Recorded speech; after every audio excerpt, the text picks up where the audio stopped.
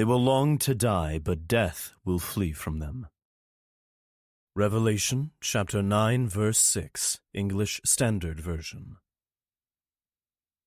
A zombie film is not fun without a bunch of stupid people running around and observing how they fail to handle the situation. George A. Romero. New Beginnings. Journal Entry 1. I popped the Chili Mac bag from my MRE into the ration heater and balanced it against a broken piece of concrete. I dumped a bit of water from my water bladder into the bag as well. I glanced at my buddy, Ship. He was pointing toward one of the small packets from my MRE. He wanted the chewing gum. I hated gum in general, but the shit they packed in these MREs was astoundingly horrible. Reminded me of chiclets, those rock-hard pieces of gum you used to get when there was a world. Chiclets mixed with cement. I smirked, tossing him a small clear bag with a raised brow. I pointed to the drink mix bag from his MRE. Grape. Ship hated grape drink as much as I hated gum. He smiled back, leaning his rifle against his shotgun, and passed the drink mix to me. Ship also had 2 sidearms and a gigantic machete on his person. We were both sitting with our backs against the structure edge, on the roof of a big building in the Fisherman's Wharf section of San Francisco. The building housed the Ripley's Believe It or Not Museum and an Applebee's restaurant. If I stood up, I would see the sign for Madame Tussauds 2 doors down. My entree was ready, and I picked it up by the edges with my tactical glove so as not to burn myself. Chili Mac was all right. It was certainly better than the nothing I would have eaten instead. I dumped it into the small plastic bowl I used for all my meals, while I marveled at how hot the flameless heater had made my Chili Mac. I didn't know how the heater worked, but knew it had something to do with the water. If I had asked Ship, he would have launched into a 15-minute narration on the chemical properties of the heater, the exact BTUs produced, and chemical energy, and science and blah, blah, blah. He would have done all of that in silence, using his pen, notebook, and sign language to communicate because Ship is mute as fuck. 20 feet of muscle and genius packed into a 7-foot frame, this guy knew everything, not just about MRE heaters, but also about M4 battle rifles, unit tactics, proxy servers, stealth, theoretical physics, and history. If you can think of it, Ship knows more about it than you. If you can't think of it, he still knows about it. Ship is extremely handy to have around. He's huge, too, and he's also my best friend. As the Chili Mac cooled, I didn't want to burn my tongue. I don't like next-day tongue zits. I adjusted my position and dared a slow, furtive glance over the side of the building with my inspection mirror. I looked left, then right, then side. The street was packed curb to curb with the living dead. The dead are wicked killjoys and time wreckers, so I busted out this brand-new notebook and began to write. If you're reading this, I'm probably dead. That sucks. It might be that I gave you this journal to read, but more likely you killed me and took it, or you re-killed me and took it because I was already dead and I was trying to eat you. You're a dick if it's the first option, and thanks oodles if it's the second. This is the beginning of a new journal, so I should probably clear a few things up for you. We're about 2 years into a zombie apocalypse, this you know. You also know that the apocalypse happened because these particular zombies don't bring you cookies. They eat you.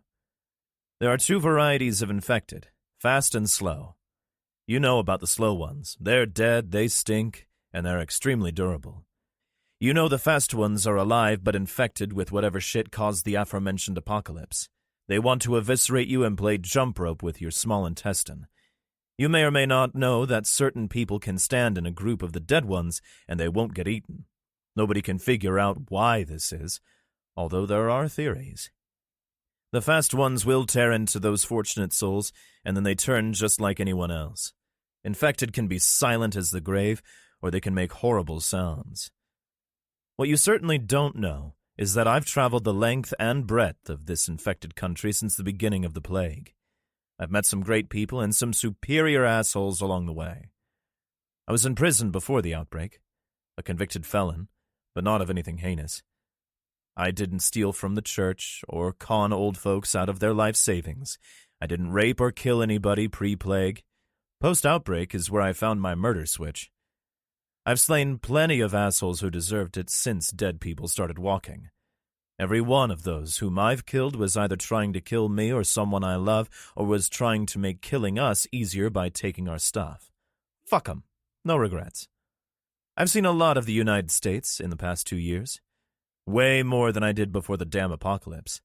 I started my journey in Boston, then traveled to New Hampshire where I lived in an Airstream trailer, an A-frame survivalist house, and a church.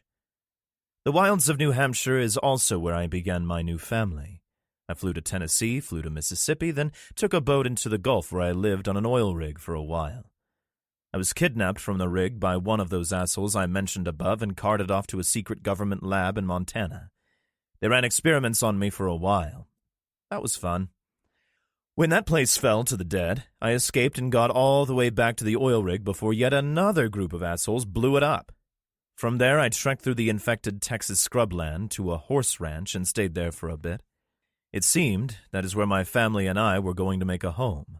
But more assholes came knocking, then the dead showed up, and we were forced to leave. We appropriated a plane and flew to my current location, San Francisco. Alcatraz Island, actually.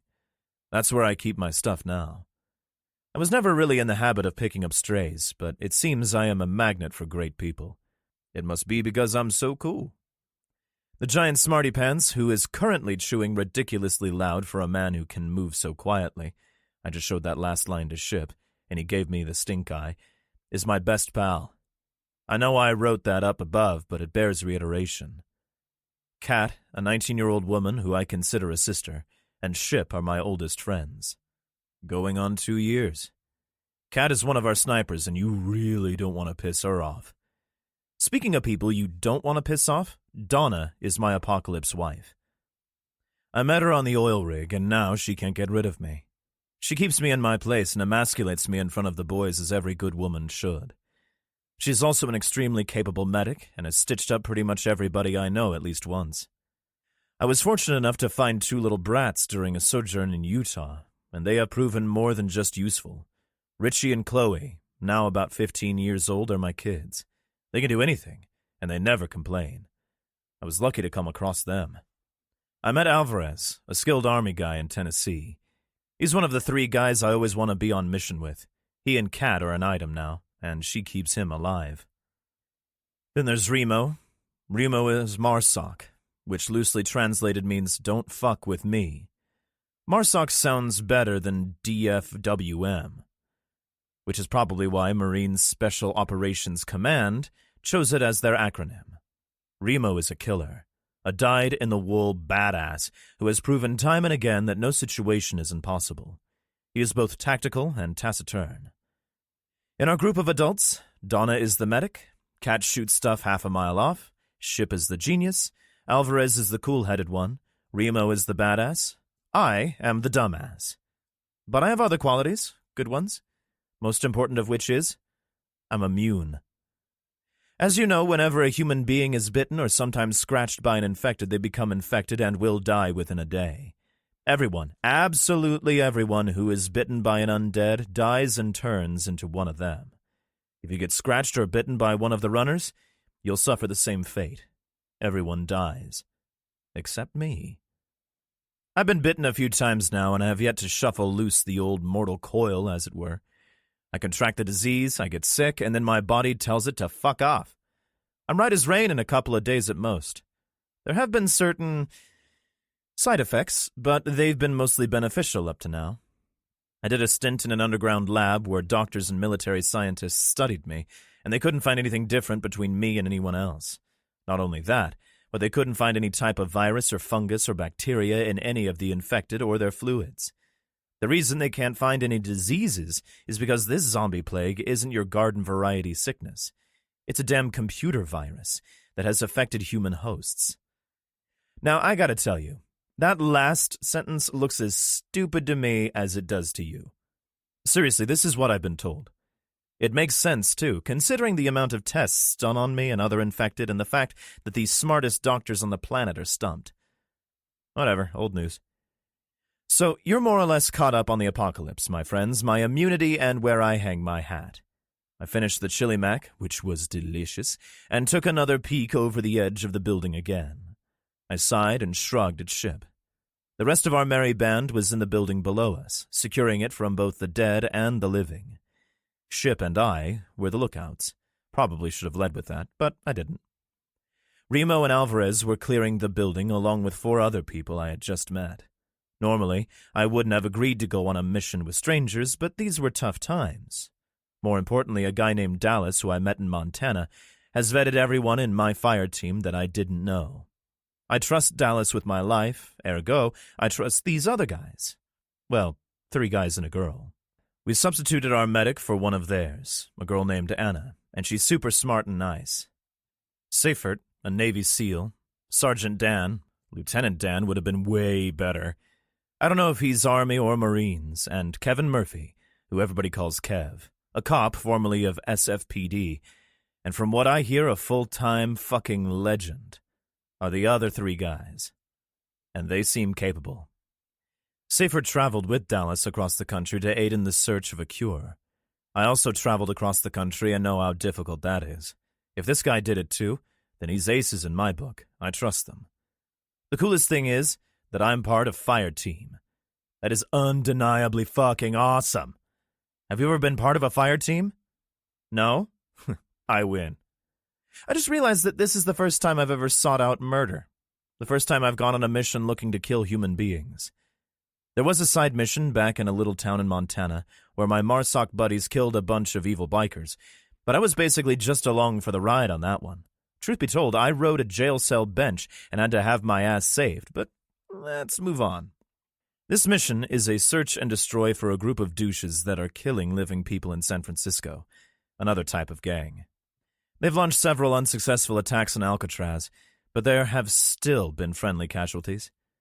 The military leader of Alcatraz, a guy named McInnery, has had enough, and he wants heads. McInnery is the captain of the submarine that's parked off Alcatraz. Both Remo and Alvarez called him captain, so he's got to be the captain of the sub, right? Come to think of it, I don't know the name of the sub, but I will find out in a few minutes.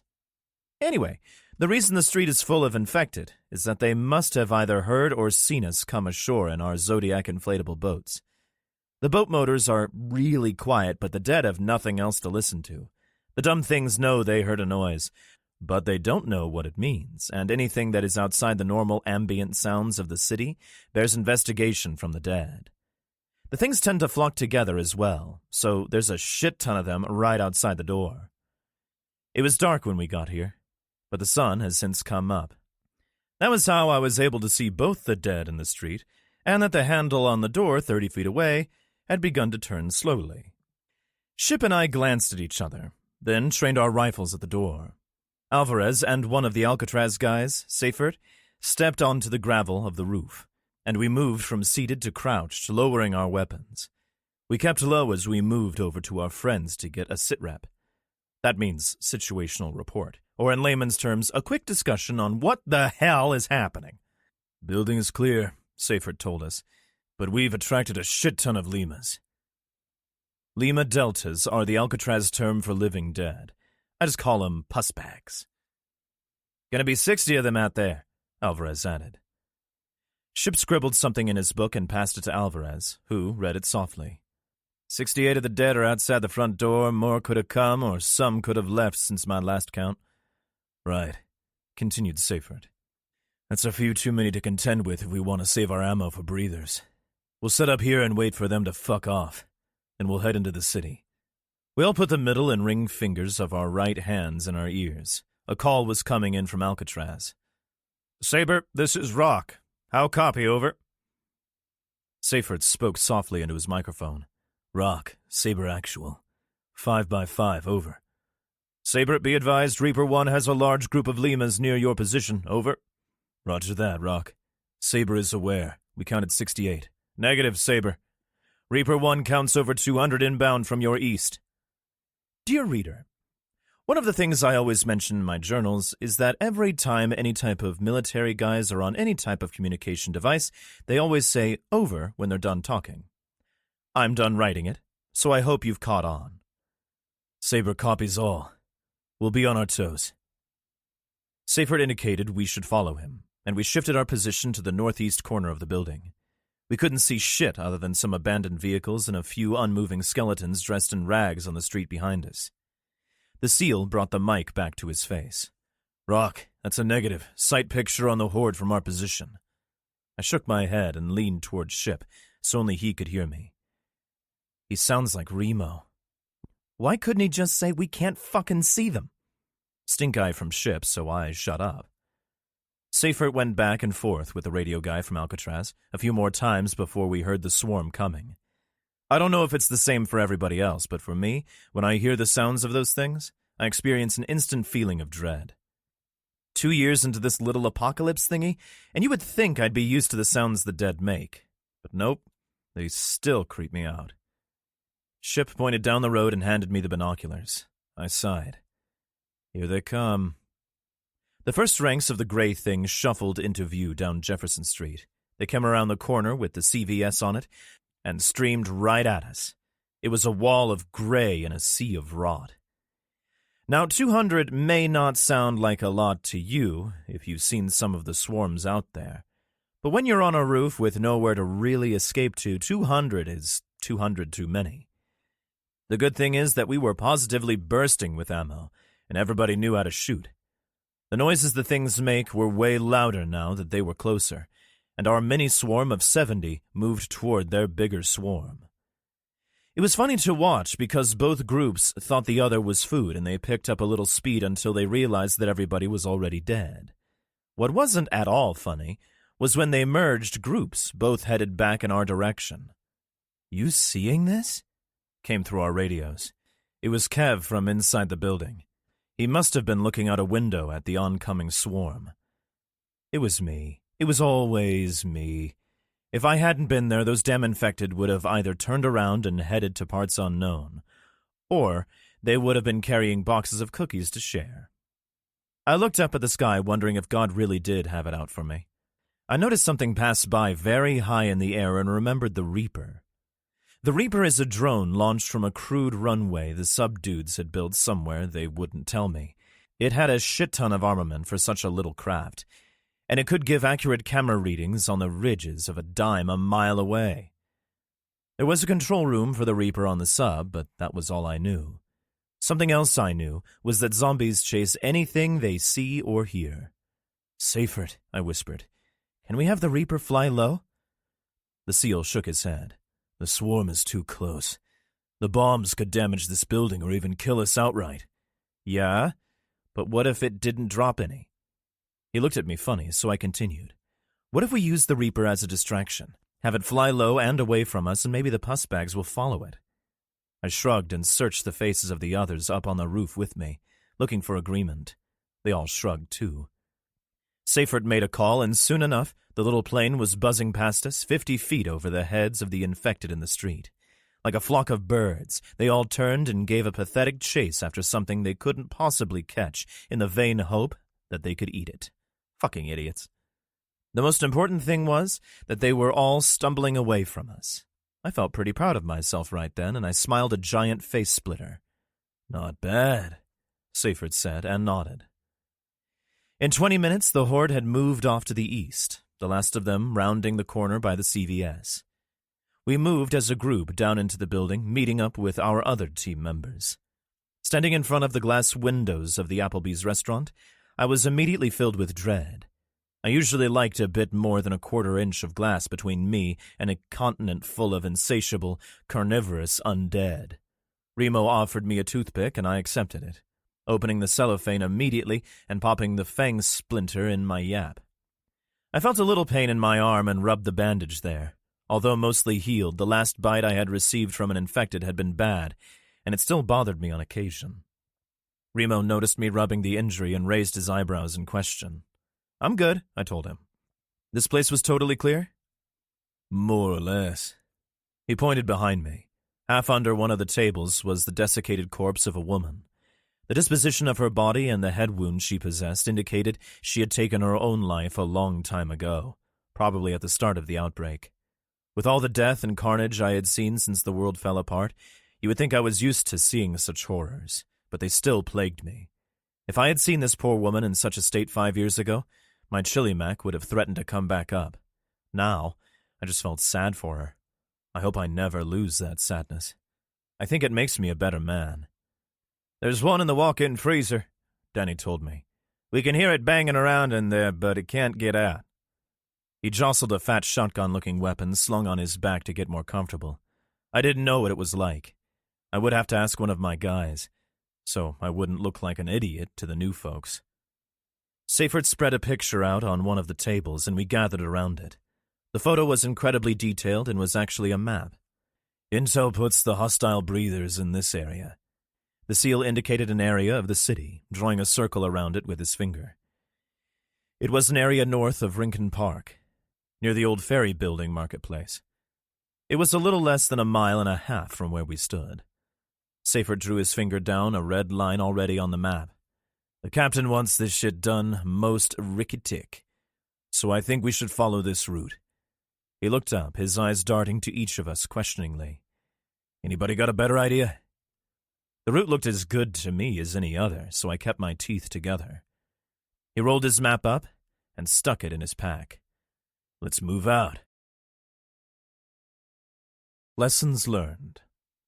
Alcatraz. "If you step here instead," Chloe told Kyle, "you'll be able to untwist and deliver a much stronger strike. Don't forget to use your hips." The young girl demonstrated her technique by moving the boy's foot to a different spot on the floor. She took up the same position, copying his stance, then unwound with her hips, giving a vicious palm heel strike to the air. The boy copied her and smiled. "That's awesome." Richie nodded, pointing to Kyle's feet. "Great positioning. See where your knee is now? If you've done the first part of the technique right, you're primed to raise it into your attacker's face." Richie smiled and looked around the room. "Lights out. Your attackers should be all done." A group of 8 children ranging from 7 to 17 years old all nodded. "But," he added, lifting his index finger skyward, "you may not want to finish this technique when confronting the undead." He put his hands on his hips and asked the room, "Why?" A 9-year-old girl raised her hand. Chloe pointed at the girl. "Sam?" Sam hesitated only slightly. "'Cause you might hit the rotter in the mouth with your knee?" Richie and Chloe both bowed to her. "Correct," rewarded Chloe.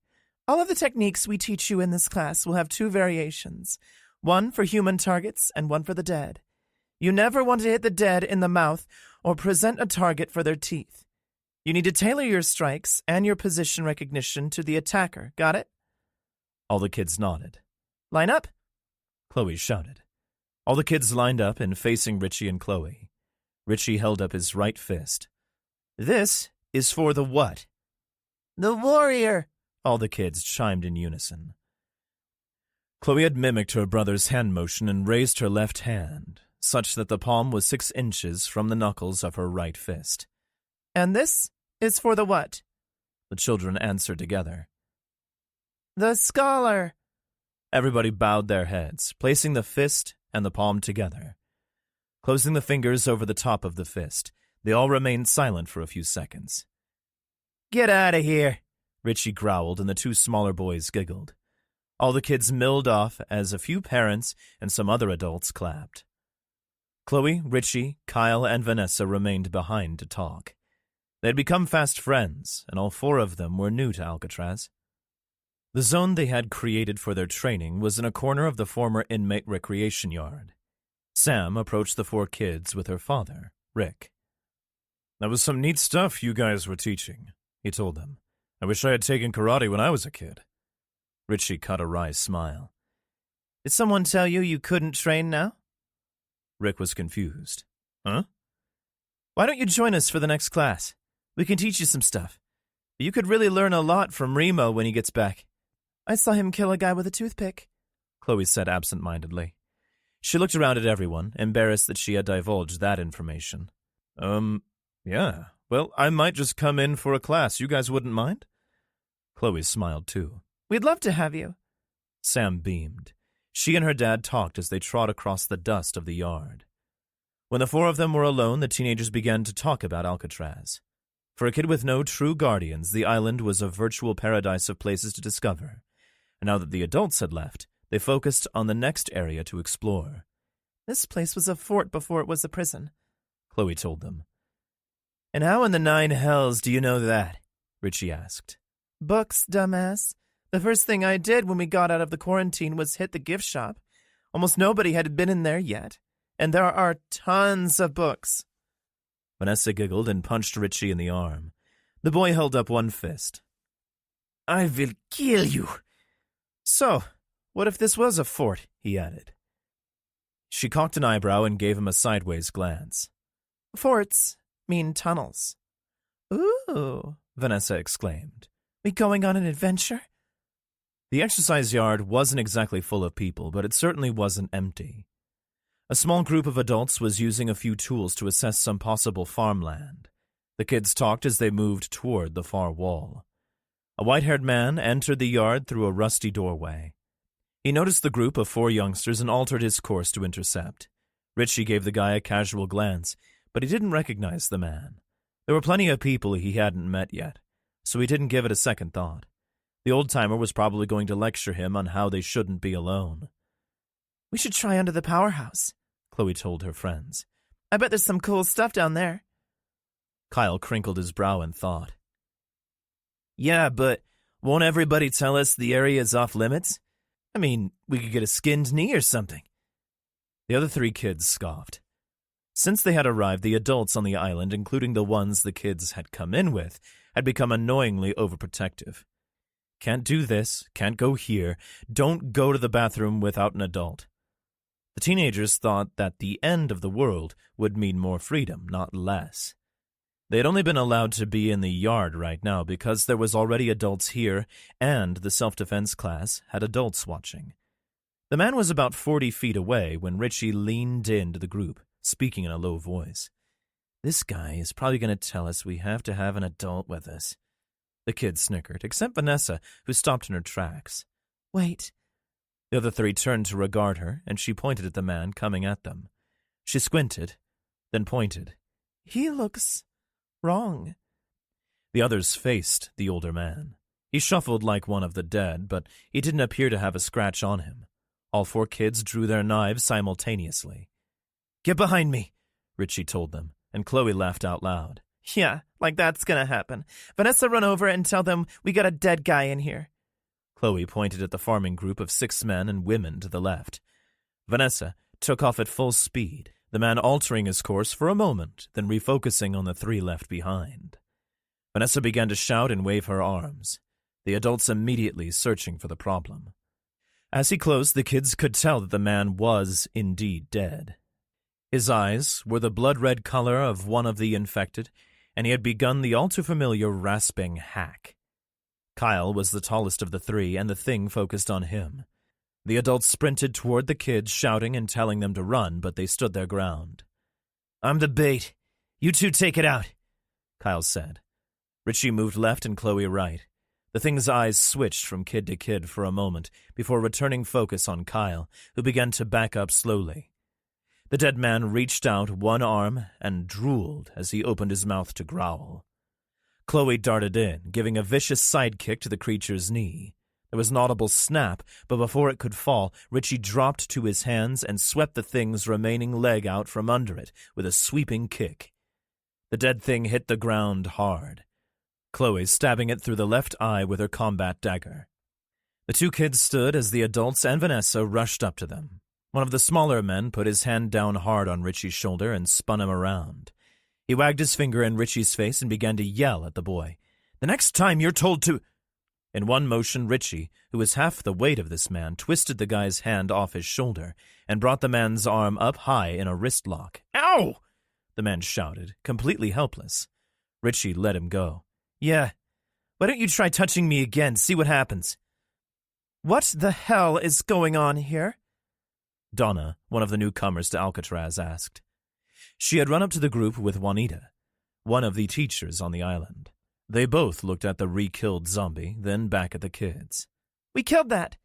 Chloe pointed at the thing on the ground. Then Richie almost killed him. Mr. Martingale, are you okay? Donna reached down to help the man up, but he brushed her off in anger. "I'm fine," he spat. He stood and stormed away, rubbing his wrist. Donna stood at the forefront of the small group of adults. She pointed her finger at the twins. "Explain." Both Richie and Chloe had been through hell. They had lost their family, hid out in an attic for a year while infected roamed inside and outside their home, been scooped up by a group of military and carted halfway across the country. They had been attacked by mercenaries and countless undead. While all that was some scary stuff, it paled in comparison to a pissed-off Donna. She was their apocalypse mom and brooked no bullshit. Richie shrugged. "He put his hand on me." Her eyebrows shot skyward. "So you tried to rip it off?" "No, I just put him in a wrist lock that Remo showed me. He was never in any danger." "Did it work?" The kids didn't know what she was asking, and she could tell. She rolled her eyes. "The wrist lock, did it work?" "Well, yeah." She strained her chin high to look over the group of kids and adults. Martingale had just exited using the entryway on the far side of the yard. "Good. He's a prick." She immediately covered her mouth in embarrassment. She grew stern again, repointing her finger at the kids. "And don't say prick. Ever." "He is a prick, though," Juanita added. Several of the group of men nodded in agreement. "How did it get in?" Captain McInerney asked. He didn't lift his eyes from a report he had been reading. He was sitting at a round table in the guards' lounge at the head of the cell blocks. McInerney was flanked by Commander Pitt, the island's military liaison, while his civilian counterpart, Detective Captain Mike Miera, Alcatraz's leader, and Mr. Martingale, the civilian liaison, sat in two other rickety metal chairs. Dallas and his friend Rick Barnes also sat in ancient chairs. Mismatched ceramic and plastic mugs sat on the edge of the table, some with the contents still steaming. Richie, Chloe, Vanessa, and Kyle stood with Donna and Juanita del Carmen, the six of them waiting patiently. "It didn't, sir," answered Pitt. "The Lima was already on the island. It was Mr. McLeod. He must have died of natural causes." McInerney nodded, letting loose a sigh. He opened his mouth to say something, but Martingale cut him off by standing quickly, his chair falling over behind him. "That kid is dangerous," he almost shouted, pointing at Ricky. "I came to help, and he threw me to the ground. He could have been killed. There's no place for such violence on this island." Dallas made a face as he swallowed his coffee. He was clearly displeased with the taste. "Way I heard it, the kid did fine. It was you who almost got killed." There were several snickers, and Martingale's face burned. McInerney was full of sighs, and he let loose with another. "All right, enough. Richie?" For the first time in a long time, Richie looked scared. "Please apologize to Mr. Martingale." "I'm sorry, sir," Richie said without hesitation. Martingale folded his arms and scowled. McInerney nodded and addressed the kids. "If anybody lays a hand on you again, you have my permission to tear it off." Chloe looked away, a huge smile on her face. "Can we get our guns back?" the boy asked. He and his sister had carried a handgun each during their travels and had been trained in their use and safety, but they weren't allowed to carry firearms in Alcatraz. "I wouldn't have wasted a bullet on one of them, but it still couldn't hurt to have our guns." Both McInerney and Pitt smiled. "Not yet," the captain told them. "You can go," he added, nodding toward the door. They filed out. Pitt nodded in approval to the boy, and the kids saw it. McInerney addressed the rest of the group. "How the hell do we not know the health of Mr. McLeod?" Commander Pitt opened his steepled hands. "We don't have the resources to watch everyone on the island at all times, sir. Mr. McLeod must have died while he was outside his cell." Yara flipped up a page on a clipboard. "The cell block report has all cells closed last night during lights out." "Those kids are disrespectful and rude," Martingale blurted with a glower. "They could have been killed." Dallas didn't look up from his cup when he asked, "Are you pissed 'cause you got your butt kicked by a kid, or 'cause that kid didn't listen to you?" McInerney pinched the bridge of his nose. "Dallas, please." "Sorry, Kevin, but I kind of want to know. I know the guy them kids came in with, and he told me that between the two of them kids killed more than 20 of the dead ones. Dallas swiveled his head toward Martingale. How many have you killed? Martingale tried to brush off the question, but now everyone was interested. How is that important? Not listening to an adult could get those kids, or all of us, killed. I only ask because I think I'd rather have the kids backing me up than you. Then, I guess it's a good thing that Pitt slammed his fist on the table. All right, stop it, both of you. This doesn't help. He glanced sheepishly at McInerney. Sorry, sir, please continue. The captain nodded. It's fine, Commander. Now, about the lower defenses, can we shore them up with what we have on the island, or do we need to schedule another foray? Run. Journal Entry 2. There's 6 of them, Seyfert told us. He had a pair of binoculars up to his eyes, staring down the street from the second-story window of a corner bodega. He tried to pass the binoculars to Remo, but I intercepted them, flipping my buddy the bird. There were indeed 6 men at the end of the road. 4 were loading boxes into a red pickup, with 2 covering them. That's them, Denny told us, through teeth gritted in anger. They killed my friend. I gave Remo the binocs. Then let's just shoot him. I aimed my rifle at one of the pricks guarding the others. I flicked off the safety, but Anna put her hand on my shoulder. I glanced at her, and she was smiling. She pointed up another street, perpendicular to where the assholes were. Look there. A group of 50 or so dead shambled in the direction of the pickup. The dead would be on the living in a minute or so. I copied her smile. Good, Denny effused. I wouldn't mind. He was cut off as the radio attached to Seyfert's tactical vest screeched to life. The voice was close to panic as it yelled over the airwaves. Saber Rock, danger close, get out now, now! Exfil to the southwest of the building. Large force of hostiles is on you. Seyfert turned the knob on his radio and shut it off. We didn't have much shit to pack up, but it was done in less than 15 seconds. We rushed to the back door and peered through the glass of the small window. 200 feet away was a force of undead, the likes of which I hadn't seen in a long time. Thousands of the things plodded toward us, and I have no idea how we hadn't heard them until now. They filled the street from side to side, some scraping rotting bits of themselves off on the brick facades of several of the abandoned shops. We have 20 seconds to figure out what to do, Alvarez told us. Can we just stay here? Anna asked. Maybe they'll just move on, like the last group. Yeah, but maybe they won't. I countered. Then what? Seyfert was done hypothesizing. We move, now. He was out the door and on the stairs in an instant. We all followed him, taking careful consideration of how close the massive horde was. They also noticed us, and this shit was on. We were down the rickety stairs as a group quickly. I turned to gauge the proximity of our imminent demise and was shocked to see they were way too damn close. A single form fought to get to the front of the crowd of dead. I could see its blood-red eyes from 100 feet away. They burned twin holes into my soul, and I knew what the thing wanted.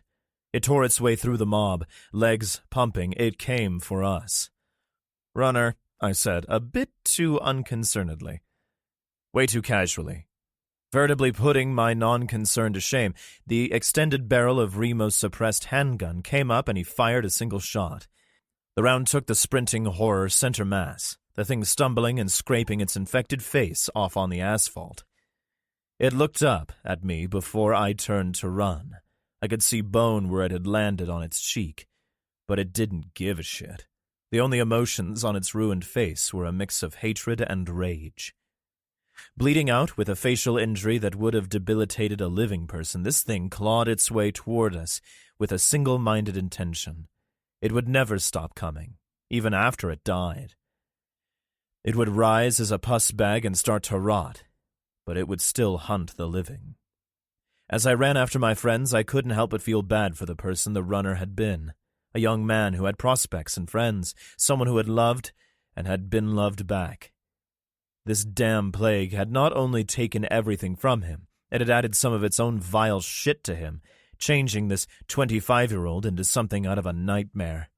Except now, nightmares were a better place than real life. Remo waited up a bit for me. He still had a bad wheel from a few months ago in Texas when he had twisted his ankle. He wouldn't say shit about it, though, no matter how much it hurt. It would be easier to get blood from a stone than a complaint out of this guy.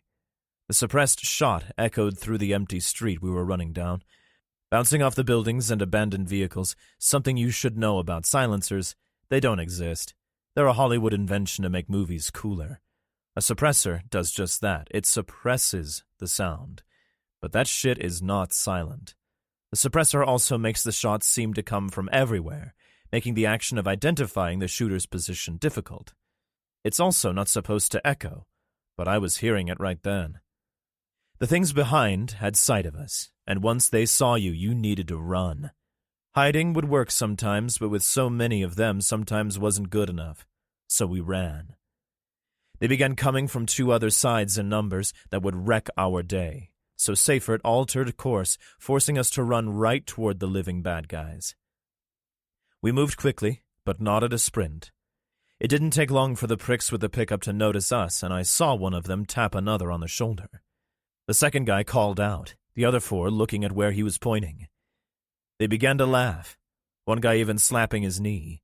2 of them raised rifles, and that would not do. Clearly these assholes had no idea who they were fucking with. 1 shot came from them and 8 shots came from us. 2 of the pricks dropped where they stood, another 2 clutching at themselves and driving for cover a bit late. The remaining 2 ducked behind the pickup. They had cover, and we had an open street. Not very tactically sound of us, but we were running from a huge horde of infected. I saw one of the guys take up a firing position from behind the truck, but he suddenly turned to his right, bringing his rifle barrel with him. All it did was smack the side of the head of the vanguard of the 50 or so infected we had been sneaking up on these dickheads from the window. The dead washed over them, biting and gouging. The screams were brief, but we didn't really care. We had been about to murder them anyway. What we all cared very much about was that we had a few thousand dead behind us, some coming from the left by the water. The city, with its tall buildings, was off to the right, and 50 more dead knelt in front dining on the dickheads. So, 3 directions of zombies or into the city. Which way to go? We fled past the feeding infected, some of whom opted to follow us, but most of whom continued their smorgasbord. We never even fired a round at them. I juked around an outstretched hand, missing a finger, and we were clear in front. And then we weren't. They came from every direction, out of doorways, from the back of an abandoned FedEx truck, out of alleys. I even saw one stand up in a green dumpster. A big park with beautiful unmown green grass was between us and downtown. Several of the dead dotted the pretty green park, but they were spread out, so we opted to dash across the common. Ship used his giant machete to end the suffering of one of the things that reached for him, but other than that, we made it through the green without incident. Then, it all went to shit, as it usually does. Tens of thousands of the things were now in front of us. They packed the streets from side to side, 1,000 deep on every road. These ones made the horde behind us look small. We were trapped, totally surrounded. Shrieks from the runners in the crowds carried across the park and through my ear canals, making my nuts shrink. I would never get used to that sound. Ship pointed to the glass front of a tall building in front of us. It looked clear, although we couldn't see too far in. We had nothing else, so I shouted to Seifert, pointing, as had my colossal buddy. The seal didn't say anything, he just took off, sprinting toward the glass walls. We tailed him across a pretty mosaic-tiled courtyard, dodging big planters and the occasional hand grab, and soon we were staring at the locked door of a shop called Loft. The door was chained with a heavy chain and an enormous lock. We had 20 seconds to live. "Fuck it!" Seifert shouted and fired 3 times point blank from top to bottom at the big plate glass next to the door. That was loud. Anything in the sea not completely deaf would have heard that, not that we didn't have zombies aplenty about anyway. The glass dropped out of the frame and shattered, spewing shards every which way. Seifert went first, climbing through, and we all followed him into the building. We moved through the abandoned women's clothing store, which looked to be untouched and, more importantly, free of infected. That didn't last long as we heard the first of the throngs of dead assholes crunch across the broken glass. Oh, that's nice. I heard and saw Anna holding out the arm of a gray sweater, admiring it. Feel this material, she told me.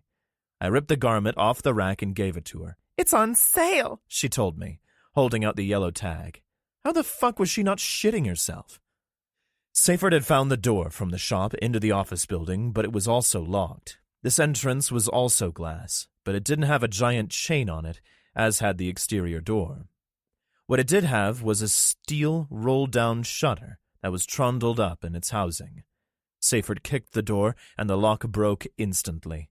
The glass door flew open and thumped into the wall on the other side with the breaking of glass. We filed through, weapons ready, and the seal pulled down the steel door. There was no way to lock it from this side, though, so we would have to deal. We stood on the second floor of the massive 2-floor lobby of the building. A giant white banner with multicolored letters stretched across the walkways in front of us. For Embarcado Center welcomes Local 6 IBEW, it silently announced. 2 other banners that I couldn't read from this angle made other proclamations, but I didn't give a shit what they said, only what they meant. We were smack dab in the lobby of a fucking convention center in the middle of a city. We panned our weapons around and I realized it was not an empty convention center. Silent escalators descended into the lower area, where dozens of infected milled around below us. One shuffled toward us from our left, and Kev ran to it, jamming his knife into the side of the thing's head. The creature collapsed immediately. I heard the noises of the dead behind us in the store, that hacking rasp, the moans, and the sounds of them breaking shit as they traipsed about. Nothing attempted to beat down on the metal roll-down barrier, though. They must not have been able to figure out where we had gone. That was good news, at least. The potential for 5,000 convention years was the total opposite of good news, though. But where were they? There were a bunch of infected below us, and they were on the way up the powerless escalators. But they were so spread out they wouldn't be difficult to deal with. We moved quietly down these elevated walkway thingies, with glass slides about hip height. They were windy and intertwined, and I couldn't help but dig the architecture.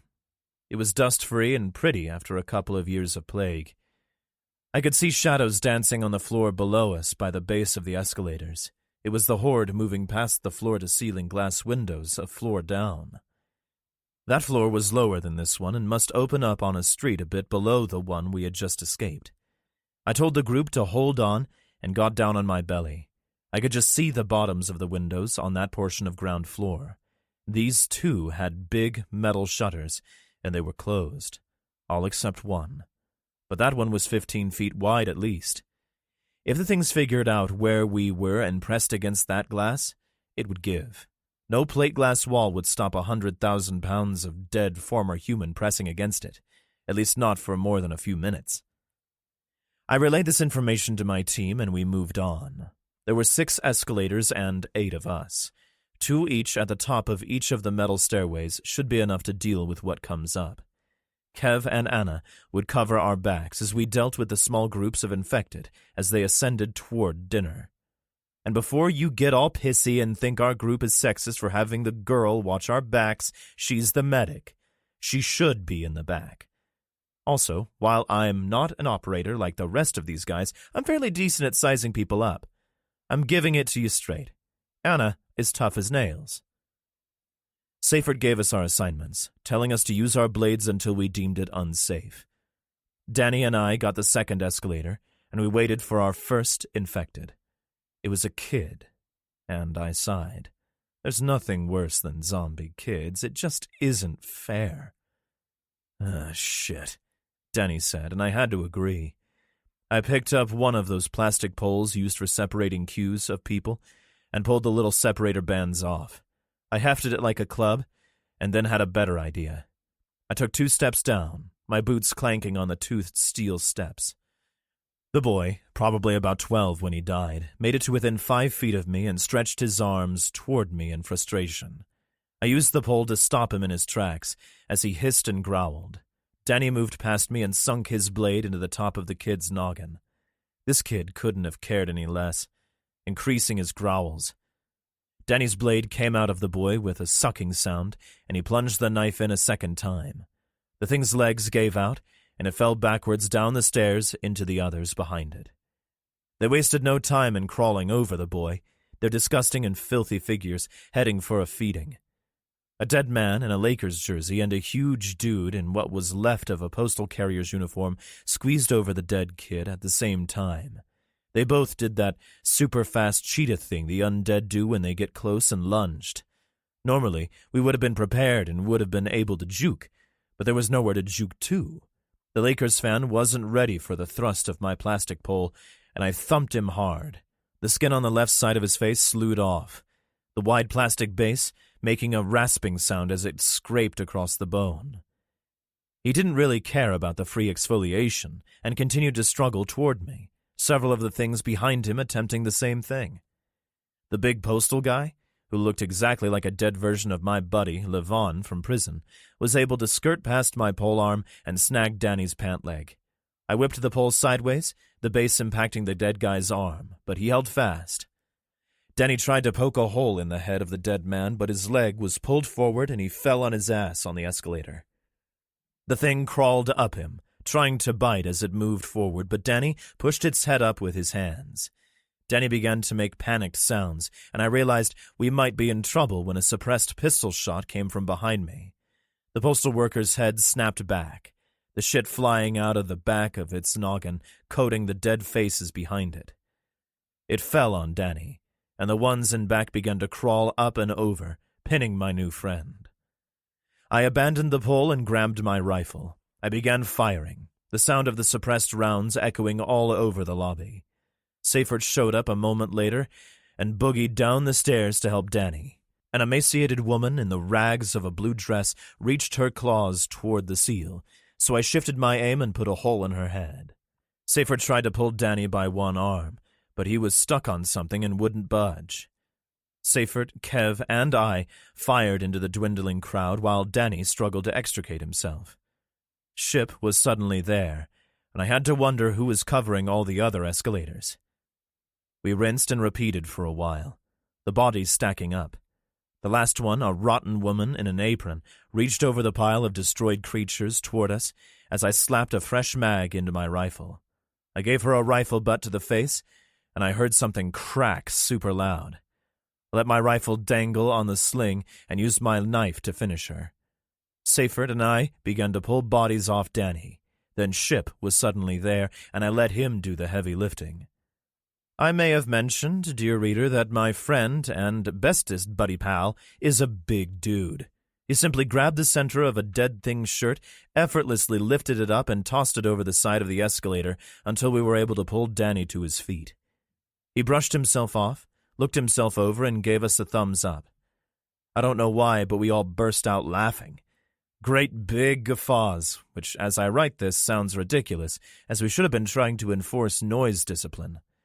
It was that moment that cemented trust between our two groups, and I knew that my life was worth something to these people. Strange that means so much nowadays. There were 3 other shops and a couple of cafes on this level, and we cleared them all.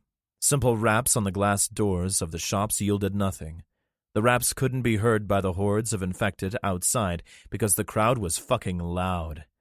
Seifert sat in a cafe chair and stretched out, placing his rifle on a table. He tried his radio but couldn't get a signal. We all tried and suffered from the same problem. Must be some interference from the structure, Kev surmised. Seifert let loose with a heavy sigh. I am very open to ideas at this juncture. We're in a giant fucking building, I told him. He looked at me like he didn't understand. Place seems empty. Let's look around. If we can secure this place, imagine what an fob it would be. And, I added, it might look down on the bad guy's hideout. I mean, we think it's that warehouse thingy across the street, right? The one with the clock tower? Yeah, he answered. That's what intel tells us. But we're not 100% on that one. So then let's get up a couple floors, take a peek through a sniper scope, then start shooting pricks in a barrel. Ship signed to me, and I nodded. I was getting better at the sign language. In fact, I was pretty good. But there was still one word I didn't get just then. Ship wants to know if the submarine has any... I don't know that word, buddy. He wrote something quickly and passed me his book. Tomahawk was the only thing printed, and I said it aloud like I was asking a question. Literally everyone smiled, and I felt left out. I hate being the stupid one. Until I met Ship and Remo, I was always one of the smartest guys in the room. Now, I'm always one of the dumbest. That shit isn't fair.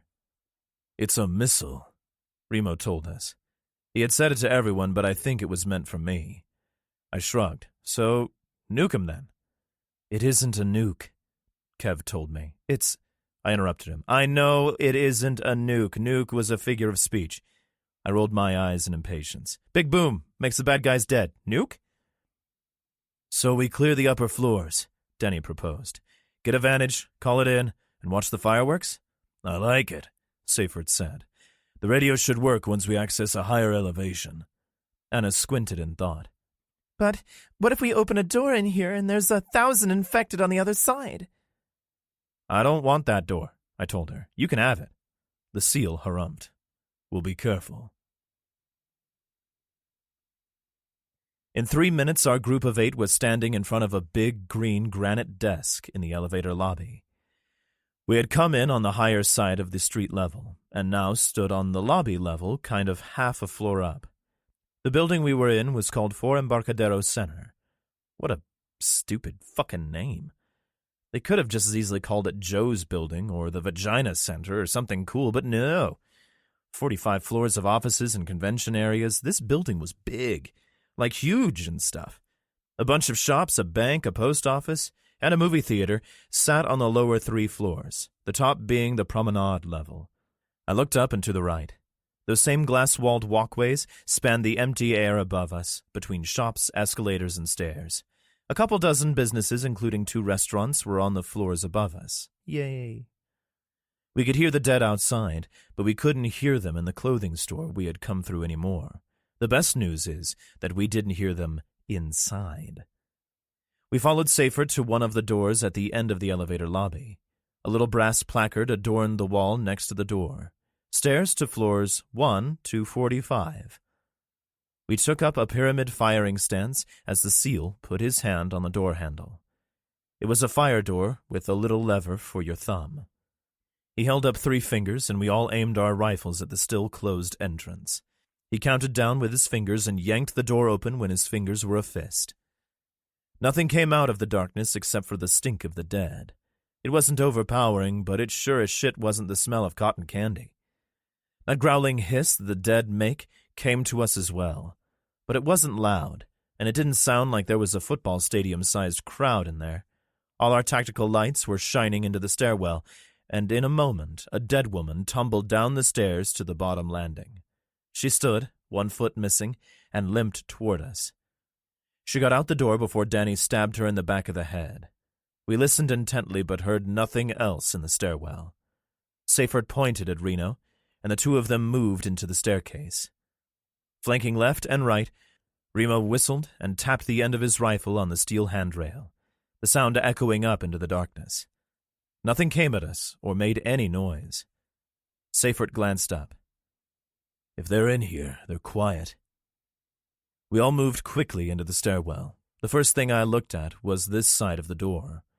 It was a push-bar type that could easily be opened from this side. The next thing I did was shine my light up into the stairwell. It seemed to go on forever. As did we. When we reached the 6th floor, we found Dead Lady's foot. It was still inside her filthy sneaker, and it could stay there forever as far as I was concerned. I was tired as hell, and my legs were aching by the time we reached the 20th.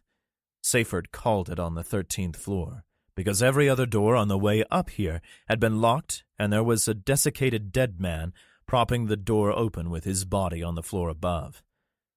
It was mostly a skeleton with a hole in its forehead. There was dried goo spatter on the stairwell wall behind us as we approached the steel door. The seal held his fist up, and we stopped. He took a quick peek past the door and pulled it open.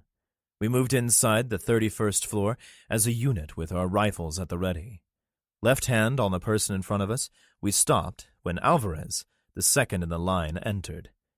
He pulled the body out of the doorframe and let the portal close. We were on an office floor. A little greeting desk stood opposite the stainless elevator doors just to our left. The letters VEP adorned a plexiglass plaque in gold letters with a circular emblem on the front of the mahogany desk. It was pretty. It also looked brand new. The only thing out of place was the single .45 caliber brass on the gray carpeted floor. Seyfert tapped his left palm with his right index and middle fingers. We grouped into 2 firing lines side by side and moved further into the floor. The elevator area opened into a large cube farm with neck-high cubicle walls made of a madras gray-colored fabric that reminded me of Technicolor puke. Offices dotted the exterior walls, giving the higher-paid workers windows to look down on the city from. I glanced out one window, and all I could see was fog. It must have rolled in while we were in the lobby. Seyfert used his left hand to indicate my line should go left. Remo, Anna, Danny, and I went straight down the cubes, while Seyfert, Ship, Kev, and Alvarez went right. We cleared offices, closing frosted glass doors as we did so. The cubes were a bit more daunting as they were too high to look over, and we had to pass by the open ends of them in order to look in. We saw nothing indicating a plague of the living dead had swept through here forever ago. Other than a small bit of dust, everything looked like we were invading an office on a Saturday when everybody had the weekend off. Remo was on point, and when he threw up a fist, we all stopped panning our weapons around. On the ground in front of us, sticking out from behind a corner cubicle wall, was an arm, palm up, fingers relaxed. The arm was moving, but it didn't look as if it were in control, almost as if someone were shaking the body the arm was attached to. Ragged breathing and a fevered, wet, ripping sound emanated from around that corner as well, and I'm sure you can see where this is going. Remo nodded at me, and I nodded back. I drew my SOG seal pup, the best blade on earth, hoping to make this quiet. We both stepped quickly around the cube corner, our suppressed weapons ready should I not be able to use the knife. We were immediately plunged back into a nightmare. Blood covered the exterior cube wall, the floor, and the opposite office door. There was some arterial spray on the ceiling that I had failed to notice previously. A dead man lay on his back on the ground, his glazed eyes looking directly at me. Perched atop him, with its back to us and its hands rummaging around in the poor eviscerated bastard's thoracic cavity, was a younger woman, maybe 25 by the look of her. She was turned away from us, but she looked young from the back. I don't know what revealed us. Neither of us gasped or moved in any way. Maybe it was a change in the air currents or a smell or some inherent sixth sense these things have, but the infected horror tearing into this guy turned her head quickly and looked directly into my eyes. I was correct. She had been in her mid-20s. Now the evil in her was ancient. Blonde and surely pretty at one time, her lower face and the front of her sweatpants and t-shirt were dripping with gore. She had a string of something the color of rotten eggplant in her hand that ended inside of the guy on the carpet. Her mouth was full, but she didn't continue chewing as she made to leap at me. Claws at the ready. Remo fired, her cranium snapping back as the suppressed round took her just below the right eye. The shot would ultimately be fatal, but she wasn't done yet and scuttled up on all fours, not really giving a rat's ass about the new hole in her face. We both shot her, this time one of us getting her in the dome. The thing crumpled immediately, her head coming to rest in a blood puddle which had come from her victim. The dead guy's hand latched onto Remo's pant leg, and he cursed. It began to roll over, but before it could, I stabbed down with my knife into the thing's eye, re-killing it. "Report!" came through our radios in a hushed yell. It was Seyfert, who must have heard the suppressed shot. I spoke into my shoulder mic. One runner, one puss bag down. I looked the dead guy over. The fact that he had been eaten gave us a ton of information. Both were fresh, I added. I think we'll have uninfected in here someplace. So, stay frosty. We found a dead one that had been put down recently. He shot back. It's still gooey, and it has fresh blood on its face.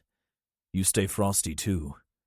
There were no other surprises, and we met up with the others in 5 minutes. We had cleared all the offices, the considerable cubicle area, the bathrooms, 2 meeting rooms, and the break room. A small duffel of food was found abandoned in the break room, but other than that, the place was clean. We gathered in the larger of the meeting rooms, Danny and Alvarez absent, as they were on watch by the stairwell doors. So, we're in a building with 45 floors, and we've cleared the lobby, which is totally unsafe with the glass windows, and one other floor? Anna asked. Yeah, Kev answered. Yeah, that's right. Oh, plus the stairwell. Everybody looked to Seyfert. Before we got to San Francisco, everyone in my group always looked to me. You should know, dear reader, that I never know what the fuck I'm doing, so the team silently asking Seyfert what to do was a huge relief. We clear a few more floors above and use this as our forward base. The hostile breathers either haven't been in here, thought it was too dangerous, or they were here long enough ago that they think the place is cleared.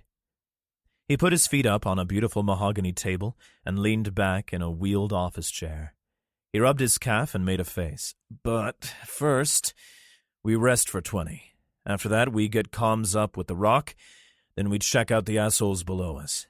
The swarm down there, plus the fact that they are missing a team now, will have them on alert.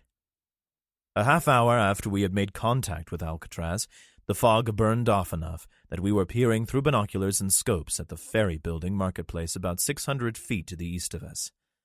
A big red plaza sat between our building and theirs, and it teemed with the dead, as did the streets around it, and a big area with some kind of art structure to the north. The seal harumphed, and Ship pointed at the same time. Smart, Seyfert blurted. Remo passed the binoculars he was holding and told me to look at the clock tower. 4 guys moved around these column-like structures at the very top of the tower. They also had binoculars and sniper rifles, but their attention was on the massive swarm of undead shuffling around outside of their huge enclave. Our shenanigans of a couple of hours ago must have drawn the crowd below, but they didn't want to stumble off without a snack. Danny had one eye focused on one of the assholes through his sniper scope, no doubt the crosshairs on the douche's noggin. It'd be so easy, he whispered. Seyfert shook his head no. And then they would know we're around. He grabbed his radio. Rock, this is Saber. Enemy stronghold currently under surveillance. The SEAL read off some grid coordinates. Rock copy, Saber.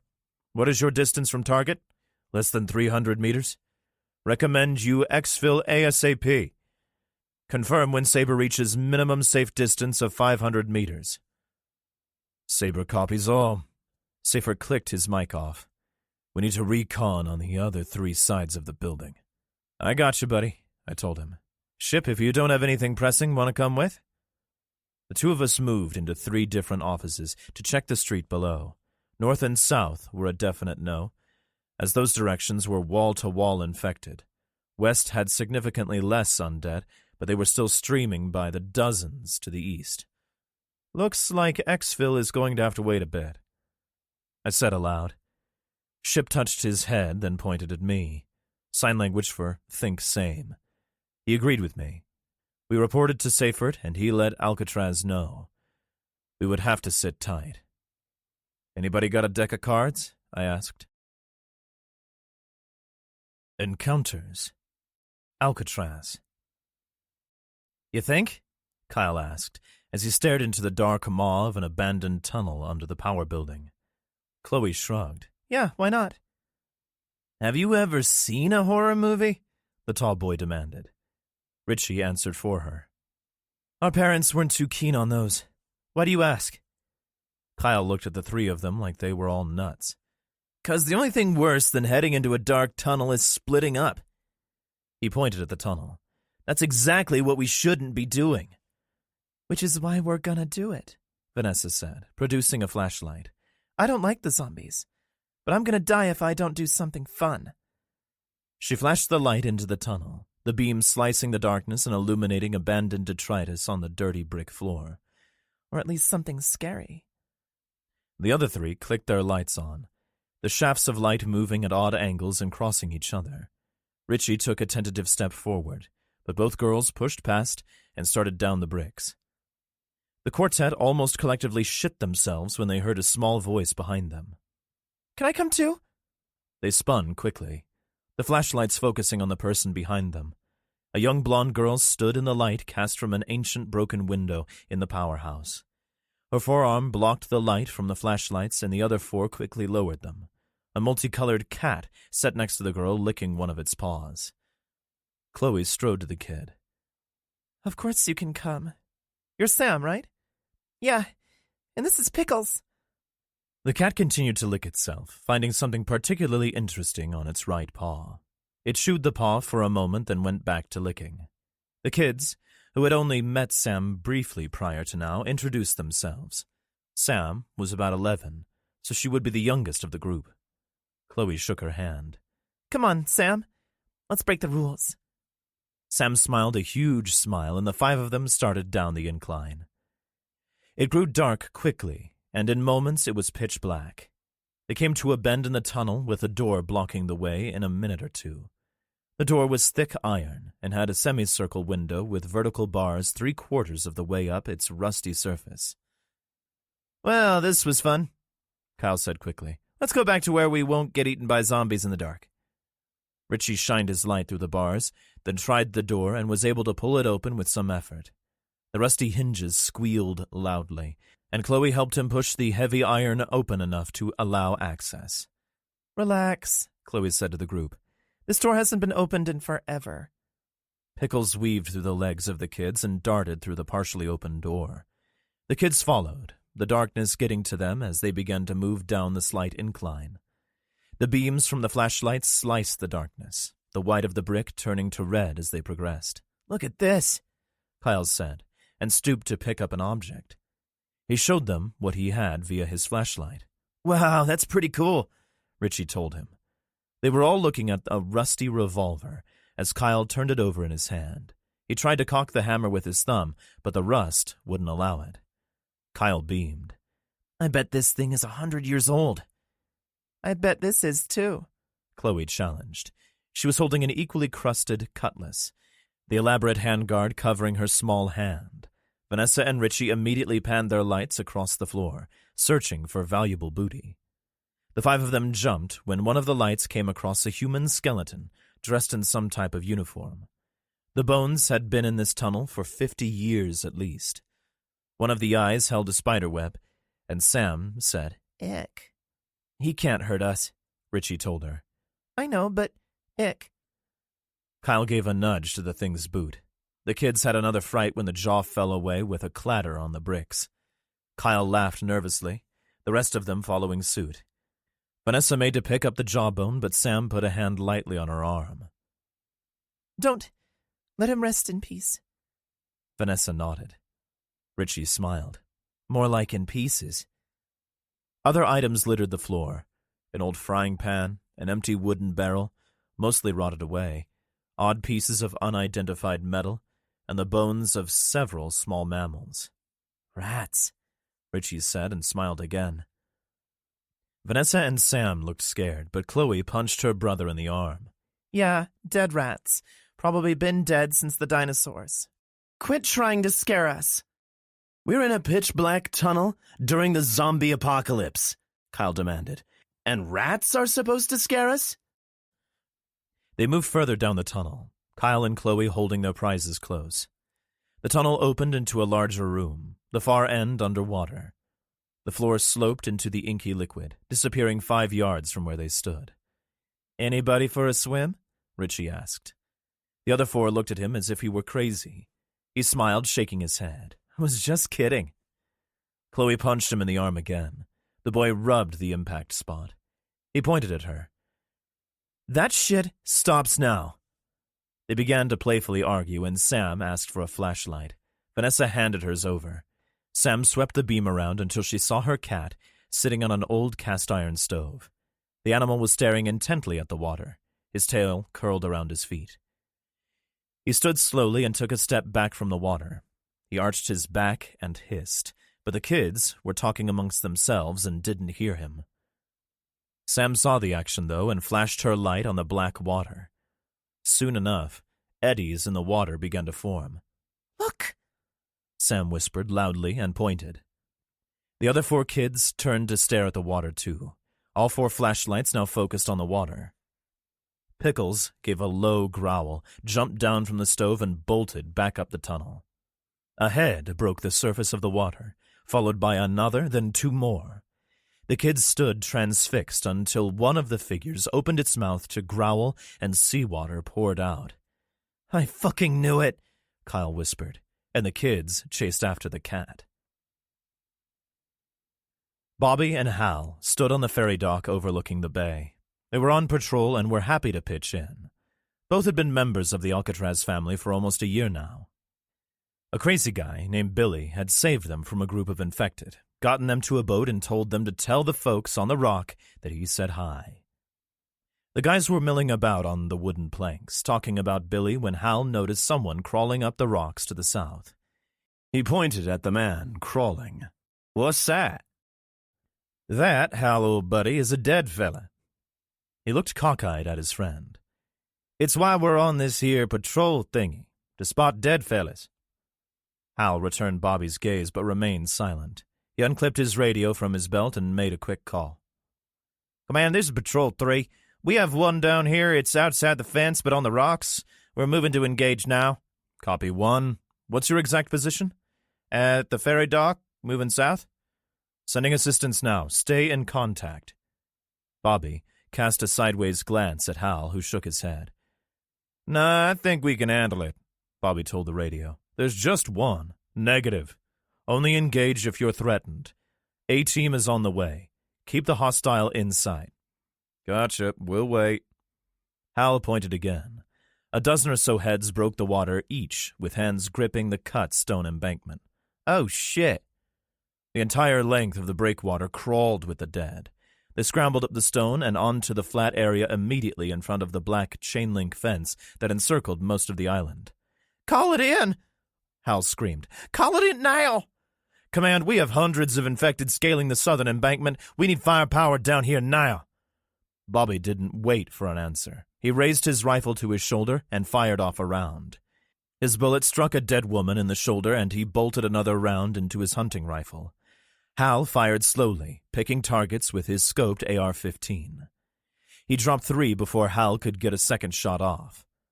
The front ranks of the dead reached the top of the rocks and were stymied by the 4-foot chain-link fence. Several fell backward into the growing crowd, but most pushed and pulled as their brethren flowed out of the water behind them. The fence buckled in one area. Then it came down in a 15-foot section. The dead poured onto Alcatraz. "What do you mean, stuck?" Kyle demanded in a panicked voice. Richie and Chloe continued to frantically push on the ancient iron door. "Stuck, as in it won't open." Richie shot back sarcastically. "Do you need a frickin' dictionary? Help us push." Pickles sat with his tail wrapped around his legs. He looked back and forth nervously from kid to kid.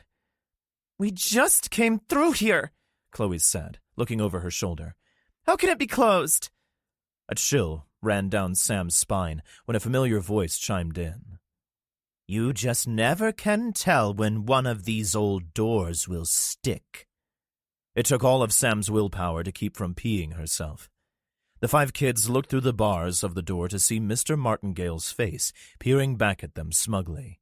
"Maybe a few hours in there will make you appreciate—" Kyle screamed at him. "There's dead in here with us! Open the door!" Martingale raised his eyebrows in disbelief. "Sure there are. Not only are you degenerates, you're lying degenerates." Vanessa shined her flashlight behind them, searching for the dead, but there was nothing back there. "Listen," Richie began. "I'm sorry I put you in the wrist lock. I am. There really are a bunch of dead down here, and we need to let the soldiers know. If you don't open the door, they're going to tear us to pieces." The adult rolled his eyes. "You're a liar. The whole island was searched more than a year ago. There are no dead." The cat started to meow and pawed at the door. He began looking in several directions. Sam began to cry. The rasping sounds of infected began to echo softly up the tunnel. Martingale glanced over the top of the kids' heads as the hacking noises grew louder. Vanessa kept her light shining down the tunnel as the kids pleaded with the man to open the door. The flashlight threw eerie shadows on the walls of the underground passage as its beam was blocked by the rusty objects scattered throughout. Vanessa gasped as the first dead man shuffled into view not 40 feet away. "Do you believe us now?" Richie screamed past the bars and into his face. Martingale's eyes grew wide as he saw the dead rounding the bend in the tunnel. He began to breathe fast, then turned and ran, bumping his leg on something big and metal in his haste. The kids screamed after him, but he limped quickly away. "What do we do?" cried Kyle. Richie drew his combat dagger and moved past the other kids. "Get the door open. Throw your weight against it, all of you." Rather than push on the door, the 4 children began to propel themselves against it, the impacts of their shoulders raining dust from the bricks above. Richie moved a bit down the dark corridor, his light trained on a particularly nasty specimen of dead. This thing was missing its left arm, and a gaping hole existed where the abdominal and chest cavities used to be. Strings of discolored flesh hung from the top of the rotting hole. Kyle, Vanessa, and Chloe kept throwing their shoulders against the heavy iron door, and Sam moved toward Richie. The boy looked to the side when he heard her coming. "Stay back, Sam. I got this." The kid advanced toward the nasty dead man with no belly. He did a quick count, noting 14 infected slogging up the tunnel. He sighed. On his best day, he could probably get 3 before they swarmed him. He glanced back at his sister.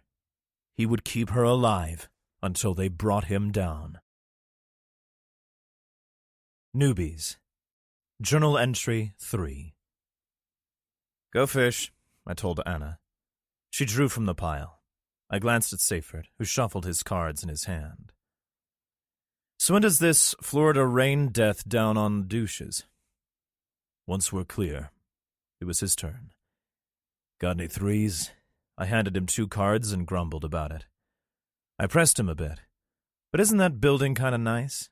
I mean, it's keeping the dead out right now, isn't it?" "Yeah, so." "So? What if we could take it? It's right on the water. There's a ton of boats if we need a quick out. We would have a foothold in the city." He shrugged. "We're here to figure out where their base is. We figured it out. I don't think the captain would want an armed incursion into an enemy stronghold." There was a big thump on the ceiling directly above us. Everybody looked up. Seyfert was still looking at the ceiling when he said, "But he does want us to clear this building if we think we can do it." He stood, tossing his cards on the conference room table. "Shall we?" We all stood, and the SEAL radioed to Remo and Kev, who had been keeping an eye on the bad guys, to tell them we were heading upstairs. We met up in the cubicle area. 6 of us will go up, 2 stay and keep this floor secure. There's definitely something on the floor above us. Sounds like people moving around, I added. When I noticed everyone looking at me, I continued. Well, I would imagine it takes a considerable impact for us to hear it a floor below in a building like this, right? "That's true," Anna said, nodding. We were standing in front of the door to the stairs in just a minute. Kev and Danny would stay behind to keep the 30th floor secure. Seyfert pressed his ear against the door and listened for a full 20 seconds. He shrugged when he looked back at us and pushed the door open. He and Remo moved into the stairwell quickly. He peered down the stairs, and Remo moved up so fast it was amazing. "Clear," they both said into their mics at the same time. I was the last one into the stairwell after Anna. "Good luck," Danny said, and clapped me on the shoulder as he shut the door quietly. My nuts clenched when the door closed with a snick. Everybody was already moving up, and I was to cover our rear. So I moved slowly, panning my light back and forth down the steps behind us. It was fairly dark in the stairwell, and the only sound was our careful footfalls, but to me every step sounded like cannon fire. I followed the group, trying to be as quiet as possible. There was nothing lumbering up the steps behind us, or worse, sprinting. The door to the 31st floor was, of course, locked. It didn't matter, though, because it opened just as we surrounded it. A woman's face peeked through the crack in the door. She screamed and tried to pull the door closed, but Alvarez stuck his boot in the way. Ship put his considerable hand on the door and pulled. The poor woman lost her grip and went on her ass, but let's face it, If there were a contingent of people pulling on the other side of the door, Ship could pull it open without breaking a sweat. We stared into the desperate faces of about 8 skinny people, all armed with makeshift weapons ranging from a paper cutter blade to a sharpened curtain rod. One guy had a pencil in his fist. No shit, a pencil. We moved into the room as a unit, filling the door briefly, then I closed it behind us. The office building people backed up as we spread out. Remo checked behind a big front desk. "Clear," he told us. "You better leave," the guy with the pencil yelled at us, "or there's going to be trouble." He swallowed so hard it must have hurt. Seyfert aimed his rifle at the group.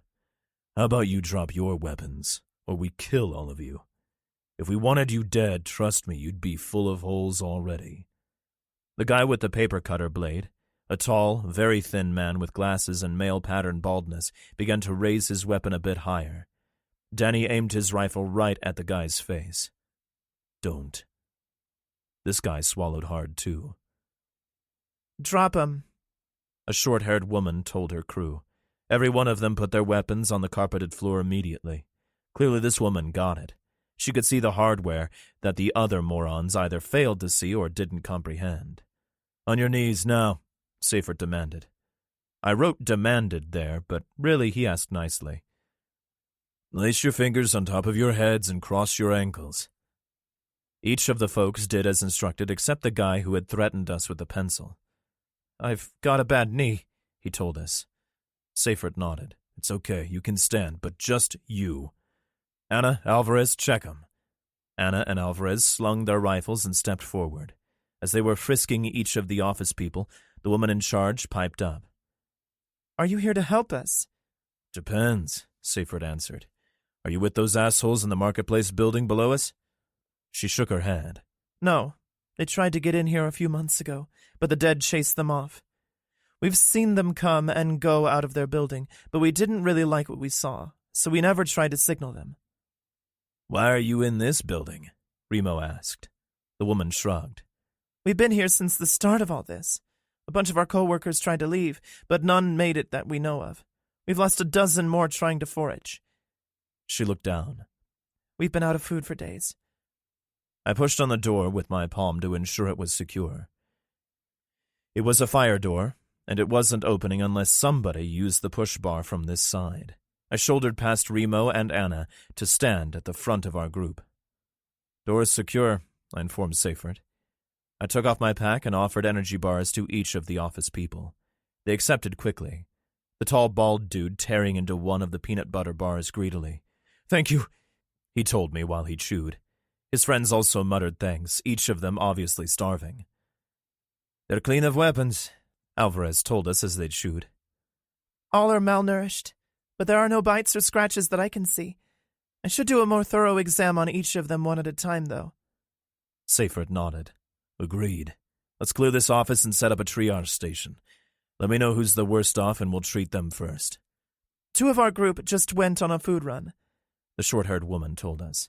"They were only supposed to go down 1 floor because we weren't able to get in there before. Have you seen them?" Seyfert and Remo glanced at each other briefly before the SEAL answered. "There was a fast one tearing into a recently killed guy on the level below us. They left a bag behind." He looked to Ship, who was carrying the heavy red bag with handles on it. He passed the bag to Seyfert, who passed it to the woman. She sighed and turned to her group.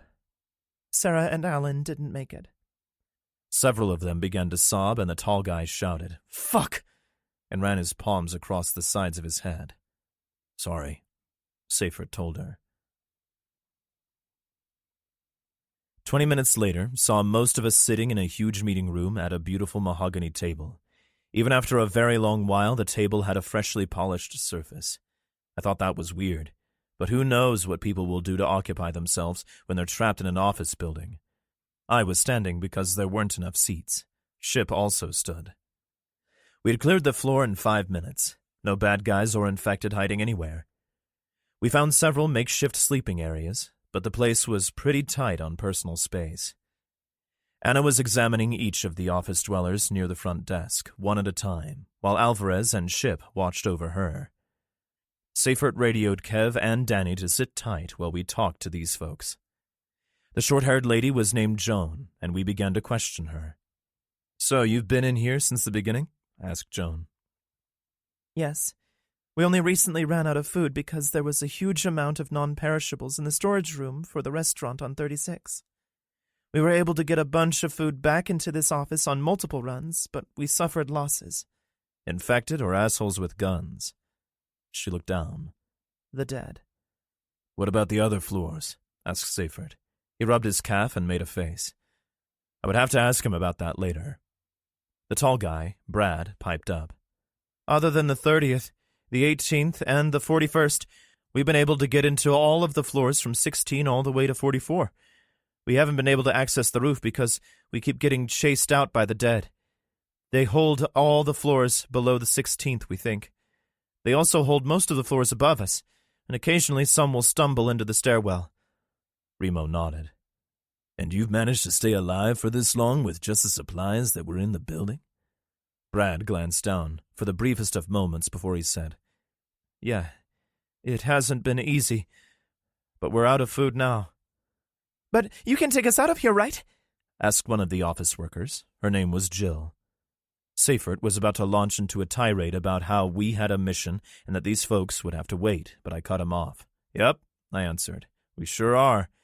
We've got guns, people, and food on Alcatraz, and after a quick quarantine, you folks will be members of that community." Another woman was holding the hand of the guy sitting next to her.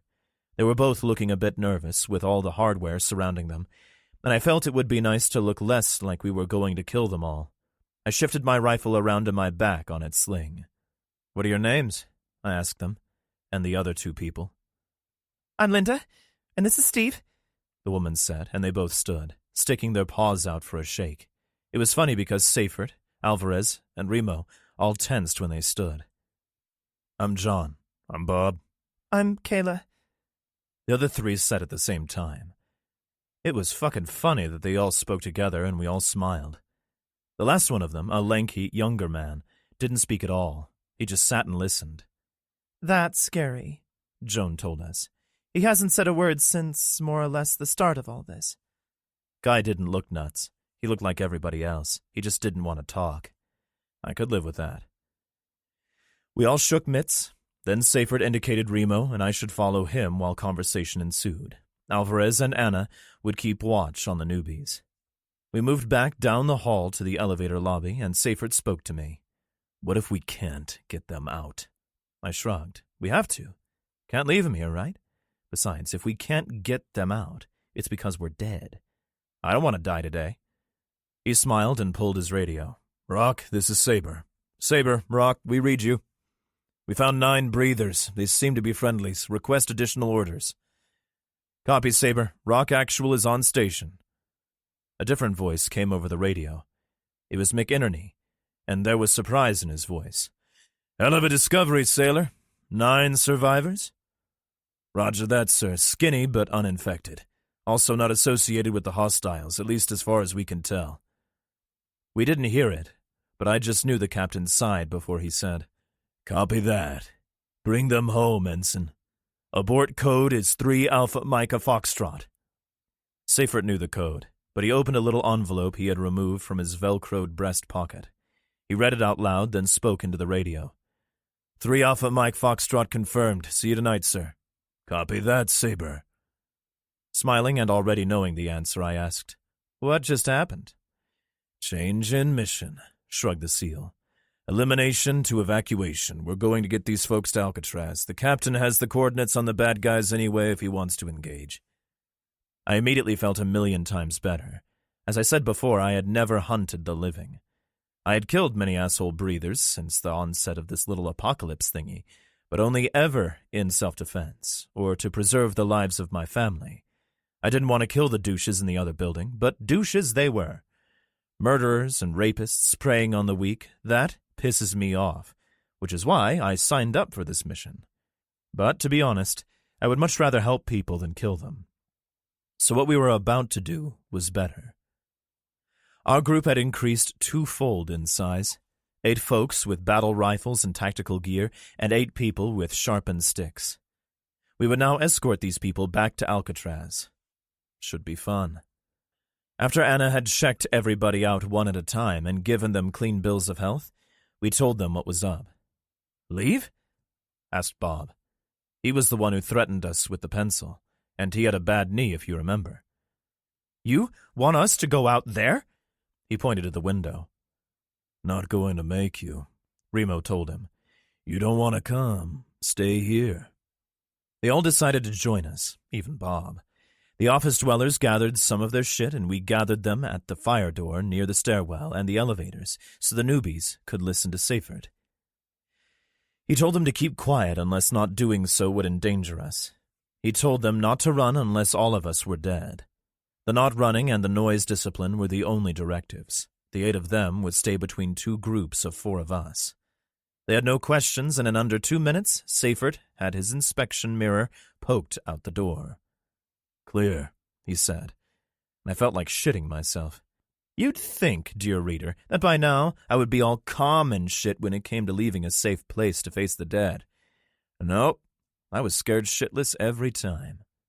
We started down the stairs, trying to make as little noise as possible, but 14 people just can't move silently. Seyfert gave a double squelch when we were outside the door to the 30th floor, and suddenly Kev's face was staring at us. He and Danny joined Seyfert and Alvarez in the front. Ship, Anna, Remo, and I held the rear. We made it 3 floors before the caterwauling shriek of a runner echoed through the stairwell below us. 3 of the office folks turned around to run back up the stairs, but Ship was between them and the way up. Short of a battering ram or maybe a freight train, nothing was getting past Ship when he planted his feet. Bob and John tried, but it wasn't happening. Bob drew a big breath like he was going to shout, but Ship clamped his hand around the little guy's face.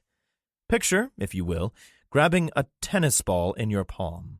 That is about the dimensions of Ship's hand on Bob's face. Ship leaned way down and looked into the guy's eyes. He let go of his face and then put a finger to his lips, loosely translated, "Shh." Bob nodded, and he and John turned back around. We started moving downward again, slowly. Seyfert's group passed the door to the 18th floor, and I realized my legs were tired. I was in the best shape of my life, but these stairs were kicking my ass. As I write this now, I remember thinking then that I should write "the stairs were kicking my ass" when I was able to sit down with a pen. I remember that because I associate it with the exact time the door to 18 pushed open and the stairwell flooded with infected. Battle. Dank and dingy tunnel beneath Alcatraz. "How's the door?" Richie asked calmly over his shoulder. "It's moving," Kyle almost screamed. "But not enough." When the large infected with no abdominal cavity got within 15 feet, Richie ran up to it and stabbed it in the eye as it lunged. It collapsed immediately, the boy extricating the weapon as the creature tumbled. Something long and skinny slithered from its belly, moving back down the bricks behind the infected. One of them stooped and reached for it, but it slipped away. A former woman, short, perhaps 5 feet, reached for him, and he put his hand over her slimy throat. He stabbed the dagger down on the crown of her head, and she dropped as well. 2 of the others lunged, and the kid backstepped quickly. This wasn't going to work. There were too many. Richie sprinted the 20 feet back to the door and threw his weight against it with the others. It scraped open enough that they could fit through, but only one at a time. "Go, Sam!" Chloe screamed as the cat shot through the opening. The little girl slipped through, followed by Vanessa. Kyle noticed Richie turn around, and he picked up an ancient piece of pipe from the brick floor. The dead were 10 feet away, and he brought the pipe over his head with both hands and threw it at them. The piece of lead glanced off the shoulder of the dead young man and struck a thing with long hair in the face so hard it took a step back. "Come on!" Vanessa screamed at the boys. "Go," Richie said, and Kyle squeezed his tall but skinny frame through the space in the door. Richie followed as best he could, but the dead had reached him. He thrust his weapon into the open mouth of the nearest creature, the thing clamping down on the blade with its teeth. Slimy, mottled hands grabbed the boy as he tried to slip through the gap. 2 of the things had his T-shirt, and they were reaching in with their mouths. Kyle and Chloe pulled him through the door, the poor kid leaving a bit of skin on the brick next to the doorframe. The dead still had hold of his shirt, though, which resulted in a brief but victorious tug-of-war for the kids. The dead thumped against the rusty iron, fingers and a hand reaching through the bars. One of them attempted to squeeze through the space the kids just had, the soggy skin on the side of its face sloughing off on the bricks. Chloe thrust her knife into the creature's skull, and it hung head down in the opening. "We're good," sighed Kyle, as he pushed against this side of the door with the girls. "They can't get us." Richie sighed. Maybe not that good. He had been holding his right hand over his left bicep. He lifted it off, and it came away bloody. 2 small furrows had been dug into his arm. They looked like they had come from fingernails. Chloe swallowed. "Rich, no." "We'll deal with it later. Right now we need to seal this door and then tell somebody that there are dead down here and that they can get in." This side of the door had a large piece of rusted iron placed against it. The kids could see the drag marks where Martingale had pulled the piece across the floor. "They can't reach us," Kyle repeated, "and they aren't strong enough to push the door with us pushing back. We can hold them here until help comes." "Vanessa, you and I will go get help," Chloe said aloud. "You guys got this, right?" Richie, Kyle, and Sam leaned on the door with both hands. The heavy iron didn't move either way. Richie looked through the 4 iron bars into the crimson orbs of a dead man 6 inches away. "Yeah, we're good. If the door starts to move, we'll make a run for it." Chloe nodded in the gloom, and she and Vanessa ran up the slight incline toward the island proper. "You scared, Sam?" Richie asked her. "A little. But like Kyle said, they can't get us." Kyle stared into the same dead eyes Richie did. "I sure hope not." "There are dead on the island," Martingale thought as he sprinted toward the end of the tunnel. Those brats would definitely die, but it wasn't his fault. They shouldn't be down there in the first place. They'd been told not to wander into unknown areas. If he had opened that door, he might not have made it out of the tunnel alive. Initially, he thought that the rest of the Alcatraz community would understand his actions, but the more he mulled it over, he realized they would blame him. They would blame him for the deaths of those ungrateful little monsters instead of thanking him for preventing the real monsters from using that tunnel to access the island. No, he wouldn't be able to tell anyone. He would just say he heard something in the tunnel and requested backup to check it out. With the kids dead, nobody would be the wiser. Really, he had done the island 2 favors. He put his hand against the cool bricks of the tunnel and nodded while he took a quick breath. Martingale had never believed in exercise as a means of staying in shape. He just thought that if he ate right, he would be fine. He looked down at his belly and smiled.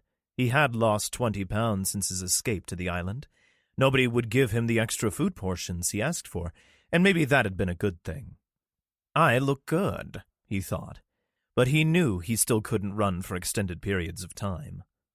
He withdrew his palm from the bricks and continued up the tunnel. The sunlight at the end was a welcome beacon for him, and he strode forward, triumphant. His smile vanished when he saw that horrid cat sitting in the sun looking at him. He sneered at the animal. "If I could just catch it," he said aloud. When he got within 10 feet of the feline, it spun its head to the left, then bolted away to the right. Martingale huffed as he navigated from the tunnel, through the basement of the power building. He really wanted a pizza.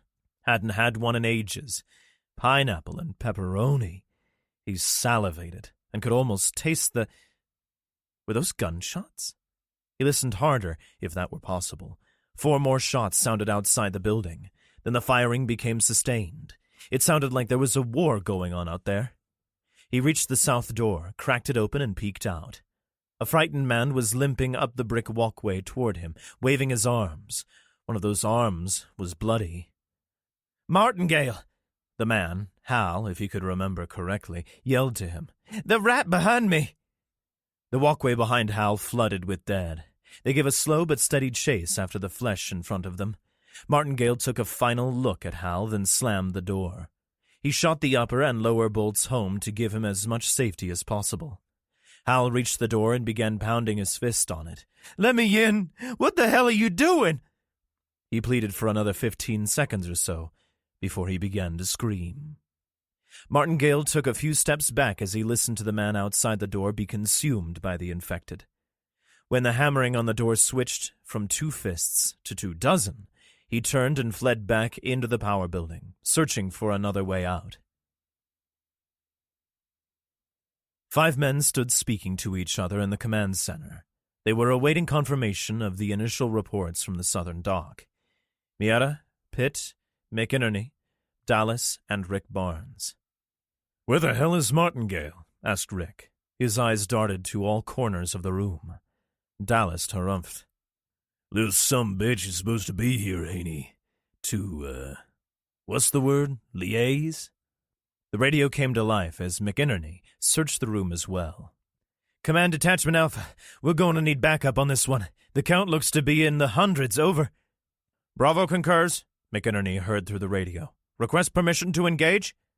The captain leaned down to speak into the microphone. He depressed the send button. "Granted. All teams, light 'em up." He turned to speak to his XO. "Mr. Pitt, send 2 more squads. Then begin evacuating civvies to the boat. I want all the kids inside before any adult steps foot on the gangway." "Aye, sir," Commander Pitt replied as gunfire erupted from the southern end of Alcatraz. Pitt began to scramble his attendants, barking orders and pointing. McInerney glanced at his radio man. "Jennings, get the Reaper up. I want constant surveillance." "Aye, sir." Jennings spoke into a different microphone and got to work. "Captain Miera," McInerney began, "would you please help facilitate the evacuation? The civilian population looks to you." Miera nodded, grabbing Rick as he hurried from the room. Dallas followed. "Come on, shitheads! We ain't getting paid by the hour," yelled Ensign Stroll. The 3 others in his fire team, Lee, Brown, and Devine, looked nervous. 2 were civilians, which Stroll was not in favor of. The sailors from the Florida had been training the civvies for quite a while on tactics and the use of weapons, but they still lacked discipline. Lee was the only other sailor, and Lee was the only man Stroll trusted. Stroll's detachment consisted of 8 men divided into 2 fire teams. The squad had split up when they noticed infected traveling in 2 directions. Nothing had been heard from the 2 men on watch since they first called in the trouble.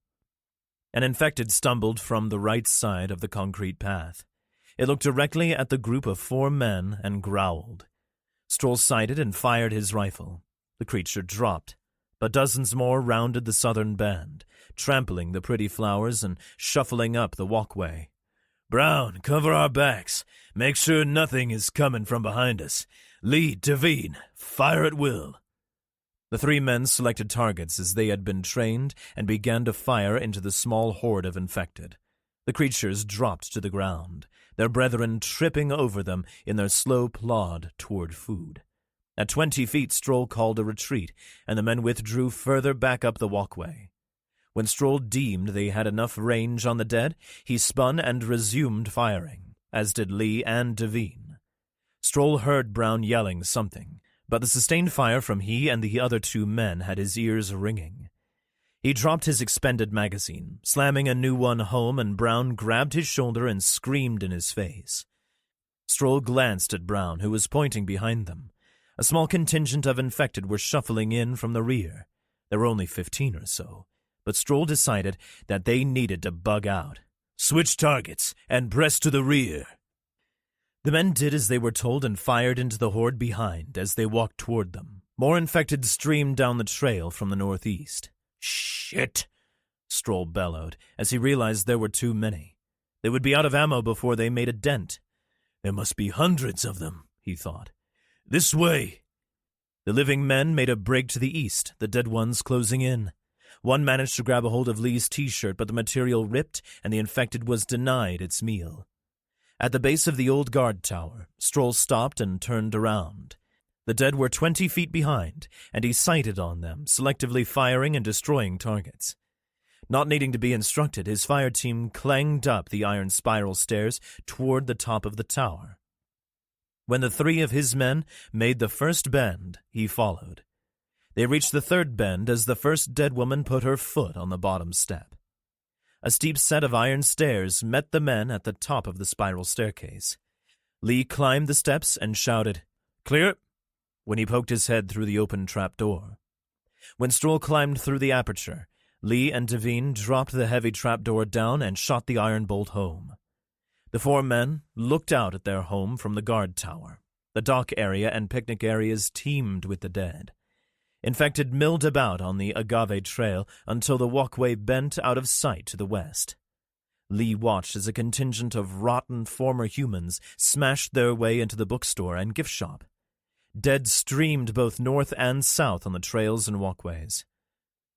"There's got to be 1,000 of them," Brown breathed.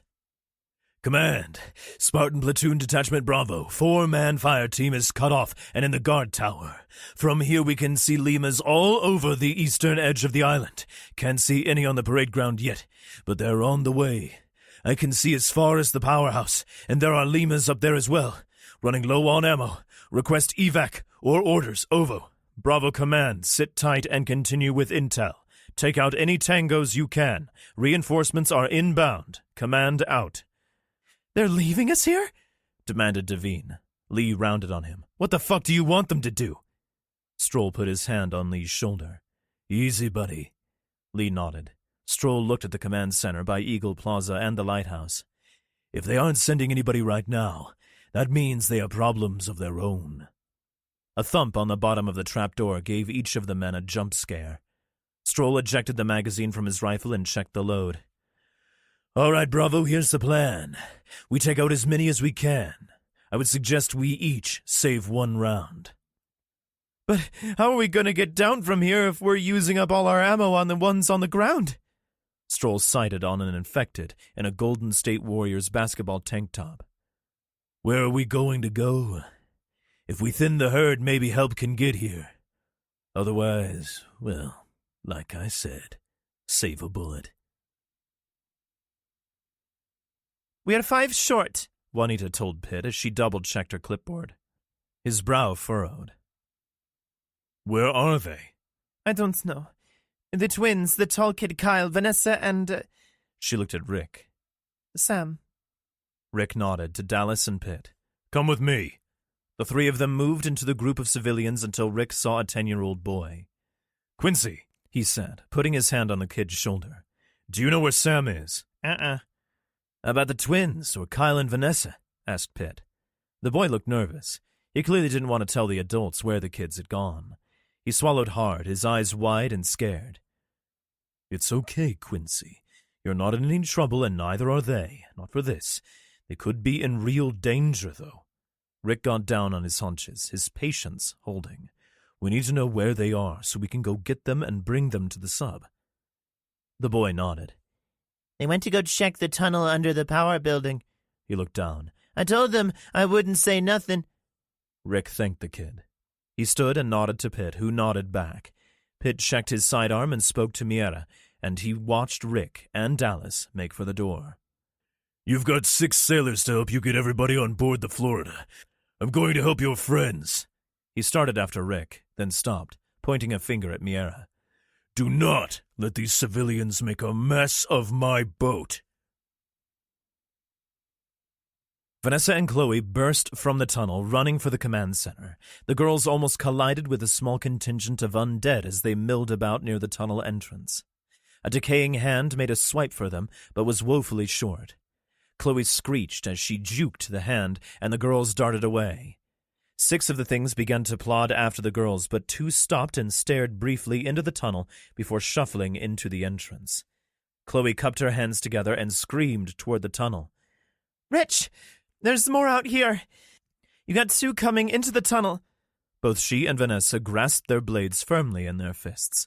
Chloe banged her knife on the iron railing, egging the creatures toward her. "Come on, you dead a-holes, this way." One of the infected, who had entered the tunnel, stumbled back out and began its chase. "Behind!" hissed Vanessa. 2 more of the things were coming from the opposite direction, pinning the girls between them and the larger group. Chloe continued, begging her blade. "When they come for me, you run around them. I'll be right behind you." The infected did, indeed, head for the banging sounds, and Vanessa was able to duck off to the right of them. "Come on!" she screamed. Chloe abandoned her railing and sprinted to the outside of the reaching hands. This time, one of the things was able to latch onto her shirt, and before she could pull away, it had her. She grappled with it for a moment before she twisted her arm up and over its elbow and broke it. She tried to turn away, but her foot got tangled in the thing's legs, and they both went down in a heap. She struggled to keep the creature's mouth from her, but noticed the other one fall to its knees next to her in an attempt to feed. She thrust her blade at the head of the creature atop her, but missed and stabbed it in the neck. The other one had grabbed her arm and was pulling it to its mouth when a streak hit it from the side. The growling that came from the combatants was not that of the undead, but from a 95-pound bloodhound that was shaking the infected to pieces. Chloe saw an arm fly past her and heard the dog barking furiously. The canine let loose with a loud bay, and suddenly the thing atop her was dragged off. A 2-foot-long length of rebar crashed down on the infected cranium, driving it to the ground where it remained motionless. "Get up, kid!" shouted a man in a southern drawl. The man thundered forward and smacked the now armless creature the hound had dragged off. The big man hit it twice in the head before it stopped moving. "Dallas, get back on the line!" a man shouted. It had been Commander Pitt, and Rick was with him. Chloe smiled, and she looked up into her friend's face. Dallas helped her stand, and the two of them sprinted from the oncoming horde, dog in tow. Rick and Pitt fired into the crowd, dropping infected with headshots. Dallas joined in and fired with his shotgun until there were none left. Dallas got down on one knee next to Clyde, the bloodhound. "Good boy," he said when the gunfire ceased. Rick was about to ask Chloe and Vanessa where his daughter was when Vanessa pointed, telling the grown-ups there were kids in the tunnel with the dead. Rick and Pitt ran for the tunnel, Pitt calling back over his shoulder. "Dallas, get the kids to the boat." The dog started to move toward the tunnel, but Dallas called to him. "Clyde, you stay with me now." The pooch about-faced and trotted back to the Texan, padding toward the USS Florida with the girls. "Why do they call submarines boats?" Dallas asked the kids. "I mean, they go under the water, right?" "It scratched you?" Kyle asked over the din of the infected. Both boys pushed against the rusty iron door, and it seemed the dead would not be able to open it from their side. Only two of them could push on it at once, and the bottom of the ancient metal was stuck on the bricks. "Yeah, but we can't worry about that now." Richie glanced at Sam and smiled. "You okay?" "Fine," he said in a small voice. "You sure they can't get through?" "We did, so no." He looked at the heavy piece of metal that Martingale had used to block the door. That was helping, but if the kids left, the dead would be able to push open the door and gain entry to the island. Hands reached through the opening between the side of the door and the bricks, but they couldn't reach the warm flesh. "What was that?" Sam asked, when she heard gunfire echo down the tunnel. Kyle crinkled his face up. "Sounds like somebody's shooting." His eyes went wide. "But that means—" "We don't know what it means," interrupted Ricky. "We do know that the girls went to get help. They'll be back soon with some soldiers and a bunch of guns." The children spent the next few minutes in silence. The wet, rasping hacks of the dead just on the other side of the door, the only sounds of the tunnel. Shouting bounced around the tunnel walls briefly. Then the bob of flashlights appeared, and suddenly Commander Pitt and Sam's dad were standing, staring at the kids. "Sam!" Rick yelled and ran to her. "Are you okay?" She nodded and threw her arms around her father. "What the hell is this?" Pitt demanded in a stern voice. "This is us stopping them from getting on the island," Richie retorted. "How did they get in there?" Rick asked as he scooped up Sam. "There's a bunch of water at the end of the tunnel," Kyle almost shouted. "They just walked in." "Good work, you three," Pitt congratulated as he put his hands against the door. "You're also in a world of trouble. Rick, get them out. What about you?" "I'm right behind you. Kids," he added quickly. "There's a body in the tunnel back there. One was coming up behind you when we took it out." Rick put Sam back down but held her hand as he trod up the tunnel. Richie and Kyle were immediately behind. When they were out of sight, Pitt took his hands off the door and hurried to follow them. The heavy iron door began to scrape across the brick behind him. When he made the first bend in the passageway, he flashed his light back the way he had come. 3 of the dead were already through the gap, and more were squeezing past. The door slid further open, and infected spilled onto the bricks. Pitt harumphed. "Eat this, assholes," he said under his breath. He removed an object from his tactical vest, pulled the pin and threw it underhand down the corridor, the metal making pinging sounds as it bounced across the bricks. Immediately the sailor sprinted toward the entrance of the tunnel. "Fire in the hole!" He could see Rick and the kids running into the sunlight when the explosion behind him almost knocked him over. Dust rained down, and several bricks fell from the ceiling.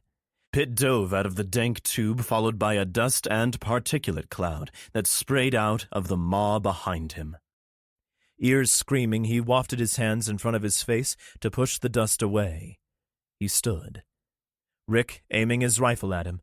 Rick screamed something, but the confined blast had replaced Pitt's hearing with a painfully loud ringing noise. The sailor felt a hand latch onto his shoulder, but only briefly. He spun to see a dead woman collapse behind him, but Rick hadn't fired. 3 other dead people materialized out of the dust, and Pitt could see other shapes moving toward him. He ran back to Rick and the kids, Rick covering with his rifle. Now Rick was popping off rounds. Pitt could hear the gunfire, but it sounded like he was hearing the rounds while he was underwater. Several dead moved through the settling dust cloud with malicious intent. Rick took them one at a time, but several became dozens, which turned into 100 or more. Rick tapped Pitt on the shoulder. He was speaking to Pitt, but the sailor couldn't hear him. Rick got what was happening and pointed behind them. The 5 Alcatraz survivors raced back up the hallway toward the anchored sub. Rick noticed a pile of fresh, bloody rags in front of the door to the power building, and he knew there were going to be casualties today. 18th floor, cosmetics, lingerie, and shitloads of zombies. Journal entry 4. Jill was in front of the door to 18 when it exploded outward. The force of the door knocked her into the railing. The infected took her over it. She fell screaming onto the stairs, a landing down with one of the things latched onto her. Her shrieks ceased with a crunch. John went down almost immediately, his neck now displaying a ragged, spurting hole in the right side. He fought briefly, but there were too many. Joan took a bite on the arm, but was able to fight the things off until we were able to assist. We hadn't thought it through.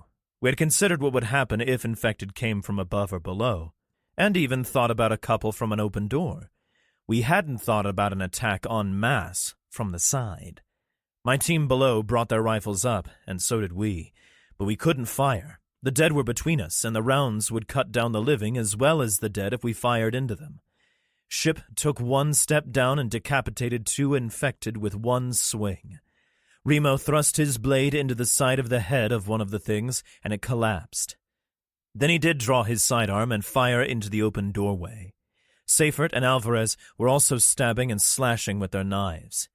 Danny was grappling with one of the things that had grabbed Brad, the 2 of them playing tug-of-war for Brad's life. Linda and Steve pulled their weight by destroying 2 infected with their bare hands. Well, hands and feet. Steve smashed the noggin of one of the things into the railing, and Linda stomped onto the face of one that had fallen.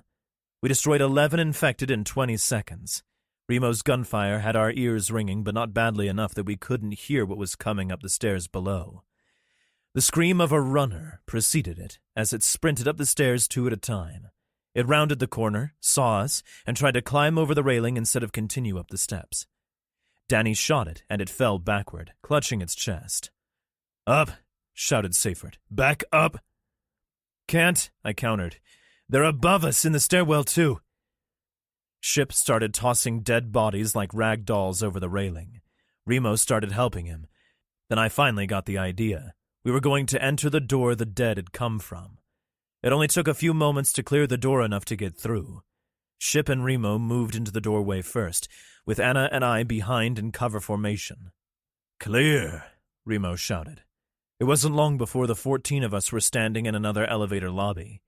Anna was tending to Joan, the rest of us with firearms pointing them all into the office. It smelled awful, terrible, like bad in there. There were blood smears and drag marks all over the place. A lady's shoes, some tattered remains, bones, and some of the shit the dead leave behind when they shuffle about were strewn in the lobby. The pretty of the green granite lobby was overpowered by the stench of what had been in here. A dead thing stumbled from the cubicle area of the office. Remo shot it quickly, then tapped his suppressor on the granite desk. Nothing else came. Seyfert had the back of his wrist covering his nose. "We can't stay here." Bob, one of the office workers, grabbed Remo and yelled in his face. "You idiots should have left us where we were. We were fine." Remo didn't say a word. He looked at Bob's hands on him, then shifted his gaze to Bob's eyes. The office guy let go immediately, and I understood why. I had been on the other side of Remo's "don't fuck with me" face, and it was unnerving as hell. I'm sure he could have used his glare as a weapon to melt this guy had he wanted to. Joan was getting a bandage on her bicep from Anna when she piped up. "We would have been eating each other in a few days." "But John and Jill," Bob nearly shrieked. "They would be alive right now if—" Joan cut him off. "It doesn't matter. We all would have been dead if—" Thumps sounded from the door we had just come through. The dead had reached our floor. "Remo, Ship, Alvarez," spoke Seyfert. "We need to properly clear this floor." He pointed at me. "You, Danny, and Kev, watch them. Don't let them wander off. If anybody moves toward the door, shoot them. Anna, check everybody for scratches. You can check us when we get back." The four of them slunk off, weapons at the ready. I rounded on the office folks. "We're gonna get out of here. It's what we do." "Tell that to my friends who just died." Bob almost sobbed. "I feel bad about that. But if they died so that you could live, then honor their sacrifice by living." Linda and Steve were holding each other tightly. "You guys okay?" I asked. "Yes, thank you," Steve told me. "Can they get in here?" Brad asked, staring at the door. There was considerable thumping going on, and we could hear the other sounds of the dead. "It's a steel fire door, and it opens out," Kev told him. "And you guys were in an office, just like this for a long time. Did they get in there?" "No, but they never pounded on it like they are now." Kev shrugged. "Life's a bitch." "So's death," I said aloud. Joan smiled, showing us her bandaged arm. "Guess I'll find out soon." We heard a suppressed shot, then four men said, "Clear," into the radio. The boys showed back up, Ship in the rear. "So what's the plan, Navy?" Seyfert looked tired. "We clear the stairwell and exfil the civvies back to the rock." He peeked at the door being thumped on by the shitheads, then pulled his radio. "Rock, this is Saber 1. How copy?" This was the first time in my short stretch in San Francisco that Alcatraz hadn't responded immediately to a radio call. Apparently Seyfert was a bit put off too, because he made a face. "Rock, Saber 1, come in." Seyfert glanced up at us. Something was amiss. I was about to ask what was up when the radio answered. "Saber, this is Shark. Switch to the alternate frequency now." "Who's Shark?" I asked, confused. Seyfert didn't even look at me. He fumbled with his radio for a moment, then nodded at Danny. "With me," was all he said. The two of them moved off into the bloody cubicles, while the rest of us stared at their backs. The office building people began to fire questions at us, but Remo held up a hand and they fell silent. "We know as much as you do," he told them. Seyfert and Danny returned in less than a minute. "Alcatraz is under attack," the SEAL told us. I moved toward the door. My hand reached for the lever-style handle before Ship's massive mitt came down on my shoulder. "We gotta go, buddy. Our family is on that island."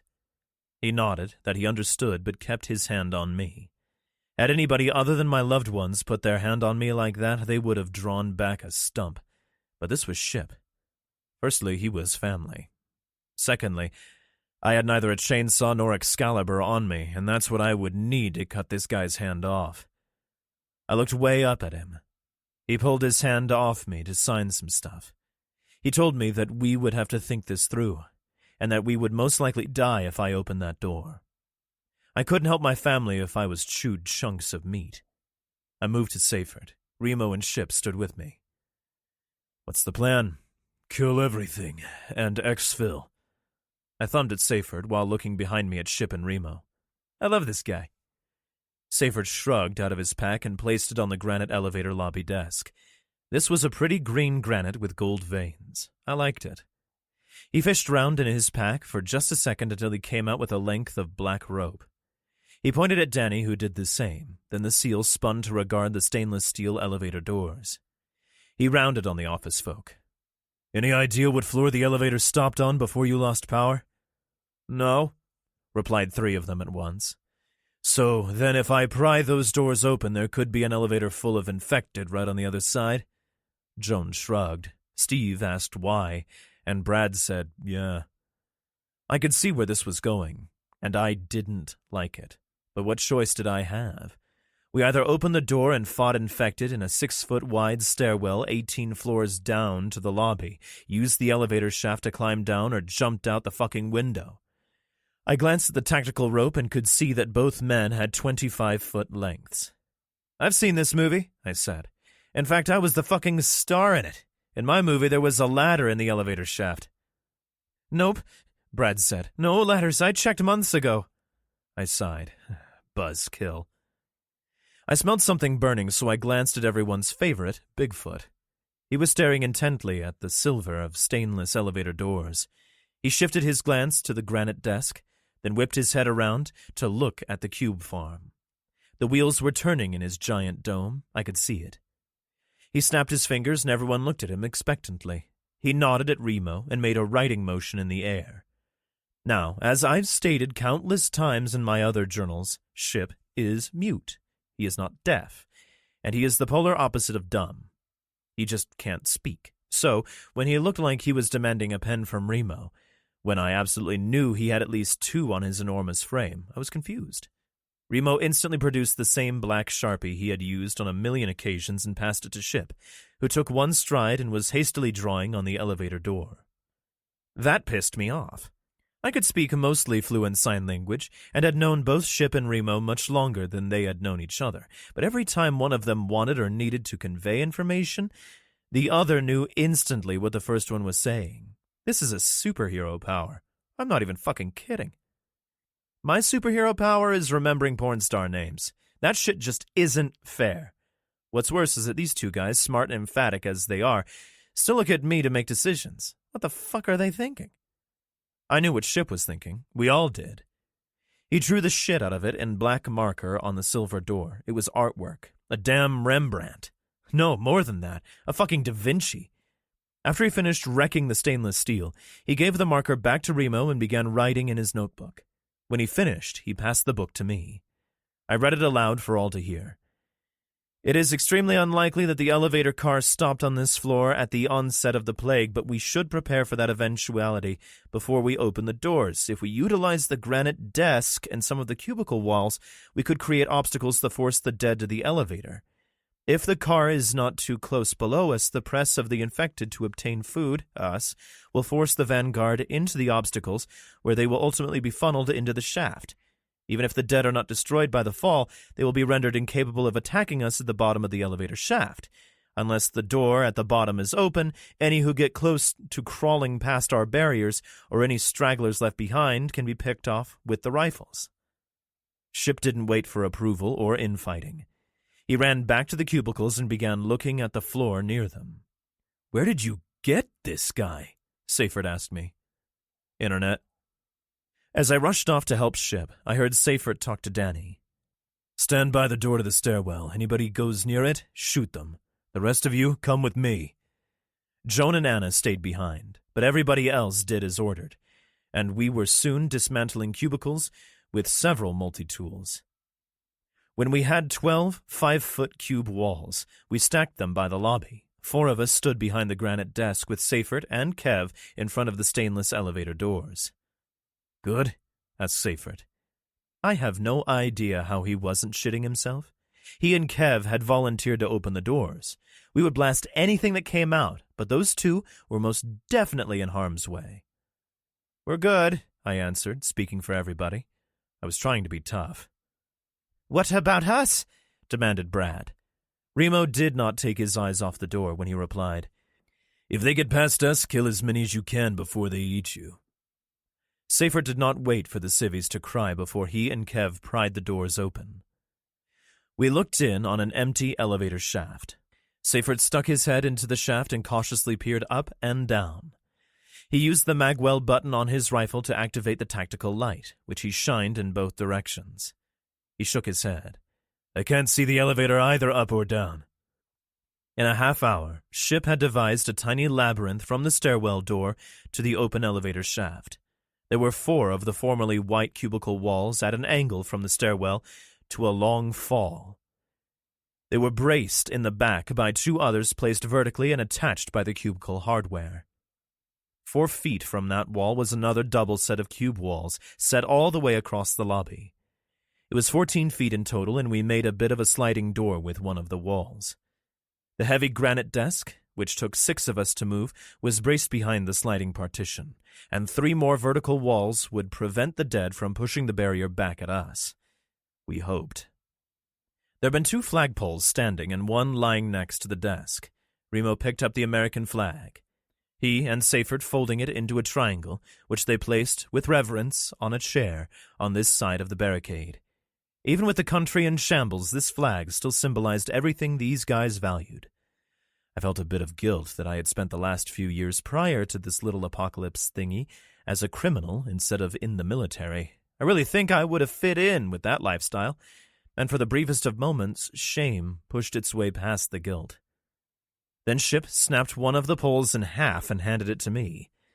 It had been a nice pointy end, perfect for skewering the rotten noggins of a bunch of festering dead cannibals. I asked him why he didn't break the other 2, and he told me he could use them as prods to assist the things into the elevator shaft. He had both signed and showed me what he meant, and I got it immediately. When I open the door, Seyfert began, they should flood this little area. He looked at me. Make damn sure I'm back through our gate here before you shut it. Gotcha, I nodded. I was the guy who was going to slide the gate home. The SEAL continued. When I'm through, we do everything we can to get them into the shaft. The difficult ones will get shot or stabbed. You guys good? He raised his eyebrows while he looked at the civvies. What can I do to help? Asked Steve. I could see he was shitting himself, and my respect for him shot skyward. I reiterated Remo's statement from before. Kill any that get past us. But if they get past you, Kayla began. Then they're done eating us, and they're coming for you, I finished for her. So fucking kill them all. Keep in mind these things have already killed pretty much everyone you know outside of this room, so be pissed and take out your anger on them. She nodded. She really did look mad. That was good. Seyfert moved to the door. He put his left hand on the silver handle and let out a big breath he had been holding. He turned to face his army. 13 of us stood ready. Well, Joan was sitting in a chair looking ill, but the rest of us stood. On 3, the SEAL told us. He counted down, and when he got to 1, he pushed the handle down and kicked the door. It moved about 4 inches, then slammed closed. Seyfert was already halfway back to the gate before he realized the door was not open. Shit. He moved back to the door. He let out that same breath, pushed the handle down, kicked the door, and this shit was on. Bunches of fingers, hands, and arms forced their way into the crack between the door and the frame. They did not belong to nice people. The problem was the dead were too stupid to act as one. Some were still beating on the door and some were trying to pull it open, so they kind of stymied themselves. Seyfert was back through the gate and I slammed it home behind the heavy granite desk in 5 seconds. We might have been able to order a pizza before the dead douches pulling on the steel actually won the fight and the door moved open enough for the things to spill in. And spill in they did. They shuffled forward, slamming into our barrier with all the force they could muster. Arms reached over the cube walls, but the things couldn't get any type of purchase as the walls were 5 feet high. The ones in the front were crushed against the barrier as the ones in the back flooded the lobby. Ship is a fucking genius. I've said that many times, and I'm sure I'll repeat it until the day I die. If the next few paragraphs don't cement the fact that Ship is a genius into your brain, you should go find a container of bleach and make some margaritas with it. The tops of the cubicles had these pretty opaque blue glass partitions on them. I saw one of the things press its rotten face against the glass as it tried to reach over and grab me. Our eyes locked, and we regarded each other as the thing slid to the right. There were 2-inch-wide gaps in the glass, and when the thing reached one, its skull was briefly caught. Half the thing's face peeled off as it slid past the slit. The thing's left eye skated across the corner of the partition and let go with a wet squirt.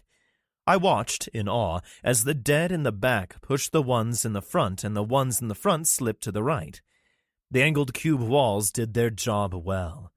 Half-Face looked back at me with its remaining eye for another moment before it disappeared into the shaft with a few others. I glanced at Remo. He looked at me at the same time. We both shrugged and continued to stab at the more industrious of the pus sacks who tried to climb over the walls. None of them made it. I don't know how many of those rotten things took the plunge, but it was quite a few. All I could picture was each of them hitting the bottom of that elevator shaft with a wet splash. The floor we were on now was pretty stinky, but can you imagine the stench from that friggin' hole in a month? Ew. It was over in 20 minutes. There were a couple of crawlers on the other side of the wall mixed in with any of their re-killed brethren who hadn't fallen to their wet end. Ship used one of the broken flagpoles to end the two legless things, and we were suddenly out of zombies. We waited 5 minutes not hearing anything from the stairwell. Seifert tapped his chest, pointing to his eyes, and then at the open fire door. He pointed at me and I nodded. Ship slid the makeshift door to our barricade open. Seifert and I slipped through quietly, sidearms ready. We stepped over a baker's dozen of the stinking corpses and slunk to the wide-open fire door, prepared to sprint back if need be. We hunched over, using our inspection mirrors to check outside the door. Seifert checked the right, down the stairs. My direction was left and up. I have no idea what the seal saw in his mirror, but mine caught the reflection of a pair of knees. As I angled the mirror up, I could see a tall, thin man. He stood with his back pressed against the concrete wall of the stairwell, palms flat, head back. The fucker was trying to hide behind the open door. I had no idea how this guy hadn't been shredded and consumed by the 60 or so undead that had been in this concrete tube not 6 minutes before. Until I angled the mirror up a bit more, the man's tank top was covered in gore, as was his beard. He had that twitchy, feverish look that only meant one thing. When he dropped his gaze and looked directly into the mirror with his red, bleeding eyes, it was confirmed. My sanity checked out for a split second. My mind simply not prepared for this. But wait, there's more! I gasped, and the thing shrieked, tearing around the door and leaping over the re-killed thing that had it propped open. I grabbed the doorframe with both hands, its long arms propelling it into the elevator lobby. It smashed into me, knocking me off balance, then plowed into my new buddy. Seifert's weapon clattered away, the man and the lanky infected going down in a thrashing heap. It straddled him, the two of them fighting for the seal's life. "Yes!" it screamed in a voice not remotely human, and it brought its hand up high to slash downward on Seifert's face. 4 bullets impacted the runner simultaneously, and it flew to the left, smacking its noggin on the doorframe. Seifert scrambled backward on his ass like a crab, but he only made 2 feet before he hit the wall next to the open elevator doors. 5 feet to his left, and he would have joined the infected at the bottom of the shaft. The runner put its nasty paw on the floor and began to push itself up. It only got halfway before I shot it in the back of the dome with my sidearm. I stood, moving into the stairwell to cover Seifert until his sanity returned. This was some fucked up shit right here, and it might take a minute for him to process. Nothing was coming from above or below that I could see or hear. I dragged both things out of the doorway and pulled the door closed. "You okay?" I asked, holding a hand down to him to help him up. Seifert looked up at me, blinking. You heard. Damn Skippy. Fucker spoke." I waggled the fingers on my still extended hand, and he got the message. I helped him up, and the two of us stared back at the group behind the safety of the cubicle walls. I began to ask, but Remo cut me off. "I heard it too." "Me too," said Anna. We all did, Kev added. What in holy fucking hell was that? Dunno, I shrugged. Maybe he was a Jeopardy winner before he was infected. You know, all smart and shit. Conversation started between pretty much everybody. Even Ship was furiously scribbling on his pad. Hey, I said. The conversations not only didn't stop, they got louder.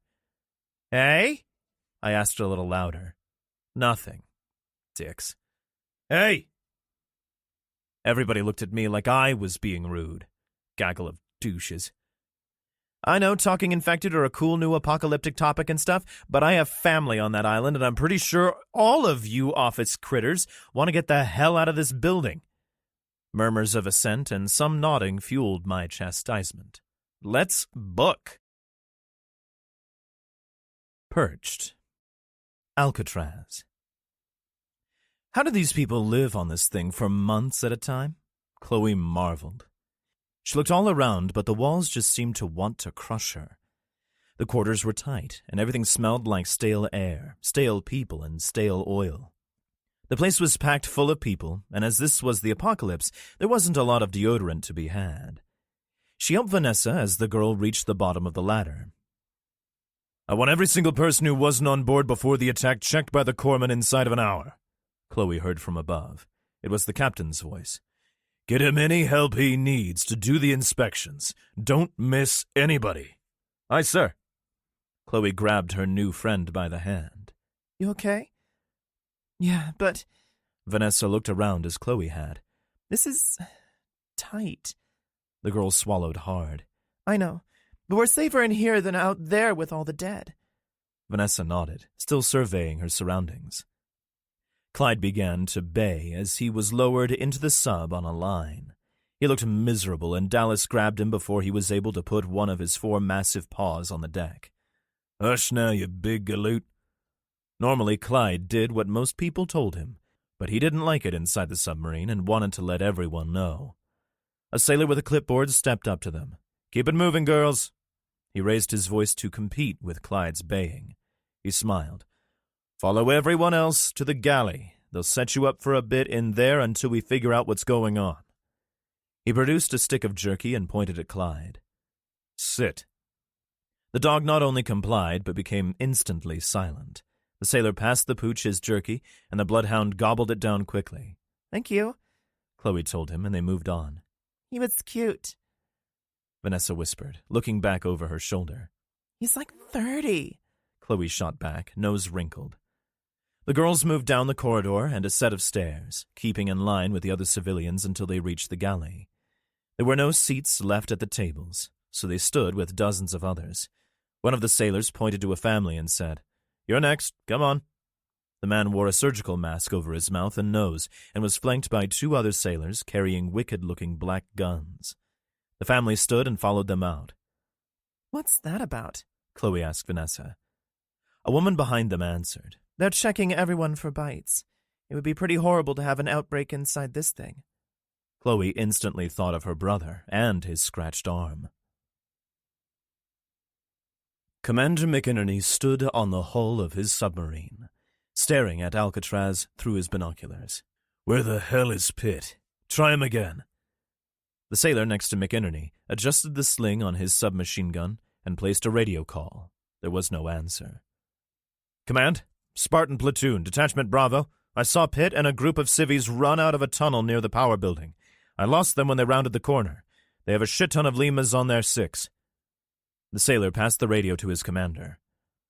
Copy that, Spartan. What kind of enemy presence are you seeing from up there? Difficult to get an accurate count, Command. I would estimate about 400, but they're moving all over the place. They have no focus, so the count could be off. They've stopped coming ashore, though, and there are only a half dozen milling about on the dock. Excellent intel, sailors. Sit tight. We'll get to you when we can. Copy that, Command. Good luck.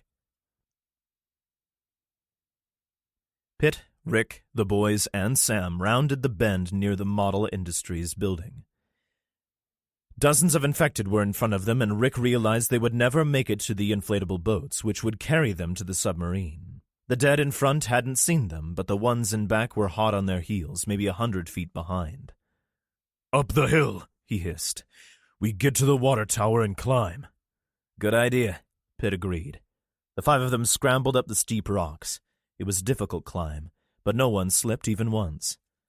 Kyle glanced back down the hill when Richie helped him over the edge at the top. "Holy shit," the boy breathed. The rest of the group peered back down the steep slope. Several dozen infected were scratching their way up the hill, but they couldn't get purchase. They would get a few feet up and tumble back into the legs of their counterparts. If any of the survivors had fallen like the infected had, they wouldn't have had time to scream before they were eaten. Pitt had seen enough. He reached for his radio, but it was missing. Damn! He rubbed the stubble on his chin. He hadn't shaved since the day before yesterday. He hated stubble, but shaving equipment was hard to come by now. Let's get to the top of the tower and do a proper recon. You kids up for another climb? The group of them stood beneath the massive water tower looking up. The top of the tower would be the highest point on the island, and it had a 360-degree view, but it was dangerous. The metal had been painted recently, and Chloe had told Richie that the government had spent $1 million to restore the tower in the past few years. They had even re-lettered the graffiti sprawled on the tower by Native Americans during a time called the occupation of Alcatraz. Rick's friend and SWAT sniper, Pablo Martinez, had used this very tower to scope out an attack from hostile humans a year ago. Martinez had been killed en route to Boston, and Rick felt a moment of sadness. Pitt put his left hand on one of the rungs of the blue-painted ladder. I'll go first. Let me get a few rungs up before you start after me. Boys, you're next, then Sam. Rick, you follow at the end. Pitt glanced back toward the Model Industries and Power buildings. The dead were on the way up the steep ramp to the water tower. They would arrive in a few short minutes. The sailor began to climb, his boots making a clanging noise on the steel rungs as he ascended. A protective cage encircled the ladder all the way to the crest of the water tower. The boys followed when Pitt was about 10 feet up. Sam began her ascent with Rick immediately behind her. You okay, honey? Yeah, this is easy. Soon Sam was extending her hand to Pitt, who assisted both her and her father onto the wire mesh walkway. 4 feet of catwalk would keep them just under 100 feet away from the gnashing teeth and tearing claws of the infected dead. Pitt smiled, proud of the sailor who had had the idea to put caches of supplies all over the island. The commander used his multi-tool to snip the cable ties, which kept 2 Alice packs covered in plastic sheeting attached to the railing. The packs had a few days' worth of food and water, 200 rounds of 5.56 ammunition for the rifles, clips, and line to keep stranded survivors from falling off the catwalks, and most importantly, 2 marine radios.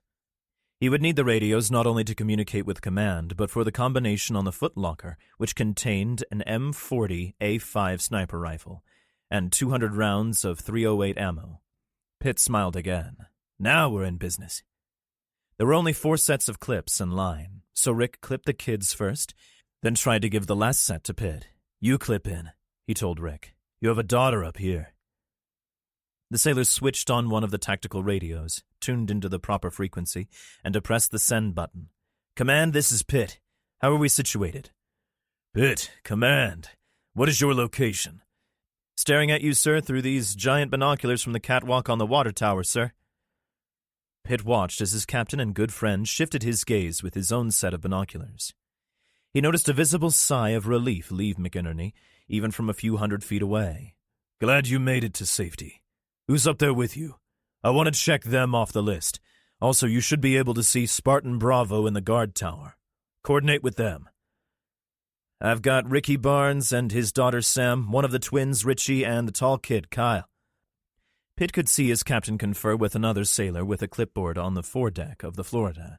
Pitt's boots clanged on the metal catwalk as he circled the steel of his tower to check the guard tower. He stared at a man aiming a rifle at him. The man used the scope to survey his commander and lowered the rifle when his check was done. Got you, Commander. Copy, Spartan. Where's Alpha Team? Haven't heard from them. Bravo will keep trying. That leaves 16 unaccounted for. McInerney's voice cut in. Not including the mission fire team in the city. Damn it, where's Martingale? He's supposed to help facilitate the civilian evacuations. Richie and Kyle glanced at each other while Pitt continued his radio conversation. Mr. Barnes? Kyle asked tentatively. Rick was hunkered down next to Sam, and he raised his eyes up to the standing boy, staring at him expectantly. "We were in the tunnel, all of us. Chloe and Vanessa were there too." The kid seemed hesitant, but he continued. "Mr. Martingale must have followed us into the tunnel. When we saw the dead coming out of the water at the end, we ran for it, but the door was locked behind us. Mr. Martingale was on the other side. We told him there were dead in the tunnel, but he called us liars." "It's true," Richie confirmed quickly. "You can ask Sam." Rick didn't need to. "It's true," she told him. "He said that. Then he ran when he saw those things coming behind us." "He ran?" Rick asked incredulously. "What do you mean he ran?" Richie folded his arms. "He saw the dead and took off. He left us to get eaten." Pitt finished his radio conversation, glaring at the kids. He slipped the walkie-talkie into his pocket. "He left you? He left you there?" All three kids nodded. Commander Pitt shook his head in disgust. "We'll deal with that later. Right now we have more pressing concerns." He dialed in a combination on the locker and extricated the firearm stored within. It was a greenish rifle that Richie thought didn't look overly impressive. There were 2 full 10-round box magazines and an ammo can in the footlocker as well. Pitt slapped in a magazine and bolted in a round. He brought the rifle to his shoulder and took a sideways glance at Rick. He grinned a half-smile. "Captain said to fire at will. Stick your fingers in your ears, kids." Dozens of the undead had made their way to the base of the water tower, but most of them would be difficult to hit from his vantage. He aimed the weapon toward the power building. A group of nasty specimens were milling about slowly on the stone walkway. The scope's crosshairs settled on the head of a burned and blackened corpse. It turned and looked directly at Pitt, the white of its teeth in stark contrast to the blackened flesh on its face. The teeth exploded when the .308 round entered just below the burned-off nose. Pitt thought aloud. Little low. He fired 6 more times, scoring 4 headshots. This will take all damn day. Rick aimed his rifle into the crowd and began firing. Shots from the guard tower echoed across the island as well. Oh shit! Journal Entry 5.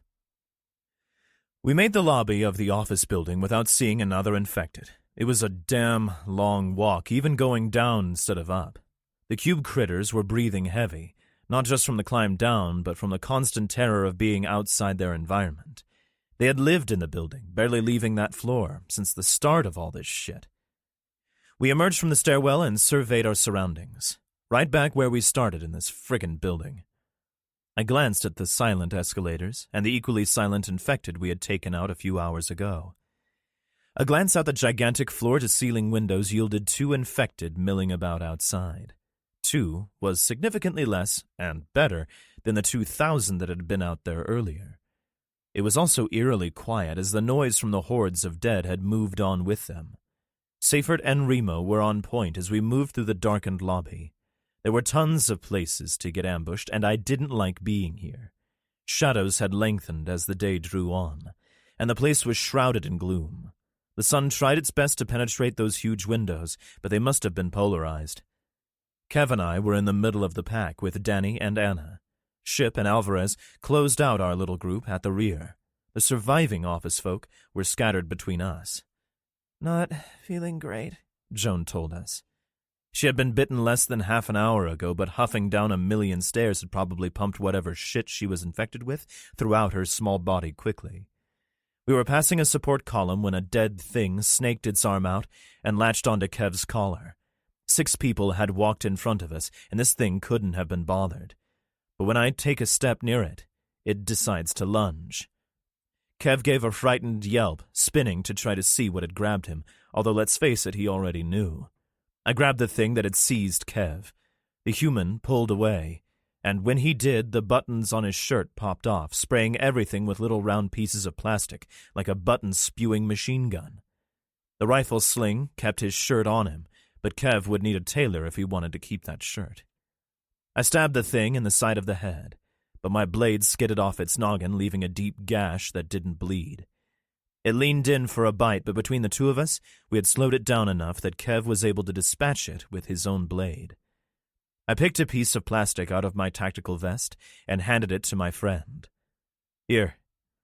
Kev accepted the button and glanced down at his partially bared chest. He lifted the left side of his shirt up. Don't think this is going to be salvageable. Pity you couldn't figure a way to weaponize those buttons, I told him. They would have destroyed that infected. I had an epiphany and smiled a face splitter. I'm going to call you Buttons from now on. He nodded. Me likey. Quit the fucking grab-assing and let's get back to the boat, yeah? That had been Danny, and I had to wonder why he and everybody else in front of Kev and I had gotten a pass from the re-killed infected I was checking out now.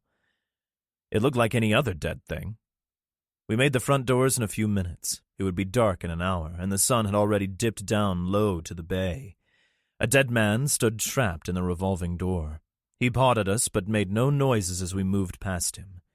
He would probably be stuck in there forever. Joan drew her forearm across her forehead. I need to sit down. She looked horrible. Her pallor was the color of rancid cream, her eyes bloodshot. She blinked a few times and wiped her eyes. I could see she was about to take a digger, so I grabbed her arm and helped her to the floor. I could feel the heat coming off her before I even touched her skin. How long? She asked me. I can't even fucking begin to tell you how many times I've been asked that. 100 at least. Everybody, even folks who didn't know me, just assumed I knew the answer to that. And I did. I sighed. Anywhere from 30 seconds to about 9 hours. It will get bad long before that, though. Worse than this? I smiled and looked at her helplessly, nodding. Much. I saw her eyes glance at my sidearm, and I covered it with my hand. We don't have shitloads of time here, Seyfried said. He wasn't trying to be a dick, but Joan was already dead. It would just take a bit of death to cement his hold, and the rest of us were in imminent danger. Joan started to cry. I need you to do it, she told me. Do what? I asked quickly, clenching my hand harder on the polymer grip of my Sig Sauer handgun. I had played dumb, and I knew exactly what she meant. She wanted me to kill her. The double bitch of this was that not only was she correct in asking me to blow her brains out, but I would absolutely do it for her. I got the chills for a moment when she asked me, but that moment was brief. The brevity of my feelings is a testament to the world I live in now. What are you talking about? Brad demanded in a hoarse whisper. The group had gathered in a small circle with Joan and I in the center. I sighed again. It's a long way and she can't make it. She's infected. Brad and Kayla took a step back, but Gary got on one knee and put his hand on her shoulder. He didn't utter a word. She wants me to kill her, I finished. The group looked stunned. Kill her? Brad demanded again. Lots of demands out of this guy. Are you fucking insane? I stood and drew my cig. She can't come with us. I don't want to be one of those things, she hissed at all of us. She clenched her fists. Just do it. You're going to shoot her? You're actually going to shoot her? Yes, Brad. I pointed at the dead thing pawing at us through the curved glass of the revolving door. Or she turns into that and tries to kill every living thing she comes across. Everyone in the group looked at the pathetic thing trapped in that stupid round door. Its face was pressed against the pane, and vile fluids ran down the glass in black rivulets. It was disgusting. Everything about it was horrible. Every person she bites after she becomes one of them becomes one of them, Remo said. Joan tried to stand, and I helped her. She grabbed my wrist. The fever in her gave off heat like a furnace. Come on. She croaked through her tears and pulled me through the group. We moved 50 feet or so back into the lobby, out of sight behind the rounded wooden bar of a small cafe. She let go of my hand and surprised me when she covered me in an embrace. I hugged her back. She let go and looked me in the eyes. One of the capillaries in her right eye let go, and the white began to fill with red. Thank you. Get the others to safety. She turned, clasped her hands together, and looked at the ceiling. Our Father, who art in heaven. Where is she? Brad asked through a whisper when I came back to the group alone. He looked past me, then right at me. This is your fault. I know, I said, and moved to the center of the group. The civvies knew the drill. If they spoke, we all died. If they panicked, we died. If they fucking breathed loud, well, you get it. Seyfert did take a deep breath, let it out, and pushed through the exit next to the revolving door, leading with his rifle. We filed out after him in silence, me glancing one more time at the thing scratching at us. It looked sad we were leaving. We slunk down the tan granite walkway outside the office building, single file like a line of giant ducklings. Steve and Linda held hands, but the rest of us just held weapons.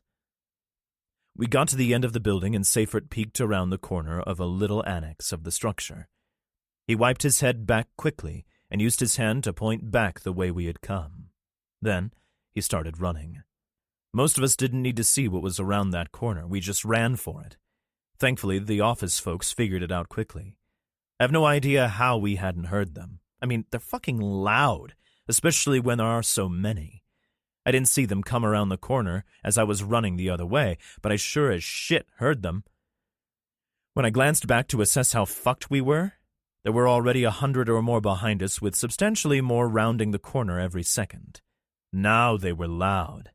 We were in California, and I have little doubt this particular horde of undead could be heard in frickin' China. They got louder when they saw us, too. The cubicle critters bemoaned what they saw, but kept up with us as we sprinted down the street. We were passing the undead-occupied revolving door when Brad peeled off running back toward the building.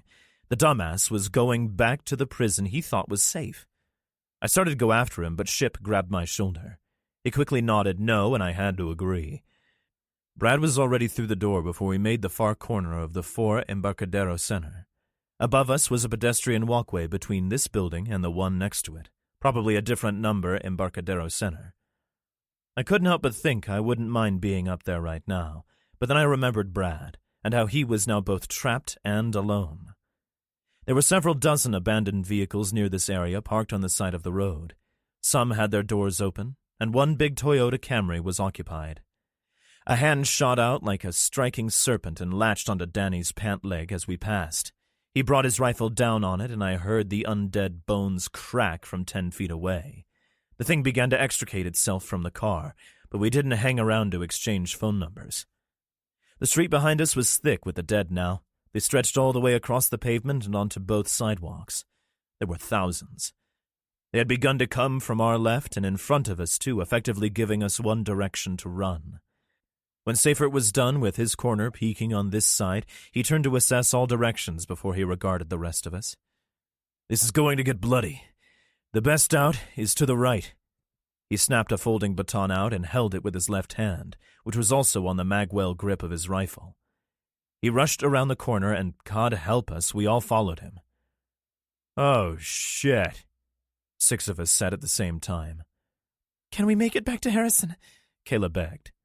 She meant the business she had been holed up in back in the office building. Nobody bothered answering. There were at least 50 of the things in front of us. They were already looking in our direction and let us, and everything else in the vicinity, know they had seen us.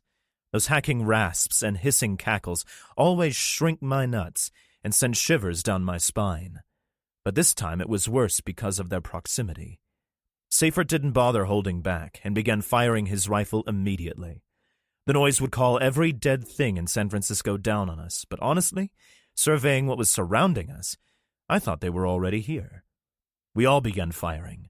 I selectively sought out my targets, wishing I had spent more time with Donna and the kids before volunteering for this stupid fucking mission.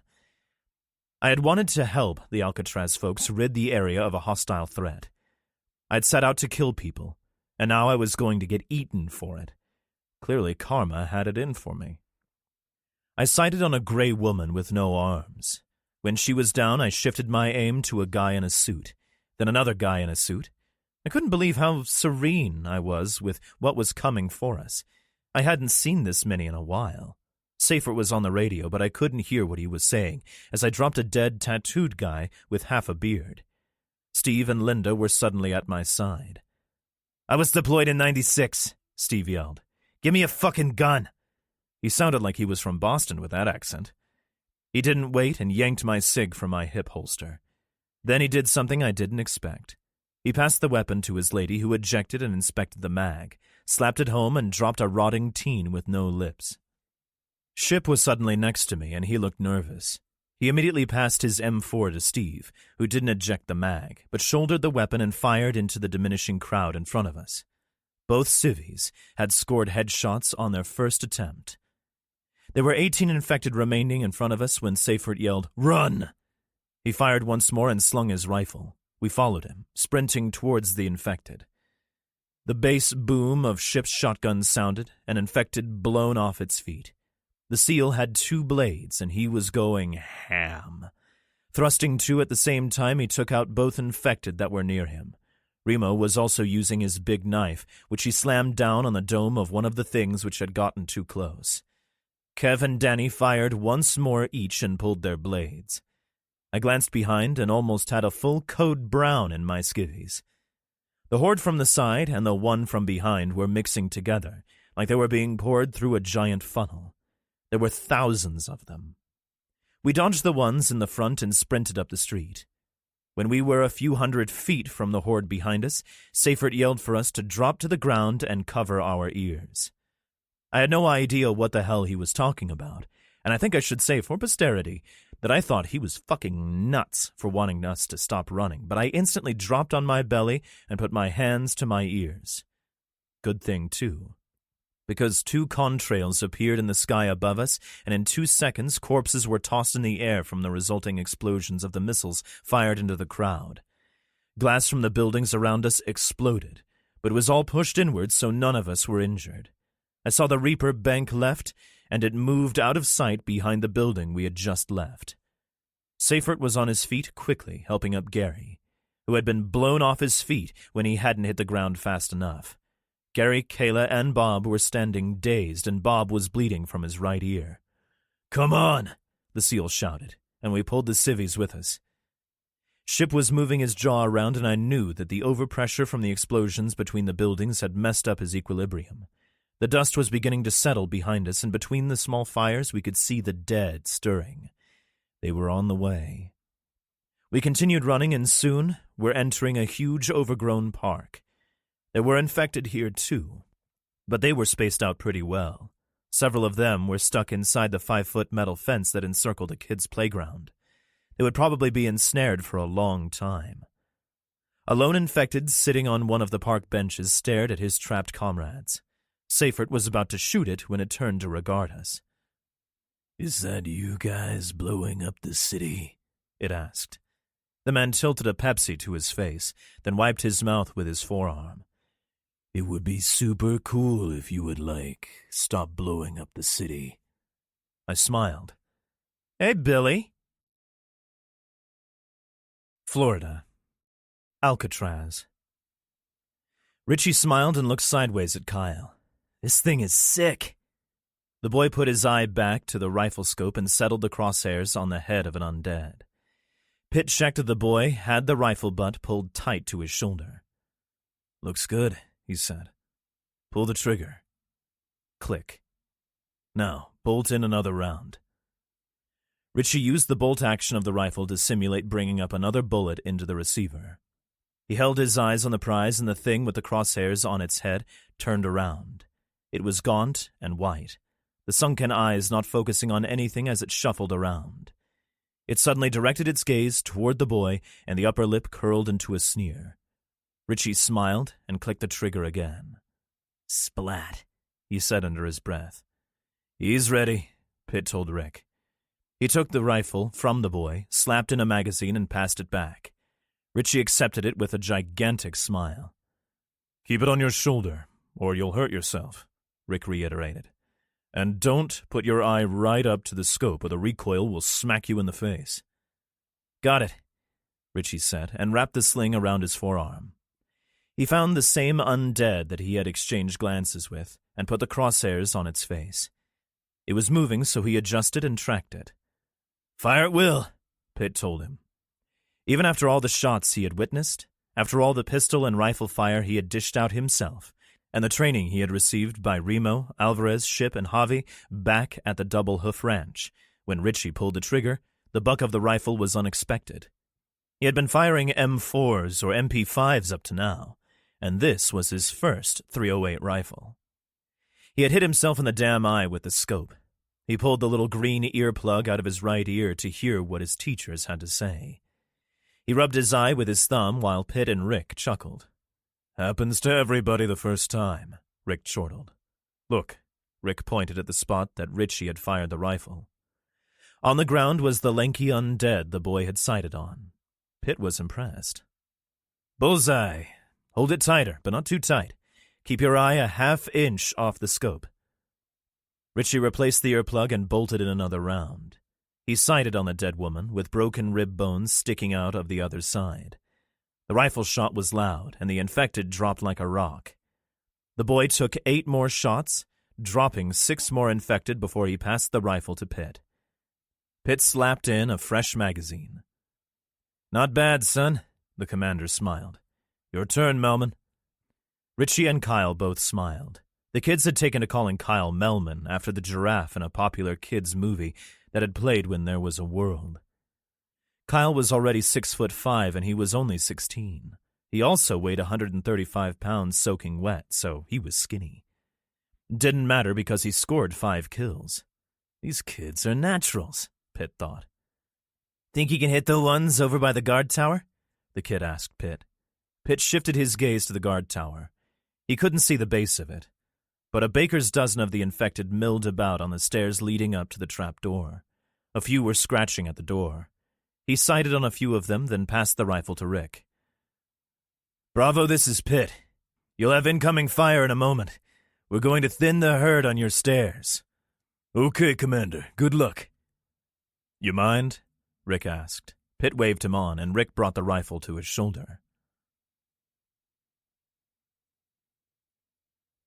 Ensign Clary shifted on his bunk. The tightness in his chest was becoming irksome, and he moved his shoulders to try to relieve it. He had been working a lot on the sub since the plague started, and rest was a difficult thing to come by when he was forced to hot rack with several other sailors.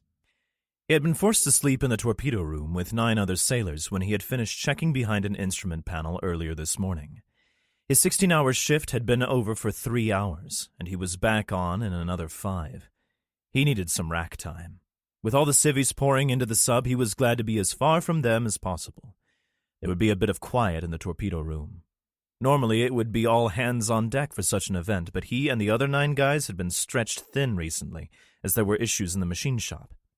He shifted again, thinking he would need to see the doc soon. Chest pains were nothing to mess around with, and he had been having them sporadically for a few months now. Milovic, one of the machinists, began to snore in the hammock above him.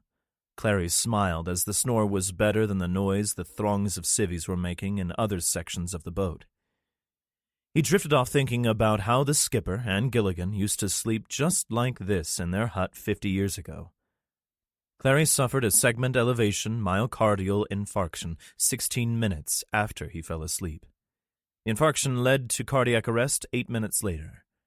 He made a slight noise during the event, but the 9 other guys didn't hear it as they were all asleep as well. His life force left him shortly after the heart attack, and something else invaded his body. His eyes opened exactly 30 minutes to the second after he had fallen asleep. He would be the only one who died peacefully in the torpedo room. The thing that had been Clary got out of its bunk and surveyed the area using the soft overhead lights to see. It focused on the noise in the room that didn't belong. A snore. Milovic's hammock was at chest height to the undead, and the creature had been one of his friends a mere half-hour previous, leaned in, and bit him on the Adam's apple. Milovic's struggles weren't silent, and 2 other crew members, Mabius and Kaplan, grunted grievances at the noise. Kaplan switched positions in his hammock to see what the commotion was, and stared into the dripping face of the undead Clary. As the Clary thing ripped his throat out, Kaplan noticed Milovic sitting up. "Where the hell is Clary?" demanded Chief Petty Officer Ricks, looking at his watch. "He should have been here half an hour ago. Marshal, go get Clary. He's asleep in the torpedo room with the rest of the A-gangers." "Aye, sir," Machinist Mate Marshall told his superior and friend. Marshall began to make his way from the machinist bay to the torpedo room. He took his time, knowing that Clary probably needed the rest.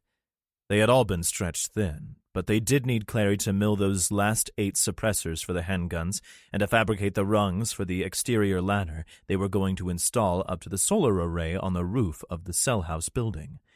No small task, and they only had 3 days to do it or the commander would shit a brick. With the undead attack currently happening on the island, Marshall was damn happy he was on the sub. There was no way the things could gain entry from the island. All they had to do was pull the gangways, and those dead fucks would just scratch at the steel if they didn't sink to the bottom of the bay. Marshall fought the crowd of civvies as he moved down the tight corridor to the torpedo room. He didn't mind the civvies, some of them were nice to talk to, but when he was tasked to do something, he couldn't hang around. He needed to work. He stepped over the knee knocker and pulled the hatch closer behind him. This resulted in a bit more quiet. The damn civilians were loud on his boat. He didn't throw the handles on the hatch because why would he? He reached the hatch to the torpedo room and heard movement on the other side. At least somebody was awake. Only one hatch handle was in place, so he pulled it out of the locked position, and the hatch flew into him, hitting him in the face. Blood spurted through his fingers when he brought his hands to his ruined nose. The pain in his nose was forgotten when 8 of his former friends and fellow sailors flooded from the torpedo room and swarmed him, biting and tearing. The things finished with him when he sat back up just a few minutes later. They shuffled off toward the muted sounds on the other side of the hatch at the far end of the corridor. The Marshall thing attempted to stand, but there was no muscle left on its arms or left leg. It began to drag itself toward the sounds its brothers had followed. Back in the torpedo room, exhausted machinist's mate, John Moe, shifted on his bunk. He yawned and pulled the light blanket off his head. He stared up at the dim crew lights hung from the ceiling, then spun his wrist, and turned a bleary eye on his watch. 4 hours until his shift started. He sighed and pulled the blanket back over his head. The green earplugs did wonders to keep out the noise of the boat, especially with all the civvies on board. He was asleep again in seconds. This sub was awesome. There were so many things to see inside, and all the sub guys knew what to do all the time. They all had guns, but everybody had guns since the rotten started killing people. 8-year-old Caleb glanced at his 6-year-old brother Noah. When they had to flee their home in the city, Noah had shut down and clung to his mother for half a year. Nothing would get him off her leg, even trips to the bathroom. He had just come out of his shell a few months ago, but now that there were so many people in the crowded submarine, Noah was on his mom like a tick. Caleb rolled his eyes. Noah was just a baby. This place was exciting. The 8-year-old moved away from his mother's side to look at the gleaming metal tables. They had metal tables. They were all attached to the floor, too, and so were the stools. The boy pouted. It stunk when he had to stay in the cafeteria of the sub. It was like his old school, except for the cool tables and stools. He glanced at his mother, but she was talking to some other lady. Caleb made his escape and threaded through the legs of a dozen people to make his way to one of the sub guys. He stared at the wicked-looking black gun the guy had. It was so cool. Caleb wanted a gun, too. He had gotten to shoot one of the handguns. That had been really cool. But the sub guys wouldn't let him keep one for himself. He slipped past the sub guy and stood in front of a black door. Even the doors on the sub were cool. They started at his thigh, and he had to step over the bottom bit of it to get through. Cool. This door was shut, though, and it had 6 little handles on it, but only one was closed. He heard something on the other side. Was it something even more cool? Maybe there were guns, or maybe torpedoes. He had never seen a torpedo before. What if he could touch one? He smiled. Noah would never believe he had touched a real torpedo. He put his hand on the hatch lever, and something exploded into his mind.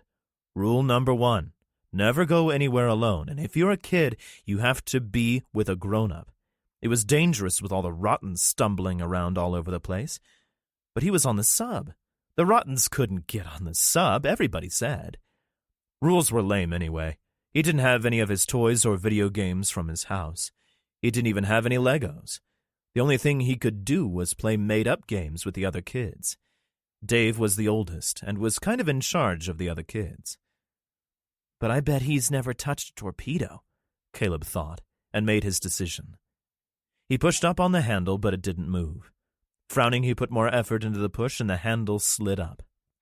The scratching on the other side of the steel had to be seen. He had to know what a torpedo felt like.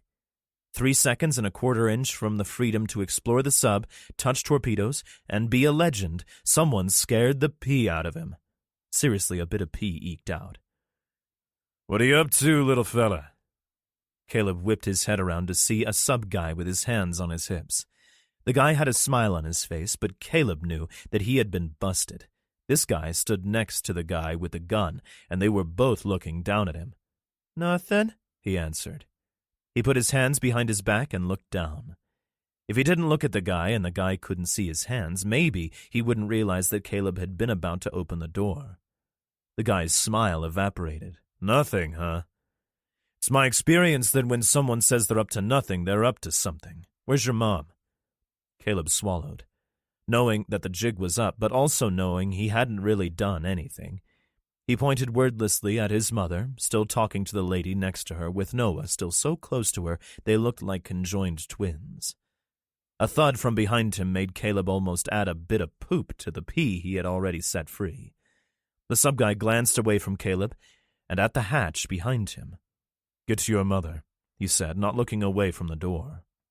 For the second time in 5 minutes, Caleb made his escape, but this time he ran back to his mom. Ensign Talbot shifted his MP5 on its sling and smiled. "Damn kids." He shook his head, his disdain for children evident on his scowl. Both he and CPO Ricks were watching the boy flee back to his mom. Talbot huffed and threw the hatch handle the rest of the way open. Ricks whipped his head around as he heard the handle move. "No, wait!" The hatch flew back into Talbot with the weight of several infected behind it. They tumbled over the knee knocker and spilled into the galley. It didn't take long for the civilians to see what was happening, the screams of terror flooding the steel enclosure. Reunited. Journal entry 6. "Billy!" Anna yelled, and Seifert looked like he was going to dive for his foxhole. "Hey, Anna. Hey, Danny. Hey, Gossamer. Hey, He looked at me quizzically for a moment. I never did get your name." I was about to tell him when Seifert told us we needed to move. "Now," he admonished. "Whoa," Billy breathed, lifting an eyebrow. "Who's Captain Sirius?" "I'm not a captain. I'm—" Seifert trailed off for a moment, then jerked his head up to stare at the blonde kid. "Billy?" He looked at Anna. "The Billy? The one you guys are always talking about?" Billy beamed. "I'm a the? I have a title? Wait, am I famous?" He stood and gave Anna a huge hug. "You're about to be lunch, kid," Steve told him. "No, he won't," Anna, Danny, Alvarez, and Remo said at the same time. Seifert glared at all of us. "What, does everybody know this frickin' guy except me?" "I don't know him," replied Linda quickly. Seifert glanced back at the corner we had rounded a minute ago. There were still no dead yet. He pointed at Billy. "You're coming with us." Billy sat on the bench, crossed his legs, and folded his arms. "No." Seifert raised his rifle and pointed it at Billy. I didn't know what was going on, but the guys on both ends of Seifert's M4 had saved my life, so I was a tad conflicted. Anna grabbed the barrel of the weapon and shoved it to the side. "You're not shooting him. If you did, you would have to deal with half the population of Alcatraz when you got back." "I don't want to shoot him. He's mission optional, but I'm supposed to bring him if I find him." "But what if he doesn't want to go?" Billy asked in earnest. Seifert shook his head. "That wasn't discussed." "We don't have time for this," Remo stated, checking our 6. "He's right," I added. "Alcatraz is under attack, and I want to get back and help." Billy's brows furrowed. "Attack? Like an undead attack?" He directed his gaze at Anna. "Where's Sam?" "She's there, Billy. And so are a ton of heavy hitters like these guys, seals and stuff." "I don't care about aquatic mammals." He pointed at Seifert. "I need your boat." Seifert's eyebrows shot skyward. "You're coming with us?" Billy pulled the samurai sword from the sheath on his back. "Incorrect. You're coming with me. He stood and began a confident stride toward the east. Billy! Anna called to him. Yeah? It's this way. She pointed northwest. Gotcha. He switched directions and proceeded to lead our group toward the boat. Infected with smoke and clothing began to round the building we had passed a few minutes ago. The horde saw us and began its arduous trek in our direction. I had to give it to them.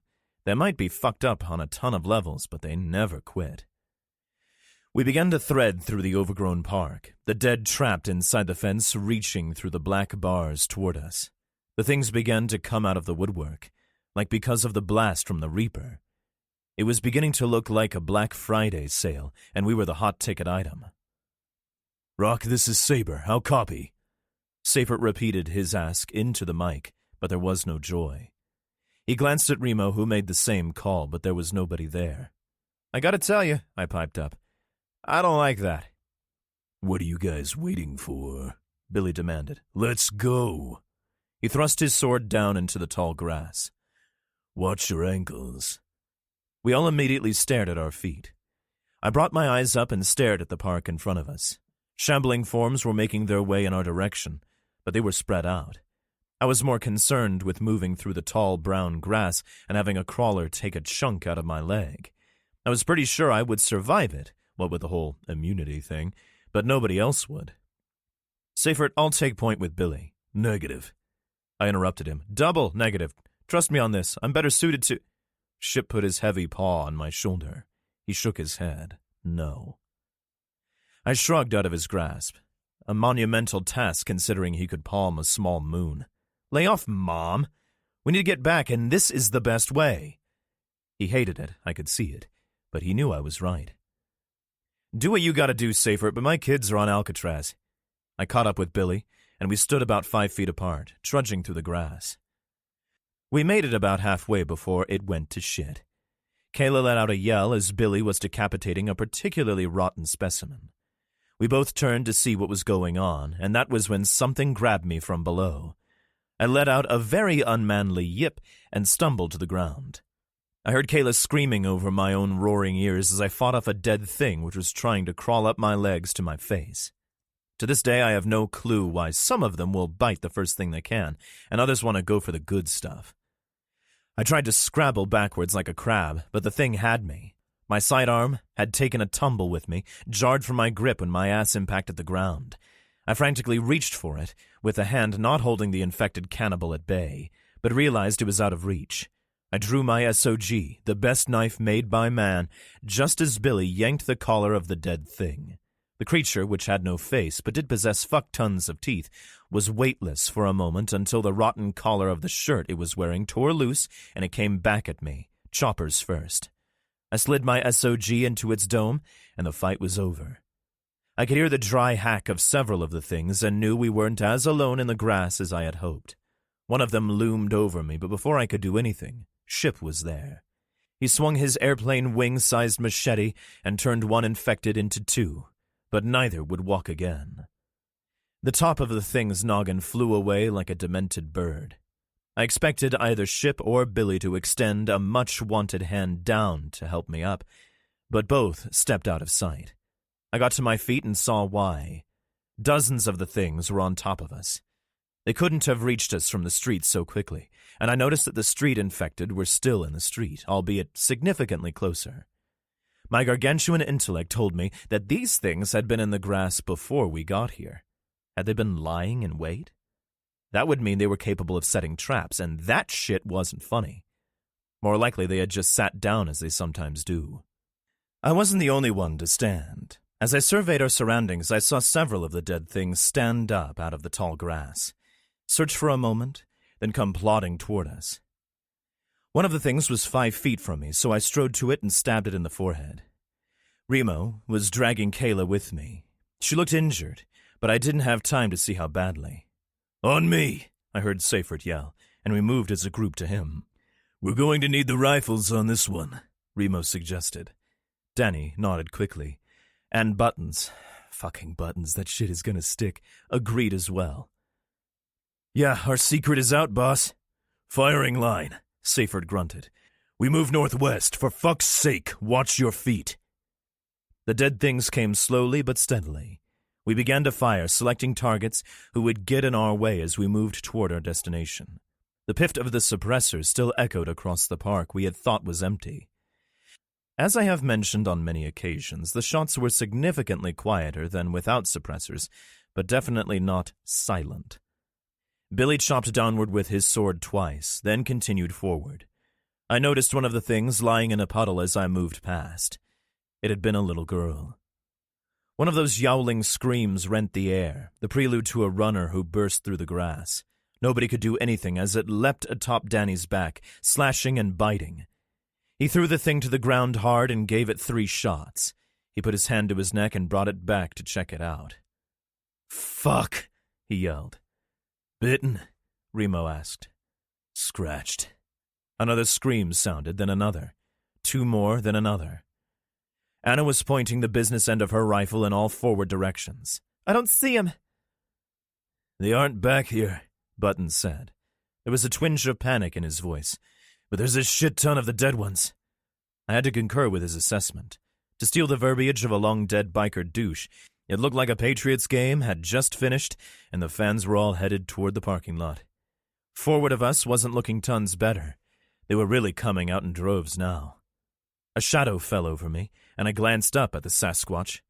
He said all he could with a look. "We're in it now." A few months ago, I had lost a good friend of mine in this exact situation. That shit was not happening again. Fuck these dead assholes. Seyfert had had enough. "Move!" We moved forward tactically, rifles on our shoulders and firing where possible. The pops of rifle fire seemed to spur the dead on. More of the screams sounded much closer this time. I whipped my rifle barrel to the left, the scope to my eye. My scope was an ACOG, with a 3.5x zoom and this little chevron on a stick on the inside to help with bullet drop compensation. The sight showed me the rustling grass 15 feet away a half-second before a runner burst forward. The horrid thing screamed and slashed at the air as it sprinted toward Bob. The guy stood his ground with his desk leg at the ready, but I gave the runner 2 in the side before it could get to him. The thing collapsed, trying to crawl toward us, but too fucked up to do so. Bob glanced at me and smiled in silent thanks. I nodded and began to search for more targets when 2 more of the sprinting horrors exploded from the stalks right next to us. The thing which used to be a woman leapt onto Bob, slashing and tearing. He smacked her with his desk leg, but she was already on him, so his swings were ineffective. Danny gave the thing a rifle butt to the head, but the second thing hit Bob at his midsection, and they all went down. Danny rolled away as I got to them, but Bob began to yell. I shot the tackler point blank in the head before something hit me like a freight train and I kept sprawling. I could hear Bob yelling and bullets firing over the screaming of the thing on top of me. It had been an average-sized guy, and I could see inflamed holes in his right shoulder and arm where someone had hit it with buckshot days before. I guess these things could get regular infections. That would be stored in my memory bank for later if I survived the next 10 seconds. Gripping my rifle by the buttstock and the barrel, I pushed up and hit the fucker in the chest when he tried to chew on my face. I bucked and he flew to the side. But he still had me by the shirt and my single-point sling.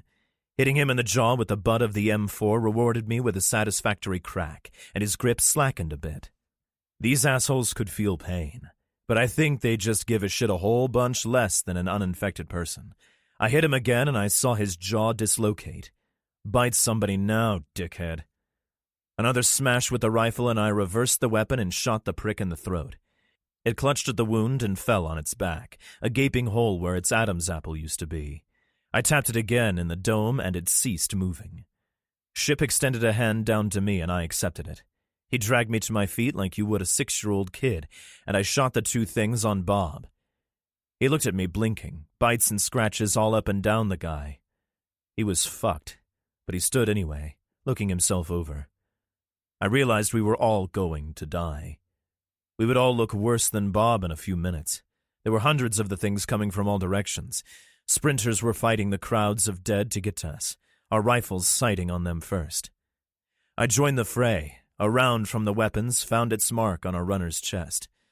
I took out 3 more before I executed a tactical magazine switch. I had lost count of my fired rounds, and I needed to charge another. As I did so, I saw Billy slashing with his sword, Seifert firing his rifle, and Remo guarding Kayla against 2 dead ones who had gotten close with his sidearm. Linda and Steve were using their guns, and they were doing well. Gary and Danny battled a dead one that had grabbed Gary, and Buttons was changing magazines. Alvarez and Anna fired their weapons as well, and I watched Alvarez reach for a mag, but he had none left. "Shoot the fast ones and follow me," Billy yelled. He had a sawed-off shotgun in his left hand and slashed sideways with his sword. As a group, we ran after him, firing, the crowds of infected closing in where we had just been fighting. They had converged and were now one massive horde 50 feet to the rear of our position. There were thousands, and they were still coming. Where was the fucking Reaper now? As we jogged toward a few hundred of the things, I turned to speak to Ship and Remo. "Good thing we came to San Francisco, huh?" Remo smiled. "I was thinking the same thing." Ship didn't say shit. "I'm out," Buttons yelled. "Billy, hold up," Seifert yelled. "Danny, it's time. How many you got?" 3. Danny let his rifle dangle, and he slid the fat shotgun around to the front. He released it from the sling and reached into one of his tactical pockets. 2 he and 1 frag. Danny pulled out a big, fat green shell with a gold tip. He cracked the weapon in half and shoved it in the back of the barrel. Seifert looked back and smiled. "Put an he round right in the fucking face of that thing." He pointed at a speedy fucker 50 yards from us, screeching and slashing through the dead crowd to get at the good stuff.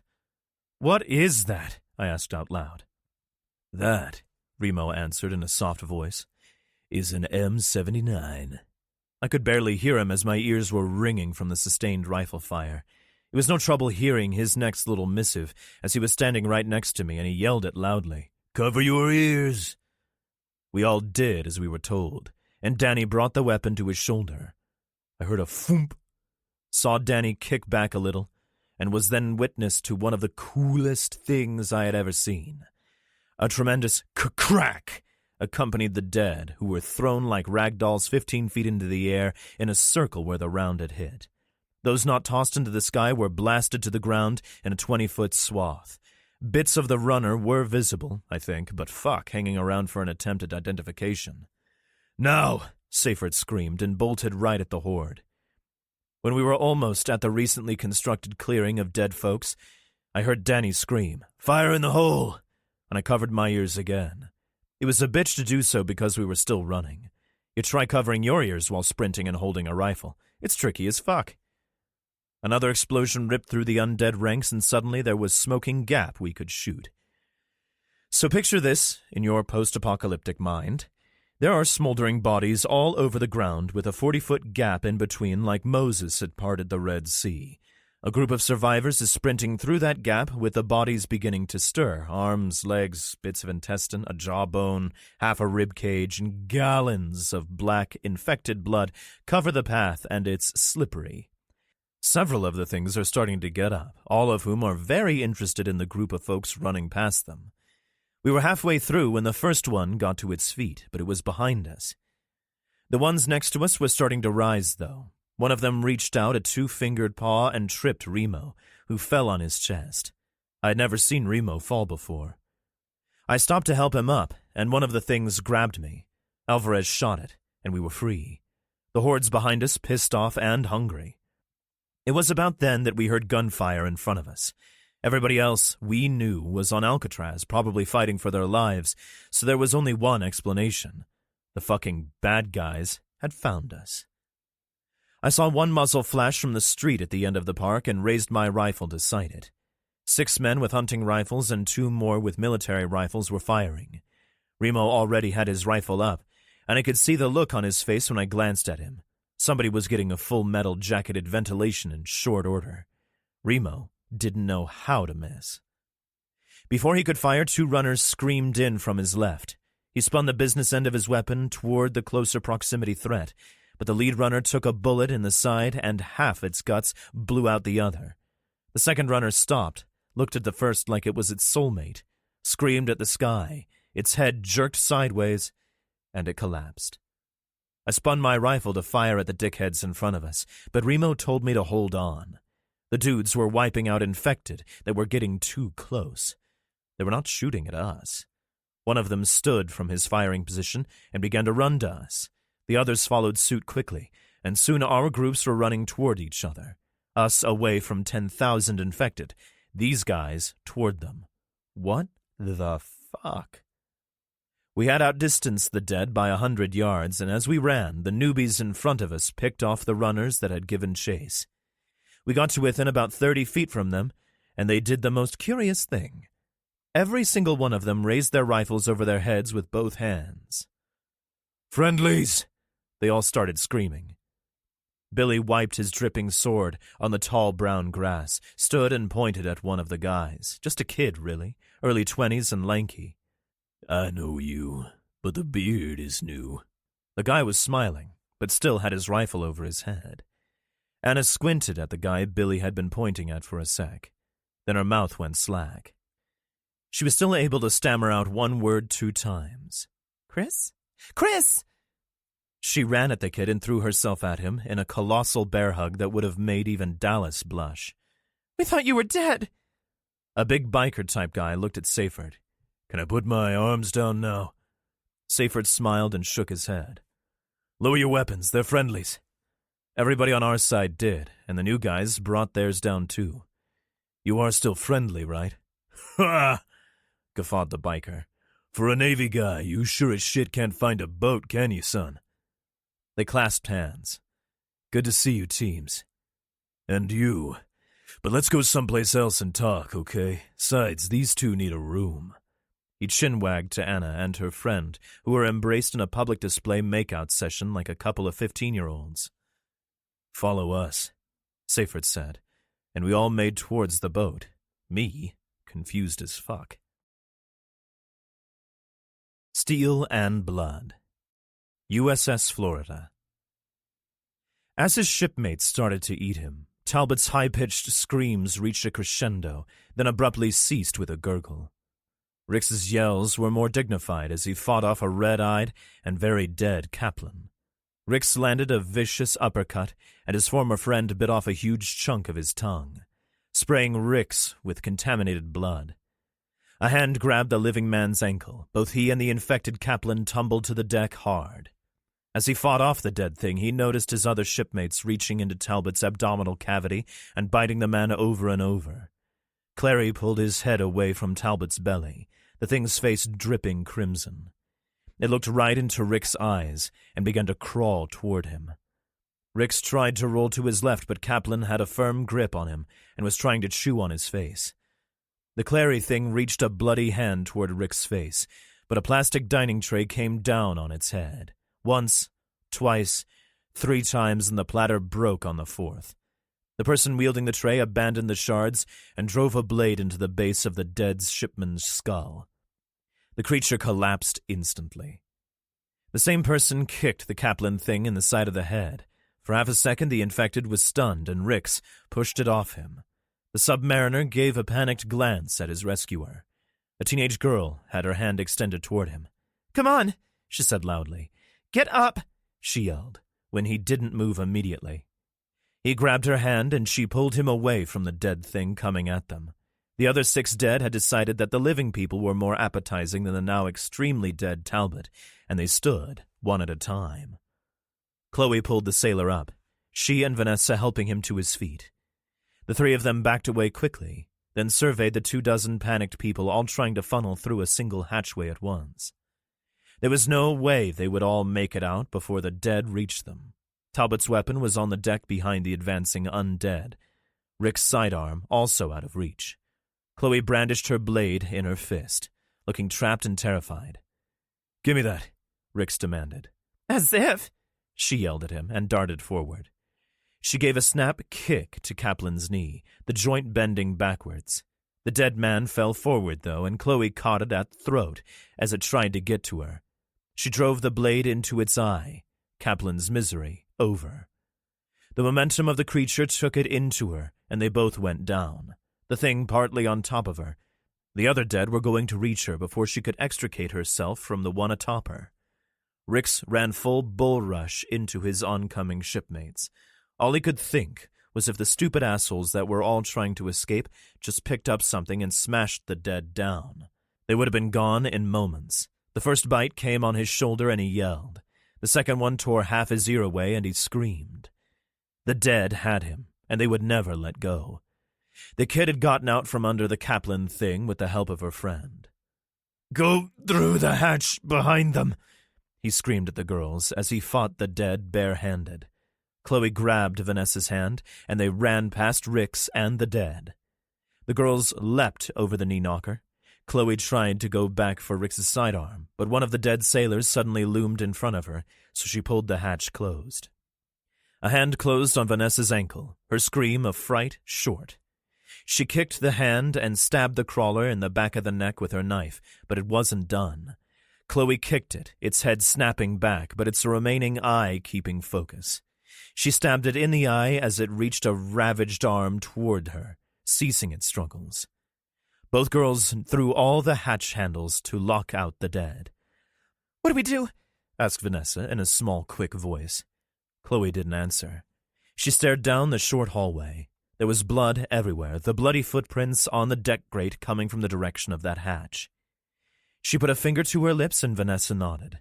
Vanessa was wearing sneakers, but Chloe only possessed a pair of boots, so her footfalls sounded like cannon fire to the girls as they padded toward the unseen through the hatch. Both jumped when a thud sounded on the steel behind them. Several others followed, and soon there was a steady thumping. Whatever had transpired in the room behind them was over, and the dead wanted in. "Don't touch anything," Chloe whispered. Both girls brandished their blades as they decided what to do. Staring briefly back at the steel being pounded on, Chloe nodded in the negative. "Can't go back that way." She chin-wagged toward the open hatch at the end of the corridor. They moved forward toward the lightened maw, fear creeping even further into their minds. In just a moment, the girls stood apprehensively in front of the torpedo room hatch, the light throwing odd shadows into the dark corridor. This hatch was different than the oval hatches behind her. It was smaller and circular, applying some of the hand signals she had learned from Remo. Chloe told Vanessa to stay behind her, and the girl nodded in understanding. Chloe moved her head extremely slowly until she could peek into the room with one eye. She had thought the corridor was bloody. This place looked like someone had taken buckets of the stuff and had liberally chucked the gore everywhere. What she didn't see were any infected. Blue bunks covered in blood were strapped to massive blue and black cylinders on one side of the skinny room, while twisted hammocks hung from the other. There was a lump on one of the bunks up forward, but it didn't seem to be moving. She moved her head so she could look closer at the room. Vanessa also poked her head around the edge of the circle for an assessment. An alarm began to sound, and the lump on the end of the makeshift bunks sat up. It was a shirtless man who did not appear to be infected. He stared around for a moment, confused, then focused on the girls. "You're not supposed to be down here." "Are you friggin' kidding me?" Chloe shouted. "Look around." He pulled the plugs from his ears and scrunched his face up. "What?" "Look!" Both girls shouted, pointing at the blood dripping from pretty much everything. He did. This time he did not fail to notice the gore. He also heard the thumps coming from the closed hatchway 20 feet away. He shot to his feet, bumping his head on what looked like an upside-down valve handle, which came from the ceiling. "Ow!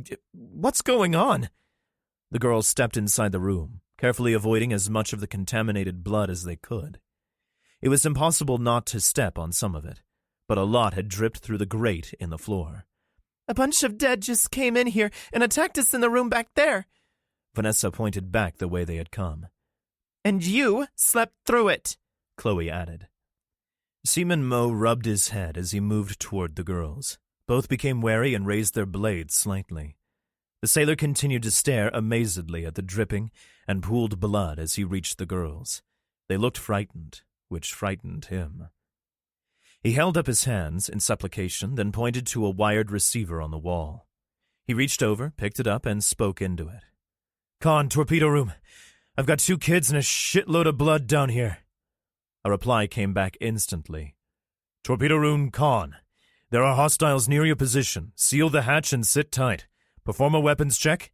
We may need intel." Torpedo room copies all. How many hostiles? Unknown. Unknown amount of crew members and civilians have been infected. There was a slight pause. Watch your ass. Mo hung up the receiver and shifted his gaze to the kids. I just told the con there were civilians in the torpedo room, and they didn't even blink. Maybe they're more worried about that, Chloe told him, as she pointed to the thumping on the steel behind them. Vanessa, after a quick survey of their surroundings, raised her hand. I have to pee. Mo sighed. Terrific. They hold everything forward of the galley except for the officers' mess and some of the berthing areas, Kimball told McInerney, as the corpsman bandaged his forearm. A few civvies were able to get into the O mess and seal the door. How many civilians are down there? Asked the captain. I don't know, sir. Maybe 30 stretched out over the galley and the corridors? 28, Captain. Harris, another sailor holding a clipboard, told him. And how many got out? 11. They all jammed the forward hatch trying to get out, and the dead ripped into the ones in the back. The captain glanced around the room at the people there, leaning against the bulkheads or sitting on the deck. He ran his palm across the stubble on his head. He would need a haircut soon. And they came from someplace forward? Aye, sir, probably the torpedo room. We had 10 men in there using the decks, hammocks, and the fish as bunks. We had another 6 in the galley area. The captain sighed. Right. We're secure up top? Aye, sir. The con is secure, and there's no gangway to the island. The dead are being pushed into the water reaching for us. They just sink and have no way on board. Then let's get these damn dead off my boat. The sailor with the freshly bandaged arm stood. I should help, sir. He held his arm up, the bandage plain for all to see. I'm dead already, he harumphed. It doesn't even hurt. The phone on the wall near them blinked green, and a sailor picked it up. Sir. He handed the corded receiver to his captain. After a quick conversation, McInerney passed the receiver back to the sailor who had handed it to him. We've got at least 3 alive in the torpedo room. 2 civvies and Mo. All the sailors smiled. The sailor with the freshly bandaged arm looked up. Sir? The captain raised his eyebrows. Let's get them. The torpedo room? Asked Harris. But isn't that where the attack came from? 15 minutes later, 8 heavily armed sailors took positions outside the hatch to the galley. Blood dripped down the white steel of the knee knocker, and red streaks of it were on the deck and the bulkheads. The sailors could hear the dead moving around on the other side of the hatch. There were muffled thumps as the creatures pounded to be free of their metal prison. Shotgun and MP5 barrels were aimed at the sounds. I'll open the hatch, volunteered Kimball. No matter what, we have to hold them here. If they get past us, we'll lose the boat. Firing positions. Jesus, fuck, one of the men breathed when Kimball gripped the twist handle. He looked each man in the eye as they hugged both sides of the short corridor. Shotties will get them down, so shoot 'em anywhere, Kimball told them. But SMGs to the dome only, got it? Let them plug the hatch and fall over the knee knocker to slow them down. For fuck's sake, don't shoot me when I run back to you. Fall back when you reload, and the next guy steps up. His men nodded, and he shifted his gaze to the open hatch 15 feet behind them. His eyes locked with Harris's, who stood well back with his sidearm drawn, ready to slam the hatch closed if things got out of hand. Kimball nodded to him, and Harris spoke into his radio. Permission to engage, sir. Light 'em up, echoed the captain's disembodied voice. Kimball threw the handle up and pulled the hatch door wide. Keep it going. Journal Entry 7. A lone undead crawled out from under an abandoned UPS truck. It made that horrible noise that they make as it reached for us when we jogged past it. Oh, if you didn't know, the Embarcadero is just a road. It's 2 3-lane streets separated by a curbed median strip with some palm trees and street lights here and there. It's pretty. It seemed everything was called Embarcadero around here, though. We juked the undead thing and took a brief rest near an overgrown hedge across from the water. Where's the rest of your gang? Seyfert asked Teams. The rest of the steadies are across the Golden Gate at a marine mammal shelter or something, the biker told us as we jogged. They're waiting on me to give them a heads up. I didn't want 150 bikes tearing ass down the streets of the city and making too much noise. The new guy looked at Seifert with concern as we moved quickly across the Embarcadero. Where's Dallas? Seifert huffed. He's on Alcatraz. We just got a call from them, though. The island is under attack by the dead. We were on the way home when we ran into you. We'll help, the big biker said. I liked him immediately. Ship snapped his fingers and we all looked at him. He pointed back behind us. The dead were streaming out of the park and across the street. Thousands of them. That pretty curb with the pretty trees was about to have about 10,000 ugly feet stepping on it. What's that? Asked Linda, pointing forward. I squinted. Down the Embarcadero. You know what? Fuck it. I'm just calling it the street from now on. If you haven't caught on by now, that's on you. I squinted at what she was pointing at, then peered through my little binoculars. Fuck. I passed the binocs to Remo. He sighed. I concur with that assessment. Seifert, Danny, Anna, Steve, and the new kid Chris all echoed my fuck at the same time. A horde of infected, equally as large as the 5,000 or so that were behind us, was coming down the street in front.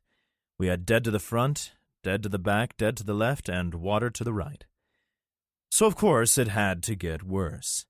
Bullets began to whiz past us, and we could see dickheads up in one of the buildings laughing and shooting down at us through a broken window. They had royally fucked up, though. Every one of us holding a firearm returned fire, and the floor-to-ceiling windows near the shooters exploded. One of them fell through the new opening about 6 floors to the street below. Infected would be eating human pizza over there. No more bullets came at us, but a couple of runners did. We dropped them, and Ship whistled loudly. He got us all to gape at him, and he silently pointed toward a ferryboat moored at the pier a bit down the street. It was going to be close, but we would have to run for it right now. Come on, Billy shouted as we sprinted for the dock.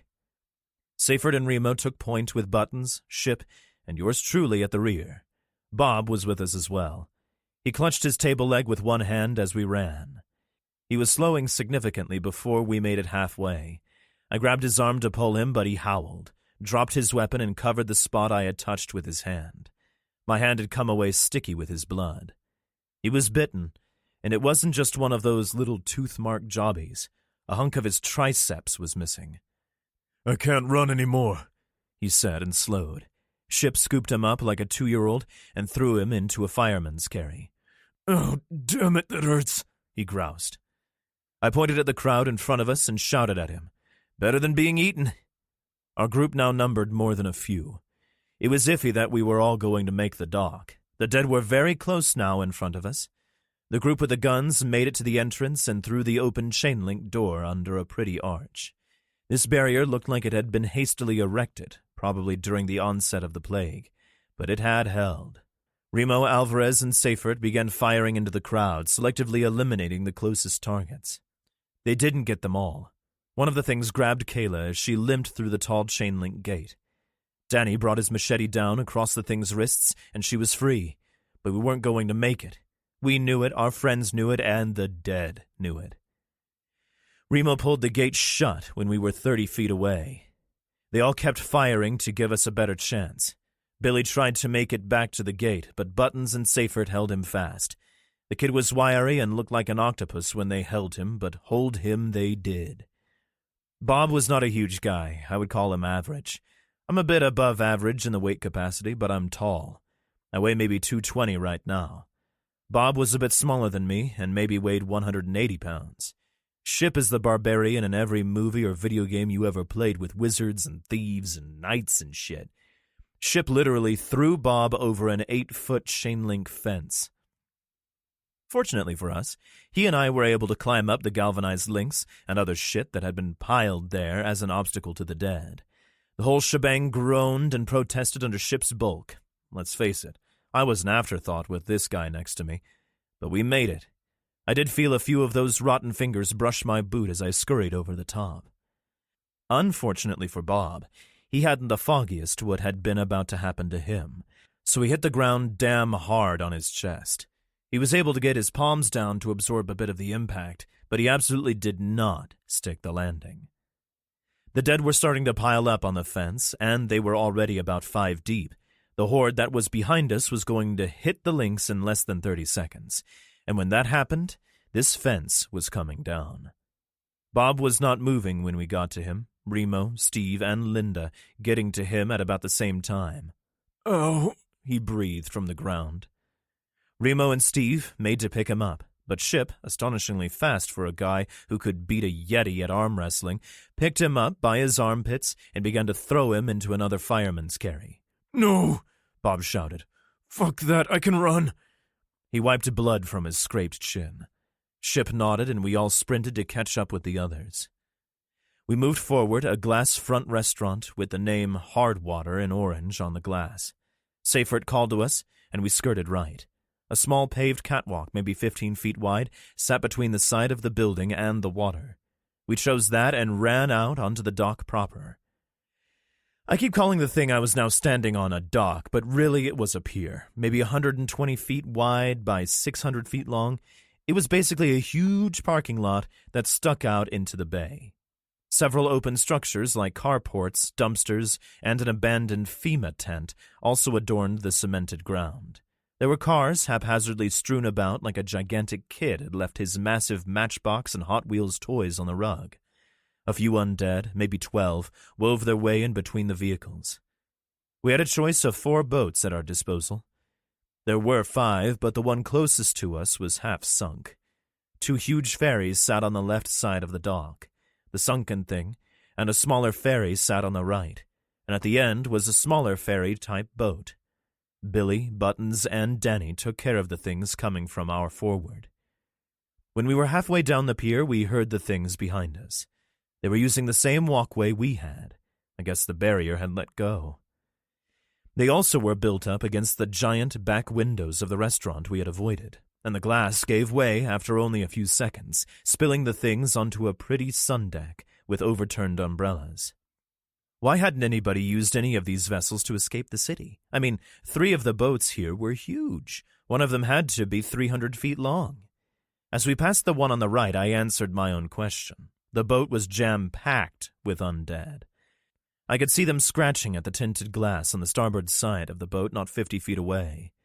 I spun my head to look at the huge ship on our left. San Francisco Bell looked back at me in tall, gold letters.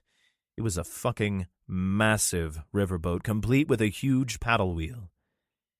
It didn't seem to creep with the dead, but I was pretty sure I was going to be the captain of whatever boat we purloined to escape the clutches of the infected behind us, and I would have no idea how to pilot that big bitch. We made it to the end of the pier, and we had maybe 5 minutes before the dead would be on us. I glanced back at them and could see individual faces in the crowd. As luck would have it, the boat we chose had Alcatraz cruises on the bow. It was still a big boat, 80 feet probably, but our choices were limited. Seifert and Billy were doing what they could to open the locked gangway, but were coming up a bit short. Ship looked back at the swarm and shook his head. I followed his glance. "We're swimming in 3 minutes," I shouted back over my shoulder. "We're dead in 4. Seifert didn't even turn around when he yelled back, "Working on it." Come on, I heard Steve say under his breath. Teams echoed the sentiment. "Any time, Navy." 100 meters out, Remo said quietly. A scream from inside the crowd lands through the mid-morning air. It was echoed by 2 more, and no human had made those calls. Remo eyeballed the crowd through the ballistic scope on his enhanced battle rifle. 2 I can see fighting the crowd, but I heard 3 calls. I glanced at Bob. He didn't look great. "We all heard 3, buddy?" One of the speedy infected had fought its way to the vanguard of the dead and began its tireless sprint toward us. "Firing," Remo said casually, and his rifle kicked out death at 80 meters. The runner dropped where it was, the dead behind it stepping or tripping over it in short order. "Fuck, I can't get this stupid lock," Seifert bellowed. Billy looked at him sideways. "Well, I do appreciate the profanity. I can't either." "Denny, blow it open with your shotgun." Denny moved forward to follow Seifert's command, but I stopped him. "Hang on, boys. Ship can pick any lock. Ship, old buddy, can you save our lives, please?" Ship strode, Really, he only took 2 steps, to the door and gave it a once-over. He nodded, took a step back, and lashed out with his meaty foot. The steel locking mechanism on the wood and metal door bent under the force of his kick, and the door almost broke free of its hinges. Fucking barbarian, told you. Secure that door as best as you can, Seyfried told us. The rest of us will clear the boat. Ship and I will cover, Remo told him. They raced up the long gangway to the boat and went into tactical positions as they boarded it, then moved out of sight. I looked up at Ship. Fucking Abe. You broke the shit out of this door. I shook my head in disgust and gave Remo a sideways glance. He was smiling too. I searched the ground and there was fuck all to secure the door with. I grabbed a length of paracord out of my pack and began looping it through the aluminum door and its frame. Ship slung his rifle and removed his bracelet. He unraveled the paracord and began to tie the other side of the door as well. By the time Remo had sniped the other 2 runners, we had about 15 loops each on the door. Ship bent down to do the bottom of his side, and I did the same. The dead were 100 feet away and loud as fuck by the time we had made 4 locks on the door. It wouldn't stop them, but it would definitely slow them down. At least I hope so. I spoke into my radio. Seyfried, the door is as secure as it's gonna get. Copy. Boat is almost secure. You guys head forward and check the top deck. Stay frosty. Ship, Remo, Bob, and I moved up the gangway and took a right. The boat was big, but not big enough for an infected to hide where we were. We had the place scanned and secure in less than a minute. Clear, we all said simultaneously, and Bob smiled. Well, that was cool. Half the group showed up in a moment or 2, and they were asking for me. Buttons threw me chinwag. Can you fly this thing? Alvarez said you could. Dunno. Let me at the controls and we'll see. I followed him up a steel stairwell toward the wheelhouse. Plus, the diesel is 2 years old by now, and that might be a showstopper. From the wheelhouse, I could see the dead had reached the gate and were clawing at it. They had fanned out along the length of the boat, but the gunwale was too high for them to climb over. They reached their filthy hands through the oversized scuppers, but that was about all the purchase they were getting. I could hear a runner screaming, but I wasn't sure if it would be able to climb up the side of the steel. There was already a small group of people waiting for me. Where'd you get them fancy radios? I heard Teams ask Seyfried as I moved in front of the controls. They recharge on board the sub, he answered. We have a few dozen. Yeah, so this is doable if the fuel is good. I told no one in particular. One of the bikers raised an eyebrow. And what if it ain't? Then I hope you can swim. I flipped the switch to start the blower, and it came on immediately. It didn't start, Seyfried alerted me. He pointed at the controls to make sure I saw that the craft had remained off. Yeah, that's the blower. It needs to run for about 5 minutes before I try to start the engine. We don't have 5 minutes. If I try to start the motor, and there's 2 years of fuel fumes in the compartment, well, you do the math. Alvarez, Buttons, Danny, with me. We're going to cover the gangway with Ship and Remo until he gets this thing started. They moved off to do just that. The start switch had a locked cover on it, but it couldn't withstand the butt of my M4. In 3 minutes, I hovered my finger over the green button for a moment. Here goes nothing. Nothing was exactly what we got when I pressed that green piece of plastic. Well, shit. Can you fix it? Demanded the same biker. Absolutely, if I knew what was wrong. I need to get to the engine room. You guys stay here. If anything bad happens, well, fuck, I don't know. Try not to die. The civvy stared at me helplessly as I ran out of the wheelhouse and down a set of stairs in the back. I made my way as low as I could until I saw 2 doors on either side of the companionway marked Authorized Personnel Only. They were both locked, but I was able to persuade the one on the port side with my boot. The smell hit me immediately. Not the horrid stench of the dead, the reek of oil, fuel, and machinery. God, I love that smell. I allowed myself a deep breath of heaven before switching on the tack light on my rifle. I panned it around with my finger on the trigger. I had standard rounds in my weapon, so I really didn't want to throw lead around in here as I was in a steel room. Ricochets are a thing, really. As I moved into the engine room, it got tight, so I let my rifle dangle and went to my sidearm. The SIG also had a tactical light, and I used that to find what I was looking for. I found it quickly. Backed by the beautiful red QSK-95 Cummins diesel engines, there were two. A red handle jutted out from a pipe that teed off into both engines. This was the fuel shutoff switch, and it had been put in the off position for safety. This was common practice on larger boats, and the only reason I knew about it was because I had worked as an underwater welder for a few years in the Northeast before the planet tanked. That was the good news. The bad news was that the prick who had closed off the valve had been a stickler for safety and had used locked-out, tag-out techniques. That means the douche put a fucking padlock through the shut-off valve. F him. Because the most important thing the apocalypse has taught me, other than there's always a zombie in the bathroom, is that I should be prepared. I pulled the neon green-handled bolt cutters out of my pack, and soon the lock was in 3 pieces. I threw the lever up and spun to get out of the engine room. I looked directly into the red eyes of a dead man standing behind me. You know, I'm a pretty good judge of character. Before this little undead issue took Earth by surprise, I prided myself in being able to immediately assess a human being upon seeing them for the first time. I wasn't always correct, and in retrospect, a 100% correctness on this would have kept me out of prison. But I was damn good at it. Seems this particular trait worked on the undead as well. I had a jump scare, because if you turn around and don't expect someone to be standing behind you, but there they are, you fucking jump a little. I don't give a shit if you're Iron Man, you jump. So, I jumped. But that was it. I know it's going to sound weird, but I knew immediately this thing meant me no harm. I could see it on his face and in his eyes. Before you get all high and mighty on me and think, his eyes, are you fucking certifiable? How many other people have been eaten because they didn't feel one of these things was dangerous? You should understand a few things. 1, your thought is not wrong. I'm guessing thousands, hundreds of thousands of people died because of that same very trusting manner. 2, this thing didn't lunge or growl or do any of the things that an infected would do when in close proximity to fresh meat. 3, as much as I hated the people who took me away to experiment on me, I instantly knew I had to preserve and protect this thing.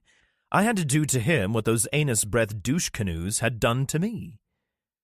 It stood there for a second, looking at me from 3 feet away with my bolt cutters threateningly raised. Then it did something I completely didn't expect. It turned the hell around and made for the door. What in the actual fuck is going on? I had to blink a couple of times to make sure it was real. An old psych professor of mine told me to count my fingers if I was ever stuck in a dream, and that would instantly wake me.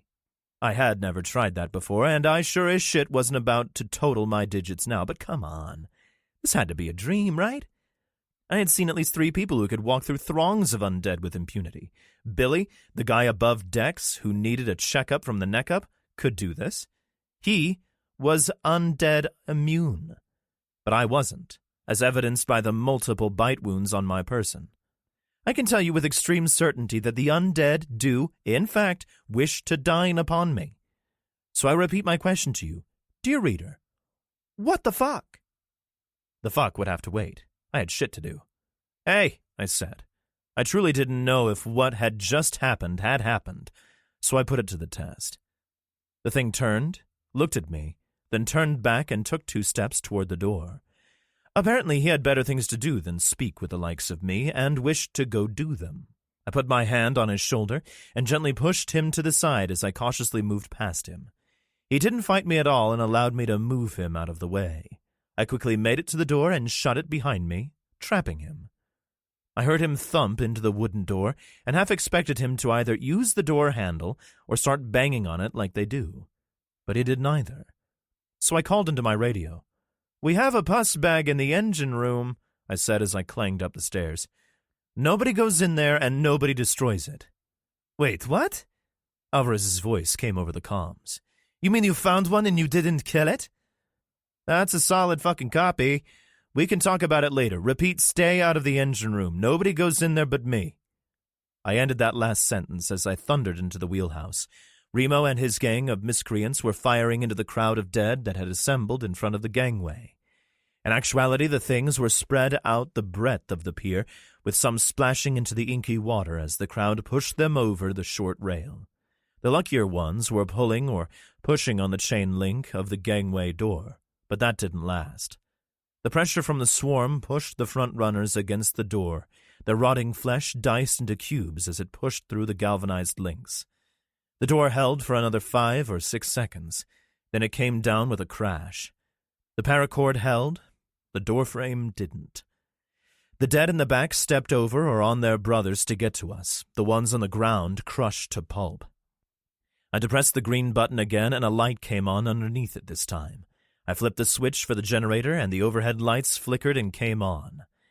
That was nice, as one would usually have to go find and play with the generator in order for it to work.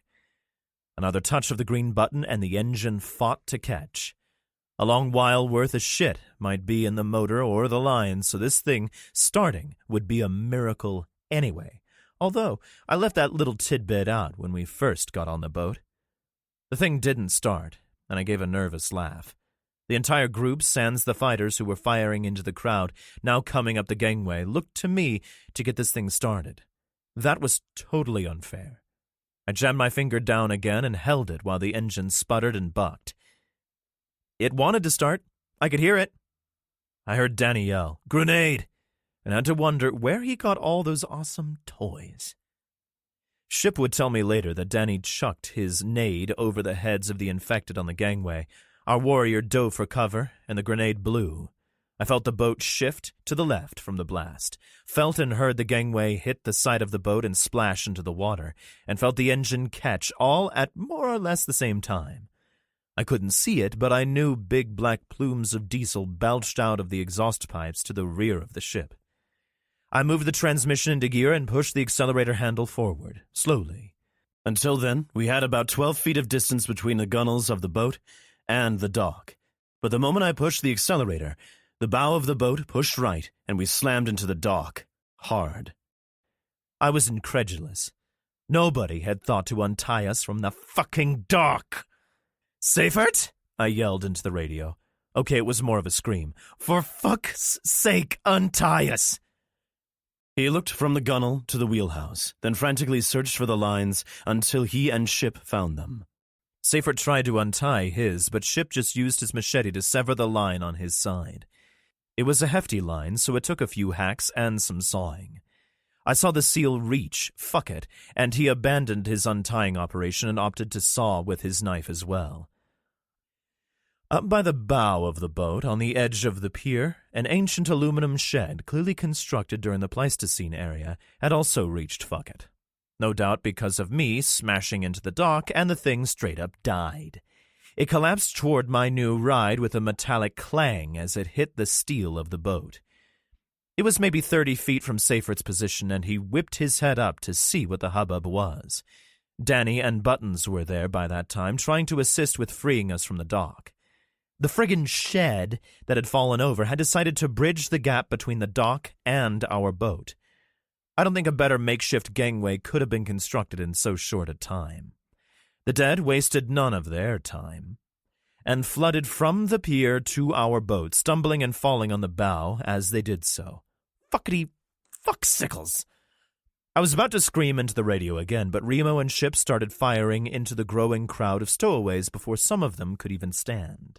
Buttons and Danny joined them, and in 3 seconds, Seifert stood, screamed, "Punch it!" into his radio and joined the firing line. In the half a minute it took for the seal to hack through the bow line, 80 or so dead had decided on a San Francisco harbor cruise. They all were trying to stand, so I did, indeed, punch it. I threw the throttle as far forward as that little silver handle would go. The boat leaped toward open water, and any dead thing that was standing took a tumble back to the deck. Unfortunately, my buddies were on the deck, and all of them, except Ship and Remo, hit the deck too. Short of an 8-pointer on the Richter scale, Ship was not toppling over, and Remo probably didn't know how to. I saw Ship reach down with one hand and literally pick Buttons up by the back of his tactical webbing. I spun the wheel to the left and pulled back on the throttle a little as the gunshots echoed across the bay. There were a bunch of dead down already, but so many more were still unalive and ready for a late lunch. Anna ran out of the wheelhouse and began firing from the top of the narrow metal stairway. I surveyed my company. Linda, Steve, Gary, and Kayla stood looking scared. We'd lost Bob someplace, and I hoped he was okay. I unslung my M4 and passed it by the ACOG to Gary. He looked at it, then looked back to me. "Do you want me to give this to somebody?" "No," I yelled and pointed. "Shoot him!" Steve grabbed the rifle. "Give me that." He inspected the load and passed Gary his pistol. Steve bolted to the other door, threw it open, and chucked lead at the dead. He fired single shot instead of full auto, which meant he actually hit his targets. Yeah, this Steve guy was going to be a keeper. Magazine! Anna yelled. Ship had my molly pack, but I had 2 mags on me. "Somebody give her one of the mags on my hip." Kayla, as scratched up and probably doomed as she was, fiddled with my ammo pouch until she had both magazines. She ran to Anna, then ran to Steve.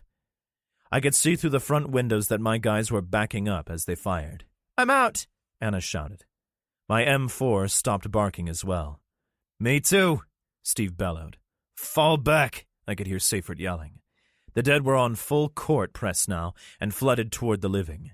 Up forward, there had been rooms to maneuver, but the rotten things had driven my team down the sides of the vessel where it was more cramped.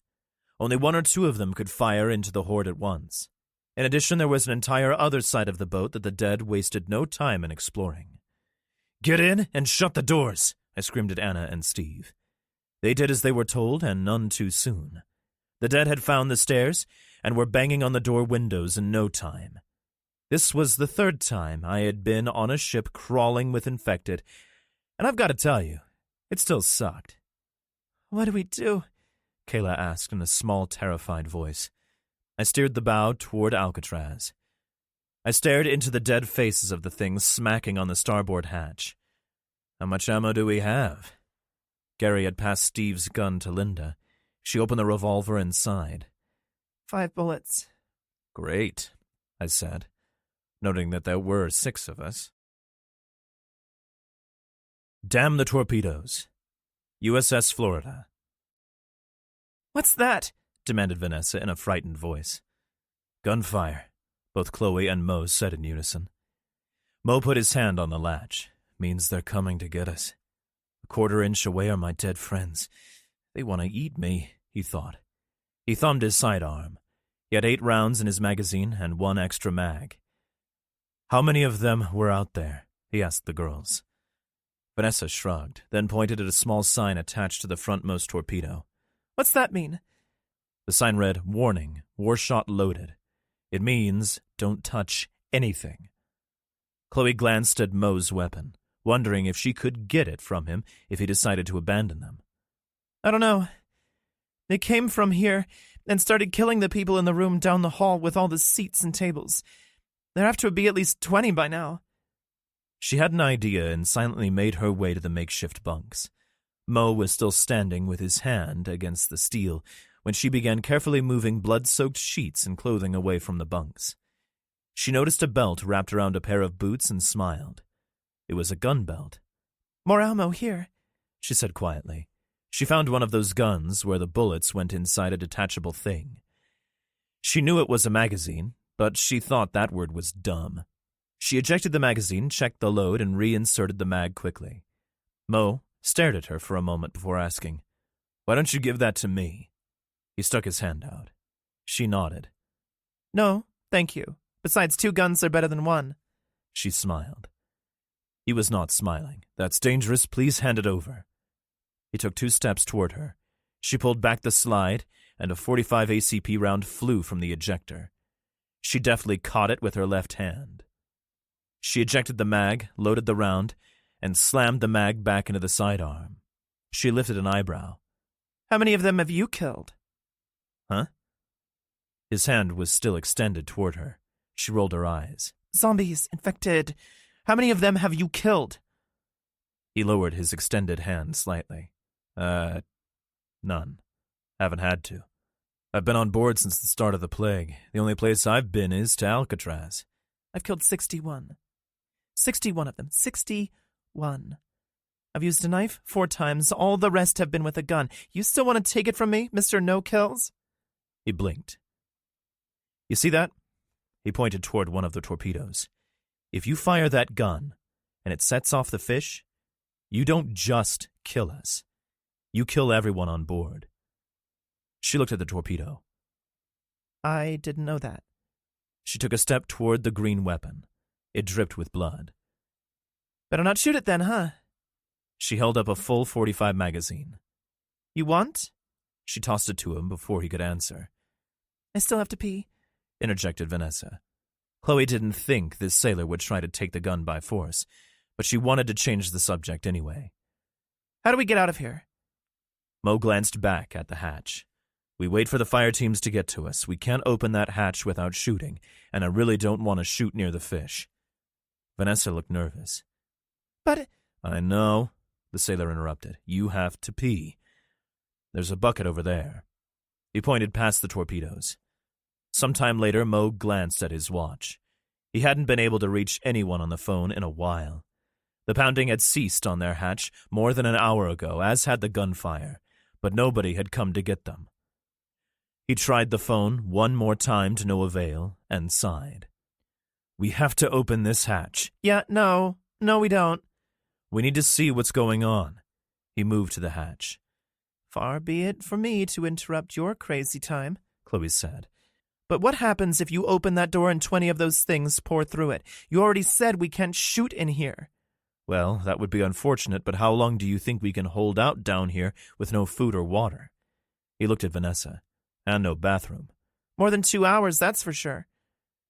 I can hold it, Vanessa told him, thinking of the bucket in the corner. It had not been empty. Boys, she thought. All right, Mo acquiesced. I won't open it. He furrowed his brow. How much ammo did you say was down there? He pointed at Chloe's feet, where the weapons had been found. She glanced down.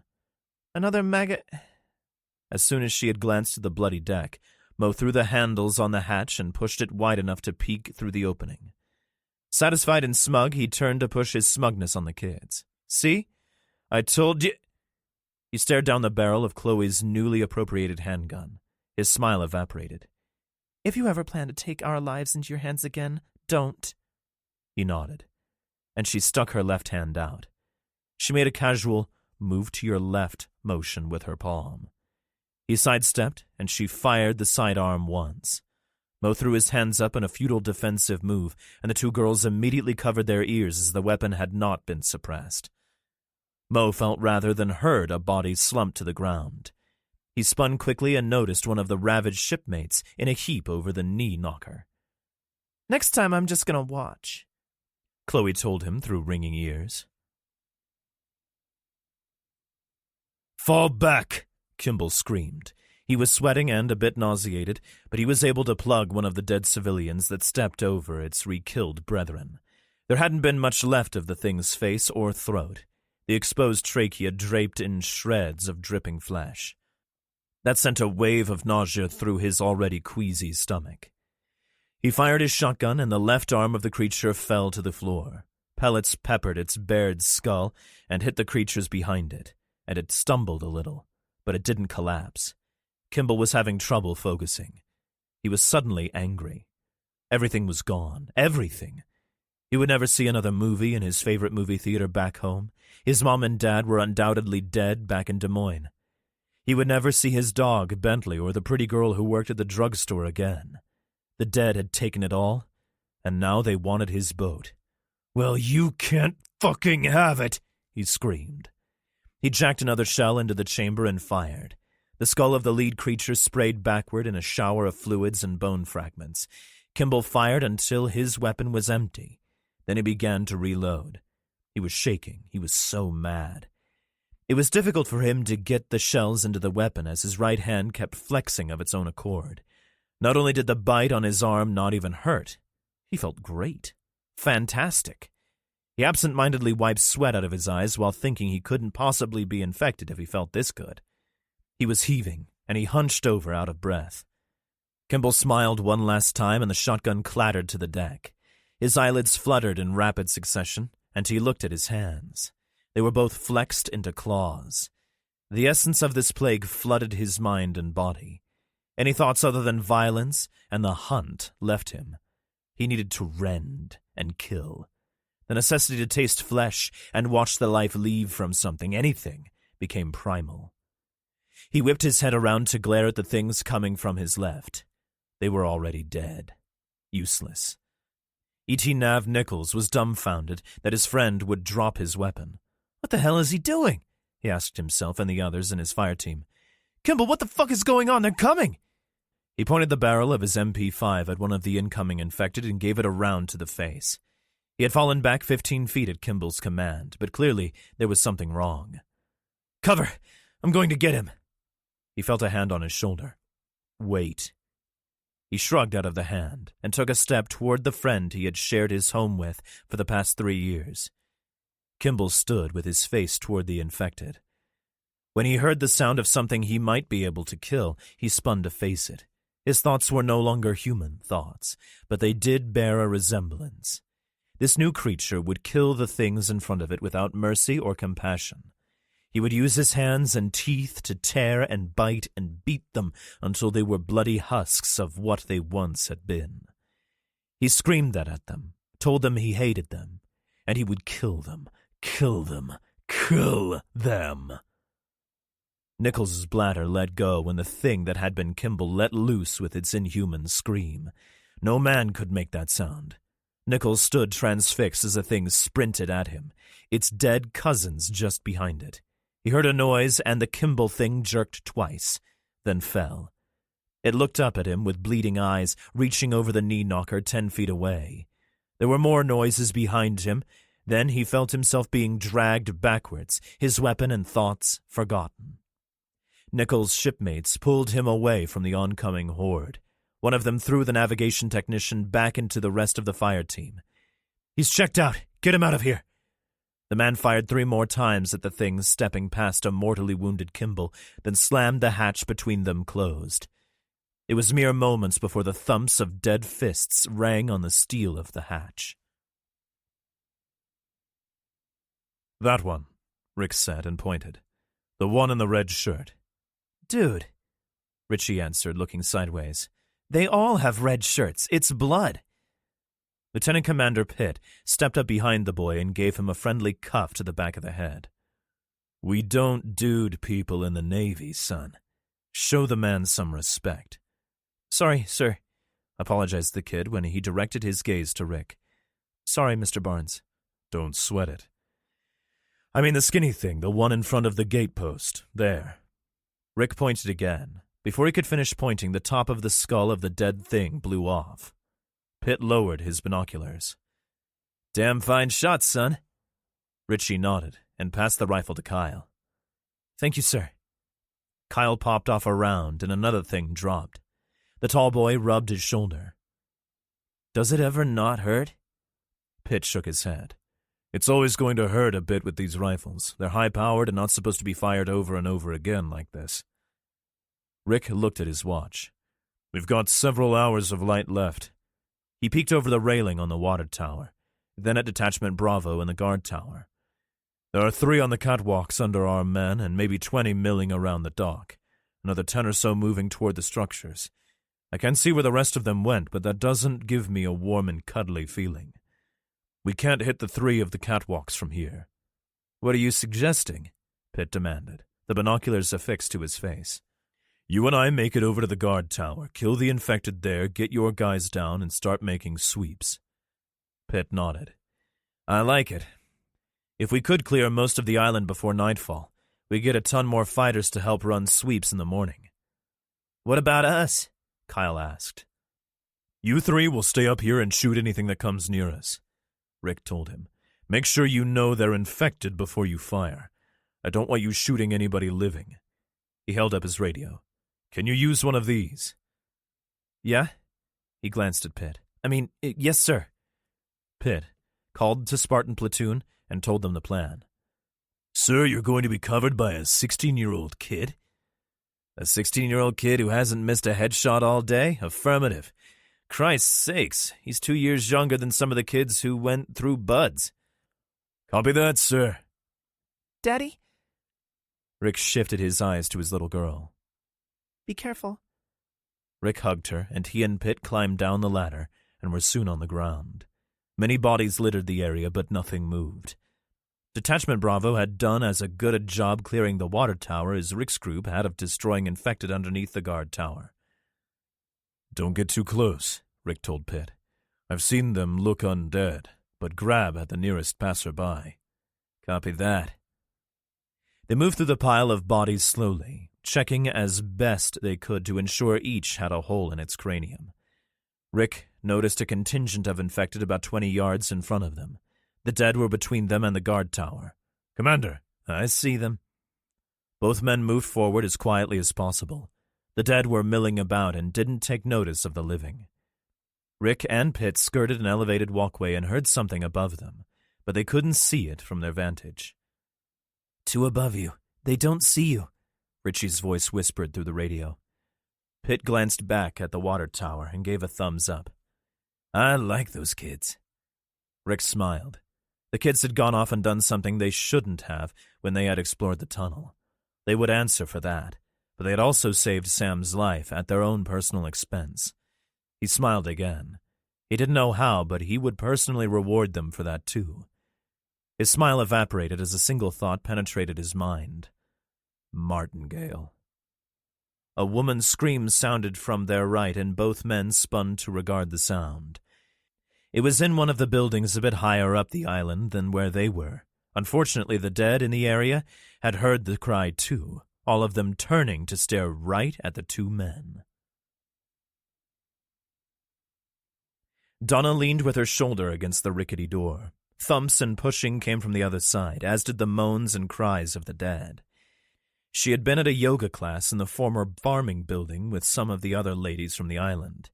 Yoga actually meant women's discussion about life on the island with a little stretching. All the women loved to talk to each other once every few days with no men around. "Juanita, can you get that desk over here?" Juanita and one of the newer women began pushing the ancient, rusty, heavy metal desk toward the door. It screeched across the concrete floor, seeming to fuel the horrid sounds of the horde outside. Abby and Allie had 4 hands on the door as well. The top hinge had barely been attached to the frame, and just last week, Abby had said they needed to fix a bunch of the doors in the buildings on Alcatraz. The hinge gave way just as the desk was pushed up to the backs of the ladies' legs. "We can't push it anymore." Donna grunted out a reply as she continued to push. "If we let it go to move, the damn door will come down." An arm came through the gap in the door, followed by a second and then 2 more. Donna did a weapons count in her head, but she also knew that she had the only firearm in the group. Allie had a compound bow, but it was 20 feet away on an ancient wooden table. The rest of the women all had bladed or blunt instruments. She looked at the dead thing on the floor. It had been the precursor to the horde outside, and the only reason they had been able to get the door closed before the larger group had arrived. It had wandered in through the opening, and Donna had shot it, alerting the rest of the horde to their location. This one was fresh, all bloody and torn. She didn't recognize who it was, but the clothing wasn't the dingy gray that all the dead seemed to wear. This poor man had definitely been an Alcatraz resident. Fear gripped her as she thought of the kids. One of the dead hands that was poking through the failing door latched onto Abby's wrist. She pulled away, and the door opened enough for one of the things to get the top portion of its torso into the opening. The door would never close again. It started inching into the room, and Donna realized that attempting to hold it shut was an exercise in futility. "It's giving way!" she shouted, and it did. The rickety thing broke free from its top hinge, and the defenders backed into the large room, except Donna, who pushed for all she was worth. Abby brought her knife around into the side of her attacker's head, but the blade skidded off. She continued to wrestle with it as the other dead pouring through the now open portal. She tried to push her attacker away, but her hand went into its chest cavity, and the disgusting thing leaned forward and bit her above her elbow. She screamed in pain and terror, Donna's gunshots suddenly freeing her. She fired 3 more times before the other women surged forward, their weapons cleaving the air, and not a few skulls. An arrow suddenly blossomed in one of the things that was reaching for the wounded Abby, the twang of Ali's bow coming soon afterward. Donna slapped her only reserve magazine into her weapon, taking aim and firing into the crowd. Ugly. Journal entry 8.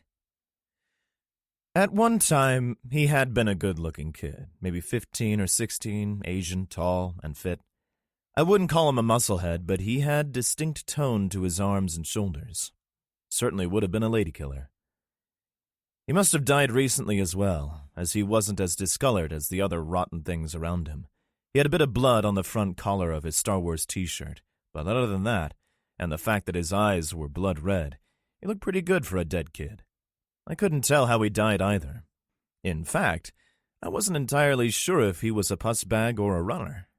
I guess if he were a runner, he would be going nuts and screaming, though. The 24 other puss bags that stood banging on the plexiglass window of the ferry growled and drooled. There was a landing outside the door, with stairs leading up and down, so only a few of them could pound on the door at once. Several hands smacked the left and right side windows, but the creatures the hands belonged to were lower or higher than my field of vision.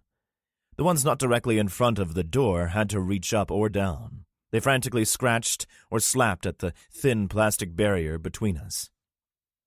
They wanted food, and they wanted it most ricky-tick. All had horrible wounds, most having been savaged by claws and teeth, except this kid. He just stood there, arms at his sides, staring at me with his head cocked slightly. He would occasionally look at one of the others trapped in the wheelhouse with me, but his eyes would snap back to me in short order. He reminded me a little of the thing I had locked in the engine room. The fact that dead people were trying to eat us was not the most fucked up portion of today. What the fuck was happening? Talking runners and dead infected who didn't try to eat me? I know I'm immune to this little plague, but I can't stand in a crowd of the dead ones without being chewed like Billy can. The boat was aimed at Alcatraz, and we had about a half hour before we would get to the dock. I left the controls and cautiously moved near the window to get a better look at the kid. He wasn't going apeshit like the other infected. Yup, a fucked up day for sure. I heard gunfire from somewhere behind our position on the ferry. I'd give the guys a few minutes to get situated before I called Remo on the radio. I wouldn't call Ship because, well, he's fucking mute. Kayla stared at the dead, then at the scratches on her arms. She sighed and looked at me. What do we do? Still don't have the best answer for that. Gary, take the wheel. I pointed at the ship's steering device. I don't... For fuck's sake, kid, just hold the frickin' wheel. I'll be within 10 feet of you if the shit hits the fan. I stared outside into the dead kid's face again, noting the 50 or so things out there with him. I mean, more than it already has. Anna's radio came to life. Anna, sit rep. It was Seyfried. Yeah, John, I can do that too, she admonished. Fubar, we're trapped in the place with the steering wheel. Is Chris okay? Cute. Yeah, we're all good. From your relaxed tone, it sounds like you're safe. We got pushed to the stern, but we're able to make it up to the second-level storage area. There's a gate that things can't figure out. Are you in danger? I put my hand on Anna's shoulder, and she jumped half a mile. Anna, Kayla needs a medic. Seyfried must have heard that because he asked if she had been bitten. No, but she's got some pretty deep scratches. Also, we lost Bob. Do you have him? Negative. There are 14 of us here, including me and the new guys. We've got 6. We've also got an utter fuck-ton of cannibalistic undead an inch away through plexiglass and steel. I don't want to speak for everybody, but I sure as hell would like it if you put some holes in them. Can't see 'em. There's an overhang. Pissa. We're also out of ammo. When you deliver our pizzas, could you also bring me a molly of 5.56 for my rifle? Remo and Danny are peeking over the overhang now. Looks like the things still haven't busted through the locked gate, but they're trying like hell. The port side gate is wide open. They must have stopped to snack on you guys and haven't figured out there's a back door. Alvarez and Kev are going to slip down and shut the port gate. Sit tight. Hey, what the hell are you doing? Anna was finishing up the bandages on Kayla's right arm when I began opening all the cabinets to search for weapons. Steve and Linda also began to look. We came up with some paper towels, a flare gun with 6 flares, an unopened bottle of Captain Morgan, and some charts. "Pissa," I said again. I shifted my gaze to check out the undead kid, but he was gone. Gunfire became sustained from our guys on the stern. The red eyes of a bunch of the dead that were glancing at me moved left, and they began to meander down the stairs. They were pretty packed in, but I saw one take a step down, heard the bass boom of a shotgun at the same time its head popped. There was a commotion out there. Well, I mean, in addition to the dead things slapping on the window and growling. It royally pissed me off because I couldn't see what was going on. It was below my field of vision. "Hi-ya! 11, 8, yeah, 9, 10. Coming up to the wheelhouse on the port side." I smiled, knowing who was coming. "Copy, Seifert. You've already thinned out our herd some on this side. Be advised, there is still a shit ton of—" I was cut off by someone screaming for Alvarez to look out. All kinds of gunfire sounded at the same time. I heard some brief screaming. "Oh, shit!" I heard Gary yell. I spun to face whatever new threat this was and saw the dead kid with his palms on the front windows. He had climbed up on the little protrusion in front of the wheelhouse and was peering in at us. Still not going nuts like infected do when they see fresh meat, though. He was just looking at us. The fact that he had been able to climb up there freaked me out a little, too. Several of the dead had stayed with us, and they continued to smack the port side plexiglass. Others shoved past them to get at the victuals near the stern. I saw Billy's sword poke through the throat of a dead woman and what was left of her skimpy dress. Or maybe it was only skimpy because half of it had been eaten away. The sword drew back and was immediately thrust through the face of the dead girl. Billy climbed up a few steps, smiled, and waved to us, then smoked another infected. There were maybe 15 more of the things remaining near the port side door when the window to the right of it pushed in. It dangled briefly before it fell to the deck with a clatter. The big hole in the side of the wheelhouse was at about chest height, which slowed the things from gaining entry, but there was a stairwell which ascended past it, and it was the infected on those stairs that got their upper torsos over the barrier. One of them gained entry to our little sanctuary quickly and stood, briefly sizing us up before making its move. It opened its stinking maw wide to do that hissing growl thing that they do, and the single coolest thing I had witnessed during this entire little plague apocalypse thingy occurred. I heard a loud pop, a brief but ridiculous loud whistle, and suddenly the infected dude turned into a fire-breathing dragon. Fire exploded from its mouth as it staggered back into the now open window. The things behind it grabbing it as if it were fresh meat. They let go almost immediately, realizing the thing with the flaming face was one of their own. The flamer's face melted off in dripping gobs of fire, and bright light shot from its mouth and eyes as it collapsed. I could see Billy literally jumping up and down with glee for a quick second before returning to his swordplay. Gunfire erupted from behind him, and several of the things dropped. I turned to survey the other folks who were in as imminent danger as I was, and I saw Linda reloading the flare pistol. Light dawned on the stupid guy, me, and I rushed to grab the window that had fallen into the wheelhouse. "Steve, help!" The two of us picked up the window. It was heavier than I thought it would have been, and it had been molded to fit the window frame. There was a bend and a slight bulge to it. We slammed it into the faces of the two things that were trying to climb through the hole, and I saw a tooth fly as black shit smeared all over the other side of the plexiglass. Anna yelled and rushed at us with both hands outstretched. For a moment I thought she had somehow speed-turned into a runner, and I tried doing mental calculations on how to deal with her when her palms landed on the plexiglass and she helped us push. The things on the other side reached their arms over or to the side of our barrier, but none could reach us. I glanced at Anna and thought that if she had turned, all my ideas on how to save everyone from her wouldn't have meant shit, as they had been about a year too slow. I heard a bunch of call-outs between gunshots as I pushed that window into the faces of the dead people. "Left side! 2 more on the stairs. 11-14. Denny, cover the rear." Billy hacked and stabbed his way forward, shouting something in what sounded like Japanese. An arm fell to the deck. Then he thrust into the chest of a thing wearing what was left of a tuxedo. Billy withdrew his weapon and brought it in a wicked sideways arc that took off the top of Tuxedo's head. The guy and the fire team behind him wasted no time in dispatching the remaining dead, and in less than 2 minutes, Steve, Anna, and I let the heavy plexiglass drop to the deck. "Took you long enough," I said through a smile to Billy when he opened the door.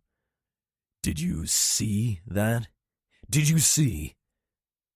He stared at the thing with the melted face. It was still smoking, the flare having just died out. He pointed at the flare gun in Lydia's hand, and honestly, I didn't know what to make of this guy. "I've got to get me one of those. You melted him." He took 2 strides toward her, and I thought for sure we were going to have another flaming face when he held his palm up. "High five." She complied. Remo entered the wheelhouse, followed by Seyfert and the rest of the gang. It was a big wheelhouse, but it crowded quickly, especially when Ship ducked his head and stepped in, helping Alvarez. Alvarez was cradling his right hand in his left. Blood was pouring down his bare forearm from under his tactical glove in crimson rivulets. I blinked. "No," I said to no one under my breath. Anna caught what I had said and rushed to my buddy. I followed. "Let me see it," she demanded. She pulled out a pair of scissors, and Seyfert stepped in my way when I tried to move past the 10,000 other people who had suddenly gotten in my way. Ship, towering over everyone, found my eyes as Seyfert began talking to me. The Sasquatch nodded no. What did that mean? Alvarez was bitten? He was fine? He didn't fucking like spinach? What? "Sit rep!" Seyfert yelled in my face, and everybody looked. He put his hand on my shoulder and shook me for a moment. I snapped my eyes to his, and I wanted to rip his face off. I yelled into his face, "Gary is driving the boat! We got everybody except... For the life of me, I couldn't remember the guy who had been fucked up by the infected. "Bob," Linda added. "Bob!" I yelled. "Now fucking move!" Seyfert focused his glare. "This boat is not secure. I need you to take the wheel and fly this thing while we do a sweep. You get me, soldier?" "I'm not a fucking "You are today. Alvarez will be fine. Do your job." With that, he spun and began speaking to Kev and Danny. He was right, and that pissed me off. "Seyfert!" He glared at me. "Don't forget about the one in the engine room. Try not to kill it. It was weird. There was also a weird infected kid up here." I glanced at the forward windows. I knew he would be gone, and he was. Weird how? Difficult to explain. It was just different. Didn't attack and go nuts like the others do. He shrugged. "I get it. But what are we supposed to do with it? I don't know. I'm not a scientist." Alvarez yelled in pain, and I was about to juke past the Navy SEAL when Remo did what he does second best and just appeared like a frickin' ghost. "He's fine. One of them came up from the rear and got close. They went down and Alvarez got a shard of glass through his palm." Why couldn't that Navy douche have just fucking said that? All my fears and trepidations would have melted away. Dick.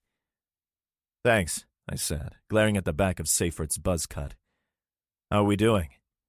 Remo's eyebrows shot up. "Billy's pretty handy. Rotters don't seem to want to eat him, and he uses that to his advantage. Took out 20 of them by himself." 23, Billy corrected. "Not my best day, but it's up there. Is there a spare flare gun up here somewhere? I need one." He scrunched up his face in thought. "Also, how did you get it to open up? Its mouth, I mean. Did you do anything, or was it just hungry?" Guy was dead serious. "Ask Linda," I told him, and moved with Remo to the ship's wheel. "I got it, kid." Gary stepped off, looking relieved. "Good job," I added, and he nodded. Remo glanced over his shoulder. "Really handy. Like, take us with handy when we move on." "What? Move on?" "Yes. Like everywhere else, this place isn't what I expected." He meant Alcatraz, and I had to agree. These folks were badass, that was for sure. But they wanted Billy.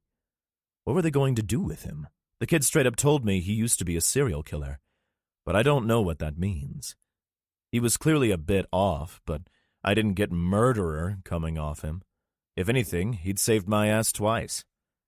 If they wanted Billy, how long until they wanted me? I had survived a bite, then stupidly had told them about it. This Seyfert guy and his crew were good folks. But what would he do if that Sub-Captain Mac something decided I was his new mission? Fuck. Alcatraz was getting larger in the front window when Ship was suddenly standing next to me. He passed me his notebook and I started to read it aloud for Remo. Ship put his hand on the page, shook his head almost imperceptibly, and looked at the group behind us. He didn't want me to read his message so others could hear. I showed it to Remo, and we read it together. You two should keep your voices down when discussing things like that. When we get back, we should talk about what happens next. Remo tore the page out of the book and crumpled it up. You're right, Ship. A dead one slapped its nasty paw against the starboard side window and made us all jump. All right, we're good here, Seyfert told us, looking at the dead thing. We need to sweep the whole boat to make sure there are no surprises. 2 teams of 4. He glanced at the big biker. If you're up for it. Teams nodded. We got this. He held up his radio. Channel 4. Teams took all 5 of his guys with him. Seyfert took Danny, Buttons, and Remo. Alvarez piped up like he wanted to go, but I stared him down. Cat, was all I said, and I could see the fear in his eyes. Cat and Alvarez are boyfriend and girlfriend. In the apocalypse, that means she wears the penis. Now that I think about it, I'm having a hard time thinking Cat wouldn't have ruled the roost before the apocalypse, too. Her poor boyfriends. I hope she was okay. I started to think of the rest of my family on Alcatraz, with all those dead things, and I nudged the throttle on the boat up a bit. I'm coming too, Billy announced. He held up his newly appropriated flare pistol. He had sheathed his sword, and his offhand held a fistful of flares. He made for the door, and I stopped him. Billy, you can't fire that thing on the boat. He frowned, and I thought he was going to burst into tears. But she did. He pointed at Linda. I shook my head. Yeah, but if you fire a flare gun where there's something flammable... I let that hang. His raised eyebrows and expectant expression told me he had no idea what I was getting at. Flare gun equals boom. Oh, yeah, right. I won't shoot it until I get off the boat then. Good man. He started to move away, but I held him fast. He looked at my hand, then at me. If you could keep an eye on my friend, I chin-wagged at Remo's back. No problem. He'd surely agreed. I was trying to maneuver the bow toward the southern dock of Alcatraz when the heavy hitters returned to the wheelhouse. Teams and his crew sat on the bow, taking in the mist. The sun was hiding behind some clouds, and it looked like there was going to be fog tonight. Vessel is clear, the SEAL told us. He stared directly at me. Except the engine room. We didn't breach the engine room. I glanced past him, staring at our destination. My eyes grew wide and Seyfert took notice, spinning to face the island. A shitload of unmoving corpses were splayed out in various places on the concrete. I could see several of them making their way down some of the paths toward us. There had been a firefight here, but the defenders must have retreated, or I was staring at them. Seyfert's radio exploded. To the vessel pulling up to the dock at Alcatraz, identify yourself or you'll be fired upon. You have 30 seconds to respond. Seyfert grabbed his radio. Rock, this is Saber. Saber is on board the vessel with several civilians. Code is Zulu Alpha 9er. Copy that, Saber. How are you situated for ammo? You're going to need it. Ammo is light. Can we get a sitrep? Limas control all the pathways but haven't entered into the livable buildings yet that we know of. We've been picking them off as we can, but we need a strong ground force. The Florida also has Limas aboard. That really seemed to bother the SEAL. Fuck. There's 5.56 12-gauge, 308, and 9mm pistol rounds in a locker under the bench on the west side of the dock. There was a slight pause. You're going to have to hurry. I whipped the wheel around hard to try to dock this big bitch, but I'm me and had no illusions about my piloting abilities. Remo, Ship, grab some of the bikers and get lines on the dock. Pull us in with the lines, but watch your ass. We've got dead inbound. Seifert was still talking into his radio, but I interrupted him. Seifert, we need cover on the docks so we can tie up. Copy, he said to me, and took off blabbing into his radio. He called out to Danny and Kev, both of whom began to follow him. Seifert, wait. He glanced back at me, questioningly. We're totally out of ammo here. Can you spare a mag for an M4 just to give us peace of mind while you're fucking around on the dock? He smiled, and I knew we were cool. He nodded, and Kev threw a magazine pack with 2 full mags to Steve, who currently held my M4. Without missing a beat, Steve ejected the empty mag, slapped a full one home, and charged around. He passed a magazine to Anna, who copied him. I was really starting to enjoy this guy's company. Ship and 3 of the bikers had lowered one of the aluminum gangways and were now pulling on lines they had wrapped around cleats. I gave a thumbs up to the guy with the bow line and threw the big bitch into reverse. The line pulled, and soon we had a bow and stern line securing us to the dock. We also had 6 infected coming down the dock with shitloads of their buddies in tow. I filed it into memory that the gunnels were too high for the guys to get back on the boat without the gangway. Fire at will, came Seifert's tinny voice through the comms, and the gunfire began. I left the boat running, me moving as fast as possible in a run to the door. I pointed to my rifle in Steve's firm grasp and thought for sure he was going to burst into tears. He acquiesced, passing me the weapon, and I checked the chamber for a round. Anna, can you cover the wheelhouse? She nodded. In less than a minute, I was placing the chevrons in my 4x optics on the forehead of a dead thing in rags. I saw Danny and one of the bikers make a run for the bench with the ammo box. There was a small copse of tall bushes next to the railing behind the bench. From their vantage, the guys couldn't see the contingent of dead that was less than 20 feet from them. Danny was already on one knee, pulling the footlocker from under the bench. I started yelling, and then remembered that while I had a radio, I was lacking in brain power. Danny, you've got a bunch right around the corner. Everybody seemed to hear me except Danny. The guy with him didn't have a radio, so he was also blissfully ignorant to what was about to happen. Remo shifted his aim, firing several rounds past Danny. The remaining dead rounded the corner and were on my new friend instantly. Both he and the biker scrambled, but it was too late. Several of the things had the biker, but he fought like a badass. Danny rolled and fired his rifle.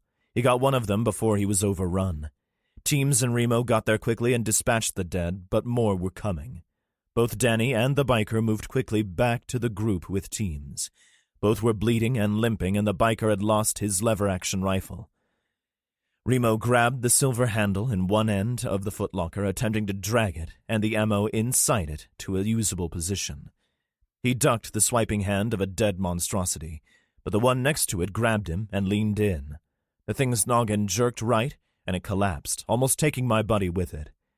Remo rolled right, barely under the reaching claws of the first thing, and the Marsoc guy scrambled away. He had to discard the ammo, or he would have gotten very dead. I skipped yoga to save your sorry-ass Marine, exploded Kat's voice through the radio. You'd better move that ass, or it's going to get bitten off. I raised my eyes to look at her, saw what was coming down the hill, and realized that whatever was in that footlocker wasn't going to be enough. Hundreds of the things traipsed lazily down the pathways toward us. Some of the pus bags sporadically dropped, and I could see a few guys in a guard tower firing at them. I peered through my binoculars to find out that Kat wasn't with them. She bellowed at us again. I'm on the roof. Get back on the fucking boat.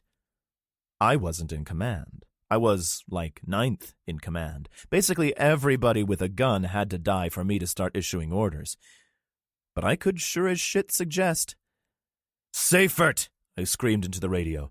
We need to fall back. Remo and Ship, 2 of the toughest men on Earth and afraid of nothing, both sprinted to the gangway, helping Danny and the wounded biker. Ship thundered up the aluminum behind the 2 injured men, and Remo covered the dock end. He began firing into the crowd, selecting the closest targets. Seifert had decided that my suggestions were okay in this situation. Damn it, the SEAL yelled. Fall back. The dock crew performed a tactical withdrawal. Basically, they ran like hell. Remo covered, and like everything Remo, he was the last up the gangway.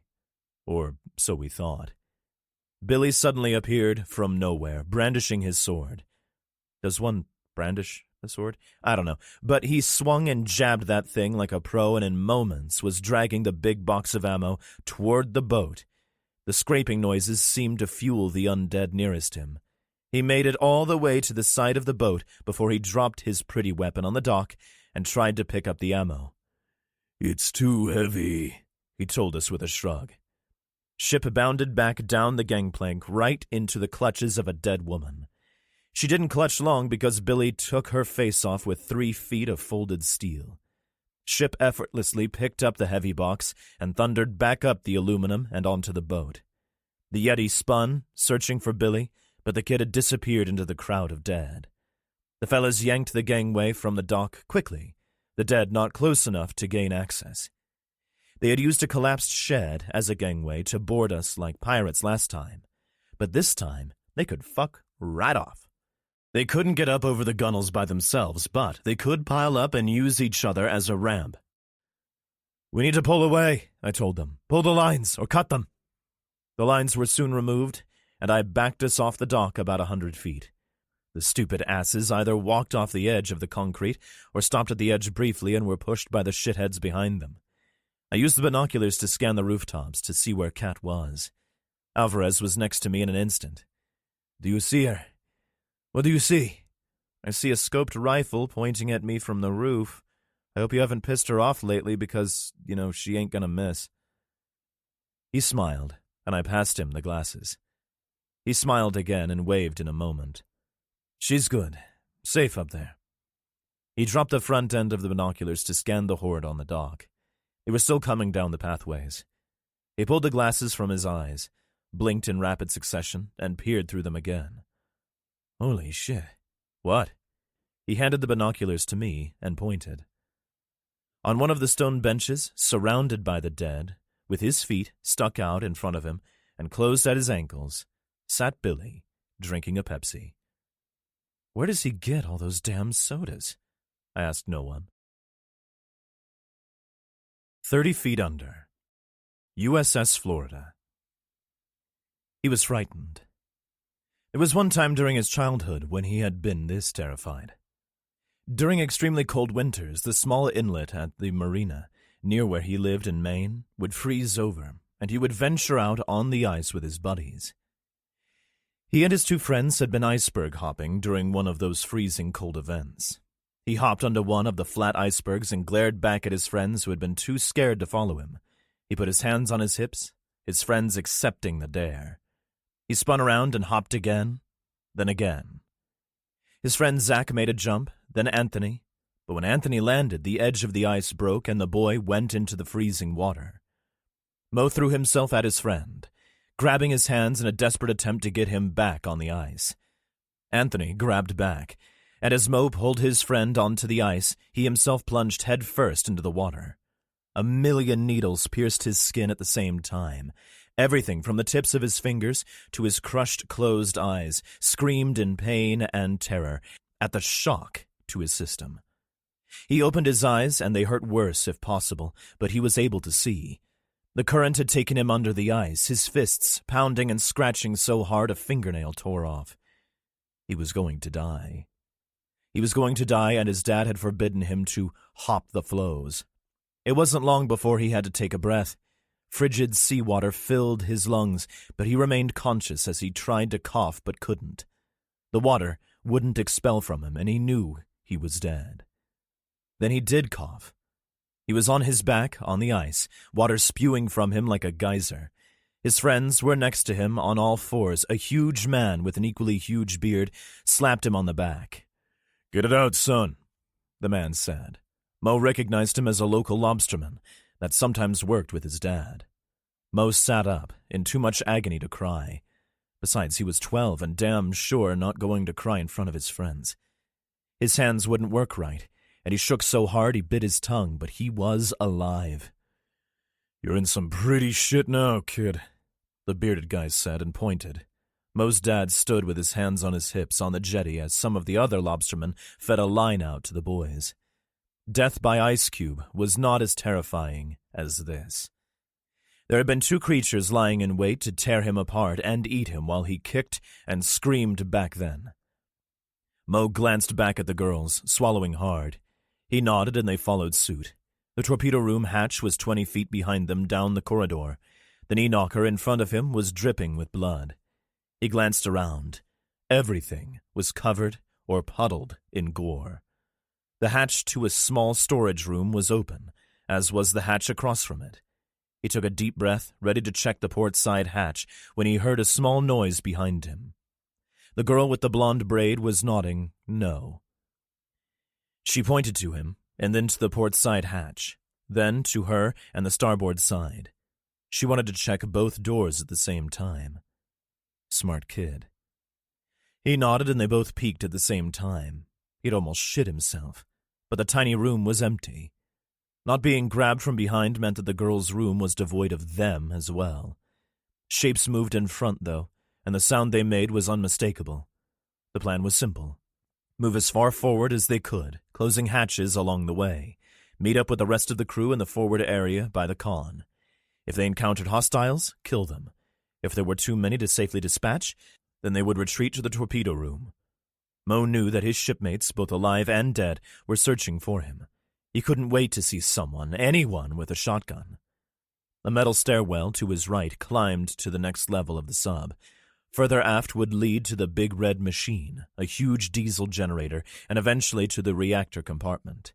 He didn't have clearance for the reactor compartment, but he could get to the access corridor, which ran the length of the sub from the reactor bulkhead to the main engines. Food, supplies, and several fully kitted MP5s had been placed in the corridor in case of an outbreak on the sub. Most signaled to the girls that they would bypass the stairwell and move aft. The bloody handrail told him that the infected had moved up the steps, but the red stains on the grated deck aft of the stairs told a different story. Growling and shadows moving above preceded the arrival of two infected. The things just appeared at the top of the stairs before the survivors could move or hide. One of them glanced down, and its lip curled back in a snarl when it saw the girls. Mo grabbed the smaller of the two and bolted aft as the stupid thing above them took an elongated step into space and tumbled down the ladder. Its brother was able to negotiate 2 steps before it, too, pitched down the steel. Both the things stood, cutting off Chloe from Vanessa and Mo. The creatures started after the duo, but Chloe grabbed one by its filthy shirt and drove her knife into the back of its skull. It dropped to the deck, its sister oblivious. The dead woman made terrifying sounds that shuffled down the grates, its focus on Vanessa and Mo. Chloe stepped past the one she had destroyed and noticed Mo raised his sidearm. No, she pleaded, waving one hand with her pistol and the other with her knife. She ducked, and Mo fired. The dead woman's head snapped back, 2 ricochets echoing through the corridor before the round buried itself someplace. She stood from her crouch, pulling her hands and weapons from her head. She spread her hands as if to ask, "Are you kidding me?" But Mo just shrugged. That was when the thing she had destroyed grabbed her ankle, and she shrieked in surprise. The grab was weak, and she was able to pull away easily, but the damage was done. Hissing, growling, and the stumbling of many infected came from above in search of both who had fired a gun and who had screamed. Mo turned to move aft and stared into the bleeding eyes of one of his shipmates. The thing lunged, grabbing him by the greasy t-shirt, and they both went down. Having but one arm, the dead man, probably Talbot, but Mo was unsure, couldn't maneuver in to bite at the living man's face. With its middle missing, the weight of the creature was significantly less than its height would indicate. Mo could easily keep it at bay, but for how long? The thing snapped and slapped at him, knocking his weapon aside. Vile fluids dripped from the thing's open abdominal cavity onto Mo's midsection. He held its throat as the girls scrambled to him. Chloe stopped Vanessa and folded her arms. "I told you I was just going to watch," she said, glancing back to the stairs. Vanessa was shocked. "Chloe!" Chloe strode forward and slid her blade into the struggling thing's temple. The thing became slack. Mo pitched it to the side. "Don't shoot in here or you'll kill us," the blonde girl whisper-yelled at the gore-covered sailor. "And get that shirt off, it's nasty."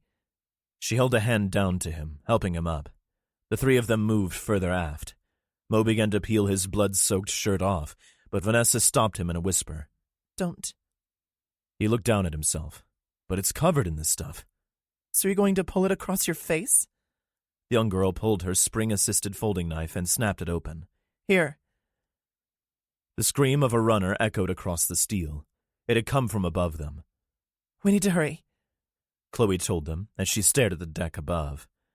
Mo used Vanessa's knife to cut his shirt off, but his chest was still smeared with the fluids of the dead man. He used the destroyed shirt to wipe away what he could. A dead thing exited a hatch to their left, tripping on the knee knocker and impacting the grate with its chest. It began to push itself up, but Mo stabbed it through the back of the skull before it could rise. The runner's shriek flooded their ears again, the three of them casting terrified glances back the way they had come. The monster was now on their deck and hunting. They heard the slapping of shoes on the grate, but it was moving away. Mo put a finger to his lips, the knife still in his fist, and the girls nodded. He chin-wagged that they should continue down the corridor. 2 more hatches, one on the port side and one starboard, needed to be cleared before they could reach the access corridor.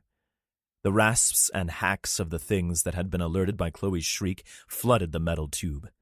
Chloe spun back around to view what was behind them. The overhead lights flickered for a moment, and she squinted into the flickers. 6 of the dead ones were shuffling down the corridor toward them.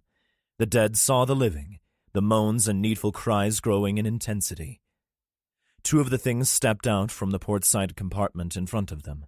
They were fresh and dripping. They also moved toward Mo and the girls. Vanessa swallowed hard. I want my knife back. Introductions. 6 infected littered the ground near the door. The women had destroyed most of those that had attempted entry, but there were too many. The sea of dead faces appearing endless through the expanding area between the broken door and the jam. We can't hold it, Donna cried. Run to the back and get up the stairs. The rickety door slammed into the metal desk with a thud, Donna in the triangle between the edge of the failed door and the desk. Abby appeared out of nowhere. I'll hold it. You go, she said calmly. But they'll... Abby held up her bleeding arm. They already did. Abby pushed against the door, trying to stem the tide of infected, while Donna skirted the desk and 2 reaching hands. She fled to the rear of the room. The walls were concrete block, but the floor above them had been made of wood, and most of it had long since collapsed into the room below. The room had been cleared of the wreckage and designated as safe to use, as long as nobody went up the spiral metal staircase in the corner. The 10-foot ceilings between the floors now gave way to a 20-foot-tall room. Donna was incredulous.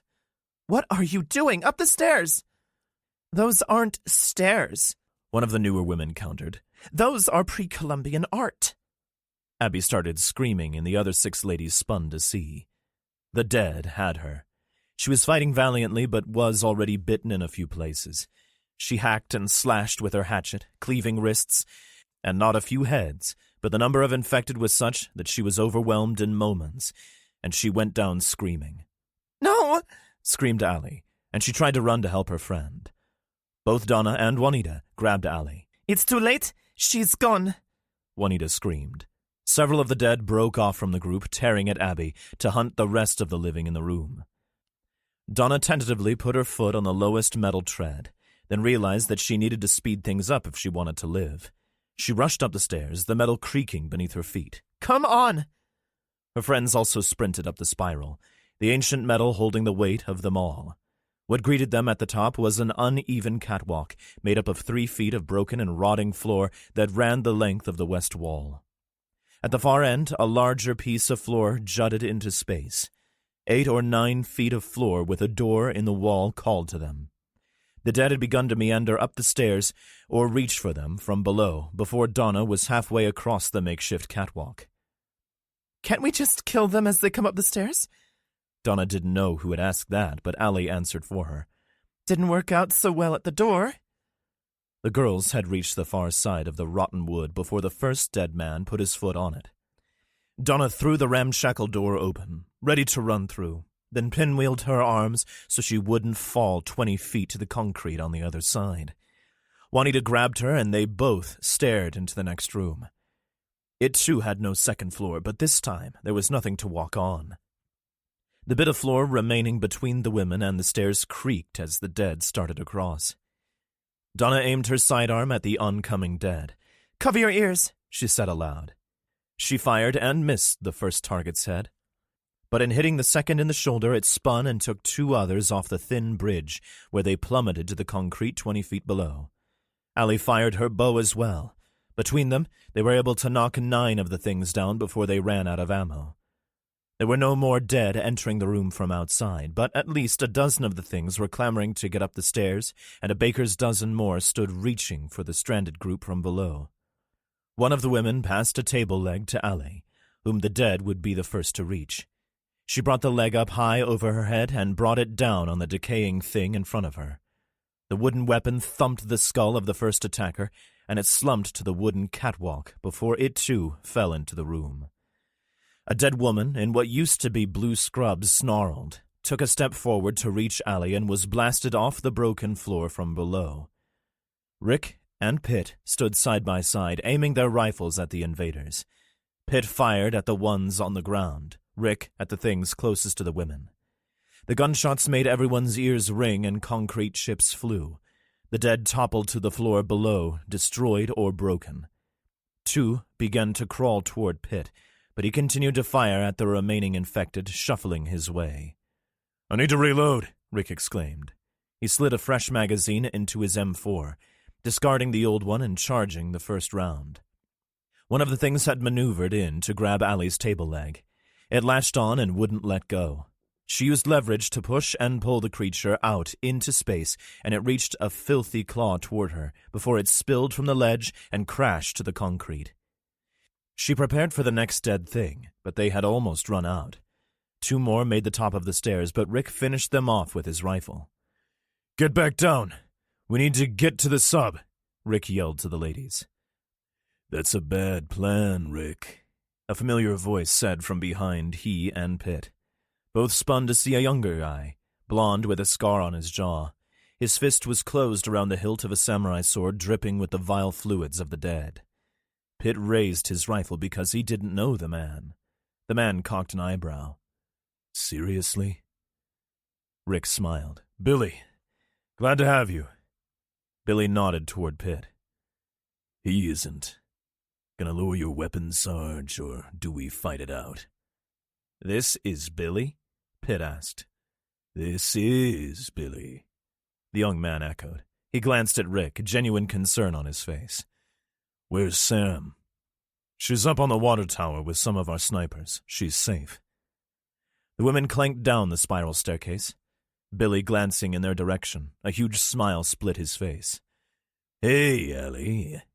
He waved at her, and all Pitt could think was that this guy was nuts. Pitt moved past Rick and Billy to secure the door behind them. Allie sprinted to Billy and embracing him in a huge hug. Billy hugged back. The hand with the katana stuck out to one side. She began to sniffle. "Where have you been? Why didn't you come back? It's been so long. Did you find another group? Tony said he saw you." Billy blinked. "Wow.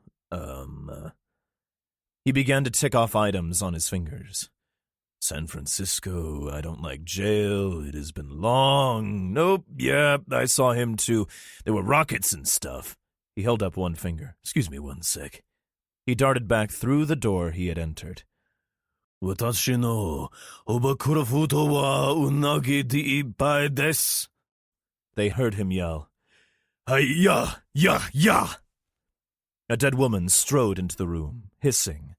Both the lieutenant commander and Rick brought their rifles up quickly, but before they could fire, 10 inches of Japanese folded steel protruded from between the creature's eyes. It was withdrawn just as quickly, the undead thing collapsing. Billy put his hand on the doorframe, breathing heavily. "I really gotta start working out more." He looked up at Rick. "You know?" "Is it clear out there?" Pitt asked the new guy. Billy scrunched up his face and wiggled his hand. Meza. "You're okay up here for now, but this place still crawls. I had to take a coke break after just a couple minutes of ninjaing. When I got off the boat, his eyes lit up. Oh, Chris and Anna are on the boat with some soldier dudes. That special guy and the gossamer Bigfoot. It was good to see them all again. He smiled. They're moving around to the other dock. This one was occupied. Pitt switched radio frequencies. Saber, this is Rock. How copy? Rock, Saber, tying up to the back dock now. We're heavy some civvies and picked up some friendly hitters as well. Going to muster at Rally Point B and pick up ammo. This place crawls. Pitt looked at Billy but spoke into the radio. Rally Point B confirmed. Ammo up and head to the lighthouse. We'll meet you there. Saber copies all. Allie knocked another arrow into her bow. She stood staring silently at the pile of bloody rags that used to be her friend. I'm so sorry we weren't in time, Pitt said. Rick put a hand on her shoulder. Allie sighed. Too angry for grief yet. She saved us all. I thought I saved us all, Billy said, confused. He glanced at the shreds of flesh and pints of blood on the concrete floor. That was Abby, Allie told him. She strode to the eviscerated corpse, knelt and drove her knife into the thing's eye just as it started to stir. No, Billy breathed. No! He grabbed Rick by the shoulder and Pitt tensed, lifting his rifle slightly. Where's Sam? Billy shouted at Rick. Still on the water tower, Billy. She's safe. Billy sprinted back out the door he had come in. Allie ran after him. She wears the pants. Journal entry 9. How are we looking? Remo asked me as he slid a full magazine into his rifle. I couldn't see any infected. I got nothing. Remo took our place on Overwatch as Ship and I grabbed 2 full magazines, and the big guy took a full molly pack from Kev. Seyfert did a quick check of his rifle, then started barking orders. We stay quiet until we can't, then kill as many lemurs as possible. We have plenty of ammo, and we're going to be carrying more to anyone who needs it. He glanced at Gary and Steve. They had been designated the ammo carriers, and both bristled with molly packs. Steve, a bigger dude, also carried 2 ammo cans full of loose 5.56 rounds. We moved as a tactical unit up the hill toward the lighthouse. We saw our first group of infected feasting on something that had been wearing jeans. There were 6 of them, and they didn't even turn to look at us until we were almost on them. Linda made to drill one with her newly loaded sidearm, but Alvarez put a hand out to stop her. Ship strode up to the scene, the things unaware of him.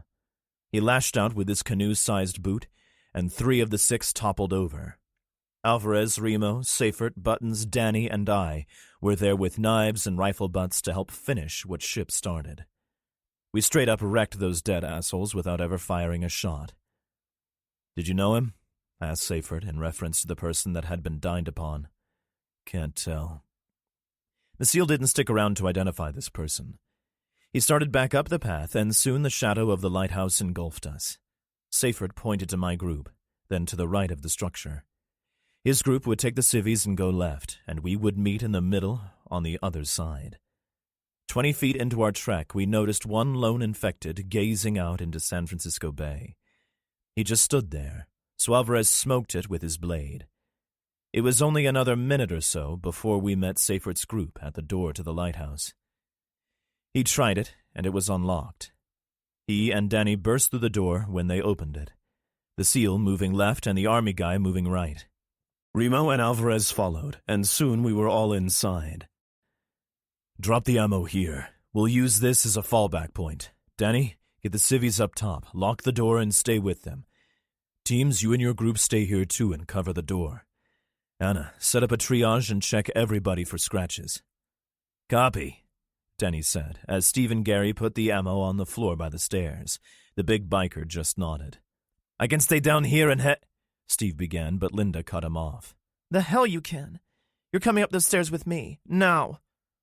I turned away to hide my smile. Seems I wasn't the only one with a bossy apocalypse wife.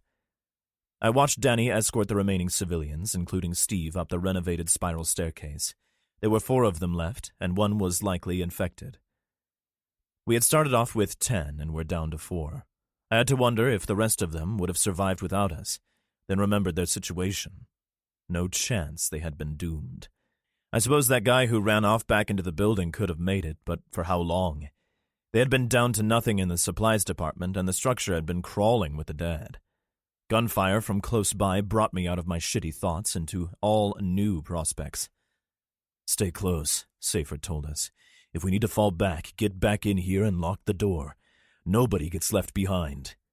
He and Buttons copied the entrance move on the exit, and soon we were all flashing the business ends of our guns toward the sound of chaos. Sustained shots came from down the hill in front of us, but I couldn't see shit. We moved forward as a unit, coming to the edge of the concrete base of the lighthouse. Peering over the red railing, which looked brand new, I could see a group of 8 people making their way up the hill with the dead on their heels. One of them was Donna. The hill was steep, but the dead had them surrounded on 3 sides, with the only clear way being forward. "Kev and Remo," Seyfried shouted. "With me. The rest of you, light 'em up." "No," I countermanded. "Remo is a better shot than I am. I'll come." I felt Chip swipe at me, trying to keep me with him, but he missed. The seal and I dropped the 5 feet from the concrete abutment and began moving quickly down the steep hill. That buzz-cut commander dude was with the group below, and he was bellowing orders while firing his M4 into a crowd of pus bags off to his right. I heard shots from behind me and noticed the closer of the infected drop and roll back onto their brethren. "Come on!" Seyfried screamed at them. We were 2/3 of the way down the hill when I realized we weren't going to get to them in time. The dead on the right and left of the group were having trouble negotiating the incline, but the ones giving chase were mostly on all 4s, clawing at the hill to gain purchase. One of the women in the group stumbled, then slid maybe 10 feet back toward the horde.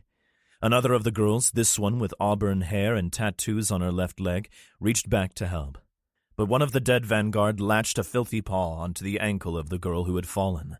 It leaned in to tear into the unfortunate girl, but collapsed when it took a bullet to the noggin. "Get them up!" I heard Kat scream to the radio, and another monstrosity dropped like a sack of rotting potatoes. The tattooed chick yanked her friend up, and they sprinted as well as they could up the steep hill. Lead was flying downrange from multiple directions, and the dead were dropping like flies, but they just kept coming. I was close enough that I could see the fear in my girl's eyes, and that shit was enough for me. I rushed forward and slid down the hill on my right hip, firing. I could feel the skin burning through my jeans, but I would deal with that later. Stupidly, I had lost track of my shot count, and my rifle clicked empty as I reached the little group of meat. "Are you fucking crazy?" Donna screamed. I didn't even glance at her as I slid almost past. Yes.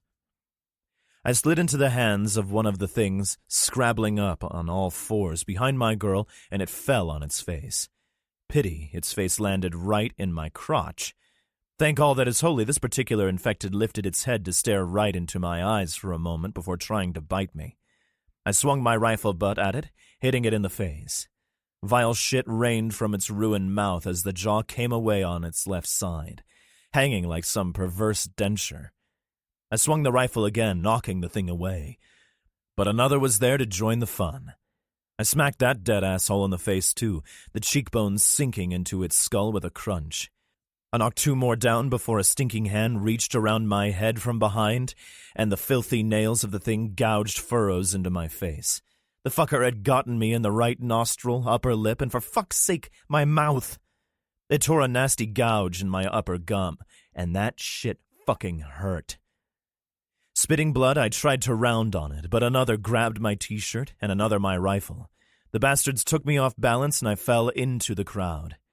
I've got to tell you, face shredded, prostrate on my back, I felt like I was the roadrunner, and a bunch of coyotes were looking down at me. It was not a wonderful experience. Not only was it shitty, but it was brief, because they wasted no time in trying to eat me. My head was pointed downhill, which means my feet were above me on the incline, so getting up was going to be tricky. What made it downright impossible were the cold, slimy hands that grabbed my ankles and right arm. I was able to get my rifle between my face and the face of the dead girl who had grabbed my gun. She wanted to make out, but I felt one of them bite me in the right leg, and I let out a yell. It didn't hurt as much as I thought it would, and remember, I had been bitten before.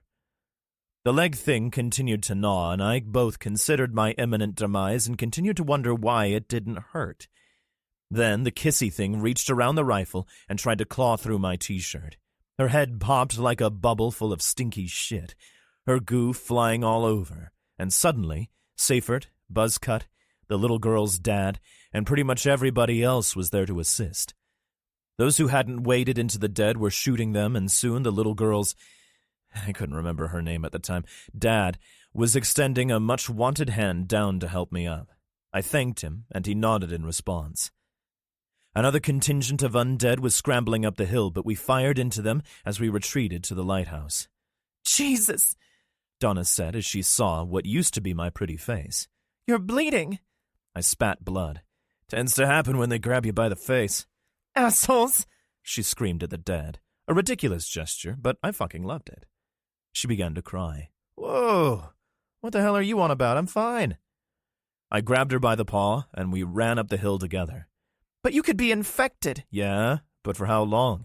I'm more concerned with my face than my life. I'm fucking pretty.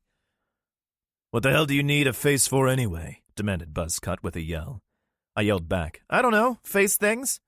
Seifert shrugged. Chicks dig scars. No, we fucking don't. Donna screamed, and Seifert demonstrated his vast intelligence by shutting the fuck up. The whole group of us made it to the lighthouse pretty much at the same time. The only casualty seemed to be my beautiful countenance. We skirted the concrete abutment the lighthouse sat on, and soon people were filing through the door. So I don't know much about lighthouses, but aren't they supposed to be round? I grew up in New England, and we have lighthouses aplenty. They're round, I shit you not. This one was square as fuck, and as I looked at the concrete angles, I realized that no dead people were going to be able to get into this structure unless they were invited. The door was steel, and it had a double-slide lock on the inside. Unfortunately, there wasn't a lot of space to shoot down into a crowd of dead surrounding the tall building, so all I could think of was there was about to be 30 people trapped in a building made for 5. Fuck that. I tried to call to Seifert, but Donna almost tackled me. Oh, shit. She kind of let that hang when she looked at me. She pointed at me. They got you. She immediately began to rummage through her pack. Flesh wound, I said, and spit a half-gallon of blood onto the concrete. The fucker had stuck his nasty fingers in my mouth and up my nose. Prick. Normally you would think the nostril would be the painful part, but it was my mouth that hurt like hell. Anybody who had known me less than a month backed away a step. Seifert, I began as Donna dabbed my face with a gauze pad. He had been barking orders to his crew, but he spun to speak to me. What the... Holy fuck! He pointed at me. You're bleeding. Flesh wound, repeated my apocalypse wife as she pushed a bandage up my nose. Look, I did one do day idea, I said through the gauze as Donna tried to choke me with it. I glanced around at the people, checking their weapons and feeling the concrete walls. Don't worry, we're safe in here, Seifert told me. Somebody will come get us. We have ammo and supplies. I spit out the cloth and cut him off. We're the somebody. We're supposed to get people. If we stay here, we're trapped just like everybody else. He seemed to ponder that for a moment. I gently pushed Donna's hand from me. Where are the kids? She looked at me and made a face. I couldn't wait to see myself in a mirror. Richie is on the water tower and Chloe is safe in the sub. Right, fuck this, I pointed at her. You're staying here. She made to object, but I pointed at Anna, who was helping a woman with an injured knee. Anna needs help, and you're the best medic around. I'm going to thin the herd. I made to yell for Ship and Remo, but when I turned, they were flanking me on each side. It scared me a little, as I wasn't prepared for it. Ship was projecting a stink eye that could melt most people. As I had received this look on countless occasions, I would survive. Probably. Remo was Remo. We're leaving, I told them. Remo raised an eyebrow. Oh? Ship shockingly said nothing.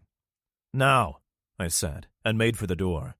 They followed me. I radioed to Kev. Buttons, how are we looking outside? His reply was instantaneous, almost like he was waiting for someone to ask.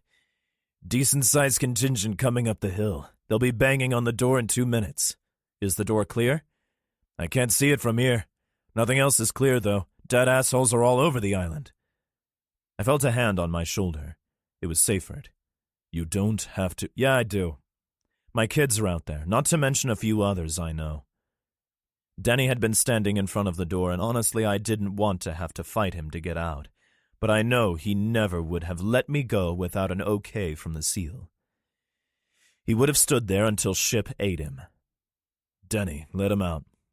Denny immediately threw the latch, and 1,000,000 guns were pointed at the door.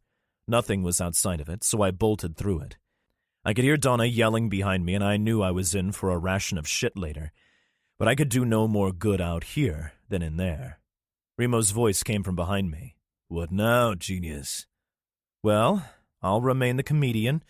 Ship can continue to be large, and you just fucking kill everything. He jutted out his lower lip. Good enough.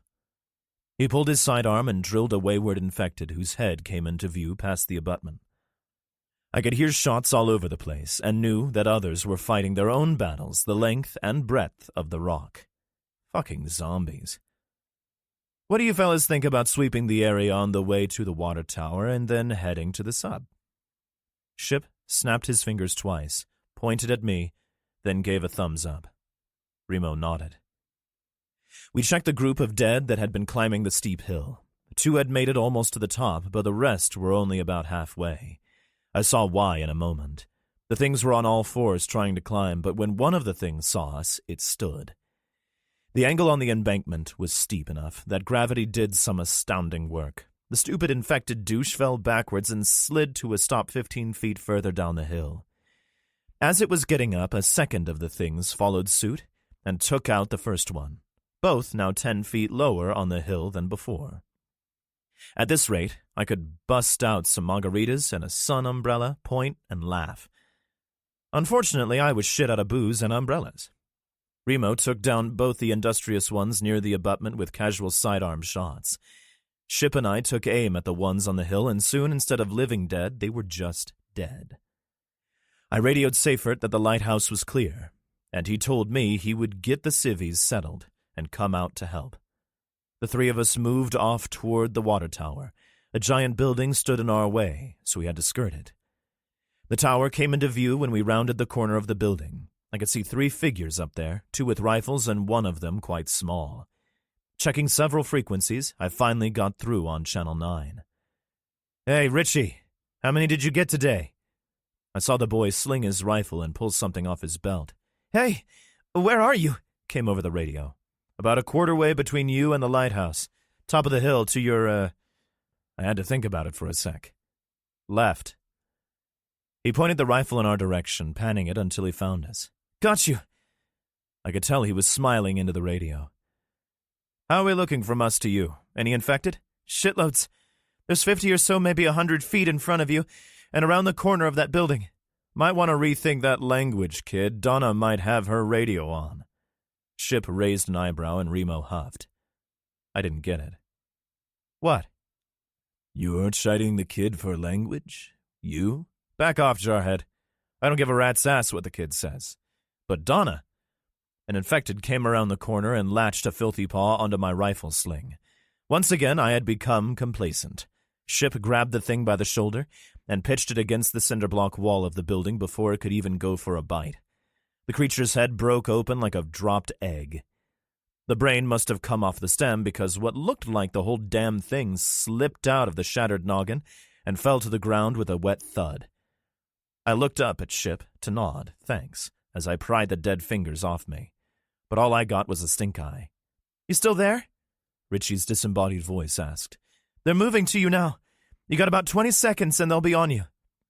The dead must not like you chiding the boy either, Remo snarked. I heard rifle fire and peeked the corner to see the incoming horde. My kid was firing at the dead and he was doing damn well. There were already 2 on the ground. Several of the things kept coming in our direction, but most turned back to investigate the shots. Remo was impassive when he said aloud, There's a lot. They're between us and where we have to go. That's a lot of ammo, Marsoc told me. I drew my SOG from its shoulder sheath. Ship already had the airplane wing he called a machete in his fist. Cover us? I asked Remo. The three of us stepped around the corner. The small horde had split in two, with about 15 of the things coming our way. There was maybe a 50-foot gap between the two groups of them. When the first of the things was within reach, it did that lunge that they do, and I intercepted it with a hand on its chest. My knife slid into the side of its dome with practiced ease, and it dropped like a hot rock. I heard a wet thump next to me that sounded exactly like a cantaloupe hitting the pavement. It was a different type of melon, and it was still snapping, Ship's machete having done its work. We backed up as they shuffled forward, but they were spread out and easy to take. Remo covered us with his rifle as Ship and I dealt re-death to these assholes. Unfortunately, the group who had gone back to check out the gunshots was now wise to us, and they started their arduous journey in our direction. Seems we were popular because another cluster was headed our way from down the hill. I could hear the rifle fire from the water tower, and now there was fire coming from the guard tower. We were thinning the hell out of this herd. I took a glance at the base of the guard tower and noticed that the folks up there had problems of their own. Maybe 20 of the things were on the steps up, with another 20 milling about below. "Change of plans," I yelled, as I stuck a rotten woman in scrubs in the eye. "We get the guys in the tower, then get the kids, then clear the fuck out of this place." I felt heat and wind next to my right ear, the dome of one of those rotten fuckers who had gotten too close snapping to the side. I glanced back at Remo with a "what the fuck, dude?" look on my face, but he just shrugged, sighted and blew another thing away. Ship picked up one of the desiccated bastards he had destroyed and threw it into an oncoming crowd to the right. Strike! He had all three of them on the ground. One was dropped as it tried to stand. I don't know if the round came from Richie or the guys on the tower. Ship kicked another in the face, teeth and shit flying to the side.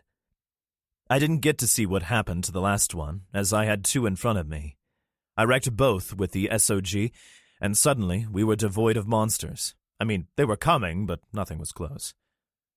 "Richie," I heard Remo speak into his radio, "we're going to get the men in the tower on the ground to help us. Then we're coming for you. You okay up there for a bit longer?" "Are you kidding?" was the boy's immediate reply. "I think this is the most fun I've had since Ratchet and Clank on Atlantis." I had no idea what the kid was fucking saying. No clue. None. What the hell did he mean? I'm shaking my head as I write this because I still don't know and forgot to ask him. "Shoot the dead people, Rich, and watch the sass." There was no reply from the boy, but I could hear his big rifle. I could hear a bunch of rifles, actually. The dead might not be fast, but they're persistent as hell. They began to make for our corner of the building, and I still wanted to avenge my face. I touched the bandage there and wondered if I would have to deal with another night like I'd had in the Airstream trailer. This was fingernails, and that had been teeth, but who's to say? Something occurred to me right then. Each subsequent bite had gone better for me insofar as getting sick and then telling the disease to take a hike.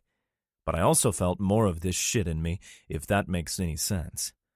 I could feel it building up. What would happen to me when my storage capacity was reached? Is that even a thing? I mean, I know I'm a special case, but... Remo tapped me on the shoulder and passed me a black baseball. "You know," he said, looking at me like I was an idiot, "when you have the time." I peeked the corner and was surprised to see the crowd of puss bags was significantly closer, maybe 40 feet away. I looked at the baseball and smiled. Now, I've chucked a couple of grenades since the dead started to snack. I wouldn't say I'm an expert, but think about it. Pull pin, throw at bad guys. I mean, that's it, right? Wrong. I did just that. I pulled the pin, stepped around the corner of the building, and pointed at a gray thing in stained and rotten scrubs. "Hey, fuck Knuckles, how about some of this?" I threw the nade, then stood there, smiling, because I knew what was coming. I hit that former nurse or doctor right in the damn chest. "Not too close to the building," Remo uncharacteristically yelled as the weapon flew from my fingers. I'm cool. You guys know this because you've read my journals. I don't lie or embellish. It wouldn't make sense to do so. I tell you what happened in my own way, both the good and the bad. When I'm the hero, I'm proud AF, and I tell you so. When I screw up, I tell you that too. This was a screw-up. A big one. I'm no soldier. I've said that 100 times, but I am learning. One thing I never really did learn was how to throw a grenade.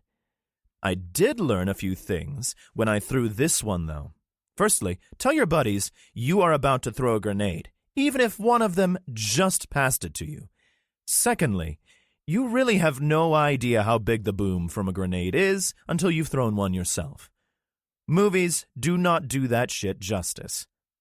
Thirdly, and more importantly, my grenade-throwing aim needs work. You would think that me hitting my intended target would be exactly what we needed. It probably would have been, but my intended target was somewhere in the midst of the group of the things. I had hit the closest one of the crowd, the little explosive knocking it back a step before the nade rolled against the cinder blocks of the side of the building. My smile turned to a frown as I stood there with my hands on my hips, looking tremendously awesome in my head, but a complete moron in everybody else's. I was yanked off my feet like a child by the Yeti and unceremoniously thrown to the ground. Both he and Remo were already down with their hands on their ears, and I tried to gripe about my recent treatment, so I thought it best to emulate them. I was about to remove my palms from the side of my head and ask some incredibly stupid questions when the earth shook like a 10.5 on the Richter scale. Fucking boom! "Holy shit!" came through the radio. It was Richie, and when Donna chided him later, I would own up to the boys swearing as my fault. Dust, rocks, concrete, sticks, and gooey shit flew by where I had been stupidly standing. When I heard a secondary commotion around the corner, it sounded like someone had dumped a ton of bricks on the walkway. The three of us got up quickly, me trying to peek the corner again, but Remo putting a hand on my chest. He stuck his mirror around the corner, then nodded for us to follow him.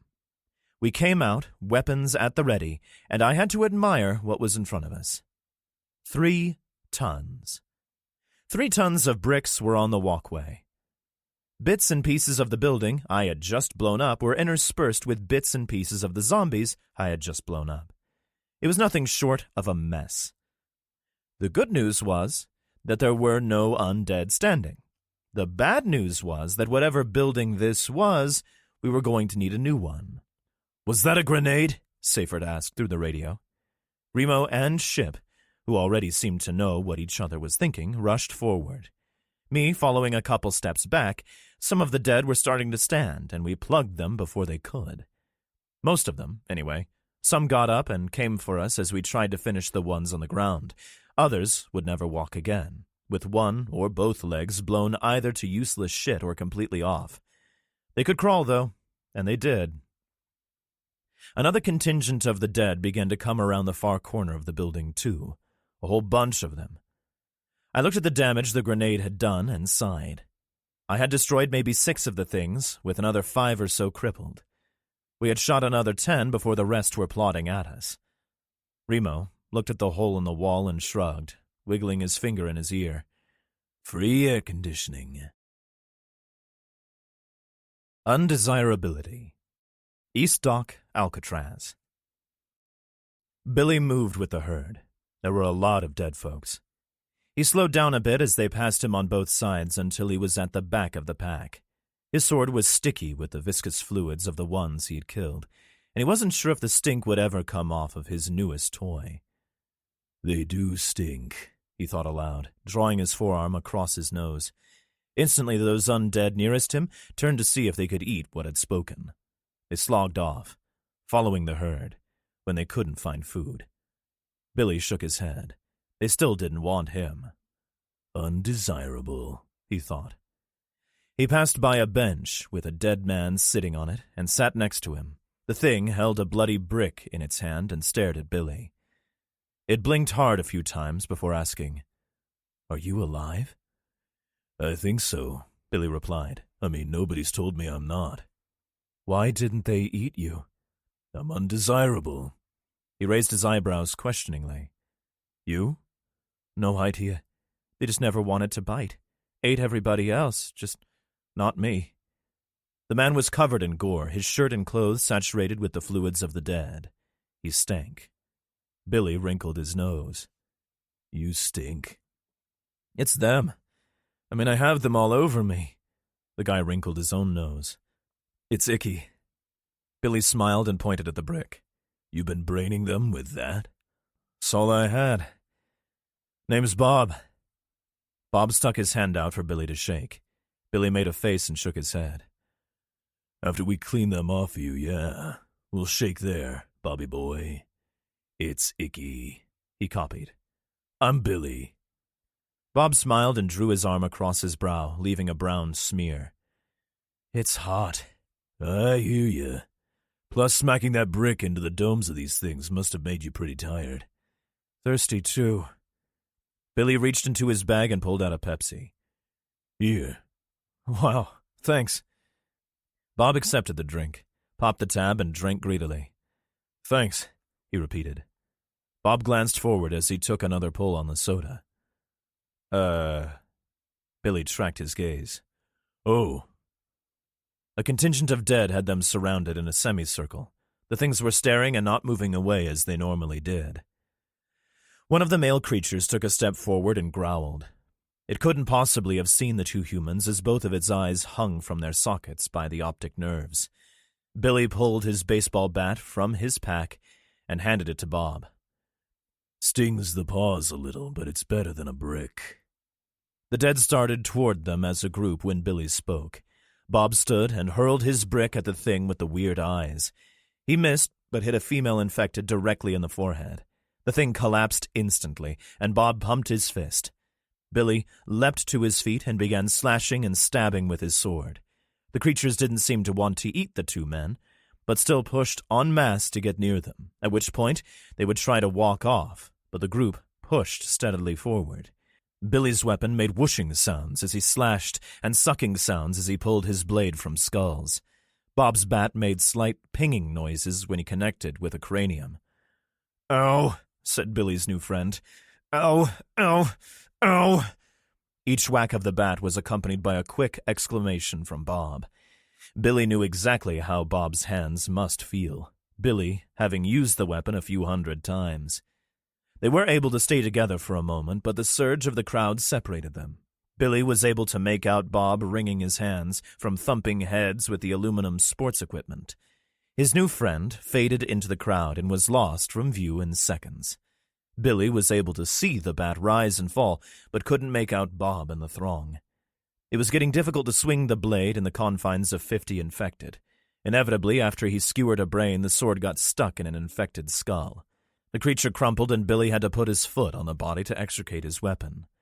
He overcompensated, stepping back too far, and lost his balance. The sword went clanging away, and even though he was amid 100 dead things that ate people, all he could think was that he was going to be angry if his blade got scratched. He latched on to the long skirt of a dead thing, trying to pull himself up, but all he succeeded in doing was tearing the clothing off. "Excuse me," he blurted while averting his eyes. He grabbed hold of a pair of jeans and used momentum to help him to his feet. He searched frantically for his sword, but could only hear it being kicked around as he pushed at the bodies around him. Something put a hand on his shoulder, and he spun to face it. He had thought it would be Bob, but it was a dead man with half a face. The other half was dull yellow bone. "Skulls are great," Billy told it. "You don't need no body." The thing just stared at him. "Ba-doom-tss," Billy asked, and it lunged. The thing grabbed him by the shirt and tried to bite his face. Billy kept it at arm's length as best he could, but the creature fought for purchase. They both tripped over the feet and legs of the other undead in the crowd and toppled to the ground. "Scrappy critter," breathed Billy as he pushed while it pulled. "No sense of humor." Billy couldn't help but think that a baseball bat would not have gone amiss right then. He rolled on top of the thing and put an arm across its throat. The man reached down to pull his knife from his hip, only to realize it wasn't there. "No bat, no knife, no cool sword, shotgun out of ammo. Not one of my better days." He was going to use his shotgun as a bludgeon when the thing twisted, and he fell to the side. "Ow," he said as he hit something hard. He struggled with both the dead thing and the inanimate thing for a moment until he was able to roll to his right a bit. The undead man still attached to him like a leech. Figures, Billy said aloud. Bob's broken brick was right next to him. He rolled again and re-straddled the dead man. He held the thing by the throat with his left hand, the skin sloughing off under his fingers. "One sec," he told the creature, grabbing the brick and brought it down on the thing's forehead. The skull gave way instantly, as did the creature's zeal. Its arms fell to its sides, and Billy took a deep breath. "Still stinks," he said to no one as the dead milled about him. He stood to survey his surroundings. He had gotten all the way to the dock in his fight with the dead man. Bob was nowhere to be seen, but he could see dead people streaming out of the water onto the cut stone embankment. He moved through the mobile bodies and took a seat on the bench to the right side of the wide concrete pier. His battle with the dead man hadn't gone unnoticed by the other dead, but they didn't seem to care. A half-dozen or so shuffled in front of him, and he pulled his shotgun from his pack. He would have a bruise where he landed on the weapon, when the thing had grabbed him. But why had it grabbed him? He couldn't figure it out.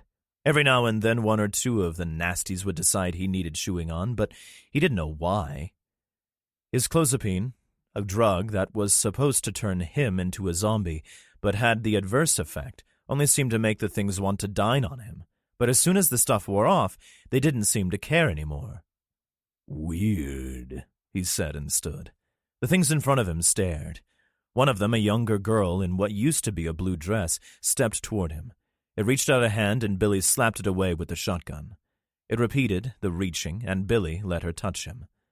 She latched onto his pack strap, grabbed his shoulder with her second hand, and seemed to look him over. Her red eyes rested on his, and she stared. Billy was about to push her away when a taller dead man put a hand on his shoulder. The other four creatures began to come his way, and he didn't like it. He pushed the girl on the chest, but she held firm. The taller man growled, and Billy realized that he didn't like this at all. He began to fight with the girl, the taller thing reaching for him as well. Another thing swiped at him, and he shuffled to his right. He pushed the girl, who still wasn't trying to bite him, as hard as he could. He took a step back and was suddenly fighting gravity as there was no dock behind him. He began to fall backward, the dead girl moving forward and adding to his weight. The tall thing reached a hand out, almost like it wanted to prevent them from falling, and in a grand moment of panic, Billy accepted the hand, latching on with his own. The three of them plummeted 5 feet into the water below, several other undead walking off the pier after them. Friends with Holes. Journal entry 10. You know when you've got something in your mouth that isn't supposed to be there, like a canker sore or stitches or a broken tooth? You just can't stop touching it with your tongue? Yeah, that was me with the furrow that dead fucker had dug into my gum. It hurt like hell, and I was pissed, but I couldn't stop playing with it. Good one, I said to Remo about his air conditioning joke, and felt instantly bad about it. He didn't need my bullshit.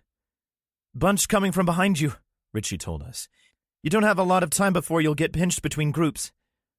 Remo hastened over my handiwork of broken cinder blocks and ducked into the hole in the wall.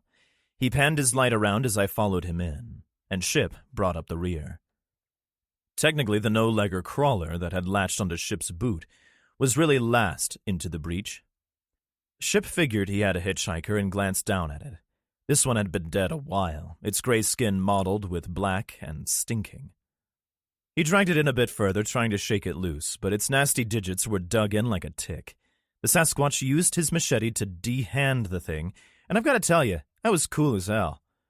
Ship still had 2 hands attached to his pants when he kicked the nasty bastard in the face, and one of the coolest things I had ever seen transpired. Ship's boot went through the facial bones of the dead thing like tissue paper, the head coming clean off and taking a bit of spine with it. Picture this. A giant Yeti-looking motherfucker with a couple of severed hands attached to his left leg and a human skull stuck to his right foot danced around trying to get everything off. Now that shit is funny. I laughed and my mouth hurt. Not allowed 2 seconds of uninterrupted joy. Remo toppled over a metal shelving unit into the hole in the wall, then another. It might slow the dead bastards down, but it wouldn't stop them. Ship pointed to his skull foot and signed to me, "Remove it." I blinked, then raised my eyebrows in surprise. "You mean take it off you?" I asked. He nodded vehemently, standing on one leg that had 2 hands attached to it. It was my turn for stink eye.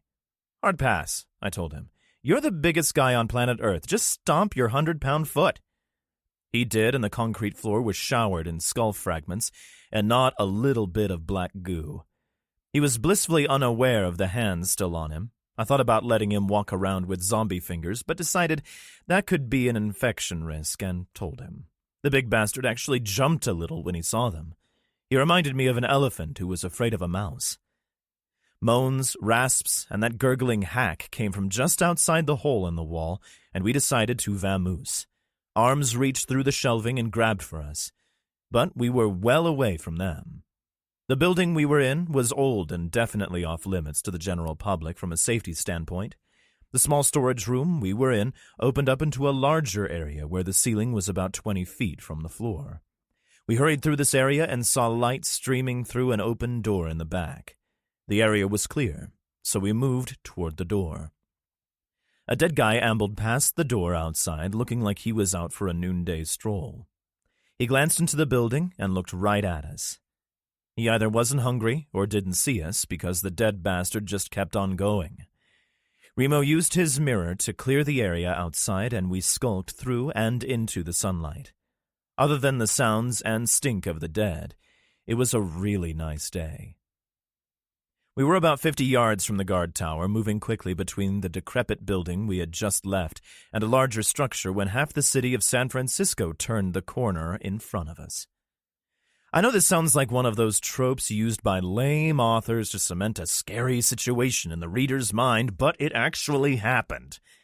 What would further the trope is if the other half of the city stumbled and shuffled out of the doorway we had just left. I guess I'm a troper, because that's exactly what happened. Ship tapped me on the shoulder and began moving up a small walkway to the door in the building next to us. Fresh human remains were puddled on and in front of the ancient steel door. Somebody had been trapped here and had paid the ultimate price. There was no body, just some torn clothes and blood. The fuckers had either eaten the whole dude, or he had gotten up to join their party. The door was locked, so Ship used his size-huge foot to persuade it. This was a strong door because it took 3 kicks from King Kong to open it. Open is probably not the best terminology here, as the heavy thing bent the metal jamb and the top hinge came away. Like everything else today, that door was just going to slightly slow down the dead that were hot on our heels. Ship dragged it closed and tried to lock it, but as previously mentioned, the jamb was all kinds of fucked. I swiveled my bleeding face to see Remo looking up. An ancient metal spiral staircase ascended into the floor above us. I thought we were going to bypass it and search for another way out, but we heard things moving around in the darkness in front of us. Remo started up the stairs, tactical light panning everywhere, and we followed. The 3 of us reached the next floor, the stairway creaking under Ship's 400 pounds, and Remo shined his light into each of a bunch of small rooms. He whistled, but nothing came for us. I heard the door crash to the concrete below, the last hinge quitting on us like a little bitch, and knew more of the things were outside. It wouldn't take them long to investigate what was going on upstairs, and then we would be in for another gun battle. We could probably hold them on the stairs, as only one could come up at a time, but for how long? I got the stairs, I signed to Ship, and stood guard. He nodded in the semi-darkness, and I was thrilled with myself that I was able to sign correctly. I mean, I might have just told him I needed to pee, but I was confident I had signed the proper words. What I really wanted was the unspoken communication that Remo and Ship had. Chloe and Richie could do it too. I could see figures illuminated by the light below, moving past the base of the spiral staircase. It was much darker up here, but if I could see them, they could probably see me, and all they had to do was look up. None of the stupid sons of bitches did. Every one of them just kept ambling on past us 15 feet below. There were a lot. I just stated a few paragraphs ago that Ship weighed in at a comfortable 400. Remo is about 6 feet tall and weighs maybe 160. That's almost 600 pounds of tough guy. And they didn't make a frickin' sound as they cleared this level. What did make a sound was the gunshot that echoed and reverberated through every cubic inch of the building. The dead scare me. You know this. It doesn't do anybody any good to live in constant fear, so I've toned it down to constant wariness.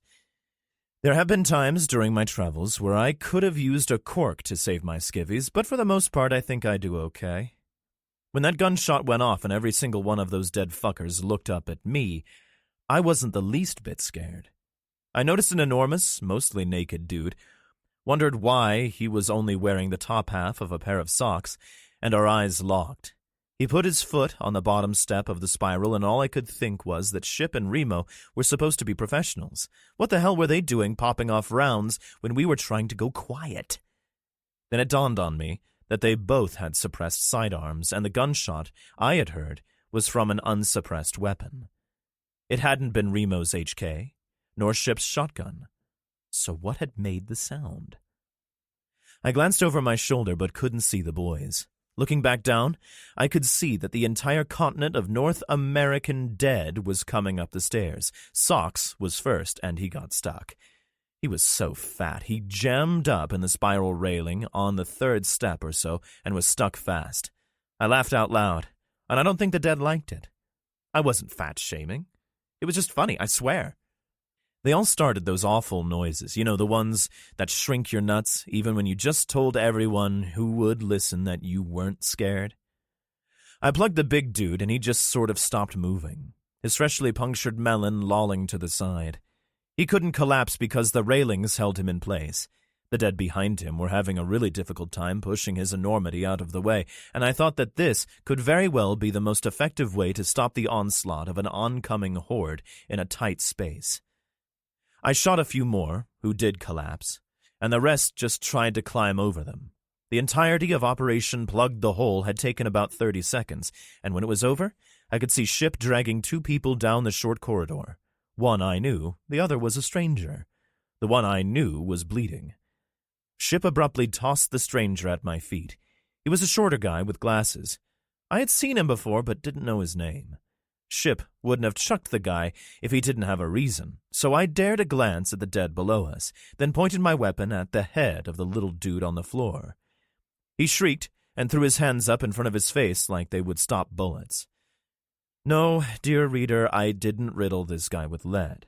I had no idea what was going on, and there was still a bunch of stuff on my plate to deal with. "Ship, report," I said in an authoritative tone.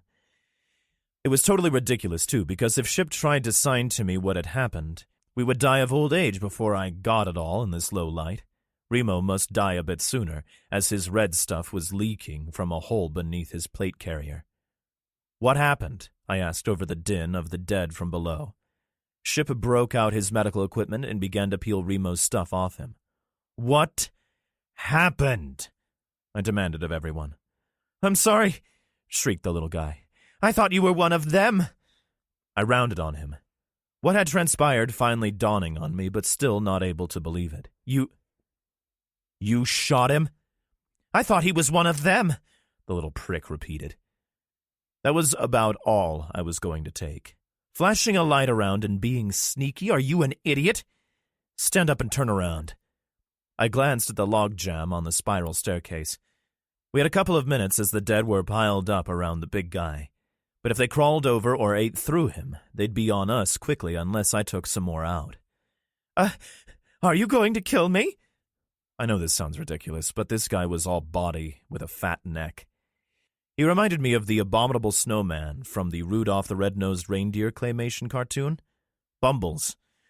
I shook my head, another futile gesture as he couldn't see me. Jury's out.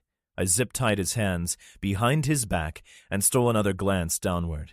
One of the things had managed to climb onto the back of Hefty Smurf, so I gave him a subsonic round to the back of the noggin. I dared a glance at Remo. Ship had Marsok's shirt off, and there was a neat hole in his abdomen, about 2 inches above his left hip.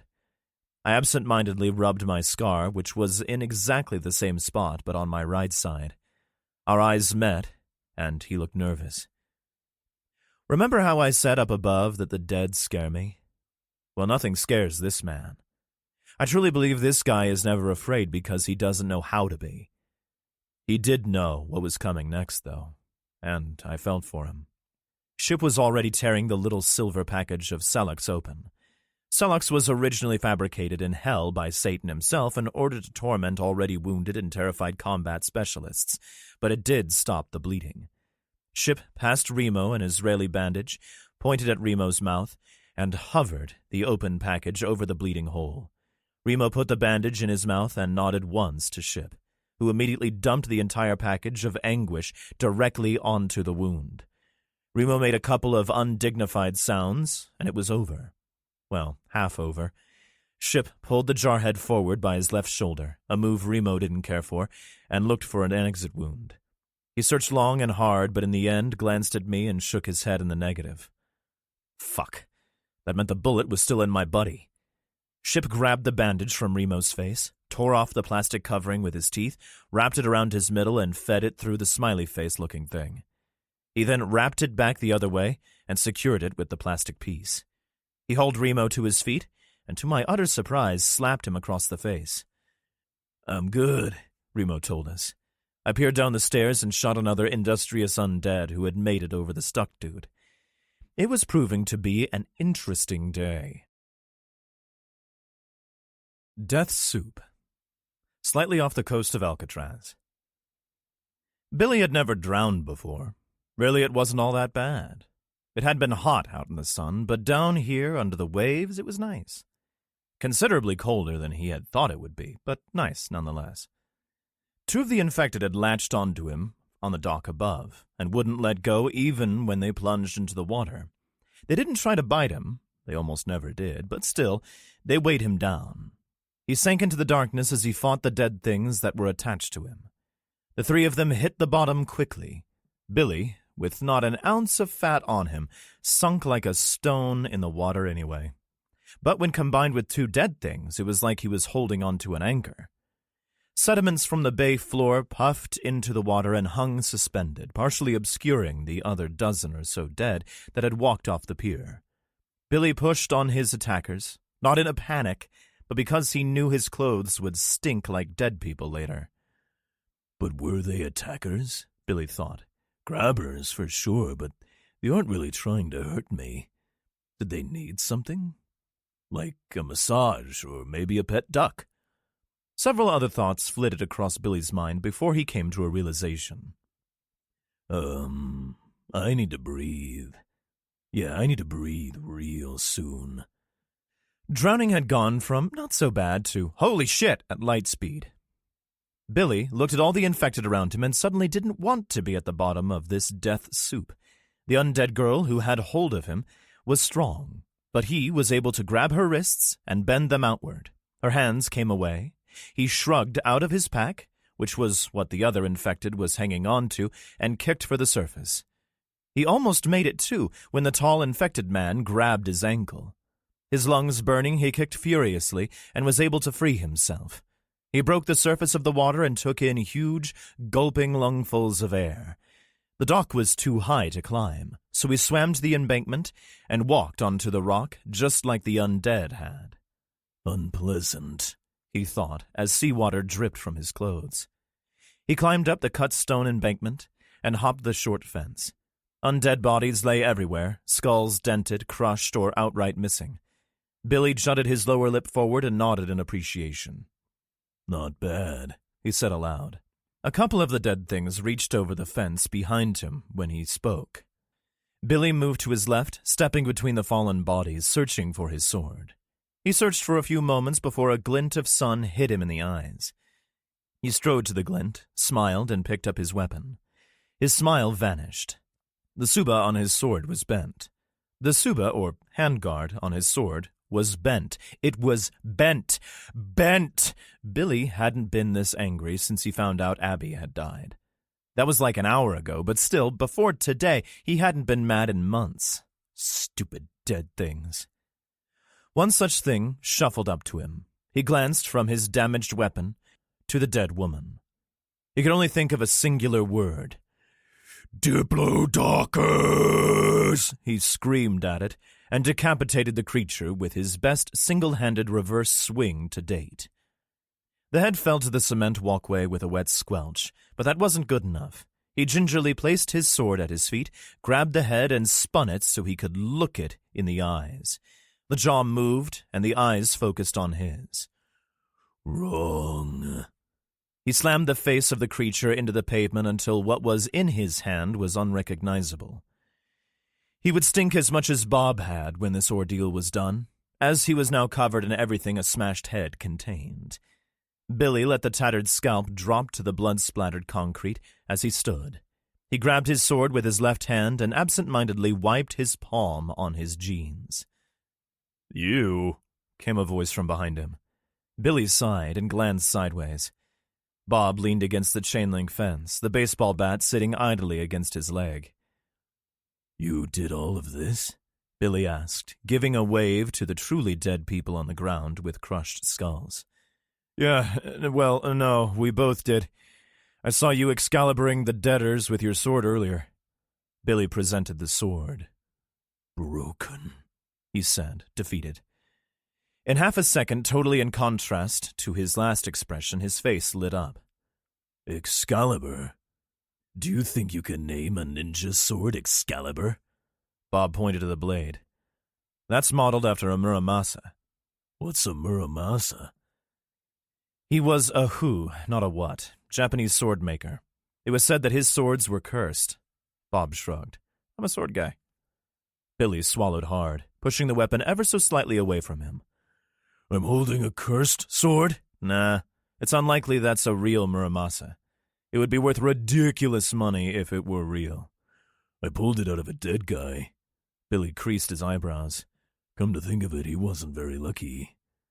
Are you sure this isn't cursed? Nope. Scrapes on the concrete alerted them to a few meandering undead.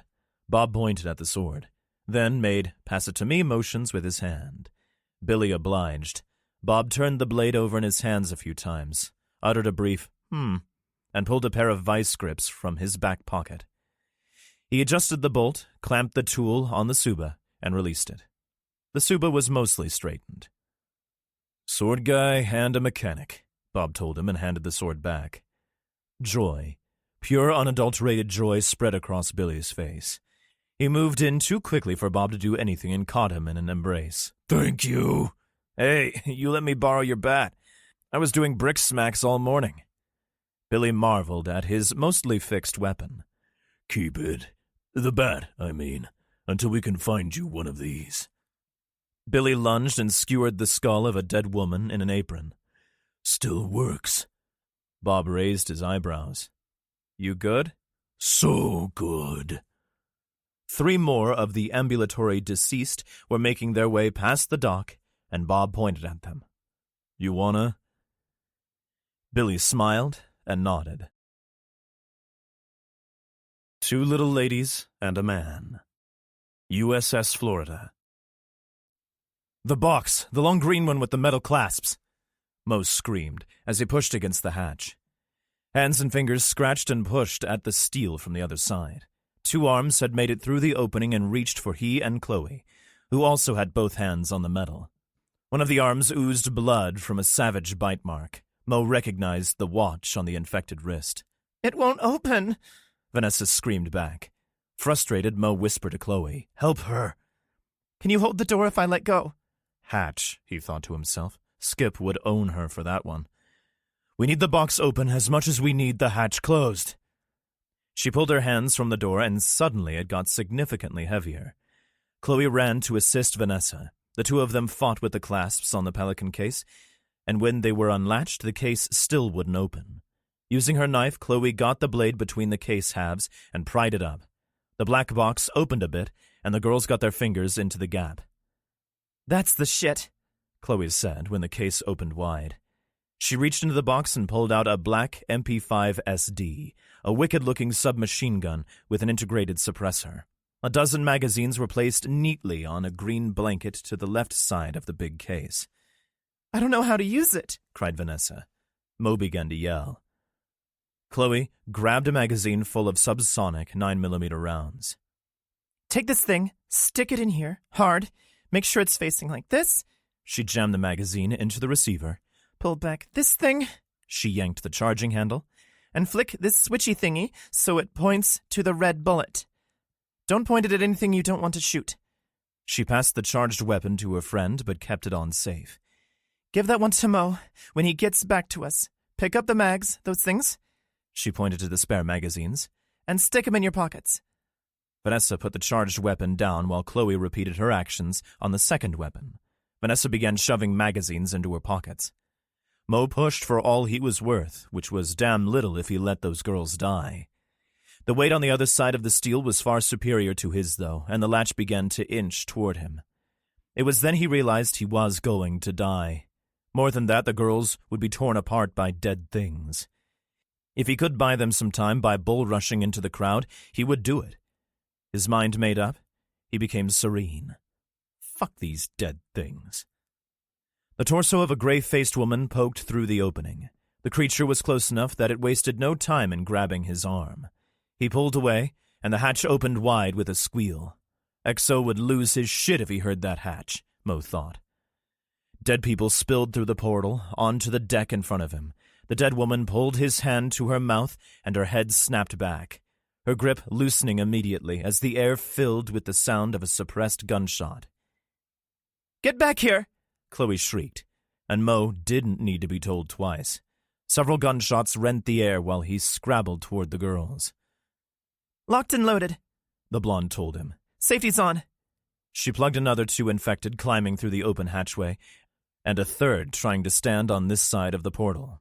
Mo grabbed the loaded weapon, flipped the safety off, and joined the gun battle. Magazine! Chloe shouted, and Vanessa passed her a fresh one. Where the fuck did these kids come from? Buds? Wondered the sailor.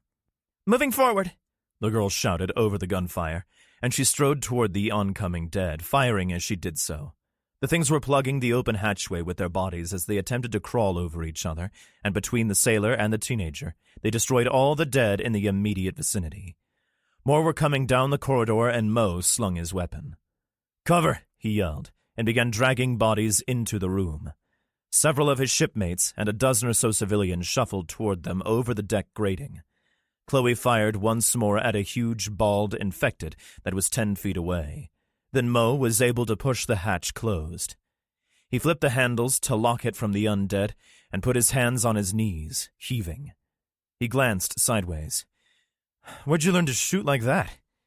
Chloe slapped in a fresh magazine. Internet. She spun and sighted down the weapon, moving in the opposite direction. Mo surveyed his surroundings. They were in a small antechamber, with another hatch 10 feet away. This hatch had keycard access. A 3-foot corridor ran the length of the room toward the back of the sub. Everything was painted a dull green. "Stop," he told Chloe. She glanced back at him, but kept her weapon facing the corridor. Mo swallowed. "Jesus, fuck. We were shooting in here." "Yeah? There were zombies, so?" He pointed at the hatch. "That's the reactor room." "So?" both girls asked. He passed a granola bar to each girl. "So, a stray bullet might have killed not only us, but everybody near the sub. The whole island would be a radioactive mess for a long time."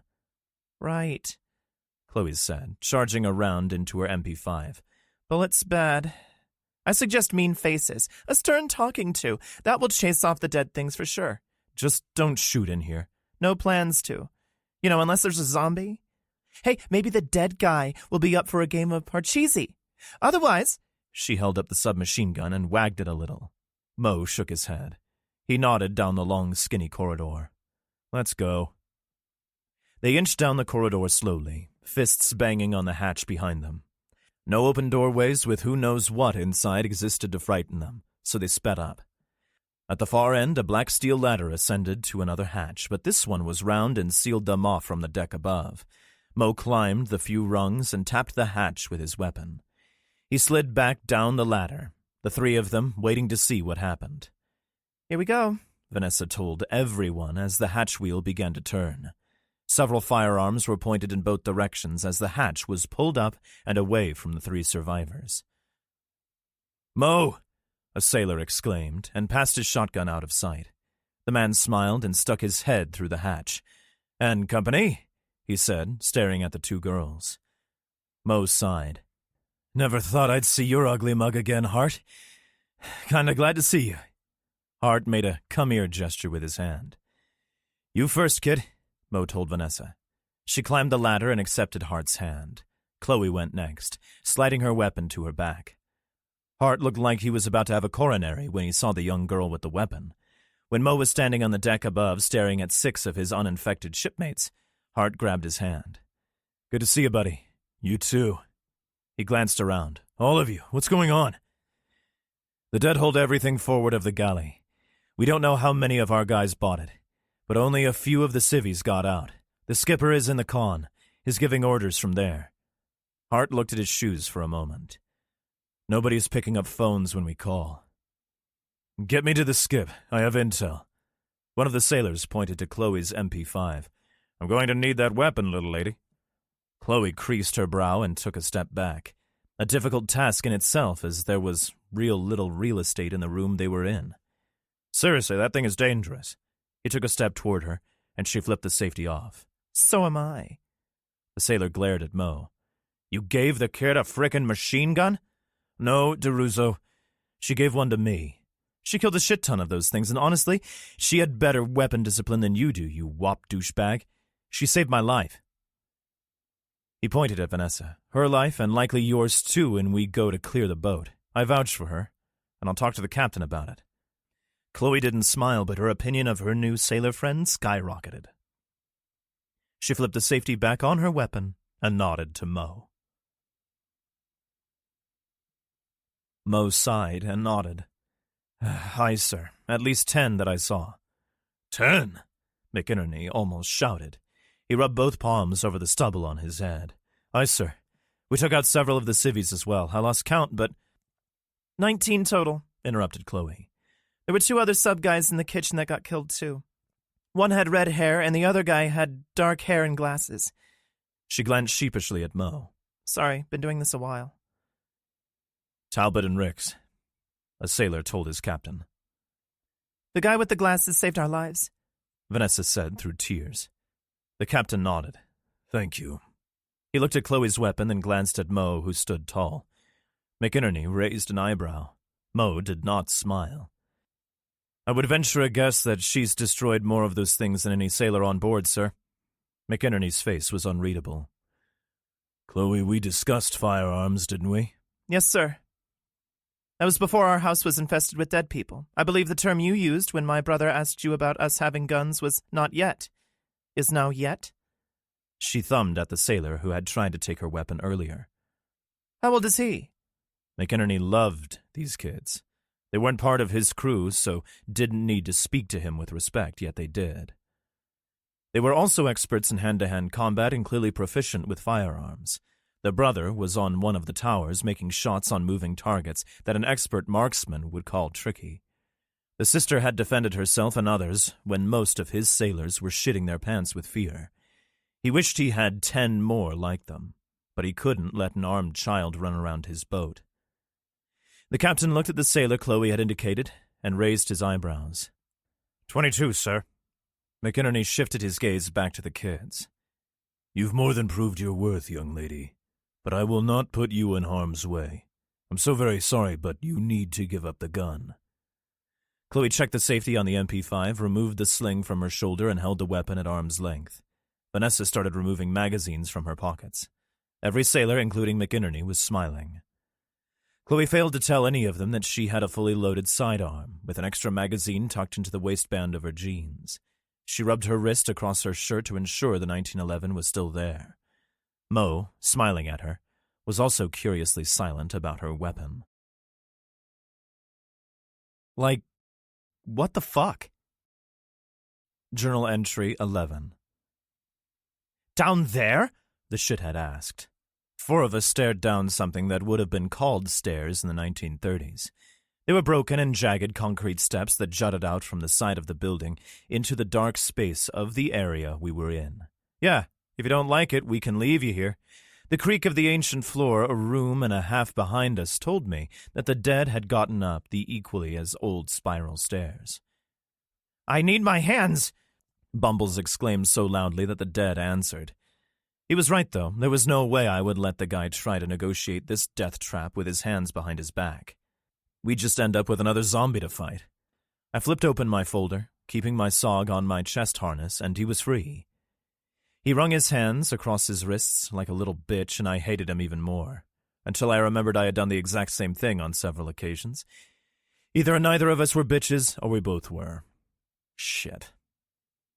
The ship started down the decrepit thing in front of us, the treads protesting almost as loudly as this asshole we had come across. I considered the steps. I'm too young to know what Shinola looks like, but I know what shit is, and those steps weren't Shinola. The sounds of the dead were getting closer. "How do you know what's down there?"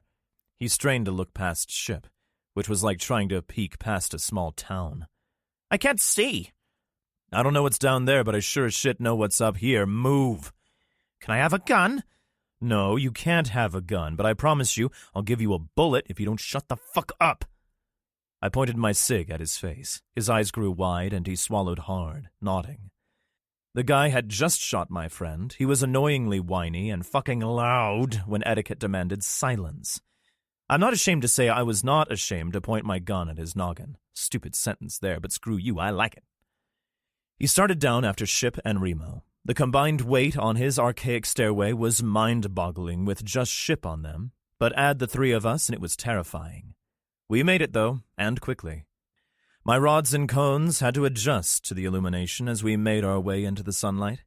I didn't like it, and neither did my eyes, so I put my palm above them to act as a shield. I heard dull thuds with a side order of splash behind us and knew the stupid dead assholes were just walking off the floor above and impacting the one below. Complacency. I'm a soldier now. I've had some training, but nothing like Remo or Seyfert or Alvarez. These guys simply don't get surprised. They don't get surprised because they are always on alert. When they're sleeping, walking through the woods, or taking a dump, they're paying more attention than I ever could at my best. I'm always thinking about the next witty thing to say or the ass on the chick in front of me, and that's bad. It was just such a complacent moment when a dead thing wound its decaying fingers around my tactical webbing and leaned in for a nibble. Now, Ship, Remo, and our now douche sickle had walked past this concrete column not 1 second before, and nothing. Me? Shit magnet. Second time this had happened in less than 24 hours. It pulled itself toward me, and got within biting distance before I even knew what was happening. I had no chance to defend myself or stop the attack in any way. The smell of it permeated everything, a palpable wave of rot that saturated my senses enough to make my eyes water. I felt its teeth on my throat and knew I was dead. But it didn't bite me. Stupid of it, really, because in the time it took to not do what zombies do, I did what I do, jammed my Sig Sauer under its chin and sent chunks of infected cranium skyward. Now, I just said, up above, that Remo and his ilk don't get surprised, remember? Remo, leaning on Ship, just turned to make sure I hadn't shot myself. Ship didn't even turn at all. The little peckerwood cock cabinet that we had just picked up jumped like he had a spider crawling on his neck. I'm surprised he didn't bump his head on the ceiling. I threw the dead thing to the floor and made my way to the boys. We were outside and in the clear in just a moment, me slamming the rickety door on anything behind us. "You're bleeding," the little shit-mongering cheese weasel said.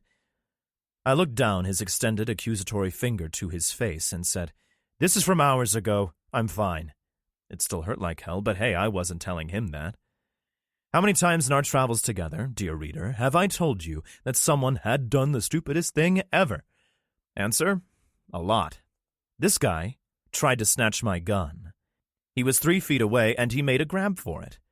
It was a weak attempt that was both woefully short and pathetically inaccurate. Had his grab succeeded, I would have had to give him a tip for a rub and tug. Unfortunately for both of us, he's an idiot. The only things he accomplished were putting his face closer to me and pissing me off to the almost breaking point. So I thumped him across the face with my sidearm. He dropped to the ground fast, screaming and holding his assaulted nose. Oh, it hadn't been a Superman punch. It was a little tap. I mean, yeah, he was going to be sore for a bit, but there were no fatalities. "He's bleeding," he shouted to Ship and Remo, the finger still pointing. "He's bleeding." He was holding his nose like I had already bitten it off, and let me tell you, it crossed my mind. Ship had his arms full of Remo, and he wasn't about to assist this shitsickle, so I extended a paw down to him and gave him a digit wag. Clearly my hand was fabricated out of lava as the guy yelped and inched away on his ass. "Suit yourself," I told him with an eye roll and sauntered past. The thing that was supposed to be a door 10 feet behind us shuddered from the impact of something on the other side. "Enjoy the day," I said over my shoulder. Normally I wouldn't turn my back on a guy who just made a grab for my weapon, but this dude scared me less than not at all. "You're going to leave me?" I heard him ask. His schnoz must have made a miraculous recovery because his question had been crystal clear, although twinged with terror. "Not if you keep up. Besides, I'm one of them now, remember? You sure you want to stick with us?" He didn't answer. We were running out of real estate on this island, and more than that, ammo was getting scarce. I had 19 rounds in my rifle with 1 extra magazine. My sidearm had 2 full mags, and I was happy about that. Cursing myself a fool, I switched out rifle mags so the full one was, in the rifle. I caught up with the fellas and noticed that Ship wasn't assisting Remo anymore. He was carrying him. The jarhead had passed out. That was bad. Not only was Remo our resident expert at killing everything, Ship was laden with our former Marine's unconscious body. I have no doubts that Ship could carry Remo's 170 pounds until doomsday.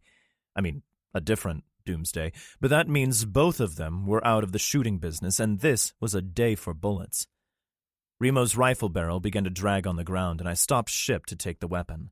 I slung his and kept mine at the ready. The dead began to show up, and I knew we were going to have to run. "Get in front of me," I told the douche crust. "Follow the big guy and do what he says. Do not make a sound." He pushed up, and I realized this was a bad plan. I needed to be first because Ship was full of Remo. I let the Yeti know, and it looked like he was going to bitch about my proposal, but after likely a quadrillion calculations fired off in his noggin, he acquiesced, and I moved to the point position. I didn't like the shithead behind me, but what could I do? A steady stream of stinkers behind us made me decide that this mission was foobar. "We're heading to the sub," I told Ship. "Yeah," the other conscious guy who could speak almost shouted. "Let's get to the submarine." Sound discipline, right. There was no point chastising the guy, especially since my soldiering skills were not at the level I wanted them to be. We moved as a unit up to the corner of a building, and I peeked the corner. 8 or 9 of the things were coming straight for us from the right, but behind them it was a straight shot to the Florida. There were 50 behind us and even more to the left. They'd be on us in seconds. We wouldn't make it. I might be able to get through, but Ship would get taken down while he had his arms full. "We need to leave him and run," Bumbles exclaimed. He had been talking about Remo. Right then I knew that this is the kind of elitist dirtbag asshole who puts ketchup directly on his fries. I'm ashamed to say I briefly considered plugging the prick in the knee and leaving him so me and my buddies could escape while the dead munched on him. In the end, I just did me. Which is, as you know, always something monumentally stupid. "Ship, get Remo and this whiny douche to the sub." I peeled around the corner and fired into the first of the dead. There were way more than I had initially thought. My peeking skills not on a MARSOC degree. Ship and his packages followed me, but so did the small army of dead that had been to our left. I was pondering where the ones in front could have come from when I saw a few of them stumble from a hole in the building on our right. "I'm right behind you," I yelled. "Run!" He did. For a big guy, he was damn fast. Decisions. If I fired into the ones in front, my buddies would get away, but the ones in the back would get me. If I only shot the ones in the back, my pals might not make it. I saw Ship throw Remo into a fireman's carry and swing the jarhead's feet into the shoulder of an oncoming infected.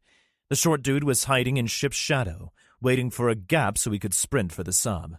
He was wringing his hands, and I could see a growing wetness on his crotch. I fired my weapon at the ones near Ship. I dropped quite a few before a big group got between us. He had a clear path and sprinted towards safety. Even carrying Remo, he outdistanced the little pudgy dude, but they would all make it. I wouldn't. Resigned, I turned to fire on the crowd behind me.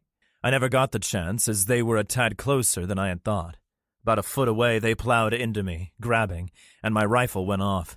I only had 4 shots left, but the rifle became a moot point as the barrel was pushed skyward.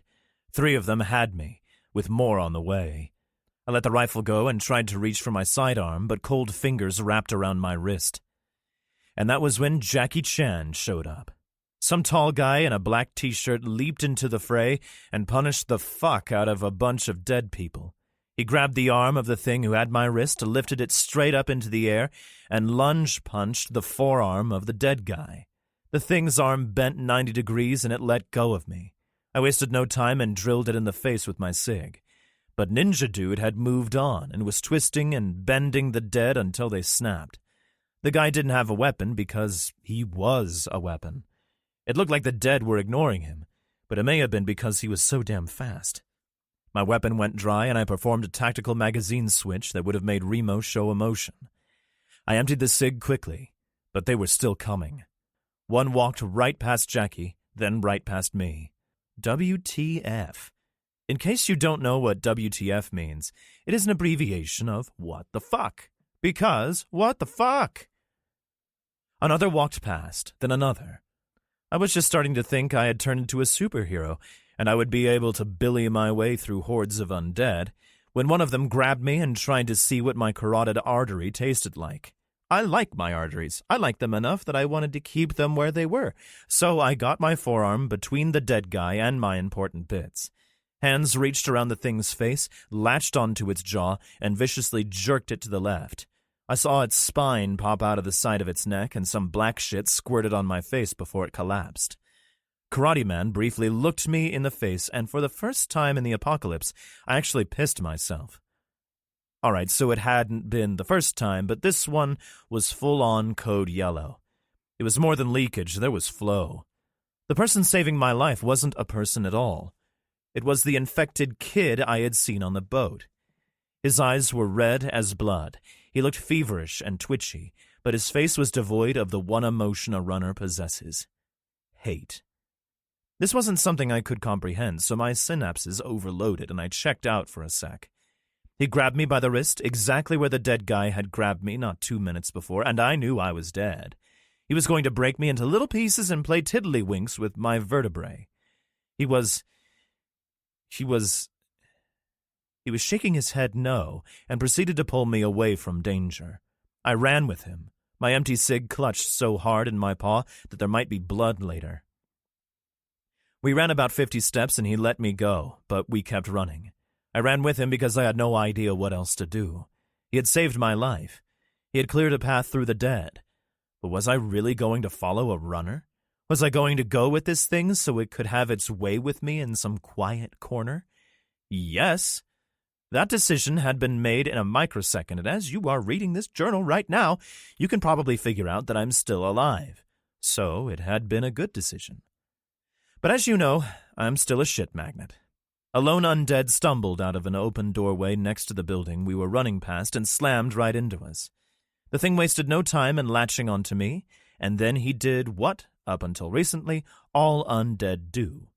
He bit me. Dear reader, I know what you're thinking. Yeah, but you're like immune and stuff. You won't get infected. You'll just shake it off and be home in time for waffles. Well, that's just stupid. Where the hell would I get waffles in the apocalypse?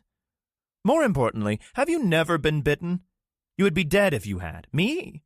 Yeah, I've survived bites, but they're bites. Something has bitten me. Take away the fact that the biters are infected with the worst shit in history, and I still have a hole in me. It hurts. More than that, at some point, I'm going to bleed out or parts of me won't work right because of all the missing pieces.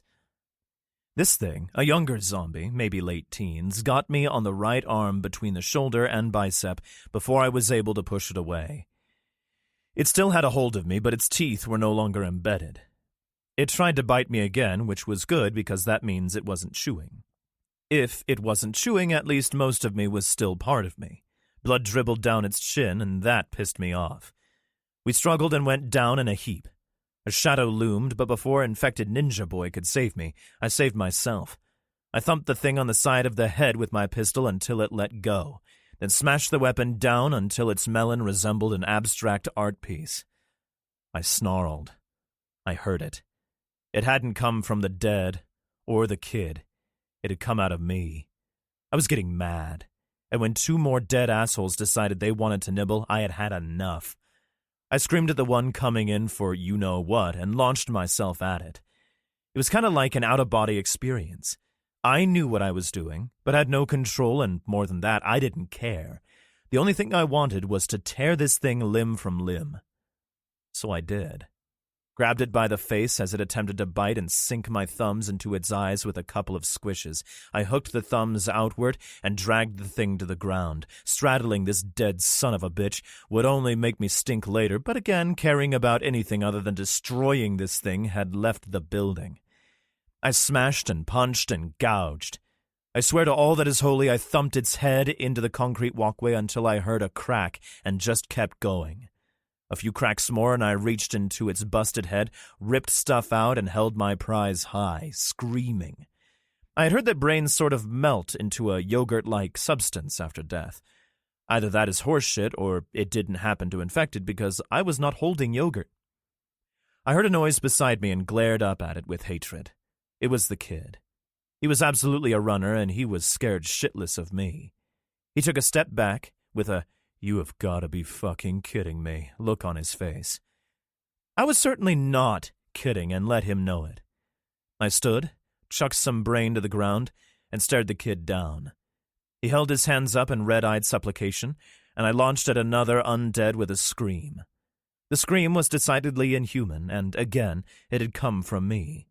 Whatever the fuck this shit inside me is, pushed me aside, and I was no longer driving. Time to go. Water Tower, Alcatraz. Richie yawned as he aimed the rifle. He blinked a couple of times to clear his vision after the yawn. The boy glanced at his friend, who had tugged on his t-shirt sleeve. Kyle frowned. "I can't get Remo on the radio." How about my dad? Sam asked in a frightened voice. Kyle passed her the radio. Daddy? Dad, are you there? "What is it, honey?" Rick answered immediately. "Everything all right?" Relief flooded the girl. Yeah, She sighed. we're good up here. Where are you? "We're by the lighthouse. We're going to link up with Seyfert and run some sweeps. You gonna be okay up there for a few hours?" Yeah, we'll be fine. We're all clipped in and safe. "Let me talk to him," Richie asked, sticking his hand out for the radio. "Mr. Barnes, I'm looking at the east dock now. There's tons of them still coming out of the water." "How many?" "I don't know, but it's going to be really hard for you to kill them all. We've been shooting them all day, but this feels like a Band-Aid solution." "Are there any fast ones?" "No, sir. We saw Billy and some other guy killing lots of them earlier, but I lost sight of them." Kyle pointed at the sub. "Look." Richie passed the radio back to Sam, who began to speak to her father again. Richie put the rifle to his shoulder to get a better look at what was going on near the Florida. "That ship. He's carrying somebody, but I can't tell if it's Remo or... Holy shit!" What is it?"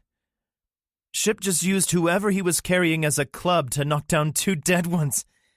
Richie lifted the rifle barrel up slightly to see how far Ship was from the submarine. He was about 20 yards away, but the people on the foredeck of the sub were struggling to get the gangway from the sub to the rocks on Alcatraz. The dead had surrounded Ship and whoever he was trying to save. The boy saw a man jumping up and down, pleading to be led aboard the submarine. Richie noticed it would take at least 30 seconds for the sailors on the sub to get the gangway situated. "They aren't going to make it," he added softly. "Our position is precarious," Ship thought, as he surveyed his surroundings. "Our situation dire. I have not made it this far because I am willing to give up." Ship jogged another 6 steps and fired into the face of a dead 9-year-old. He shot a woman in a tattered green evening gown with a few sequins still attached. He ended the misery of a thing in torn blue scrubs. He dispatched 3 more, and the slide on his firearm stayed back. A thing in a frayed Celtics jersey tried to grab him, but it had no hands. "I miss the Celtics," the big man thought. But a Celtics fan in San Francisco? I would think that would be gauche to say the least, and completely unacceptable to some. Perhaps this poor man was not a Celtics fan, but received the jersey as a gift and did not want to offend the giver. Perhaps... Ship dropped his pistol and reached for his machete, but it was too large to get off his back while he carried Remo. Ship could hear the smaller man that had shot Remo screaming for the sailors to help. He had sprinted far ahead and was now begging to be led aboard the sub. "I am sorry, my friend," Ship thought, as he swung Remo's legs into the side of an enterprising undead who had gotten too close. "But we will not survive this." Ship knew if he dropped Remo, he would be able to make it to the safety of the submarine. He knew that a decision like that would be beneficial to the most amount of people. It made sense to drop his friend and make a leap to the men struggling to stretch the gangway to the island. Even if it meant the death of his friend, it made sense for him to survive. Fuck sense, he thought and smiled. He put Remo down gently and drew his massive blade. He swung at the nearest undead, its rotten face sloughing off when its severed head hit the pavement. He swung 3 more times, destroying 3 more of the things before they had him. The arc of his machete was rendered ineffective when one of the things shuffled in close enough to impact his swinging arm. His blade clattered away when he dropped it. One of the things came at him with a toothy snarl, but its head popped like an overripe melon, and suddenly the sound of automatic weapons fire shattered the air. "Don't hit the live ones!" came a scream from the sub. "Focus fire to the front and let them get aboard." He took a step back under the onslaught and, to his horror, felt Remo's arm under his boot. He lifted his foot and 4 of the things hit him at a slow charge. He started to fall backwards but shifted his momentum and threw 2 of the creatures away. One of the things began to crawl toward the unconscious Remo, but its head also imploded, and then Cat was in amongst the dead. The girl swung her rifle by the barrel and nearly decapitated a thing in shorts with the impact. Its head now tilted at an impossible angle. She shifted stance and brought the rifle down on the top of the dead thing's shoulder, the collarbone snapping. She stood over Remo, heaving while Ship picked up a dead thing by the throat and tore its arm completely off. Ship threw the arm into the faces of a few more of the things. "Pick him up!" Cat screamed, as she swung the rifle again. One of the dead grabbed it, and she let it go, drawing her knife. The big man gave a mighty shove and pushed 4 of the dead away. He used the split second of time he had to grab Remo and throw him into a fireman's carry. He heard the aluminum gangway clang onto the rocks, and sailors flooded across, shooting. "Run!" one of them screamed. "Now! Run now!" They did. They sprinted up the gangway, the sailors following them. The dead reached the aluminum before they could draw it back, but a few dozen rounds took them out and they collapsed. The gangway was reeled in, and Ship placed Remo on the deck, kneeling next to him. Cat stood next to him, hunched over, hands on her knees, heaving. "You're the smartest guy on the fucking planet. You're so goddamn big you outweigh the needs of the many, and you didn't think to just fucking throw him to these assholes?" She meant the sailors who had come down the gangway. "It was 5 feet, for fuck's sake." She stared back at the dead, who had begun to shuffle off the rocks and disappear into the dark water between the sub and the island. She gave a defiant middle finger to the oncoming dead. "And they got my fucking gun." Ship made to explain to her that not only would it have been folly to throw an unconscious man into the arms of other men who were in the midst of using firearms, but the distance was far greater than she had surmised. He started to sign to her, but Cat cut him off. She pointed up at him, one hand on her hip. "Don't wave hands at me, motherfucker. You should have chucked him like Gimli." She turned on the sailors who were still pulling the gangway aboard, or shooting any undead futilely attempting to climb aboard from the water. "Somebody give me a clip from my gun. I'm out." She held out her sidearm as the wide-eyed sailors backed away from her fury. Richie had packed up whatever stuff he thought he would need. He couldn't see his apocalypse dad from his vantage, but he definitely saw that Ship and Remo needed help. He had identified Remo as the one being carried by his clothing. The boy had no illusions about the danger he was about to face when trying to save the endangered men, but they were his family. He and his sister had sat in an attic for a year, freezing, roasting, and shitting in a bucket while the dead killed everything in his town. His parents and his brother included. He would not lose another family member, and the two guys down there were family. He checked the load on the sidearm he had pulled from the footlocker. He took an additional 4 of the 10 magazines. He checked himself over and was ready to descend the ladder into hell. "They made it!" Kyle yelled. Richie whipped his head up so hard he hurt his neck. "Let me see." Sam gave him the binoculars as Kyle was looking through the scoped rifle. Richie smiled. "Cat." The boy shook his head and immediately regretted it, as he had just injured his neck. He absent-mindedly scratched at his left bicep. Cat, Ship, and Remo were on the sub. Men were attending to Remo as he lay stretched out, apparently unconscious. The other man was Mr. Martingale. Richie glanced at his arm where the dead thing had scratched him. It stung just a bit and had already stopped bleeding. "Kyle." The taller boy glanced at him. "May I have the rifle, please?" The boys traded weapons for optic, and soon Richie had the rifle scope to his eye. He put the crosshairs on Martingale's head.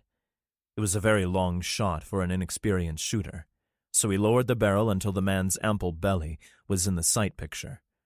Richie pulled his eye from the scope long enough to look once more at the twin furrows in his arm, then recited. There would be no coming back from this. The word murder flitted across his mind. This was a different world now, though. While this man had not directly tried to kill them, he had put Richie, his friends, and his sister in a position where they could be killed, and then had left them to die. Richie let out half a breath, tightened his finger on the trigger, and felt a small hand on his arm. The boy glanced down at Sam. She didn't say a word, didn't even nod, but he knew what she was about. "You know what he did," Richie told her. "What he will do next time. And to who?" "I didn't stop you for him," she answered. Richie lowered the rifle and sighed. He smiled at Sam. "Did you just save 2 lives?" Sam shrugged. "All right." Richie sighed again. He shifted the end of the rifle barrel to the dock and shook his head. "They're still pouring onto the island. How did they know we're here?" He stuck his hand out to Sam, who read his mind, and passed him the radio. "Mr. Barnes?" "I'm here. Who is this?" "It's Richie, on the water tower. The dead are still coming ashore by the dock. I'm looking at the rest of the island and it's crawling with dead people." "Just hang on. We'll be there in about an hour." Richie looked Sam in the eyes. She stared back and nodded. "Sir, in an hour there will be more zombies on this island than bullets. If we wait for you, you'll never get to us. Richie, we have a lot of ammo." It was Commander Pitt on the radio now. "I need you to stay up there, and we'll get to you as soon as we can." "Sir, if we stay up here for 10 more minutes, we're dead. You're dead too if you try to get to us. There's 1,000 of them now. There's an opening I can see if we go soon, but it will close as soon as the dead pinch it. That's in 10 minutes or so, and then nobody is ever getting to us without a tank. Son, if you come down from there, you'll be... If we stay, we're dead. We're heading for the sub now. Don't come for us, or you'll find an empty water tower. Richie, don't leave that..." Richie switched the radio off. He sounded pissed. "We go or we die. Look." He pointed to the dead that were moving steadily toward them from the east. "There's only a few below us. We smoke them and run for the sub." It was Kyle's turn to point. "But look, there's a ton of them by the sub too. Most of them went into the water. There are about 15 or 20 walking around right where we need to go." Richie switched the radio on and called out. "Can anybody on the submarine hear me?" "This is the Florida. Identify yourself. Please give your location and a sit rep. The Florida is..." "Yeah, I don't have a lot of time for your cool military talk. I'm 15 years old, and I'm coming fast with 2 other kids to the sub. If you aren't ready for us, we're dead. We'll be there in 5 minutes. Also, one of the kids is Rick Barnes' daughter, so don't be late with the bullets and stuff. Listen, kid, 5 minutes." Richie shouted into the radio and switched it off again. "You okay with this, Sam?" "Do I have a choice?" "Of course you do. If you want to stay, we'll stay. I promise you this, though. We're going to die if we stay here. One of them is going to see us or hear us, and then there will be 1,000 of them clawing at the bottom of the water tower. I don't want to go either, Kyle admitted. But he's right. There are too many of them. Sam unclipped herself from the railing. Then let's go. Richie dug through the footlocker. He passed Kyle a 9mm Beretta, taking one for himself as well. Sorry, Sam. There are only 2. He passed her an old K-bar-style knife, and she accepted it with her things. There's 8 extra clips. He passed 4 magazines to Kyle. Richie moved to the ladder and peered over the edge. I can't see them below, but I know they're there. Me first, then Sam, then you. He eyed Kyle. Don't miss. The tall kid smiled. You don't miss. Richie climbed over the edge onto the ladder. He swallowed hard. It was a long way down. 6 or 7 rungs down and he could see them. There were only 2 dead under the tower, the rest having meandered off. He glanced upward to make sure his friends were following, then proceeded down. Neither of the dead saw the living, and when Richie was 15 feet from the ground, he hooked his arm through one of the rungs, drew his Beretta, and promptly dropped it. He fumbled with it for a moment before it plummeted earthward. It struck the second-to-last rung with a clang that would have roused the dead. It did. Both turned slowly and saw the kids. They started toward the children, and Richie began climbing down as fast as he was able. He made it to the weapon just as the dead made it to him. He rolled left, grabbed the gun, and shot the first creature in the shoulder. He readjusted, fired, and the thing crumpled. He changed his aim so that the second thing's nasal cavity was in the sight picture and squeezed the trigger. Nothing happened, and in the boy's moment of confusion, the thing was on him. It grabbed him by the shirt in his weapon hand and wasted no time in trying to bite his face off. He fought it as best he could, but it was almost twice his size. The boy gagged as the stench was overpowering. It snapped at his face as he retched, but he ducked to the side, and one of its teeth flew from its mouth. With a mighty shove, he pushed it back and his shirt ripped. Losing one handhold, it slammed into the ladder. 2 loud reports later, and the kid was toppling over, with the thing as it fell.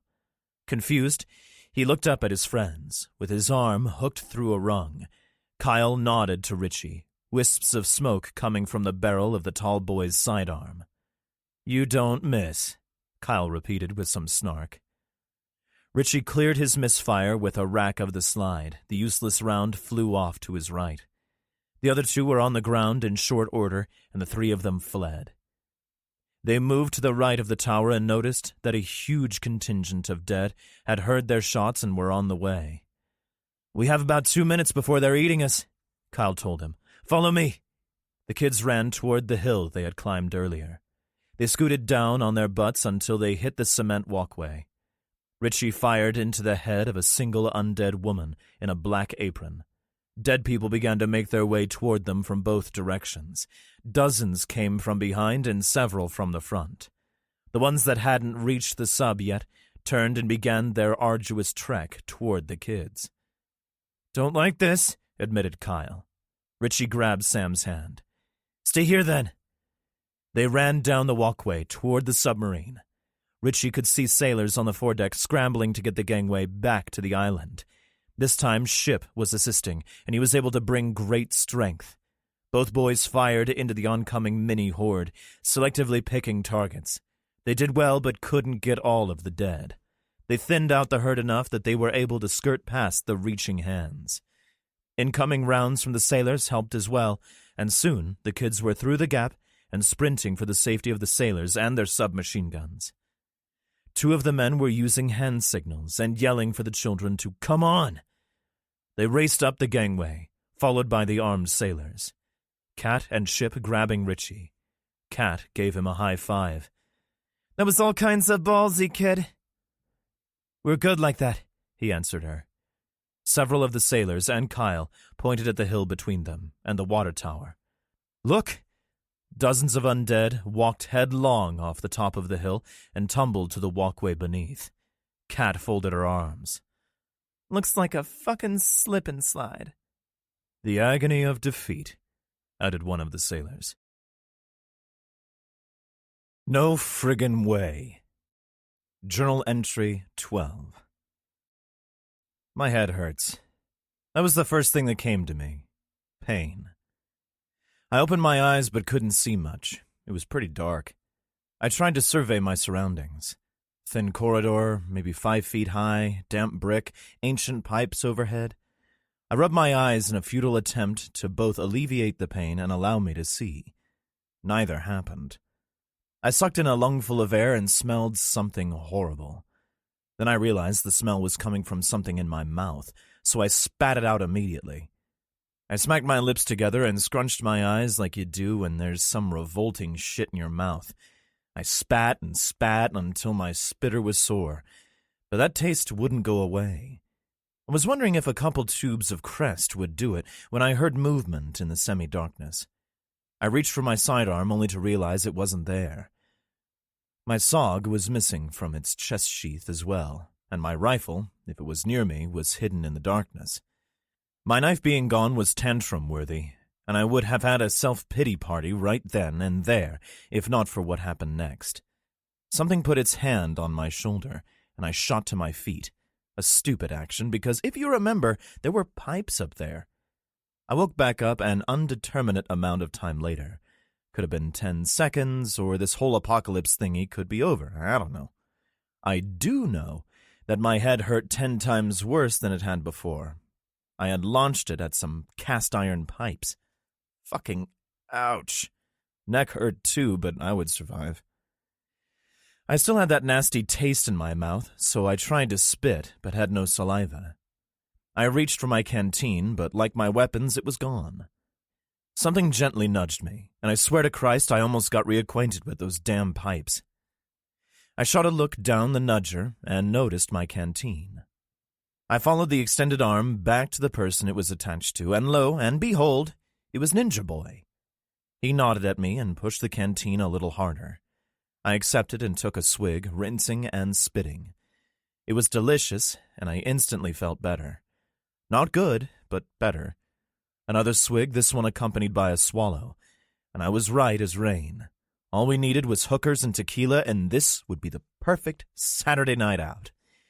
Except it was Monday, I think, and I was in some kind of access tunnel with a screaming headache, in the middle of the zombie apocalypse, with one of those almost zombies handing me water. Now that, dear reader, is a sentence you are unlikely to read again.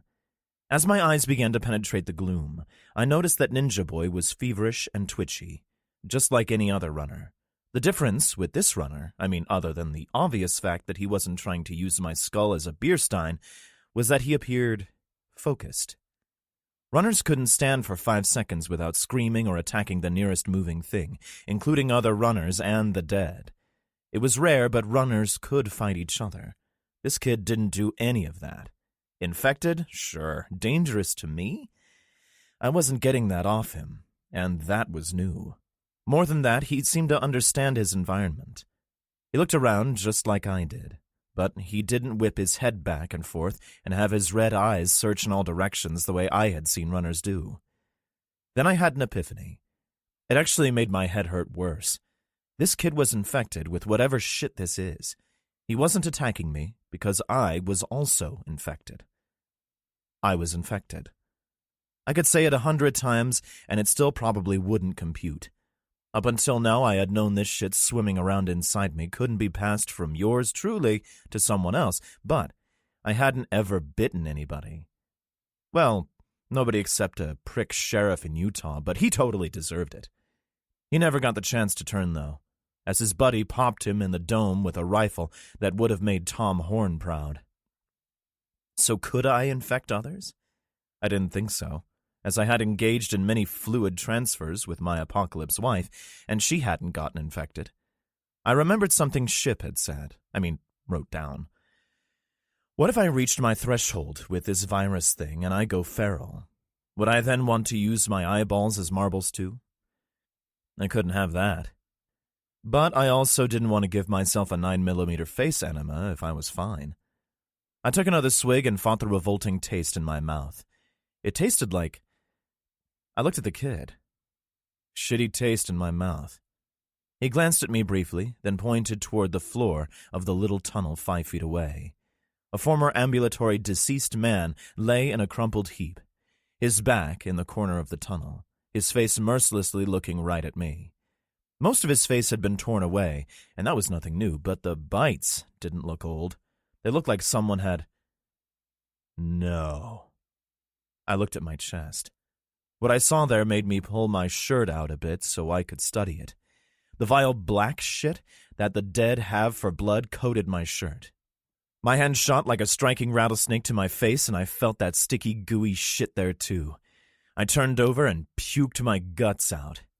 I don't know what was in the vomit because I couldn't see the puddle in the darkness, but let me clue you into something. I wasn't fucking hungry. I was quite happy not seeing. My head hurt worse when I was done, and I could hear the noises of the dead. They were outside of whatever we were going in. I was going to jump to my feet, but the kid stopped me and pointed up. I nodded, a really dumb thing to do, as everything from the nipples up was in agony. I stood, and so did he. He jerked his twitchy head toward wherever the tunnel went, and he began to move in that direction. I followed him. In a few minutes, we came to a room with big machines. I had no idea what they were, but they hadn't been used in decades.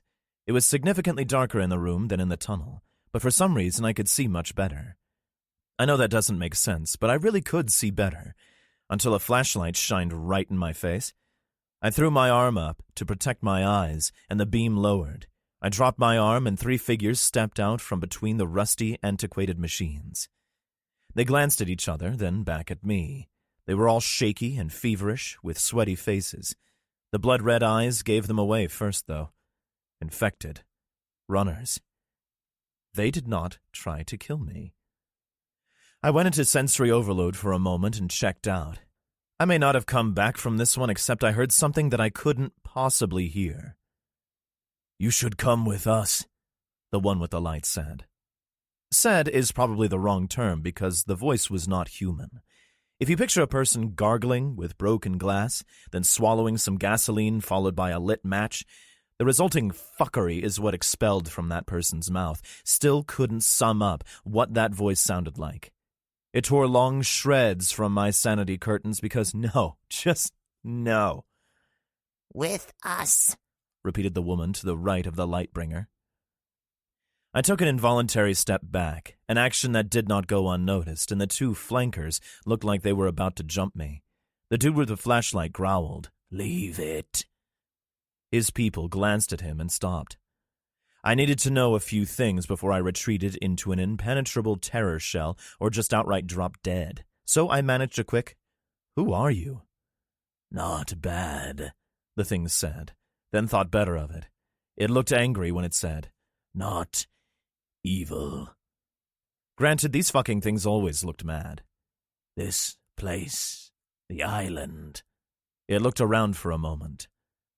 "Not safe for you." I wanted to tell him, "No shit, the place crawls with infected," but then realized that he and his buddies were cousins to the things that were eating people and had likely murdered some folks prior to now themselves. Then I thought maybe the guy was saying I wasn't safe because my friends might shoot me when they saw my red eyes. I can't come with you," I told it, shaking my damaged noggin. It grunted, nodded to its companions, and then disappeared in between the machines. I looked to Ninja, but he wasn't behind me anymore. Did that just fucking happen? Did Infected just converse with me?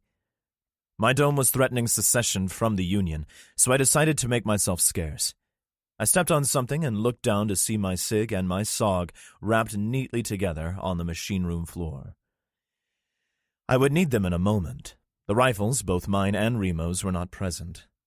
The sounds of the dead floated into the tunnel as I followed the pipes back to the entrance. An ancient steel door greeted me, and this door had a little hatch in it that looked like a mail slot but was at eye level, a peephole. I shrugged and pulled the steel peephole cover open. It made a screech, the likes of which had likely never been heard before.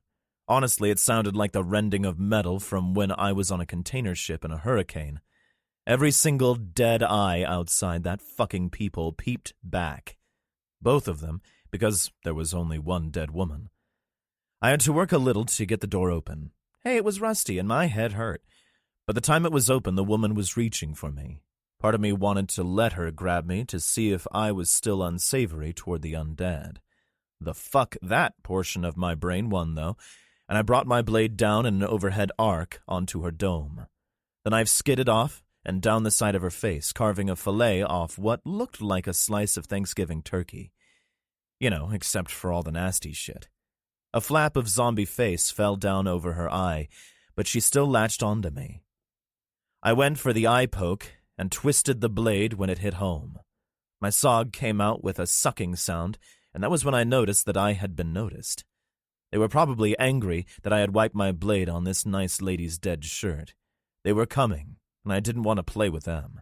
I wanted to take my knife and go home. The noise of them was getting to me, that hacking rasp and those mournful wails scratching fingernails down the chalkboard of my mind. My mag pouch was gone. No idea where it had gotten to, but I hoped whoever had it was putting it to good use. Likely it was being trod upon somewhere by undead shoes. I ejected the mag on my SIG. For those of you who haven't used a Sig Sauer pistol in the apocalypse, you need to find one. I'm no gun expert, but I can tell you, this one is nice. It's a P229, the shorter version of the P226. The action is great, and I can hit a zombie dome at 50 feet most of the time. The magazines have these little holes near the primers for each round in the mag, so you can count your rounds without unloading. I fucking love that. And next to the cool iridium sights, it is the best part of the weapon. I had 8 shots left, 8 shots to get me from wherever I was to either the sub or back to the lighthouse. Both had their pros and cons. The sub had Ship, if he made it, but the lighthouse had Donna. I really wanted some playtime with the wife, but I wouldn't get the princess if I didn't slay the dragons. The sub it was then. I took stock of my bearings and realized I couldn't see much from where I was. The dead were coming, but maybe they didn't want to eat me anymore. The thing is, that's a bitch to test, and I was unwilling. I jogged forward and looked up. I could see the top of the water tower over the building next to me. That meant the sub was to the east. I jogged that way, and sure enough, I could see water. Granted, I was on a friggin' island, so any direction I looked meant water. But I could also see the mainland, so I knew I was on the right track. I rounded the corner of the building and could see the black tube in the less black water. The only thing between me and the sub was... My fingers started bobbing up and down as I counted. Carry the 2... About 80 dead. Pity, I had also lost my radio. Ship and Remo would have a hemorrhage over that one. The dead behind me were closing, but they were 3 minutes out at least. I made it to the hill overlooking the bay, and there was a lone undead dude considering the drop. He stood there with his back to me, either not seeing the meat popsicles crawling all over the sub or not giving a shit about them. I didn't ask. I just lashed out with my boot and kicked him in the back. He went ass over tea kettle, flopping down the hill all ragdoll-like. The landing was unkind, and he looked a bit on the broken side, but that was totally okay with me. Now, he saw the sub, or decided to give a shit, but his right leg was at an angle that would have made Joe Theismann puke. There were bones sticking out as well. These things were both extremely durable, but brittle as fuck at the same time. I waved my arms around like I was doing jumping jacks, and eventually somebody saw me. The only person I knew for sure that was on the boat was Ship. I began to hear gunfire, and the dead started to drop. Judging the distance between the sub and the rocks, there was no way I could jump it. I also watched half a dozen of the things slip between the rocks and the metal, so who knows how many submerged dead were waiting to grab at my ankles. Fuck that noise. Been there, done that. It ain't fun. A quick glance behind me showed that the dead had been doing some gaining. They were about 50 feet away and would be on me in 30 seconds. 8 shots. I would make them count before I had to go to the knife. I slid down the hill on my butt. My BDUs would be filthy, but I would rather have a dirty ass than have it bitten off. I could see some sailors messing with a bridge thingy from the sub to the rocks. It was a long way, so it must have been heavy. Ship helped, and soon 2 undead were making their way up the aluminum. The sailors plugged them and then fanned out across the rocks, eliminating threats. I used all 8 rounds, and the slide stayed back on my SIG. By the time I got to the gangway, the ground was littered with stinking bodies. I was expecting the stink eye from the Yeti, but he smiled and grabbed me in a bear hug. My feet came off the ground in an undignified manner, but asking him to stop was impossible, as all the air had been crushed out of my lungs. He put me down, grabbed my shoulders, and looked me in the eye. "I love you too," I said, and he started with that stupid shaking thing he does when he begins his silent guffaws. "About fucking time," I heard over the commotion and spun to see Kat. I made to hug her, and she backed up. "I'm not hugging you until you take a shower." She waved a hand in front of her nose. Nasty ass. We all moved back to the submarine, and I realized that with everything that had happened since I showed up, this was the first time I had been on it. Her? Is a sub a her? All the sailors but the 2 kneelers and 2 guys with submachine guns stayed out with us. The rest of the sailors scrambled up a ladder into the thing that sticks out of the middle of the sub and disappeared. I was all smiles until I saw 2 guys working on someone on the deck. They had an IV and looked to be hurrying. Richie was on his knees next to the person on the ground holding his hand. I tried to get to them, knowing who was on their back, but the little douche who had shot Remo was suddenly in my face. "You made it. Listen, I just want to Save it," I told him, and brushed past. I didn't mean to be a dick, but I wanted to check on my bullet-ridden buddy. I squatted down. "How is he?" I asked the medics. I would find out later that they were called corpsmen, but I didn't care at that time. "Stable," one of them said without looking up. "But we'll know more when we get in there. He's going to need surgery to remove the bullet." I looked at a smiling Richie. "Sup, kid? Another day in paradise." "Where's your sister?" "She's in this tin can with Dallas, I hope." Now the medics did look up. Both had looks of dread. I did not fail to notice. "What?" "We have infected on board," sighed one of them. "We've been fighting them all day." That did it. Remo sat up and grimaced. One of the medics laughably tried to hold him down, but ended up rubbing his wrist as my Marsoc buddy almost twisted it off. I stuck out a hand to Remo. "Whoa, he needs to put his ass back on the deck until—" I pulled the jarhead to his feet. "Oh." I raised an eyebrow. "Pussy." He must have been in agony, but he smiled just the same. He pulled his sidearm and counted his load. He made to get into the sub through that hatch in the tower, but the tall kid stopped us. "He needs help. He's been scratched," he said. I was dumbfounded. "What? He who?" The kid lowered his eyes and pointed at Richie. "Rich?" I asked, my mouth suddenly dry again. My headache had been forgotten, but it made an astonishing reappearance. 2 of the sailors began to raise their weapons to point at my kid. One of them went flying across the top of the sub, his weapon clattering to the steel as he put a hand out to stop from going over the side. The other had Kat's forearm across his throat from behind and her sidearm to his head. "You fucking think so, huh?"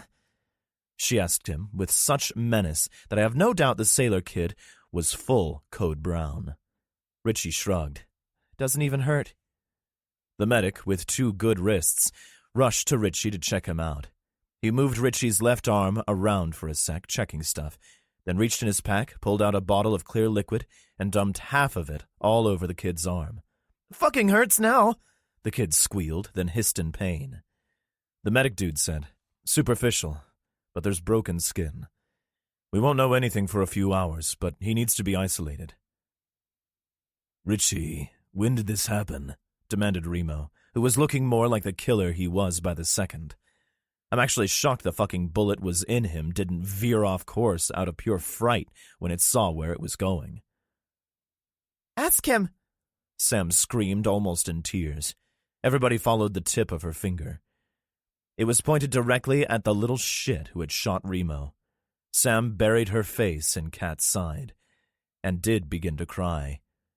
Kat let the sailor go when she realized the guy wasn't going to shoot Richie. The accused was darting his eyes back and forth to everyone on the deck of the submarine. He saw the looks he was receiving and pointed his finger at Sam. "That little brat is a liar. Everybody knows she has it in for me." "He locked us in one of the tunnels. Kyle said softly. "When the dead came out of a hole behind us, he just ran away when he saw them. He left us." "I had to save the island," the guy shrieked, his eyes still flying every which way. If he had said anything else, anything at all, he would probably be sitting in a cell right now. Kat held Sam's face in her side, as she had surmised what was about to happen. "Don't watch this," she told Sam. I pulled my pistol, but Remo put his hand on my hand. It would have done me no good anyway because my cig was empty. I started toward him, but the guy tried to escape. He turned and sprinted 4 inches into ship, and short of using a lightsaber, the little prick was going nowhere. With a single tear in his eye, Ship reached down, picked the thrashing douche up over his 7-foot head, and slammed him down, face first, into the steel of the submarine. Bumbles did not bounce. Pretty much everything inside the guy broke, and I both heard and saw his neck snap from 10 feet away. The backs of his shoes went way past the top of his head as his spine splintered. Like everything Ship did, it was quick, painless, and efficient. "Damn it, Ship," Remo said quietly, as he knew what this meant. Our group had just murdered one of the Alcatraz group. No matter how shitty of a person or how much he needed murdering, or the fact that shit was different in the apocalypse, this wasn't going to fly. The medic, looking at the jelly thing that had been Bumbles, redirected his eyes first to the other medic, then to Richie, then to me.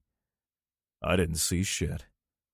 "Holy fuck!" yelled the sailor that had been kicked in the ass by Kat. You killed him!" "A little," I yelled back. The medic stood and pointed at the sailor. "I didn't see shit, Squid, and neither did you. Guy left kids to die, fuck him."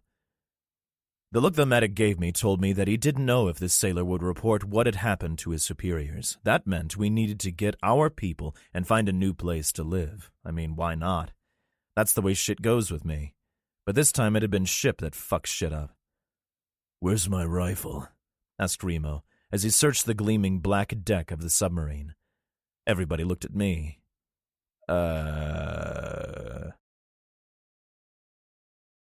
Billy Bob.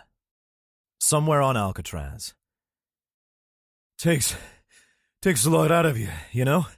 Bob heaved as he leaned against a metal railing next to the cement walkway. Billy, too tired to answer, held up one finger and heaved as well. He stood and looked behind them. Both the walkway and the surrounding grounds were littered with bodies. He smiled a tired smile, then froze. I lost count. Let's call it 100 apiece, yeah? Billy pointed at his friend. I like it. He regarded his sword. Other than the scratches put on it by the dead stepping on it, it appeared brand new. Cursed? It's what the legend says. Like I said, though, it might be a ripoff. Billy frowned. I didn't steal it. I mean, I took it out of a dead guy. That's not stealing, right? Nah, it's yours. You took it from a conquered foe. That's what the samurai did on the reg. And I meant a fake, not that you stole it. Oh, Billy said, turning the gleaming blade over in his hand. I kinda like the idea of a cursed sword. I'm not gonna lie. Bob shrugged. That's what everybody says until the curse gets them. He pointed behind Billy. No rest for the wicked. Or maybe the cursed? Billy glanced behind him. He rolled his eyes and stared at the sky. Oh, come on. I want to sit for a spell. I sound like Pittsburgh. Huh? Nothing. He reached into his right hip pocket, pulled out a Pepsi, popped the top, and took a huge pull. He let out a dainty burp and passed the can to Bob, who took a sip and tried to pass it back. Finish it, Billy told him with another burp. Several of the dead moved perpendicular to them, all but one looking like the gray things they usually do. Billy sighed when he saw a freshly dead thing. It was infected, but its face was hardly touched. Martin. You know him? Yeah, he was a good guy. I can't leave him like this. Billy moved toward the man he had once known. The man had gone from college professor to homeless to undead slayer to Alcatraz resident to undead. The needlessness of it made Billy sad. "I'll come with," Bob told him. The two strode tiredly up to the small group of infected, and Billy raised his sword. "Sorry, Martin. The dead thing spun quickly and launched itself at Billy, hitting him at chest level and making it impossible for Billy to make his weapon effective. The Martin thing began to scream as it pushed, and they both went down, Billy landing hard on his tailbone. "Oh!" he yelled at his infected friend's face. "You're not dead? Where are your glasses?" The thing wasn't trying to bite him, but instead was throwing haymakers that pounded on Billy's forearms. It lasted about 5 seconds before a baseball bat connected with the side of Martin's head, and he went sprawling. The infected wasn't dead, but it was messed up. Bob strode forward and brought his bat down on the infected, once on its shoulder, once onto its ribs, and the third struck the thing's head again. Martin mercifully stopped moving. Billy, on his back, let out a big breath and looked sideways at his now dead friend. He let out a long sigh. "Oh." Bob held a hand down to him. Billy blinked and stared at the offered hand. "I might just lay here for a sec. Collect my thoughts, you know." "Not too long." Bob pointed at the other dead who were almost upon them. Billy grabbed the hand and Bob pulled him to his feet. "Ready?" "No, I'm tired." "They don't care," Bob told him as he whacked a dead woman in the side of the head. Billy slashed at the dead thing's neck and poked his blade through the eye of another. He was getting better with the sword. "You would think that with this being an island and all, plus the fact that it is supposed to be really difficult to swim to the mainland because of the current, that these dead things would not be able to get here." Thump! Bob wrung out his hands. They were starting to get numb from the constant vibration of bat versus skull. "But they didn't swim. They must walk from the mainland under the water. If they swam, they would be dragged out to sea. The current is thump. Way worse on the surface." "Sure, smarty pants. I mean, it doesn't really matter they're here." "But not here," Bob smirked. They both looked around at the carnage they had wrought.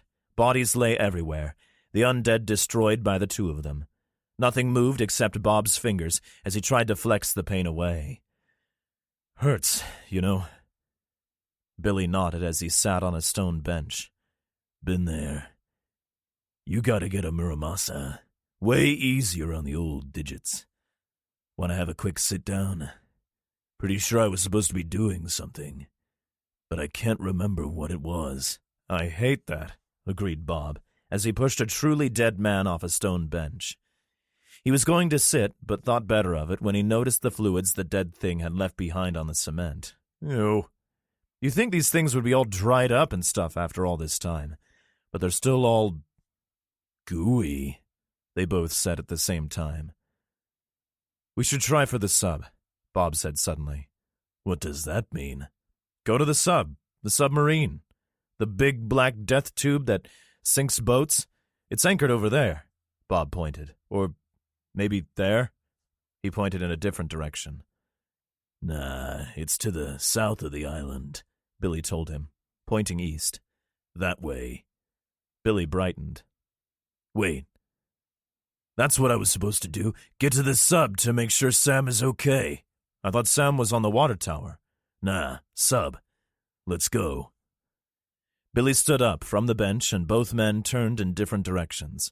Bob about-faced and moved quickly to catch up with Billy. They strode east, talking about swords and Pepsi. Foredeck, USS Florida. Dallas shook his head. "Nope." Clyde stared at him. The smell of all the humans in this tiny room couldn't overpower the stink of the metal and electrical components. He didn't like it. He did like the scent emanating from the big guy's pocket. He whined. "Said no, dog. I'm trying to listen." Dallas turned to face McInerney as he doled out orders. 3 kids, the 2 girls, and the boy Caleb were also in the room. The older girl was listening, but the younger 2 were fiddling with their clothing. It was hot and cramped in this room, and nobody hated it more than Clyde. The dog put his paw on Dallas's leg. Ow! Gotta get them nails trimmed, you leg-humping flea farm, Dallas told him and ripped a piece of pepper jerky in half. He tossed the pooch a big piece. Now hush. The big Texan began to chew on his half of the snack. Report in every 5 minutes and stay alive, McInerney finished. Aye, sir. 8 men and 1 woman replied. They filed out of the conning tower, checking weapons and gear. The captain moved past a sailor staring into the feed of one of the periscopes. He paused and put a hand on the man's shoulder. Anything? Negative, sir. No seaward targets, and the island still crawls with dead people. Anything from sonar yet? Negative. The crew member picked up a wired microphone. Sonar. Con. Respond. He repeated the command and glanced at his captain, shaking his head. Keep trying. Aye, sir. McInerney glanced at the girls before he crossed the deck to them. You provided us with excellent intel. I want to thank you for that. He helped, Chloe said, with a chin wag toward Mo's back. The sailor would be the last of the undead hunters through the hatch. He checked the load on the MP5 that he and the kids had taken from the footlocker. Before he stepped through the hatch, he glanced back at his captain and nodded. He glanced at Chloe and Vanessa.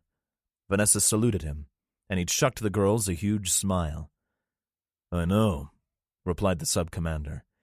I asked him how he kept the 2 of you safe, and he told me he didn't.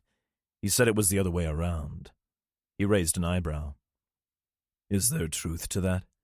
Chloe shrugged. Anybody not doing everything they can to fight these things is likely one of them by now. We would have been dead without him. McInerney smiled. He said that too. The submariner didn't know how many of the dead were aboard his boat. They multiply like rabbits, but worse. For every one of us lost, there's one of them gained. A 2-fold increase in their numbers. He was thinking about the dangers he had sent his men and women into in the tight quarters of the Florida when the sound of gunshots echoed off the guarded hatch in the con. Thinning the herd? He asked the sailor on the periscope. Aye, sir. We're also heavy a few more civvies. One of them is that enormous guy that came in the other day. He seems to be with his friends, and there are some kids with them, too. One looks wounded. What? Chloe demanded. Who? I don't know their names. Can you... Let me see. She tugged on the sailor's shirt. Before he could even look to his captain, McInerney told him she could use the periscope. Richie! She shouted when she looked at the screen. And Ship, and Cat, and... Oh no, Remo's hurt. Wait a minute. Oh, shit. The sailor and McInerney looked concerned. What is it? The sailor asked hurriedly. Chloe stepped back from the periscope and looked absolutely everywhere but at the captain. Nothing. It's all good. The sailor moved to the secondary periscope, but McInerney went for the hatch ladder. One of the civvies is down, sir. He's not moving. The captain moved to the exit hatch and spun quickly. He pointed at Dallas. My dog does not have fleas, Texas. He spun back and hurried down the corridor to the top hatch access with Chloe and Vanessa in tow. The 2 hatch guards glanced at each other with raised eyebrows. Both toted submachine guns with cold-loaded rounds, but neither brought the barrels up when they saw the big guy throw the little guy. I mean, you saw that, right? Depends. If you're asking me if I saw that prick get what was coming to him, yeah, for sure I saw it. The guard made a disgusted face. That shit will stick with me, too. But if you're asking me if I saw how it happened, his face hardened, and he looked out into the bay. He jutted his lower lip out and shook his head. Nah, I missed it. Report! They both heard and almost shit themselves. McInerney and the girls both climbed out onto the steaming, hot black foredeck of the Florida. Mostly quiet up here, sir. I mean, other than that. The guard pointed at a non-moving martingale. A few dead tried to get up the gangway when we were getting civvies on board, but the deck crew took care of it. Nothing got close. And what happened to him? Didn't see anything, both guards said in unison, and glared at each other. McInerney strode toward the crowd encircling the dead man. His boots thundered across the steel. Report! He bellowed a second time. Aye, sir, the kneeling medic retorted as he stood. The kids told us that this asshole left them for dead. That guy, he pointed at the guy with the torn face, drew his sidearm to apprehend that asshole, who then made a run for it. The asshole collided with the big dude, then drew a firearm, at which point the big dude disarmed him and turned him into pulp. He murdered him. Ship put his hand on his sidearm, and Kat raised the barrel of her rifle up almost imperceptibly. Negative, sir. It was justifiable. The guy was off his rocker and left kids to die. That's not your decision to make. McInerney was incensed. That's up to Detective Miera. He's in charge of civilian justice, not any of you. He wasn't here, the guy with the ripped lips said. Neither were you. I would have plugged him myself, but I'm shit out of ammo. He glanced at McInerney and quickly added, Sir. He shot me, Remo said, his IV bag attached to his shoulder strap with medical tape. He looked both woozy and strong at the same time. Help him, the captain told the medic. He ran a tired palm over his buzz cut, then sighed a weary sigh. We'll deal with this later. Right now, we have dead inside my boat, dead all over the island, and the group is spread out. First, we need to clear my boat. Then, we get all the living people to safety. Then, we clear the island. Death Tube, USS Florida. The captain reminded me of the captain of a destroyer I know. Is there a mold where they make these dudes who just seep authority out of their pores? Where the last guy and I didn't hit it off until a mutual respect had been achieved, this guy was just a straight-up douche. But with his telling us what to do and how to do it, prominently displaying his pointing and demanding demeanor. I liked him immediately. I'd gone out of my way to be a dick to Shumitz, the last captain, and it had been a mistake because he turned out to be someone that I could not only trust, but that had saved my bacon. I would not make that mistake again. I still wasn't enthused about authority figures, and this dude positively radiated authority, but I would give him the benefit of the doubt until he pulled some monkey shit. Captain, my team will help clear the sub. I actually looked around for a sec to see which of the dickheads in my crew would utter such nonsense. Then, had to scrunch my eyes closed hard because I realized it had been me. The captain gave a curt nod, and I noticed Ship, Kat, and Remo began checking their gear. Whoa, I blurted, and everybody looked at me. I pointed at Remo. You're broken. I kept my finger up, but shifted it to Ship. You won't fit through the front door, let alone keep your noggin unlacerated from the hatches inside this thing. And you... My finger had moved of its own accord toward Kat, and we both stared at each other over it. Where my glare was all puppies and kittens, hers was the temperature of an airburst nuclear device at ground zero. I swallowed so hard it echoed off the sub. Are you coming with me? I finished. She shook her head like I was a moron, so I spun to face the boss. Captain, you got any ammo? It's really easy to be all brave and show how cool you are when you're standing on the deck of a submarine with the waning sun on your back and a cool breeze in the apocalyptic California air. It's a completely different thing to be standing inside said submarine, the smells of the unwashed and metal constricting you almost as tightly as the quarters of whatever room we were standing in. I had left Richie, Chloe, Remo, and an incensed Ship on the deck above us. Remo was fucked up. He would never admit it, and could probably still kill everyone on this steel beast blindfolded, but he had a bullet in him and wasn't 100%. Richie and Remo were being tended to by the medic. Ship, on the other hand, was going to kill me. Of that I had no doubts. He was constantly telling me that I shouldn't do exactly what I was about to do. Moreover, he couldn't come with me on this one. It wasn't that he didn't try, but McInerney put the kibosh on that one. I'm a big dude. 6'2", and about 180. My shoulders barely fit through the hatches down here, and I still turned sideways to go through them. Ship, he's twice as big as me. He pushed 400 pounds and is just shy of 7'5". It was physically impossible for him to be effective in this environment. He knew it, I knew it, and he knew I knew he knew it. I think that was the thing that pissed him off the most. He was just too fucking big. The captain had told him as much, and right then I was pretty happy Ship couldn't talk. I also knew beyond a shadow of a doubt that if Ship wanted to chew through the hull of this thing, nothing would stop him. Remo put up no stink at all, and that scared me. He knew he would be a liability down here. Cat was chomping on the bit to kill something, and that terrified me. Cat was absolutely, utterly fearless, but she was also stubborn AF. She was good taking orders to a point, but once that point was reached, anything could happen. I couldn't have her being bitten in here, where there was no room to evade a mosquito, let alone a 150-pound dead thing that wanted to bite her. So, I stuck her in the middle. There were 4 of us, 2 sailors, Cat, and me. One of them was an ensign, and I didn't know what the fuck the other dude was. I don't even know what an ensign is. Their names were Tom and Harry, no shit.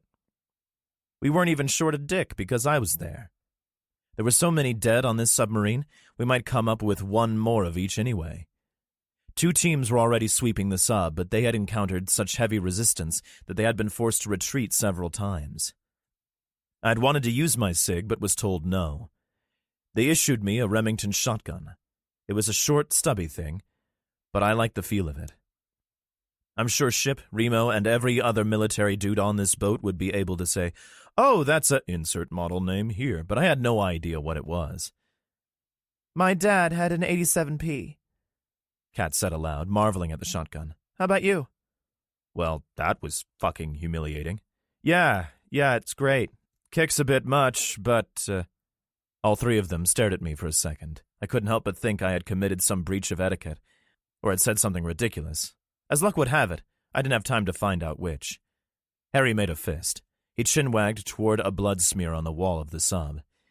It was a sliding handprint, and when we looked more closely, the whole area was bloody. "Don't get any on you," I told them under my breath. The hatch in front of us was open, but we couldn't hear anything in the room in front of us. Harry made to step through, but I halted him and pulled out my inspection mirror. It had been bequeathed to me by a good friend, and I experienced a brief moment of sadness. I poked the little mirror through the hatch and almost shit. 2 feet to the right of the other side of the hatch was an infected. He was all twitchy and shit, but totally silent. He also had his back to the mirror, but jerked around as I withdrew it. The room was a cafeteria. Not sure what they call that on a sub. I know it's a galley on a boat. There were several bodies on the floor in addition to the asshole runner. My fingers shot to my mouth in a shing motion. They all got it. Not that we had to be squawking anyway.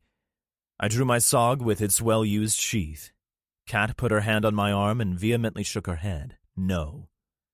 She held out her shotgun, and it was my turn to shake my head in the negative. I held the knife in my fist and stepped through the hatch as quietly as possible. The fucking thing was looking right at me. Its eyebrows shot to the sky, and it leapt. My head always seemed to hurt in the apocalypse. I'm always bumping it, or somebody is thumping it, or I haven't had water in a day or 2.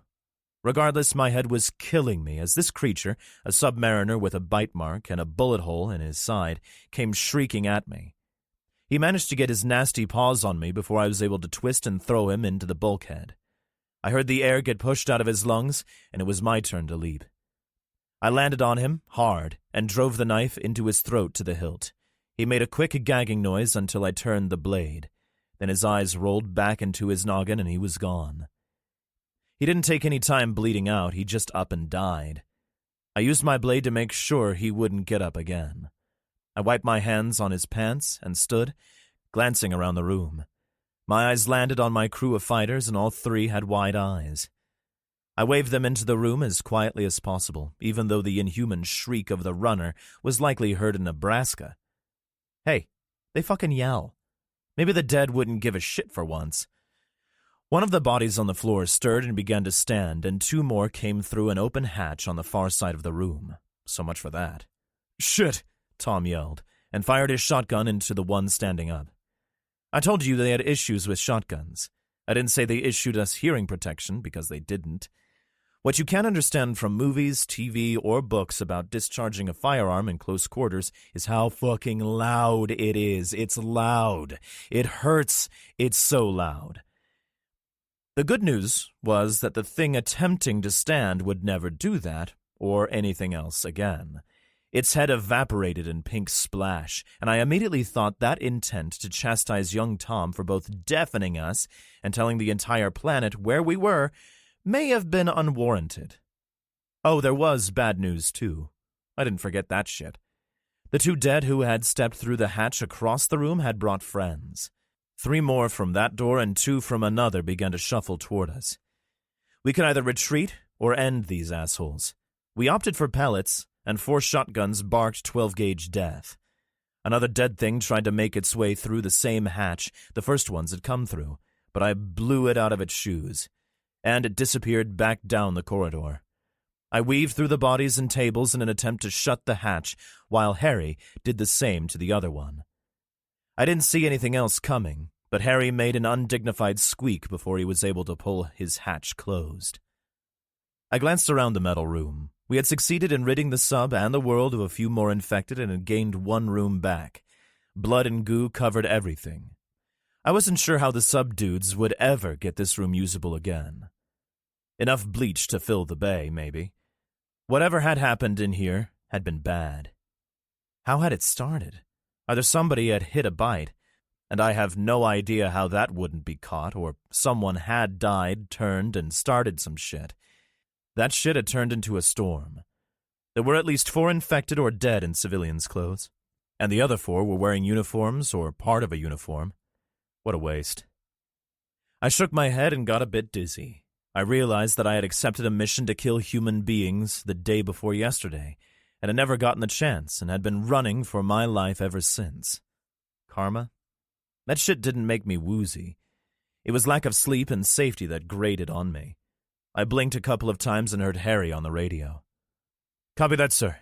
There are 11 bodies in here. We've secured the galley and the port and aft hatches.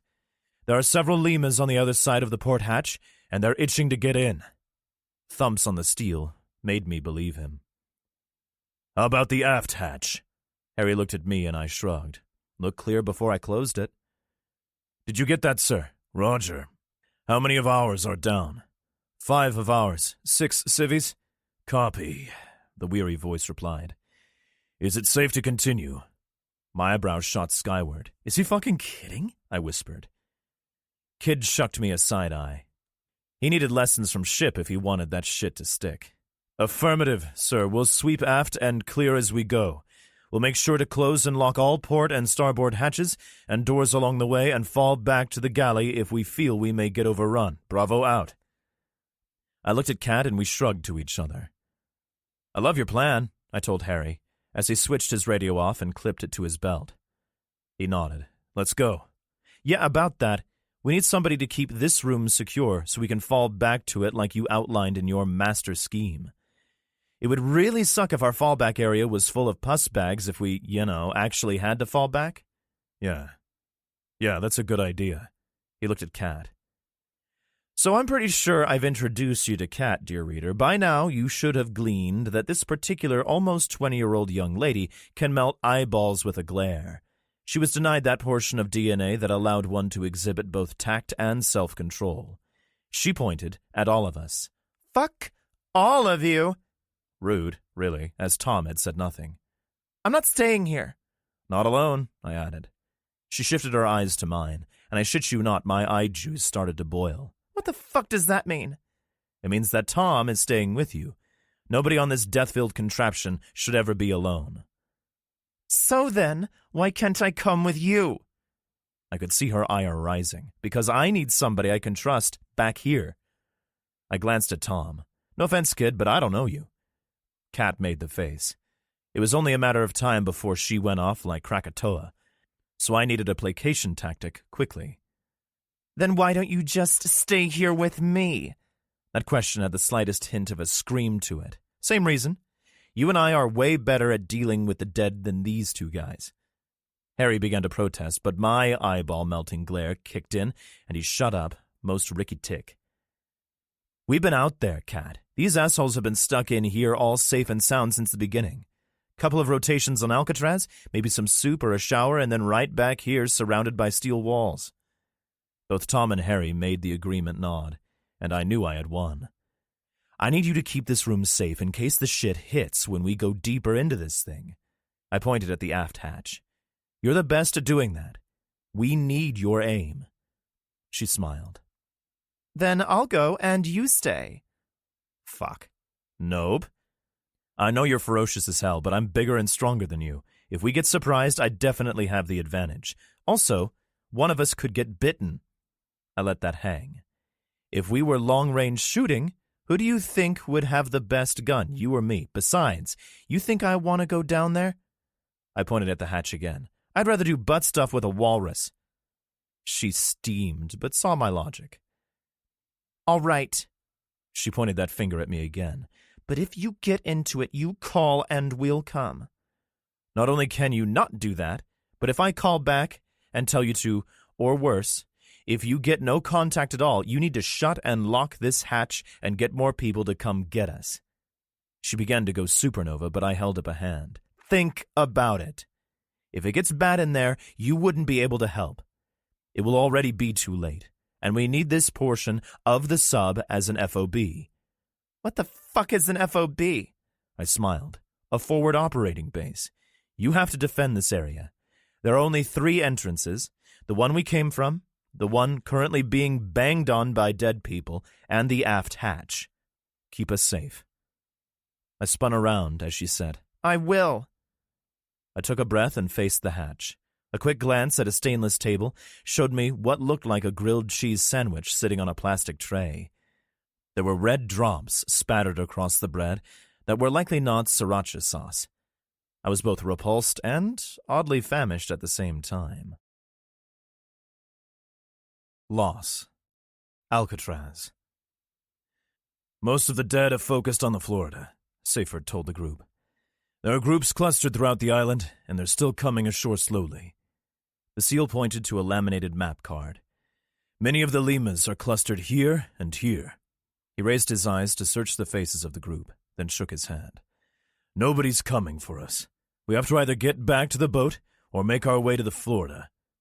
He sighed. Alcatraz is lost.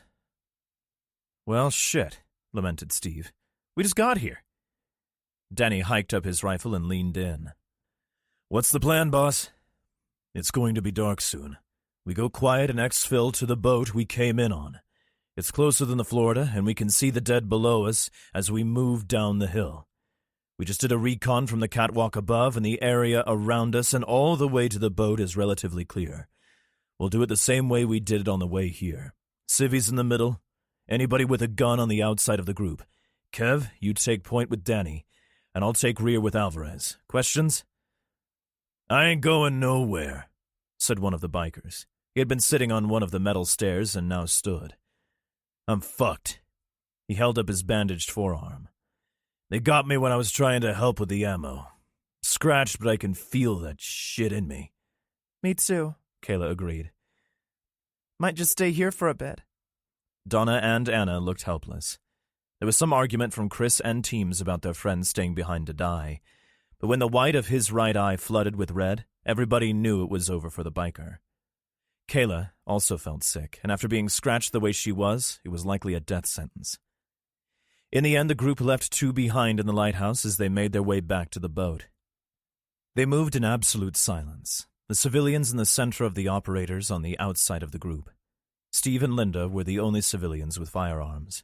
A small outcropping of stone and topiary blocked Danny's view to the right. Kev could see to the left, and he gave a 2-tap to Danny's leg, which was the sign to proceed.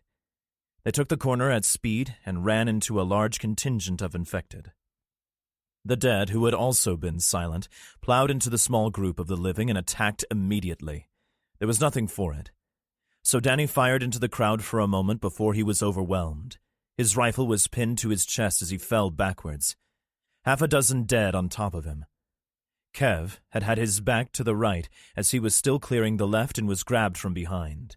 Teams and the bikers began firing. Seyfert and Alvarez joined in, but the dead were in amongst the living, biting and tearing. Steve fired his weapon dry in moments. Linda followed suit quickly after. Chris and Anna were fighting hand-to-hand, blades versus teeth. Anna was bitten almost immediately but fought like a cornered tigress. Chris fired once with his rifle, realized he would never be able to bolt in another round, and swung the weapon like a club. Gary had no weapon and tried to bolt, but he had been close enough to the mini-horde that he was grabbed and taken down. He never made a sound. One of the bikers fired his shotgun point blank to the face of a dead woman and a hospital Johnny. her head vaporizing in a disgusting mist. He jacked another round into the chamber but never got the chance to fire it as the infected tore his throat out. Donna lashed out with a kick that staggered a hefty infected. "Run!" Seyfert bellowed to the civilians, and they did. Seyfert tried to move into the crowd, the screams of his friends urging him to help, but Alvarez grabbed him by the vest. No, they're gone!" Seyfert spun to face him, murder in his eyes as he struggled to free himself.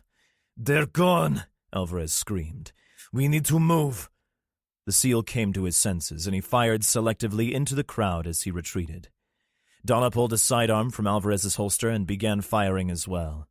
The dead had begun to feed on the fallen, and Alvarez pulled a grenade. He waited until the survivors were a decent distance away and lobbed it over the heads of the few oncoming dead. The device hit the concrete with a tink and rolled into the feeders, but he had already sprinted after his friends. Even at about 50 meters away, the whoomp of the grenade was felt on the asphalt as they ran. Chris and Anna were both bleeding, Anna limping badly. Teams, also bleeding, fired his rifle into the crowd once more before he clicked empty. All their biker friends had been savaged and were lost. Steve and Linda were unharmed, and the only ones left from their high-rise haven. "Come on!" Alvarez screamed at Chris and Anna as he fired his suppressed fire. Anna fell to one knee, Chris stopping with her as they held hands. The horde, which seemed to have grown despite the bodies on the ground, staggered toward them at 15 feet away. "Go," she told him. He pulled her to her feet and turned his head. A circular bite mark dribbled blood from the tooth holes in his neck under his right ear. She started to cry. "Don't," he said, and produced his own grenade. They both smiled and pulled each other close. "No!" Both Teams and Alvarez screamed as the dead reached their friends. The explosion was muffled, but it still knocked the vanguard of the horde down. "Fuck!" Teams yelled, running his fingers over his bald head. The big biker wiped at his eyes as he fled. "Fuck!" Steve frantically searched himself for extra rounds. "I'm out." "Me too," agreed Linda. Dead people ambled at them from the direction they had come. They were spread out, but there were too many to dodge. "This way," urged the SEAL. The group, now down to 6, had lost more than half their number in moments. "You bitten?" he asked Teams. The biker glanced at his friend. "Huh? Who, me?" "Yeah, you have blood on your arm."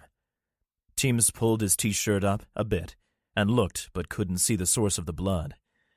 "Dunno, am I?" He flashed his arm to Seyfert. "Nope, but you've got a cut on your shoulder." "Let me see," Donna demanded. The grizzled biker shook his head. "When we get a sec." The SEAL pulled his magazine as he ran. He could tell by the weight he had half a mag. Alvarez drew his wrist across his brow. "This whole island is going to be on us in a minute after the rounds we just threw. We'll never make it to the boat. I don't know how to sail it anyway." "I know. We need to get to the Florida, but it means going through that." He pointed to the crowd in front of them. All were plodding their way toward an early dinner. The crowd behind was closer and significantly larger. To the left of their position, infected stumbled down the hill, most losing their balance and ending up rolling into the tube steel railing. Arms reached through to grasp at the survivors, jogging past on the asphalt walkway. Alvarez put his palm on Seyfert's chest, and they stopped as a unit. "What do we do?" demanded Linda, fear evident in her voice. Alvarez pointed to the right into the bay. "Can you swim?" Seyfert answered, slinging his rifle. He moved to the other side of the walkway and leaned over the corresponding tube steel railing. A 15-foot slanted drop would bring them to a short beach and then into the water. No dead could be seen below them. "Yeah," Steve said, "but I'm 57 years old. I can't swim half a mile to the frickin' sub." "Yes, you can," Seyfert told him, as he tied a quick line onto the rail. Alvarez was over the railing, down the line, and on the beach in 5 seconds. He cleared the small area and waved everyone else down. Seyfert helped Linda over the barrier, followed by Steve, Donna, Teams, then himself. A mottled hand grabbed his helmet, and he was forced to jerk away from the accompanying growl. He rappelled down the rope quickly, smacking into Teams before the biker could move away. Rock, this is Saber. We are entering the water south-southwest of the parade grounds to evade hostiles. Need watercraft for exfil. Saber out. Seyfert didn't wait for a reply, gently pushing Steve and Linda toward the water. In seconds, the entire railing from east to west held back reaching arms from the hungry dead. Red eyes glared down at the survivors, and the more industrious of the dead figured out how to get over the rail and plummeted to the beach. Alvarez waded into the water, and on the fourth step went under. "It gets deep fast," he shouted. "Shit, we're really doing this?" Teams asked, nervous. Seyfert thumped behind him. "Better than that." The six of them entered the water and swam out a few meters. The dead who had tumbled down the short cliff were beginning to stand. Linda coughed. "I don't know how long I can swim for." "There's a boat coming," Seyfert yelled as he swam out further. Alvarez spat out seawater and said under his breath, "Unless there isn't." The seal breaststroked to Steve and Linda. "Float on your backs, and I'll pull you. Teams, can you—" Seyfert spun around in the water, looking for his friend. The big biker was nowhere to be seen. "I'll go. You stay with them," Alvarez shouted. Before Seyfert could object, his new army buddy disappeared beneath the waves. Alvarez swam toward the last place he had seen Teams. The biker had only been a few feet away, but in the waning light and murkiness of the bay, Alvarez couldn't see anything. A flash of white through the darkness startled him, but he swam toward it anyway. The tall biker came into view as Alvarez swam in his direction. Teams was frantically battling the grasping hands of half a dozen of the undead. They were standing on a rock, pipe, or sandbar that gave them the elevation in the deeper water to grab Teams. Alvarez swam in behind the first infected, thinking for a moment that he would cut the throat of his enemy, then realizing that would only alert it to his presence. It was still difficult to remember that these creatures wouldn't succumb to injuries a human adversary would. He jammed his knife into the base of the skull of the thing in front of him. It instantly went limp and slowly collapsed. Alvarez yanked another thing away from his struggling friend, and the creature immediately latched onto his tactical vest. Alvarez wasted no time in pushing his blade into its eye. He needed to breathe, but his friend likely needed it more, so he jammed the blade into the skull of another of the things. Teams was kicking and pushing for all he was worth, but he couldn't shake loose the iron grip that held him firm. The big man put both feet on one of the things and pushed hard, rotten fingers and an entire hand tearing free of their owner.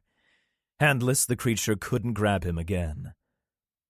Alvarez destroyed another of the creatures, but the thing batted his knife away as it fell.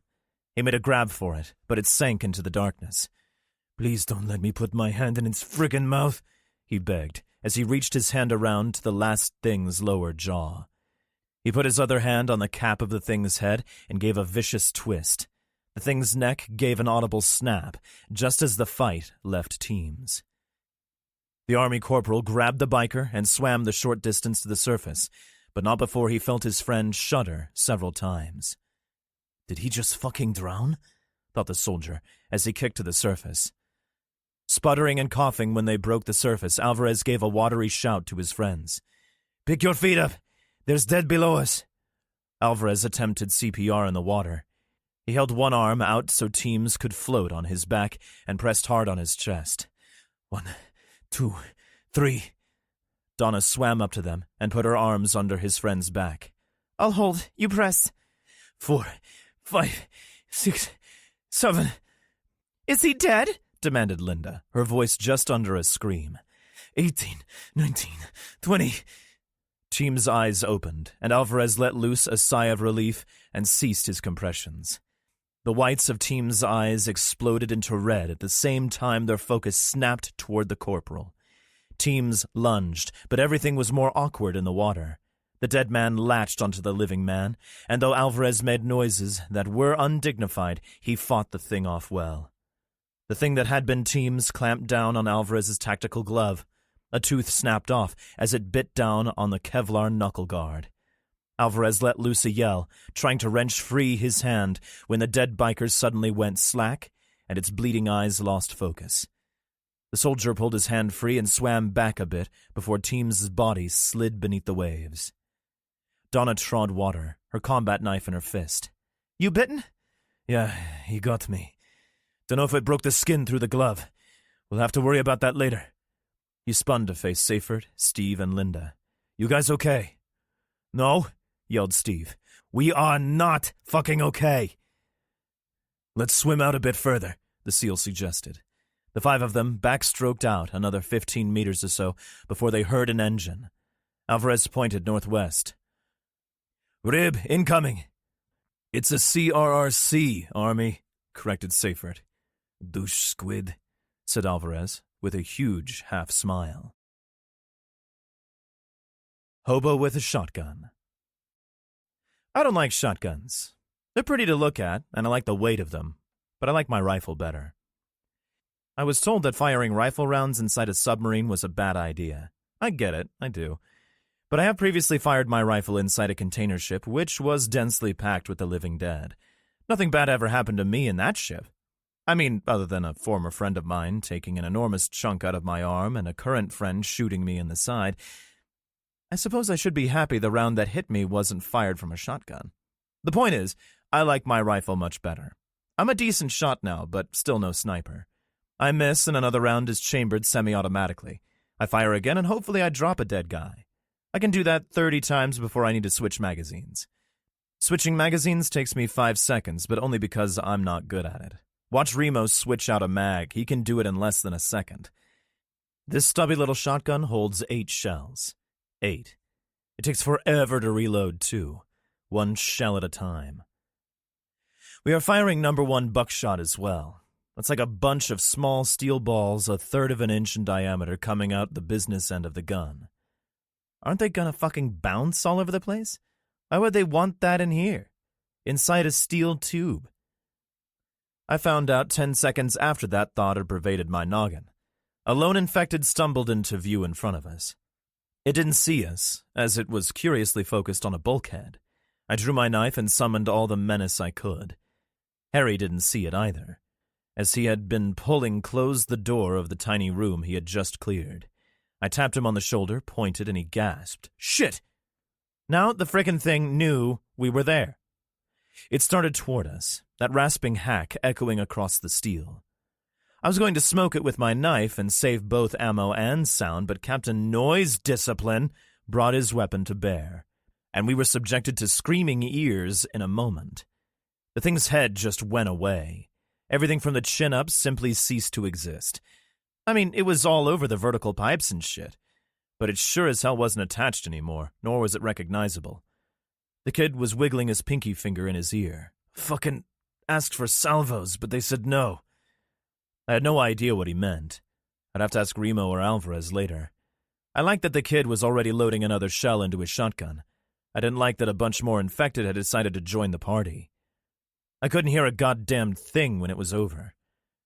It was like I had spent the entire night next to the amplifier at a Metallica concert. It actually hurt, and remember, I had stood up under a pipe a few hours ago. I had no idea the length of this submarine, but it felt like we had snuck in here for a mile or two. My head was pounding, and we had just dealt with another 6 infected. One may have been a runner, but I had beheaded it with my 12-gauge before it could even fully turn in our direction. Harry turned to me and said something. I really wish I had been able to hear it because it was the last thing he said to me. An infected grabbed him from the door we had both failed to clear, pulled him back, and took an enormous chunk out of his trapezius and neck. Blood sprayed all over my face, and I was temporarily blinded. I quickly dragged my forearm across my eyes and was able to see the thing, a ravaged sailor, swallowing the kid's important bits down before it went in for bite number 2. I jabbed my sog at the thing but missed the eye. I hit it in the mouth, and the tip of the blade broke a tooth and went deep. Not deep enough, though, as the thing chomped down on the blade. I punched forward with a palm strike, driving the steel into spine, and the thing was spent. Both sailors collapsed to the deck. Both were still moving. I kicked the dead man until he was done moving, then tried to help Harry. The poor kid was trying to hold in his red stuff and was failing miserably. His left hand over the right side of his neck. He coughed and blood dribbled from the corner of his mouth. Then he really coughed and expectorated more than I thought possible.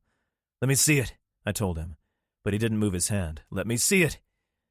His hand came away, and I knew this poor boy had moments left. He reached for his shotgun and fumbled with it. He was trying to get the barrel toward his face, but strength was leaving him quickly. The gun clattered to the deck, and his young eyes, so full of terror, locked onto mine. "You won't turn, I promise. I also promise to kill every one of these fuckers." The kid smiled, nodded, and died. I could hear the dead coming for me from someplace forward, but I didn't turn to face them. This kid would stand up and try to kill me in the very near future. I had promised him I wouldn't let him turn. The captain had one of the sailors give me 30 rounds of 9mm for my SIG. I had loaded them into my magazines on the way down to the galley. I drew my sidearm and pointed it at the boy's head. I thanked him and squeezed the trigger. It was amazing how so many things can happen at once. Truly miraculous. When it's good stuff, it tends to lighten moods and can even save lives. When it's bad stuff, people die. This was bad. The kid's head snapped back as the bullet passed through his brain, hit the bulkhead, ricocheted, and hit me in the shin. I yelled like a bitch and dropped to the deck, clutching my leg as I held my foot up. That was when the dead found me. It was also when someone of greater importance than I decided they needed a sit-rep, and my radio started asking pointed questions. I had neither the time to bitch and whine about my leg nor to answer the phone. The dead were coming through a hatch 15 feet in front of me. They sounded like they always sound. Hungry. With my ass on the deck, I took down 2 with my sidearm before I switched to the big guns. I angled the shotgun up at their nasty faces. The resulting mayhem is worthy of note, and also cemented the clear and certain fact that shotguns are fucking devastating. 3 of the things collapsed from extreme pellet damage. I thought it odd that there weren't a few dozen pellets ricocheting all over the inside of this tin can, but hey, I'll take it. It's almost as if the people who had issued me this stubby cannon had thought things through.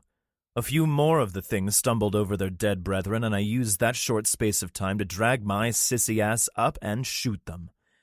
I jacked shells and fired them until the gun was empty, rather than reload for the last few assholes. I picked up Harry's boomstick and boomed the last 3 dead away. I stared at the carnage for a moment, my ears screaming as loudly as the agony in my noggin. I blinked, watching some black gooey shit drop down the bulkhead. I could feel more than hear a sound far off. It sounded like voices, yet I knew this portion of the sub was just dead things and me. Military people are all about call signs. It can't be, "Hey Bob, how's it going?" It has to be, "Orca 7, you take point." Or in this case, "Moray, sit rep. Moray, come in. Report, Moray." I was Moray 2, and the sound I had heard was my radio demanding to know what was happening. "Moray 1 is down," I told the radio. "Moray 2 is proceeding with the mission. 9 Tango's also down." "Moray 1, what is—" I cut his ass off. He could stuff his questions. My head hurts, and the radio is drawing the dead to me. Kindly shut the fuck up. I'll turn the radio back on when I'm done with these dead dipshits. "Moray 1, that is not—" He could suck it. I switched off the radio. Remo will be pissed when he reads this, and I'm sure the captain would fume, but I was done being someone else's bitch. I was going to be my own bitch. I tried to roll my pant leg up, but it hurt too much when it started to roll by my boo-boo. I used my knife to cut the pants and was surprised to see very little blood. The bullet hadn't penetrated my leg, but it sure as shit had opened me up a bit. It looked like a fucking bullet hole, but I could see it didn't get into my leg. Must have had just enough oomph to dig a little hole in me, but not enough to warrant surgery. Whatever. The ringing in my dome was better, but I still couldn't hear my feet on the deck. I felt thumps from in front of me, and knew I was not as devoid of the living dead as I had hoped. I reloaded the kid's shotgun and then mine. 16 shots, with 18 loose. Picture this, dear reader. My badass limping down the corridor, a stubby shotgun in each hand, clearing doors and closing hatches behind me. I was tired of being cool. Now I just wanted to kill dead people. One such thing in a flannel shirt moved past the hatch in front of me. I had seen him when he was alive but didn't know his name. It hit me then that all these people were fresh. Whatever had happened, it hadn't been an infected who had gotten aboard. It must have been someone who had died here. Bites couldn't be hidden, as everyone underwent a thorough exam before being led into the sub. I pondered that as he did a crazy Ivan and looked right at me. The thing bared its teeth, growling, and I moved forward.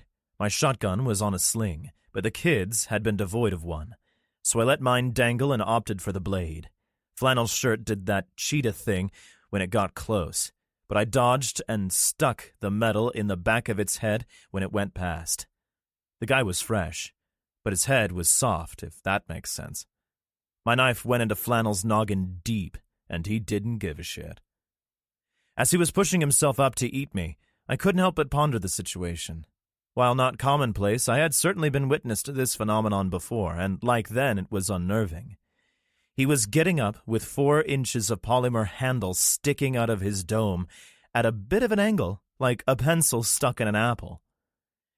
He had an equal length of steel inside his head, but for whatever reason the brain damage he most certainly was suffering wasn't enough to destroy him. I kicked his back, and he fell face down. Of course, he immediately wanted to stand, so I stomped my size 12s on his dome until he stopped moving. I'm a righty, so I used my right foot, but this was also my boo-boo leg, so it hurt. A lot. I didn't like it. Retrieving the knife took a sec, but it came out with a sucking sound after a few tugs. I wiped the blade on the dead thing and moved. I cleared another 4 small rooms and came to a dead end. There was a round blue hatch in front of me, but it was sealed, and there was something on the other side of it banging to get through. Sounded like a few somethings. Whereas the other hatches that had come through had clearly been installed to keep water from flooding multiple compartments. This one screamed, "Go away," with a side order of "fuck you." Both the "fu" and the "go away" spoke to me, so I did. I turned around and switched on my radio. "Command, this is Moray 2. Moray 2, sit rep. Yeah, what the hell do you think I was calling for, a pizza?" This last was met with a disdain I could clearly hear in the voice on the other side of the radio, but I was in no mood for shit and let him know it and cut him off. "I came to a big blue hatch that I am not too keen on opening. We eliminated all hostiles and closed all other hatches and doors all the way down here, but there are definitely bad guys on the other side of this blue hatch. I also feel compelled to express that they may be upset at being shut in there." "Command copies all, Moray 2. Sending a team to assist. Sit tight." The radio went silent, and all I could think was, sit tight. I started rethinking the pizza ask. I glanced at my surroundings and realized that while I've written down quite a bit about shotguns and zombies, I haven't regaled you guys about submarines. The corridors can be any color and are not smooth. They are jam-packed with all kinds of shit on the walls and ceilings, pipes and dials and boxy stuff that's probably super important. But the thing is, with all the stuff, there is zero clutter, and everything is spotlessly clean. It isn't like you're stepping over a pair of boots, but you do sometimes have to step around a red box with a diagram or thread yourself around a tight squeeze. There are no fat guys on subs. I would describe it as purposeful. I knew everything was there for a reason, even if I didn't know what it was or the reason for it. Another thing is the sound. There's none.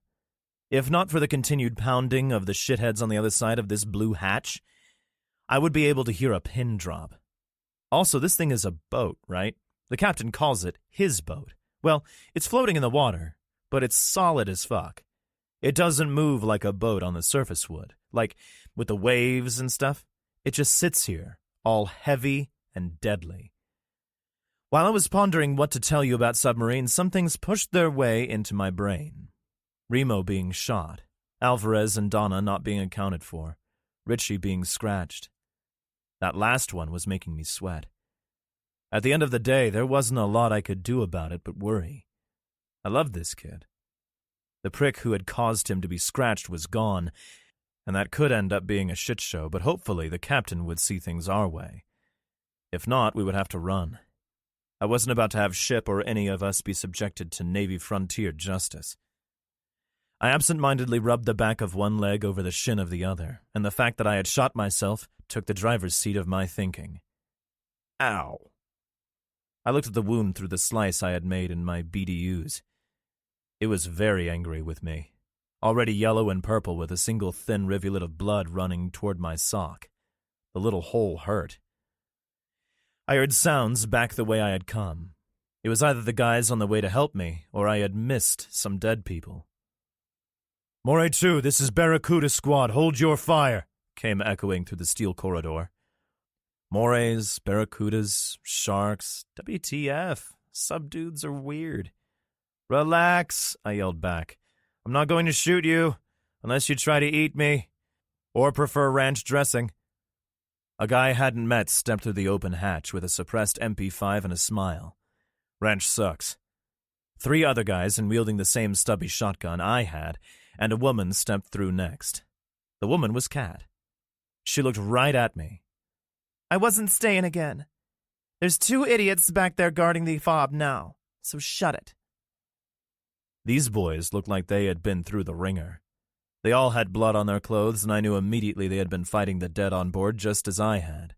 I had to admire their lack of fear, or maybe they were just too tired to be scared because they looked exhausted too. This is it, the lead dude said. We've cleared the entire boat except for this corridor. He leaned against the red boxy thing that was sticking out from the wall. I have no idea what it was, but there were a bunch of them in this corridor, and they would be great for hiding an infected or 2. There are 6 crew unaccounted for, but we're not sure on the civvies. We've got 3 different tallies that give us between 9 and 16. That puts the 6 crew, means this could get dicey fast. I loved this kid's math. Instant worst-case scenario. His head was in a good place. Yeah, but we have these, I added, jacking a shell into my shotgun for emphasis. I had just reloaded, so what I actually did was jack a shell out of the shotty and it clattered to the floor, rolling under the red thing. Idiot. When I was done picking up my shotgun shell, I stared at the kid, my face burning. He had an eyebrow raised and I wanted to kill him for it.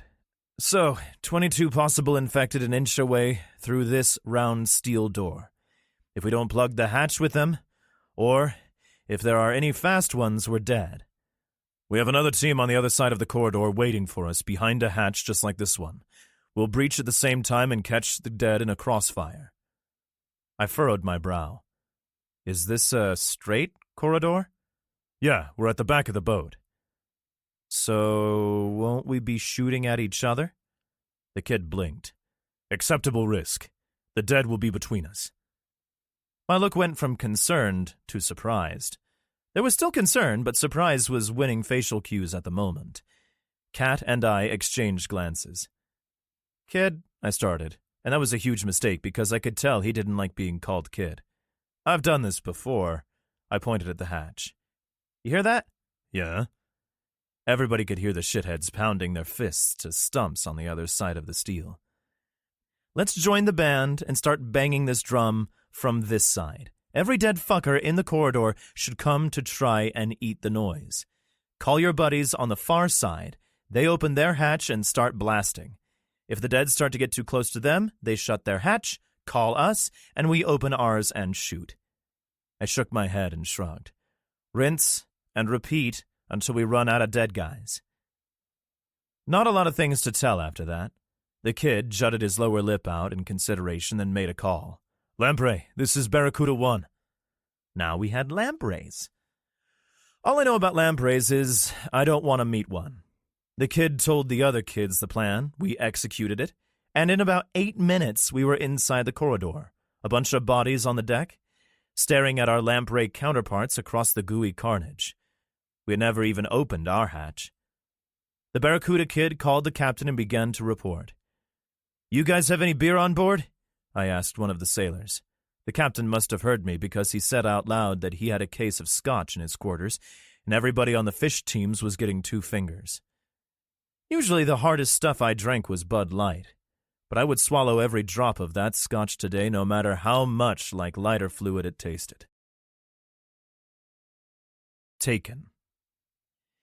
Ship knelt on the deck and tapped Remo on the shoulder. Remo, in quite a bit of pain, glanced up at his enormous friend. Ship chin-wagged toward Alcatraz. 2 guys were wading through the dead, one with a sword and one with a bat. Remo put his head back on his makeshift pillow. Billy, was all he said and closed his eyes. The corpsman holding the IV bag squinted toward shore, as did the one working on Remo's side. The Marine added as the corpsman shoved a needle into the bullet hole. It didn't take long for Billy and his comrade to dispatch the dead, after which they took a brief respite against a stone retaining wall which held back shrubbery and a portion of the hill. The quiet engine of a Zodiac-style boat drifted to Ship's ears, and he stole a sideways glance to the left. A small black boat, the same one which had been dispatched from the Florida a few minutes ago, was zipping across the waves. Ship brought his binoculars to his eyes and was happy to see Alvarez and Donna bumping up and down in the boat. The big man smiled and was about to tell his friend that the last of their ragtag group was about to come aboard, but thought better of it and didn't disturb the wounded Marine. He had to admit that every one of the people in his group was top of their game. 10 years ago, he had realized that society was no place for him, and he had moved to the wilds of New Hampshire to escape it. He had still had ties to the world, but none he couldn't sever had he needed. The dead had taken care of that for him. He shook his head. His father had always told him that everything was a miracle. Ship had to admit that the dead coming back to life had been somewhat miraculous, even if the miracle hadn't been what was expected. Ship redirected his gaze and saw another miracle. Billy and the guy he was with were sharing a can of something, passing it back and forth and guzzling. The guy with Billy drew his forearm across his lips, then began spitting and wiping his mouth with his hand. Both this guy and Billy were oblivious to what was coming at them from both sides. Ship squinted, then brought the binoculars to his eyes again. He blinked, then rubbed his eyes and peered through the field glasses once more. There appeared to be 2 groups of 3 people sneaking up on the 2 men. They twitched like runners, but not nearly as fervently. The shakes were considerably weaker. Both groups of 3 cast furtive glances at the sub, as if they were afraid of it. All 6 exhibited the red eyes of infected. Ship stomped over to a group of 2 sailors with rifles. He pointed at Billy and his friend 60 meters or so away, leaning on a rock wall. One of the sailors held his own pair of binoculars to his eyes. "Yeah, it's that guy that the dead don't give a shit about. He just killed a bunch of them." Ship rolled his eyes and pulled the binoculars a bit to the left. "Who the hell are they?" the sailor asked. Ship grabbed the man's rifle. The sailor put up a brief struggle, and everyone started yelling, but Ship ended up with the weapon. He put optic to eye and sighted on the closest infected to Billy. It had been a larger man and wore clothes that were not as ragged as most of the infected. He pulled the trigger just as one of the sailors grabbed the barrel of the rifle, and the shot went wide. The round hit the rock wall, and the 3 infected on the left first ducked, then scrambled up the wall and disappeared into the foliage. Billy became aware of people shooting at him and searched for the source. He waved at the men and women on the deck of the sub. They appeared to be fighting. "What are they doing?" asked Bob. "I don't know. I mean, they wouldn't shoot at us, right?" Billy and Bob turned their heads slowly and stared at each other. Billy raised his eyebrows. "Right?" "Oh, shit," stammered Bob and brought his bat up. 3 infected sprinted at them from the right. Billy put his Pepsi can on the rock wall and waited for the runners to come. "Easy peasy." The things sprinted directly at Bob, and when he swung in anticipation of their attack, they halted their run. Bob overswung, and one of the creatures grabbed the bat, pulling it out of unsuspecting hands after a very brief struggle. The 3 things backed up a step as Billy charged, sword held high. The infected in front put its hand forward and growled, "Stop!" Billy did. He looked the things up and down. They were feverish and twitchy, definitely infected, but they didn't attack, and did one of them just talk? He made to swing the sword again, because he had clearly just made the leap from crazy to batshit crazy, and couldn't have heard what he had heard. "Stop!" the same creature snarled again. Billy leaned in toward Bob. "You heard that, right?" Yeah." Billy regarded the creature. "You guys can talk now." The thing leapt forward, hitting Billy in a tackle before he could swing. The one with the bat swung it and hit Bob in the shoulder, Bob letting everyone know that it had hurt. 3 more of the things burst from the shrubs just above the rock wall, hopped the railing, and were on Billy in a moment. Bob tried to assist, but the one with the bat dropped it and threw a haymaker to the side of Bob's head. Bob crumpled to the ground. 6 of the demons fought Billy to the ground and disarmed him. They buffeted his head until he was unconscious and dragged him over the wall and out of sight. As an afterthought, the one who had knocked out Bob grabbed the baseball bat and took it. A lone undead stumbled toward the unconscious Bob. When it noticed him, it picked up its pace a bit and stretched one emaciated arm downward in front of it at an angle.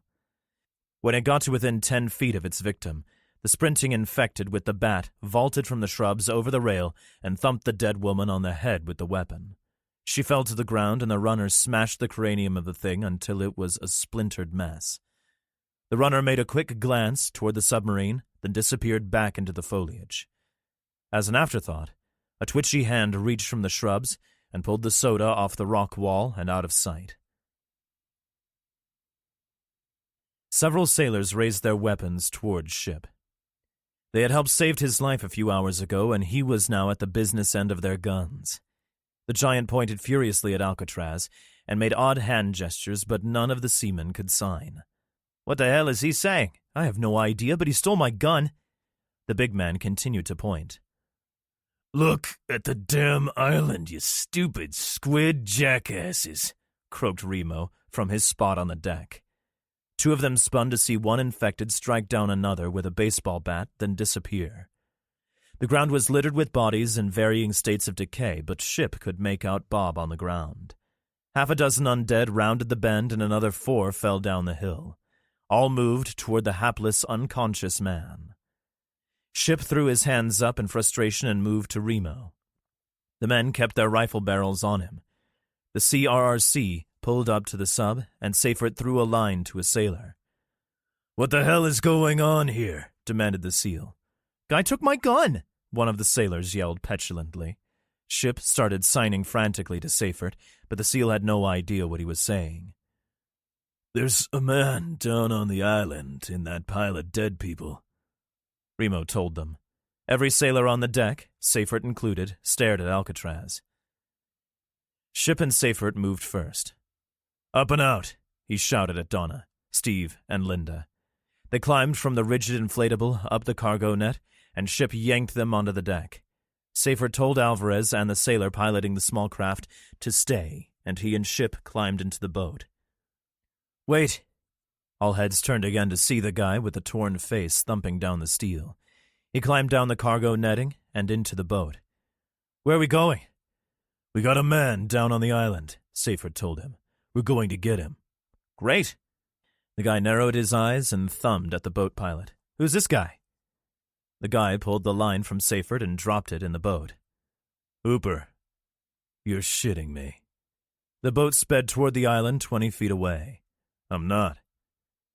It took just a few seconds for the CRRC to make contact with the cut stone embankment. Seyfert, Ship, Alvarez, and the guy with the scratched face leapt from the boat and climbed up the stones. Ship sprinted toward 3 infected, swinging his machete when he had closed the gap. The head of the first one tumbled to the concrete walkway, as did the arm of the second one. Ship's machete had gone through the neck of the first and stuck in the side of the second after severing its arm. He gave a mighty kick, and number 2 went flying backwards, the machete sliding out of its side. Number 3 reached for Ship, but a bullet from Alvarez's rifle dropped it. Seyfert and Tornface had made it to the unconscious man. "Shit, it's Bob," the SEAL blurted. "We could have left him here and he would have been fine. Cover me and I'll carry him." "No, you're a better shot than me. You cover until I can get him to Ship." In the end, it didn't matter. 50 or so infected were coming from the left and a dozen or so rolled down the hill to the right, but they were 60 feet away. Shots from the Florida dropped several as well. Ship sprinted back to the group and threw Bob into a fireman's carry. Infected were now coming from the right as well, around the bend. Seyfert realized there were hundreds and that bullets would be half measures in the long run. The group steadily made their way to the boat, covering Ship while he carried an unconscious Bob. As Seyfert was pushing the boat away from the embankment, the pilot pointed back toward Alcatraz.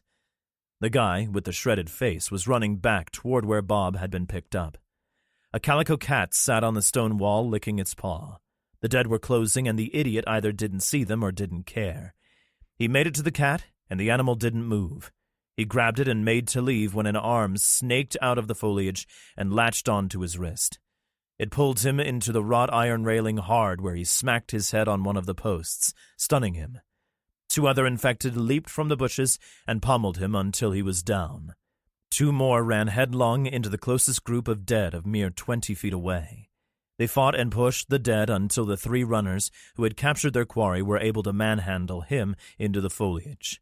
Rifle shots sounded, but it was too late. He was gone. The cat jumped back up on the stone wall and sat. Ship gently placed Bob on the boat, and with a triumphant smile, he glanced at Alvarez for reassurance, only to see the soldier aiming his rifle back at the island. Ship spun, not fully understanding what was happening. Alvarez made to leap from the boat, but Seyfert grabbed him by his vest. "No, you'll never make it, look!" The dead were streaming toward this side of the island. Dozens milled about near the area where Ship's friend had been taken. Hundreds trudged from both sides of the hill or tumbled down it. Ship snapped his fingers until he got Alvarez's attention. "They took him," the soldier said, dejected. Ship whipped his head back toward Alcatraz and immediately set his mind to calculations. All scenarios led to his death, and if he were dead, he couldn't help his friend. More full of anger than sorrow, the big man lifted 4 fingers to his mouth. He ushered forth a whistle so loud that the rest of the boat covered their ears. Every deadhead on the island focused on the CRRC, and they all began their arduous trek toward fresh meat. The cat leapt from the wall and sprinted toward the boat, quickly weaving through the shuffling feet of the dead. The animal deftly moved down the embankment and jumped into the boat, where Ship picked it up and looked into its eyes. The giant man held the cat close, scratching the back of its head as the inflatable boat sped back toward the USS Florida. "This time, I'll find you," Ship thought. After. My head always seems to hurt in the frickin' apocalypse. Some entity has decided that my noggin is the world's punching bag, and I don't fucking like it. I was moving, but not of my own volition. Someone was dragging me. But I must be on something because I could only feel the ground through a barrier. My plan was to flip out and kill whoever had me, but I was trussed up quite well. I opened my eyes and surveyed my surroundings, noting the sun had gone to bed. I was on a sled, a kid's toboggan, actually, being dragged up a dirt path away from the water. My captors were silent as they pulled me, but I could hear ragged breathing. I looked left and saw an equally ridiculous sled being towed right next to me. It also had an occupant. Billy lay on a piece of plywood, a trickle of blood escaping his hairline and left nostril. I couldn't help but be grateful to my abductors that I had warranted an actual sled and not just a piece of wood. I was able to make out the shadow of a medium-sized rowboat 20 feet away in the moonlight behind us. I had never seen that boat before, but I had a sneaking suspicion I had just taken a ride in it. I lifted my gaze a bit higher, and I could just make out Alcatraz. It looked very far away. Fighting these assholes was impossible, as they had rolled me up on some type of plastic wrap, so I opted for conversation. "Where are you taking me, shitheads?" The dude on the left of me jumped, like I had fired a shotgun next to him. The dragging stopped, but I couldn't see the guy's face in the darkness. "You, anybody there?" I demanded sarcastically. A figure stepped into view, and he leaned down to search my eyes. The guy was infected as fuck, his red eyes evident even in the low light. They darted all over my face, looking for who knows what from 3 inches away. He had minty fresh breath, and that freaked me out. "Anybody else?" I pleaded, no longer wanting to look at this monster. It was the fucking infected asshole runner douche from the machinery room on Alcatraz. "Your head is shit," it growled in an impossible voice that will haunt me forever. Oh, shit. The thing stood and regarded one of his infected pals. He pointed at me and growled a command. "Sleep him." The good-looking Asian kid from the boat, who had helped me not get eaten, was also there. He shrugged an apology and raised his fist. No. No, wait, no.